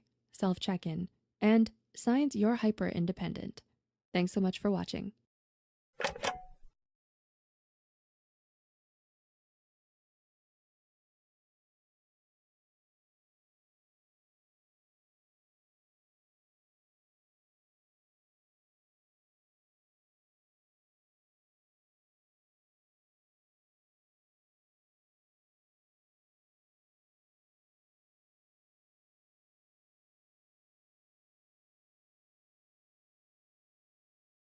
Sugar, spice, and everything nice. And not to forget Chemical X too. Those are the perfect concoction for 3 superhero daughters. If only we knew the perfect concoction to be attractive as well. Although attractiveness is subjective, there is no disputing that personality is one of those factors contributing to your attractiveness. Each Myers-Briggs type has a different appealing factor to them. So let's take a look at how to be more attractive based on your personality type. ENTJ. Confidence and being goal-oriented are positive traits of ENTJs. However, if in excess, these traits may make them appear arrogant to other people. As someone who values strategic thought and decisive action, ENTJ often pass judgment on those who lack these qualities. ENTJs often complete sentences, intervene, predict information, and make assumptions due to their intuition and quick thinking. Given their analytical and objective minds, ENTJs are great at identifying the faults and weaknesses of others. However, when paired with their unawareness of the feelings of others, it may make them look judgmental, nitpicky, and uncompromising. When ENTJs start to develop humility by appreciating other people and allowing them to be heard, they will become more attractive. ENTJs must improve their listening skills and not simply for the sake of arguing back. INTJ. For INTJs, rationality often matters more than the emotional aspect. In a romantic relationship, they approach it like most other issues, systematically, with clear strategies for accomplishing them. Unfortunately, love is seldom logical, and you might misunderstand the complexity of human nature and emotion. In the face of strong emotions, INTJs will often turn to analyze the problem or simply shut down instead of just listening and giving support. You might also become uncomfortable when you need to be vulnerable to those close to you. As an INTJ, you can try to spend more time introspecting and reflecting on your emotional experience. Through this experience, you can learn to connect with your feelings, stay connected with others, and encounter tremendous emotional growth. ESTP. Gregarious and fun-loving, ESTPs are the life of the party. Entertaining people and creating an atmosphere of excitement are their forte. ESTPs prioritize facts and reality over feelings and emotions. While ESTPs do not intend to hurt others, their lack of understanding of subtle emotions may make them appear cold and insensitive to others' needs at times. These personalities often have a lot of trouble acknowledging and expressing their own feelings, as their attention is often directed away from themselves, preventing them from self-reflection. ESTPs can be more attractive by being more approachable and vulnerable with their emotions. They should be more open to taking time for self-reflection and introspection, rather than focusing on the external environment or constantly giving attention to things outside of themselves. By engaging in healthy introspection, they can gain valuable lessons about their own character and development and address their own weaknesses. ISTP. Inherently inquisitive about the mechanics of the world around them, ISTPs love to study how things work and frequently master the operation of machines, devices, and equipment. ISTPs are experts in technical and mechanical matters, which range from repairing a motorcycle to troubleshooting a computer. They are also quite helpful around the house and can fix almost anything with their hands, putting ideas into action. However, their knowledge and skills may not necessarily be transferable. ISTPs often heavily focus on one or two areas, such as engineering or coding, and spend no time outside of those hobbies. As a result, they may appear a little dull. It's important that ISTPs grow in their ability to explore topics outside of their domain or expertise. They can pick hobbies that hone their abstract or artistic skills, rather than choosing one that involves cold, analytical data. For example, they can learn new languages, photography, or painting. ESFP. Remember that one friend who spontaneously broke into song while you were shopping for your weekend barbecue party? The world is like a stage. The spotlight makes them feel alive. Each outing is a party for them. They enjoy soaking up the attention and making all things feel festive. If you have someone in your life with this lively and entertaining personality, they are most likely ESFPs. However, their exceptional showmanship and candor may not make them immune to criticism. They are highly sensitive souls who might be profoundly wounded when others criticize their views, attitudes, or behavior.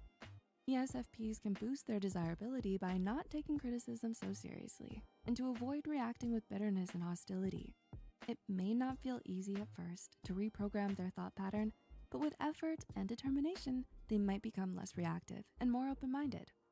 ISFP. ISFPs enjoy an adaptable, flexible way of living. They live in the moment, taking each day as it comes. However, ISFPs go with the flow mindset may cause them to be blind to the full consequences of their action and be unable to stick to long-term plans.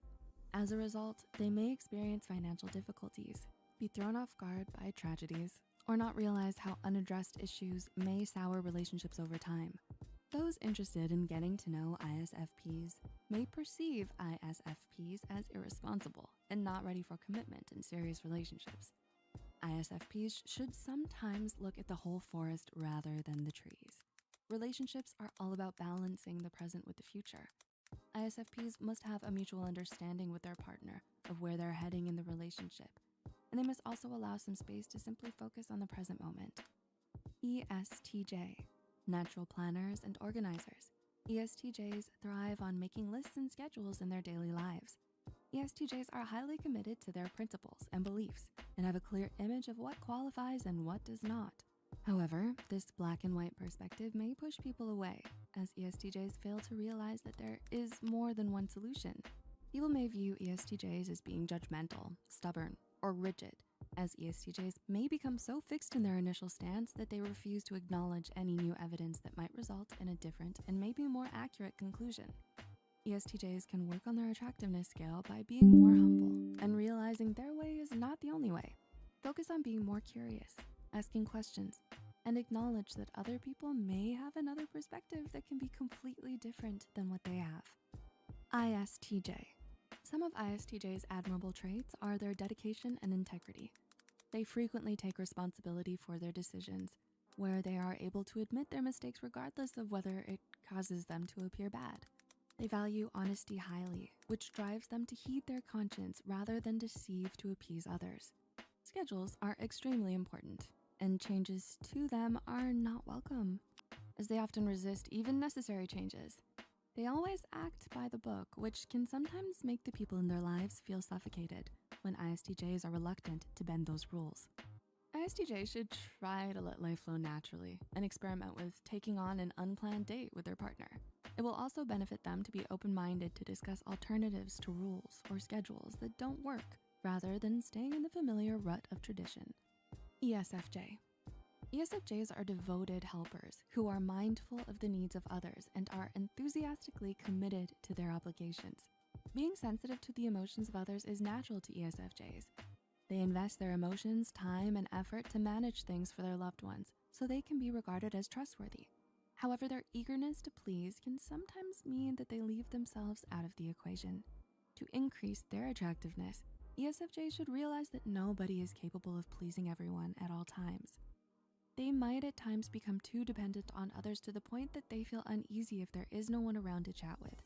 So it's highly suggested for ESFJs to take part in solitary hobbies to increase their self-reliance, connect with their feelings,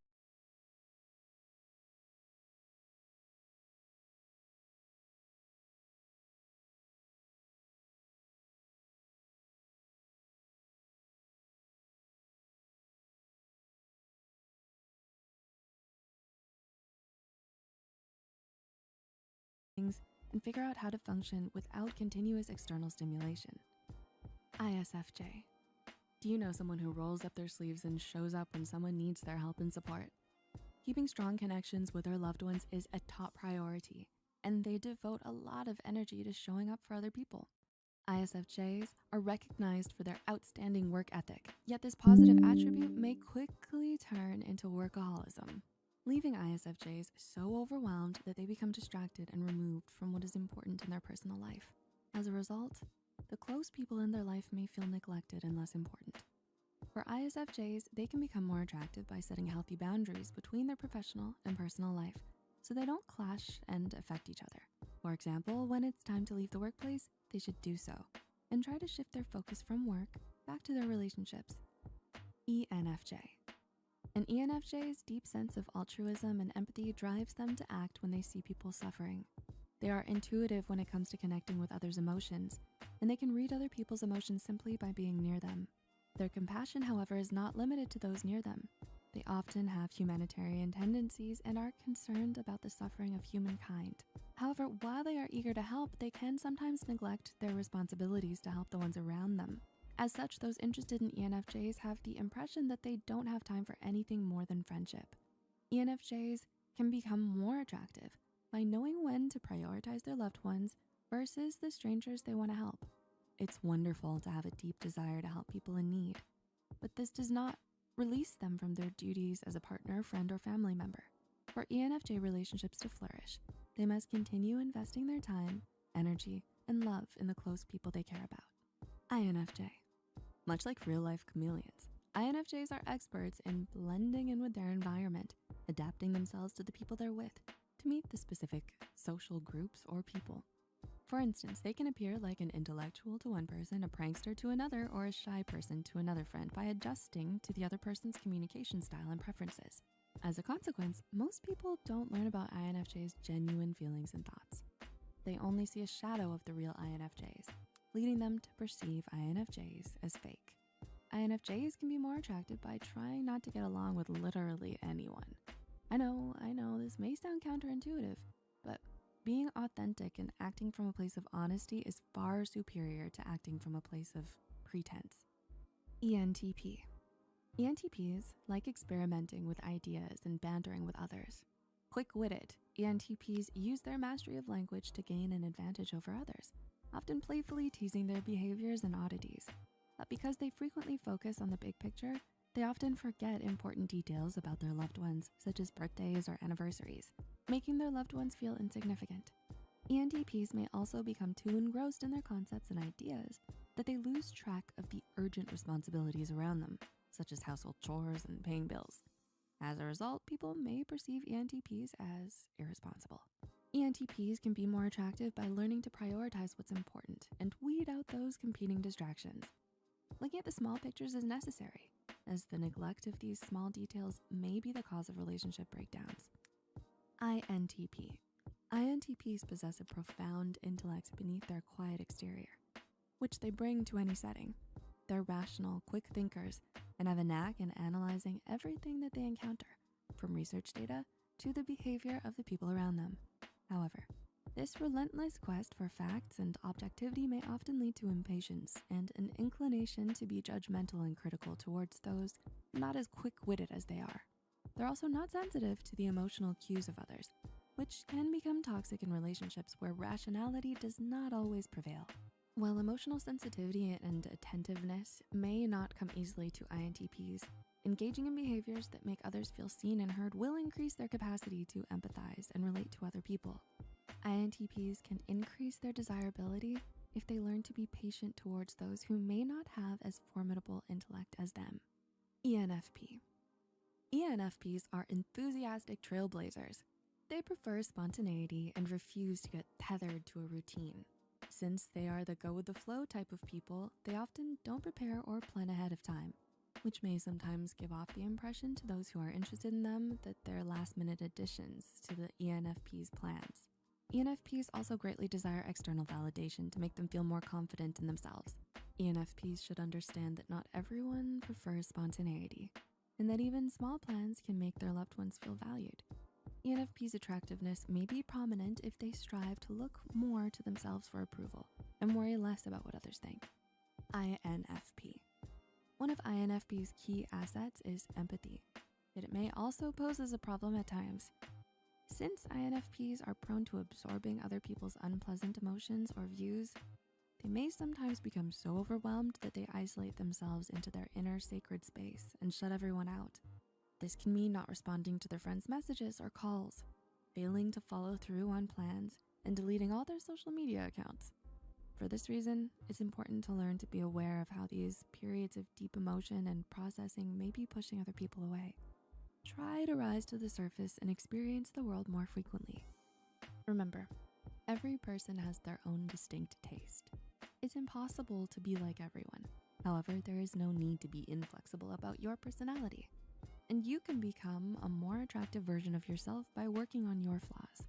Give people a chance to get to know you so you can grow on them, even if doing so makes you feel susceptible to rejection.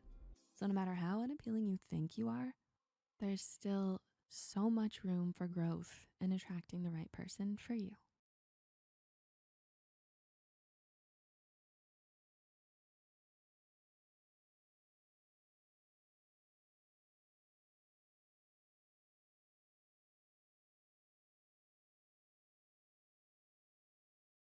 Have you ever taken a Myers-Briggs type indicator test, or MBTI test?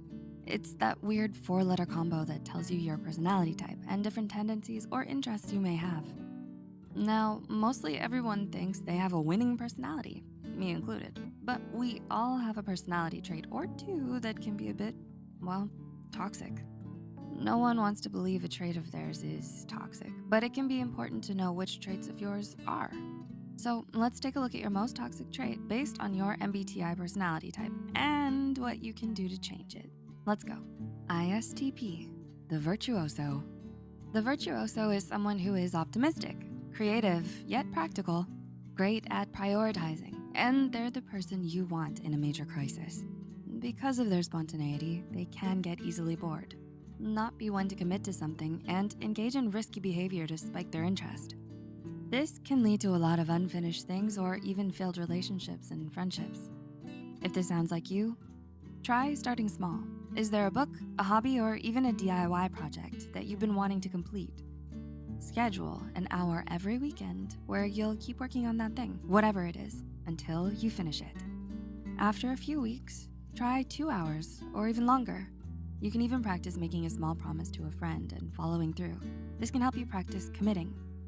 ISFP, the adventurer. The adventurer may sound like an Indiana Jones copy, but they're actually the passionate, imaginative, artistic person who adventures in their mind. The problem with this is that an adventurer can be way too independent and become stressed. They can also become easily overwhelmed by their emotions. If this is you, try hanging out with 1 or 2 friends at once instead of a group. If you're in a relationship, maybe ask your partner if they can help with the chores around the house or to take charge of dinner one night. If your emotions are your kryptonite, try journaling. If a really strong emotion comes up, grab your phone and type it out.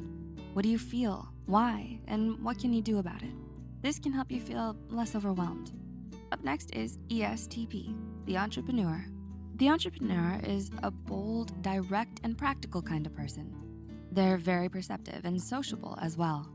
However, since they're so rooted in their practicality, they can sometimes forget that people have emotions and be a little impatient with others. They can also become so focused on solving the problem at hand that they miss the big picture. Does this sound a bit like you? If so, it's cheesy, but try to put yourself in the other person's shoes. How might the other person feel, or what might they think? This can help bring the entrepreneur back to remembering that everyone has feelings. ESFP, the entertainer. The entertainer is someone who defies tradition and opts for more original things. They love aesthetics. They love putting on a show, literally or figuratively. And they have excellent people skills. Unlike some of the personalities we've mentioned already, the entertainer is actually really emotional and can be more sensitive than others to conflict. In a study centered around people-pleasing, it was discovered that the main reason for this is self-preservation. If I do what others want, there can't be any conflict. So how do you fix this one? Again, start small. Let's say you and a friend go to Starbucks for a quick pick-me-up. Your friend says, "I'm getting an iced coffee. You want the same?"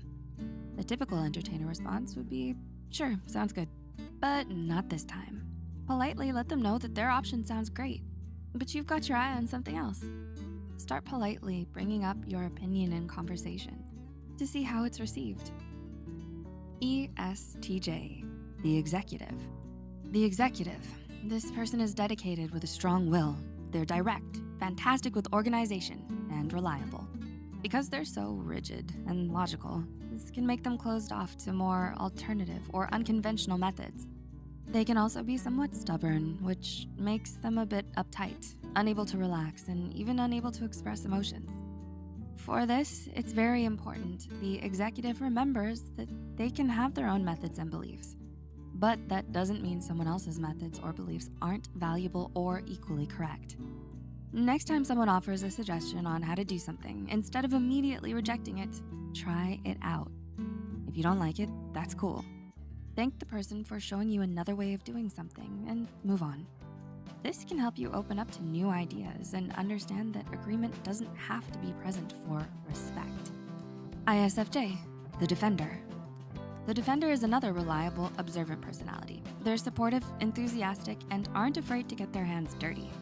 Since they're always so eager to help others, sometimes they can put themselves second, or third, or seventh, never bringing their feelings up. They can also be way too humble, not even taking credit or praise for their own accomplishments. If you're a defender and are a bit too modest, the next time someone tells you what a great job you did, give them a quick thank you. Then you can go on to say who else helped you. The important part is making sure you acknowledge that you took part in the thing you're praised for. ISTJ, the logistician. The logistician is the leader of the pack. Think of the stereotype of eldest child, responsible, organized, practical, and good at pretty much everything. Because they're another super rigid personality, they can sometimes be too rigid and not want to try new things, meet new people, or really do anything outside of the routine. Expansion can reverse this. But again, the key is baby steps. Say the logistician eats the same thing for breakfast 20 years straight. A bowl of cereal and half a grapefruit. Maybe one day, they can try some scrambled eggs and toast. If they don't like it, that's okay. There's always tomorrow. Push your boundaries, little by little. Maybe make it a game. What's something you can change up about your day? Let us know down below. ESFJ, the console. The console is a nice mix of dutiful and practical. Plus, they're loyal, warm, and great with people and social cues. They couldn't have a toxic trait, right? Let's ask the audience. Ding, ding, ding, the audience got it right. Yeah, they do. The console can be preoccupied with their social status and how others perceive them. This can cause them to be overly needy for validation and be overly selfless to be perceived as good. If this sounds like you, try this to help boost your self-confidence. When you wake up, say out loud or write down at least 3 positive things about yourself or your life, and take a moment to appreciate those things. This is called gratitude, which, according to some studies on the effects of, can lead to stronger senses of community and stronger relationships. ENFP, the campaigner. The campaigner is a perceptive, curious person who is often enthusiastic. They know how to have fun and be in the moment.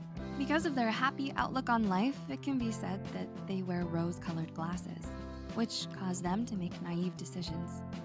Although with good intentions, campaigners can benefit from weighing pros and cons when in a situation where they want to believe the best in someone. You can write these pros and cons down, type it on a note on your phone, or even just say them out loud. Once you've done so, make a decision based on your list and which decisions are in your best interest, instead of based on your emotions. INFP, the mediator. The mediator is an open-minded, generous, creative, and passionate person. However, these traits can cause them to self-isolate and become far too introverted due to burnout. They're also really critical of themselves, which can make them people please for acceptance. This can sometimes be a toxic trait. Coming in hot with another list suggestion. Instead of pros and cons, the mediator can make a list of things they truly like or love about themselves to enhance their self-confidence. When it comes to that self-isolation, the mediator should schedule one social event every 1 to 2 weeks, depending on your social battery. This can be a FaceTime, phone call, or a good old-fashioned meetup. Of course, be safe out there. This can help to break up the need to withdraw and help keep a good balance. ENFJ, the protagonist. The protagonist is a passionate person with strong opinions, but they're open to other opinions too. They're usually the leader of the group and want to see positive change. Because of that deep-rooted need to correct everything wrong they see, they can become overly idealistic and a tad unrealistic. They also come off a bit condescending, especially if they believe they're always right. For the protagonist, remembering to ask little questions to include others can really be a game changer. Let's say someone asks the protagonist for advice on buying a car. Instead of launching into your dissertation, you might ask, "What was your plan?" Another option is explaining your tips and tricks. Then the protagonist can ask, "What do you think?" It helps remind the protagonist they're not always the main character. INFJ, the advocate. The advocate is always looking outside the box. They're incredibly insightful and not interested in materialistic or superficial things. Because of the advocates want to avoid the mundane, they're always searching for the next big thing. This can cause toxic perfectionism, which can lead to emotional burnout. Self-care and rest are the advocate's friends. The advocate needs to be sure to schedule time for themselves at least once per week. This can be a bath, a journal session, a nap, a massage. Time to play your favorite video game, read, whatever fills your cup.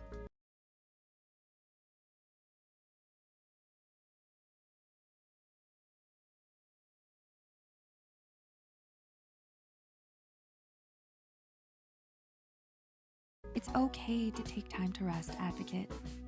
This will help you give back as you love so much to do. INTJ, the architect. The architect likes to break things down rationally due to their curious nature, and they rarely base things off anything other than facts. Because of this affinity to facts, architects can completely dismiss emotion and be a bit arrogant, thinking they're always right. This can be a bit toxic. If you're an architect and are in a situation where you may not understand someone's emotions or haven't acknowledged them at all, pretend you're a TV therapist and ask the ever so popular question, and how does that make you feel? When you ask that open question, it allows the other person to explain their stance for you to factor into your response. INTP, the logician. The logician is just what it sounds like. They're the logical, analytical, curious type, but they're also open-minded to collaborations and others' views. Because the logician is able to analyze multiple options at once, this can also lead to toxic perfectionism and hyper-focusing on how these things can be improved, even when they're not broken. They can also take rejection pretty rough if their idea isn't chosen. How can we detoxify this? The logician can practice gratitude to give thanks for the good things in their life and can help to stop the search to always improve what doesn't need improvement. Try saying thank you for 3 specific things each day. Just try it and let us know how it feels. What did you say thank you for? ENTJ, the commander. The commander is another classic leader type, a good old Steve Rogers. If you know, you know, and who doesn't know Captain America? The commander is an efficient, confident, strategic, and strong-willed personality who loves good, hard work and is often charming. The toxic side of their strong will is being stubborn, or even showing dominance over those who oppose them. This can be incredibly toxic and off-putting. As a leader type, it's important to remember all opinions on the team are valuable. To reduce this toxic trait, the commander can practice using checks and balances, whether it's a partner, a friend, a family member, or just someone who you trust. You can always ask them what they think of your idea. This way, you can get the real feedback and adjust as needed. ENTP, the debater. The debater is that person who can create a well thought out speech and deliver it while charming a crowd. They love learning new things, and they're especially quick-witted because the debater is, well, a debater. They love challenging ideas. Once in a while, this is a healthy trait, but the debater likes to challenge almost everything. This flows into the toxic category. To reduce this toxic trait, the debater can ask themselves whether their opinion has been asked for. In some situations, especially emotionally charged ones, someone may just want you to listen rather than give advice. If the debater is unsure, they can straight up ask, "Would you like my opinion?" If the answer is no, the debater should respond along the lines of, "Okay, I'm here to listen." This can help reduce that toxic trait. There are a lot of different personalities out there, and you might even be a mix of a few of these. Do you know your MBTI personality? If not, jump over to 16personalities.com to take a free MBTI quiz. What personality are you? Do you have any other tips to minimize your toxic trait? Let us know down below. And as always, keep an eye on side for more Psych2Go content. If you like this video, feel free to share with a friend. And if you love psychology, consider subscribing and hitting the notification bell for more psychology content like this. As always, thanks for watching. See you soon.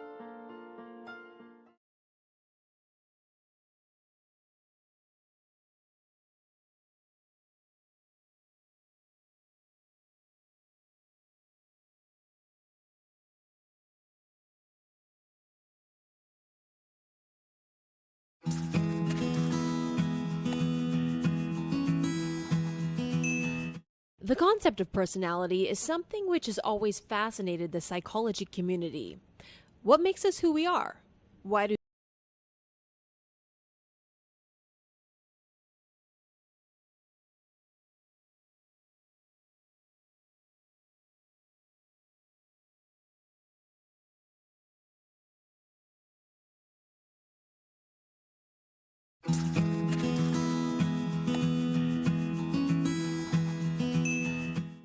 Hey, Psych2Goers, have you ever wondered what your perfect career could be? Based on your personality alone, what job would you excel in? What career path would you feel happiest in? Well, have you ever heard of the Myers-Briggs 16 personality types? The Myers-Briggs Personality Type Indicator is a questionnaire designed to identify your personality type and how you view and interact with the world. If you don't know your type, watch our video, What is your Myers-Briggs Personality Type?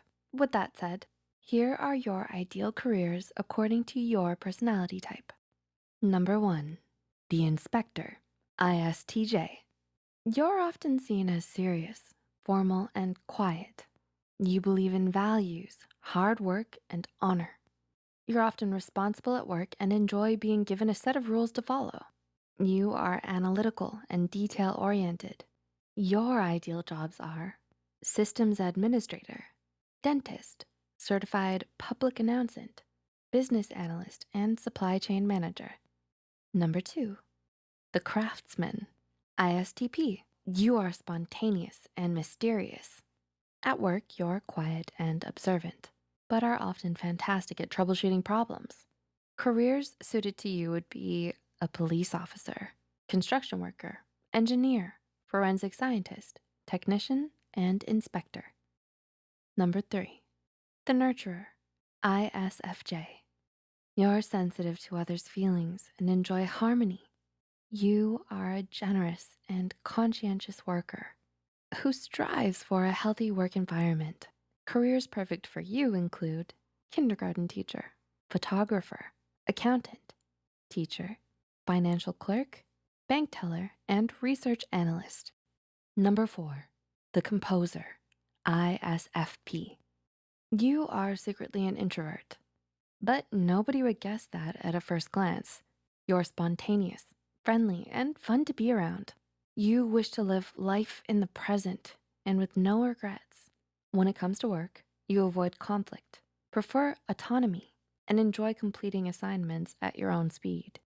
Your perfect careers would be archaeologist, bookkeeper, jeweler, social worker, social media manager, optician, veterinarian, and occupational therapist. 5, the counselor, INFJ. Your perception of the world is unique. You don't always accept things as they are and instead look deeper. You're empathetic and insightful. Your mind is constantly going through ideas. Your imagination runs wild with creativity. At work, you appreciate a peaceful environment, but since you're a deep thinker, you enjoy challenges. Your perfect careers are counselor, writer, veterinarian, scientist, librarian, and psychologist. Number 6, the idealist, INFP. You are quiet and enjoy alone time. You get lost in your imagination as well as your daydreams. When it comes to work, you strive to make a difference. You bring excitement to a project at first, but it's difficult to keep your enthusiasm running for a long period of time. Your ideal careers? Fine artist, photographer, copywriter, artist, HR manager, physical therapist, and mental health professional. Number 7, the mastermind, INTJ. Socializing often drains you, so you need some time alone to gain your energy back. You question nearly everything because you're interested in theories and ideas. You're intuitive and a practical thinker. You enjoy planning and are a natural problem solver. Your perfect careers would be a biologist, a musical performer, photographer, managing editor, financial advisor, marketing manager, physical therapist, and teacher. Number 8, the thinker, INTP. You are a logical thinker and can read people easily. You enjoy places where you can be creative and love coming up with insightful solutions.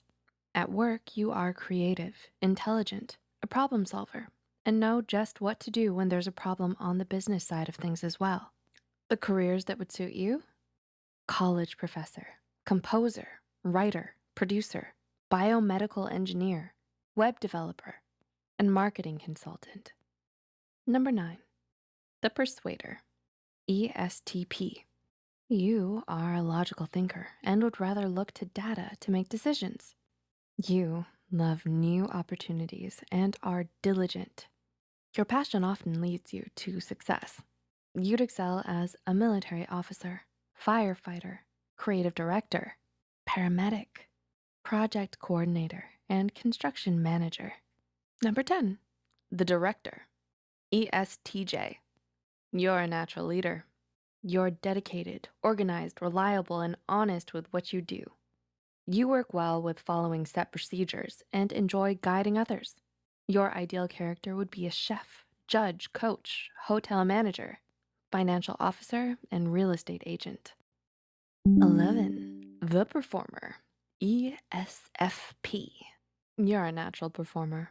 You enjoy learning from others and sharing your knowledge as well.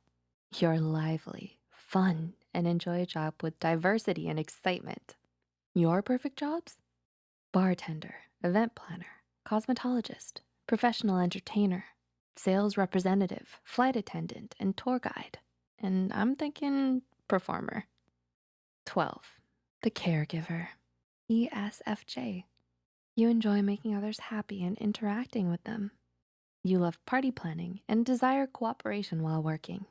You are skilled at reading social cues, sensitive to others' needs, and don't mind enforcing social order. You'd excel as a registered nurse, office manager, psychologist, medical researcher, technical support specialist, and museum curator. Number 13, the champion, ENFP. You don't always enjoy following the rules. You're highly intuitive and perceptive. You choose to follow your heart most of the time and enjoy a casual work environment. You'd likely do well as a landscape architect, reporter or news anchor, editor, musician, elementary school teacher, personal trainer, product manager, and social worker. Number 14, the giver, ENFJ. You're an extrovert and really understand others. You too often get lost in your imagination and are empathetic to others.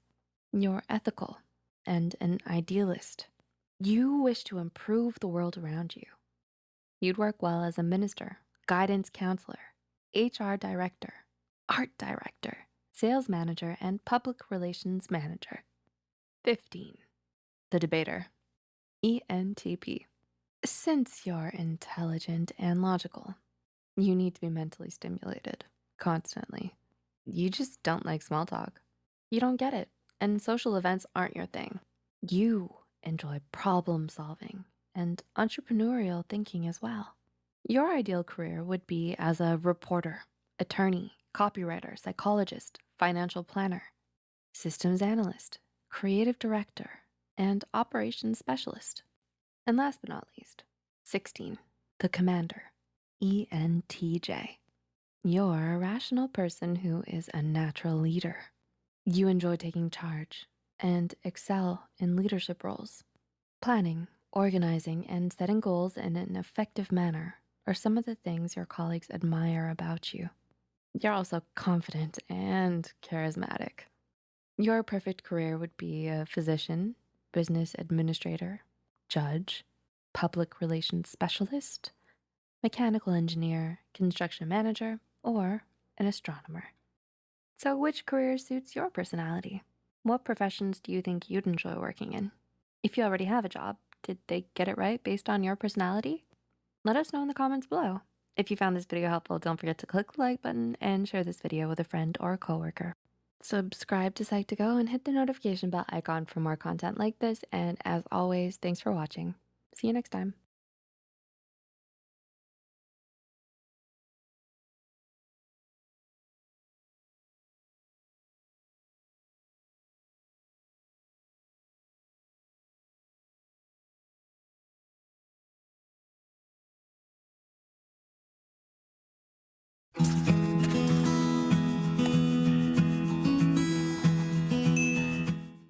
Hey Psych2Goers, welcome back to another video. We wanted to let you know that it's only with your support that we're able to make psychology and mental health more accessible to everyone. So thank you for all of the love that you've given us. Now let's continue. Sometimes it can be hard to get to know a person. One minute you think you've just figured them out, and then the next they go ahead and show they're someone else from who you thought they were. Whoever you're trying to get a read on, they may be trying to get a read on you too. There are a lot of little things that can reveal a lot about your personality. Like what type of shoes you wear, or how often you check your phone, or even your handshake. If you're curious to learn more about these things that give insight into your personality, here are 9 little things that can reveal a lot about you. Number 1, how often you check your phone. You check your phone a lot. It buzzes and beeps, receiving messages from your friends and family, or maybe you have to exclusively use it for work. But did you know that checking your phone too much might be a sign that you're struggling with mental illness? A team of psychologists at the University of Derby and Nottingham Trent University conducted an online study with 640 smartphone users aged 13 to 69 to determine the association between smartphone use and personality traits. Results indicated that people who struggle with their mental health are more likely to intensively use their smartphone as a form of therapy. As your anxiety levels increase, the more you might use your smartphone. The less diligent you are, the more likely you are to be addicted to your phone. So, have you noticed that your roommate has been glued to their phone lately? Or that your younger sister can't seem to give up their phone for anything or anyone?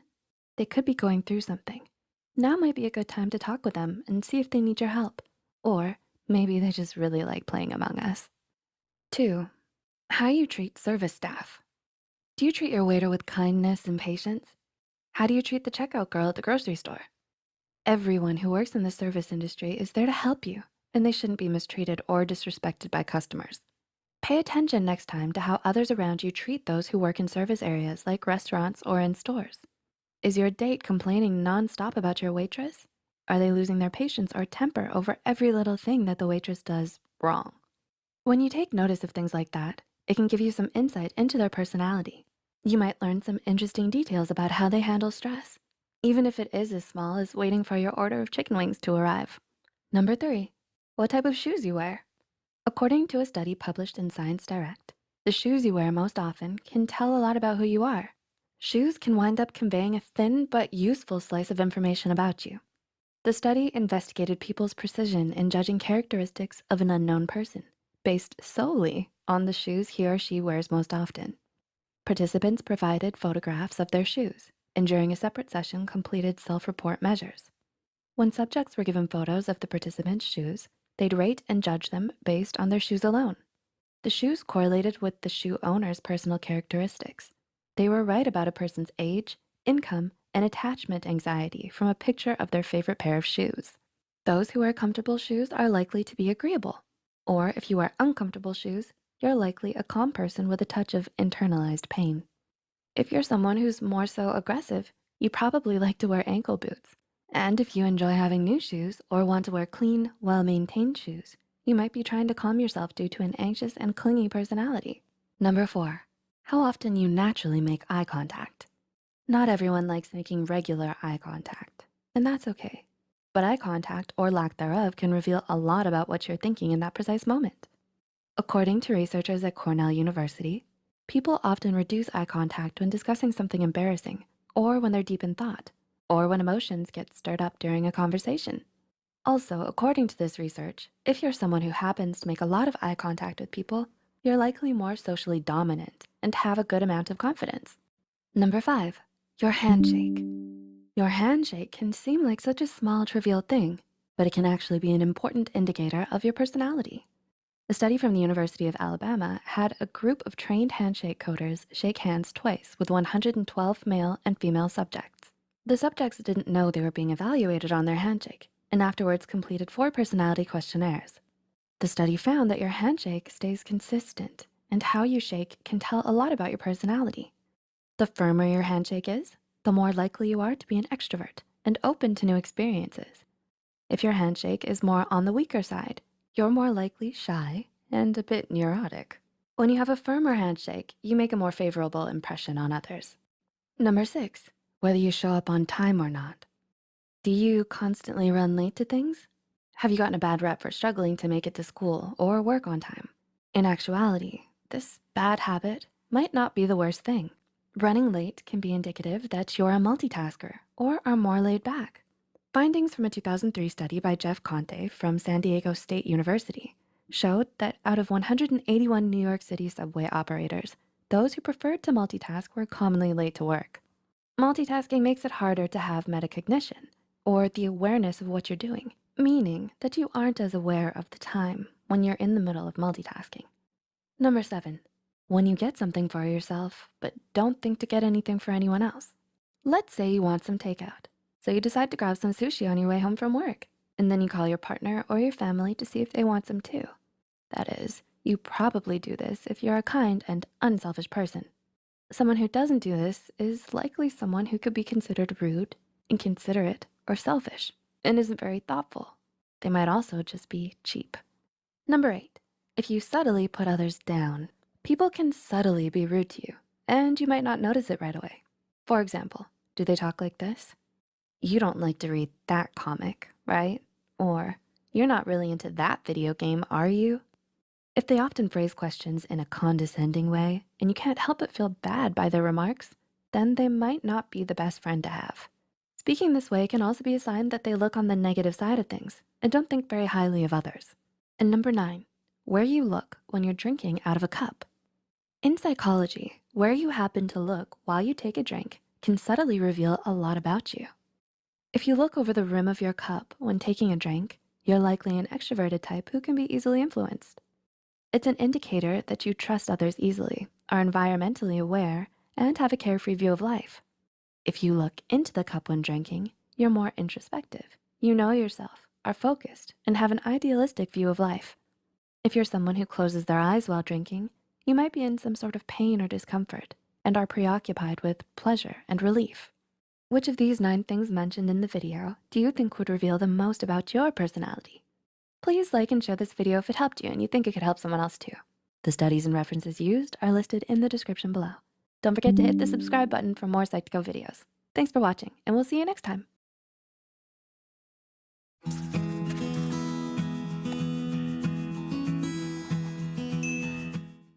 Hey Psych2Goers. Do you ever wonder how we come up with our topics? Or maybe how we come up with engaging, captivating scripts?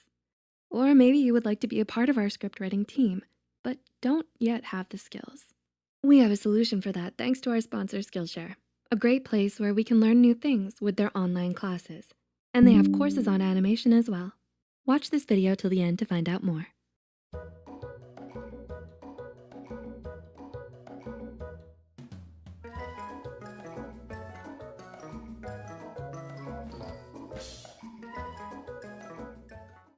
Hey Psych2Goers, welcome back to our channel, and thank you so much for all the love that you've given us. Your ongoing support has helped us make psychology and mental health more accessible to everyone. As a quick disclaimer, we wanted our viewers to know that this is a fun activity video, and this video should not be taken too seriously or used as any kind of diagnostic criteria. With that said, let's continue. Did you know that not only do you have a physical age, which changes with the ever-turning wheel of time, but that you also have a mental age that will never change? Different from your physical age, your mental age is how old you are emotionally and psychologically.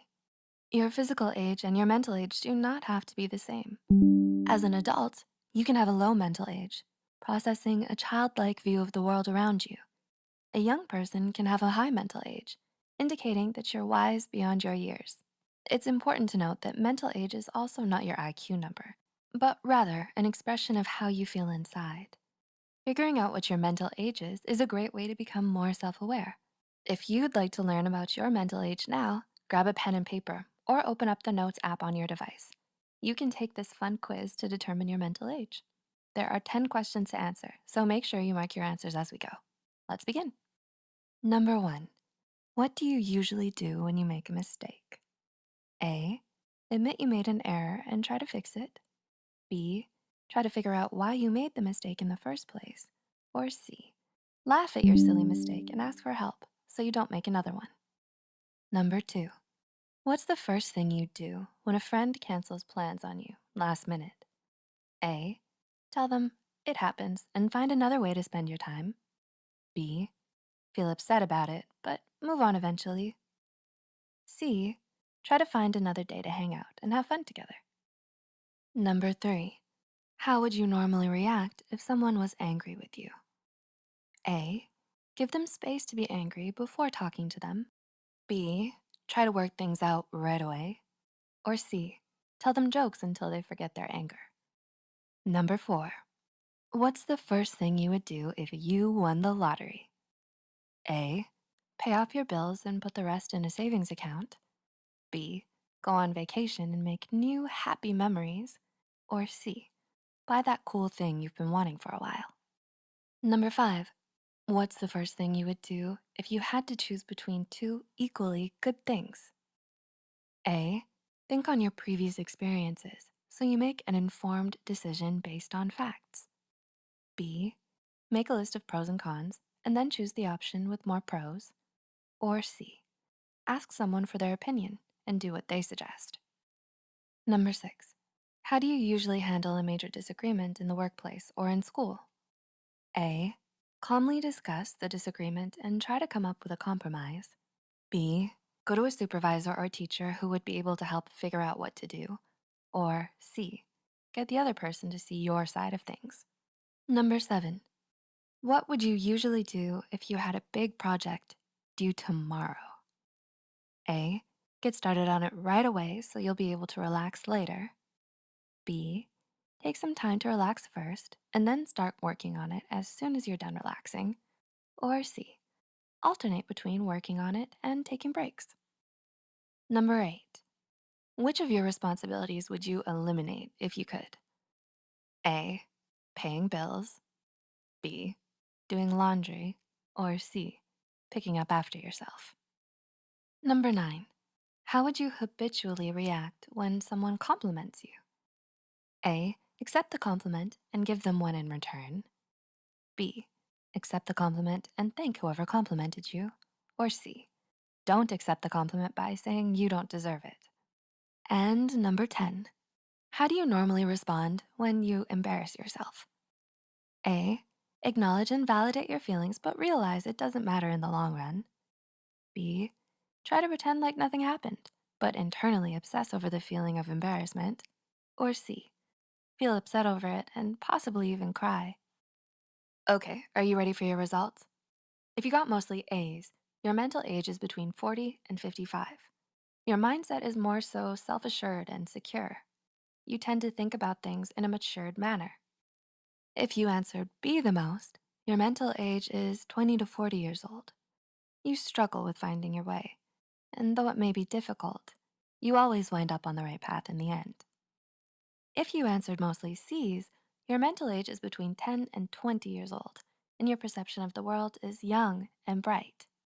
When I took the test, my mental age was rated higher than my chronological age. And I agree with my results. I've always kind of felt like an old soul. Do you feel like your mental age is aligned with your actual age? What score did you get? Let us know in the comments below. Don't forget to like and share this video if you had fun taking the quiz. The studies and references used are listed in the description below. Make sure to hit the subscribe button for more Psych2Go videos, and thank you so much for watching. See you next time. Did you relate to any of the points in this video? What do you think of the animation? Let us know in the comments below. Before we wrap up this video, we want to mention that we're happy to have Skillshare as a sponsor today because they really promote the idea of a self-made you. Are you planning on learning a new skill? Perhaps on story writing, journaling, or script writing? Are you looking through as many YouTube channels as you can for tutorials and tips, but waste a lot of time on some not so helpful ones? It would be great if everything you needed was all in one place. Skillshare has thousands of catered courses across all kinds of topics like design, business, tech, and more.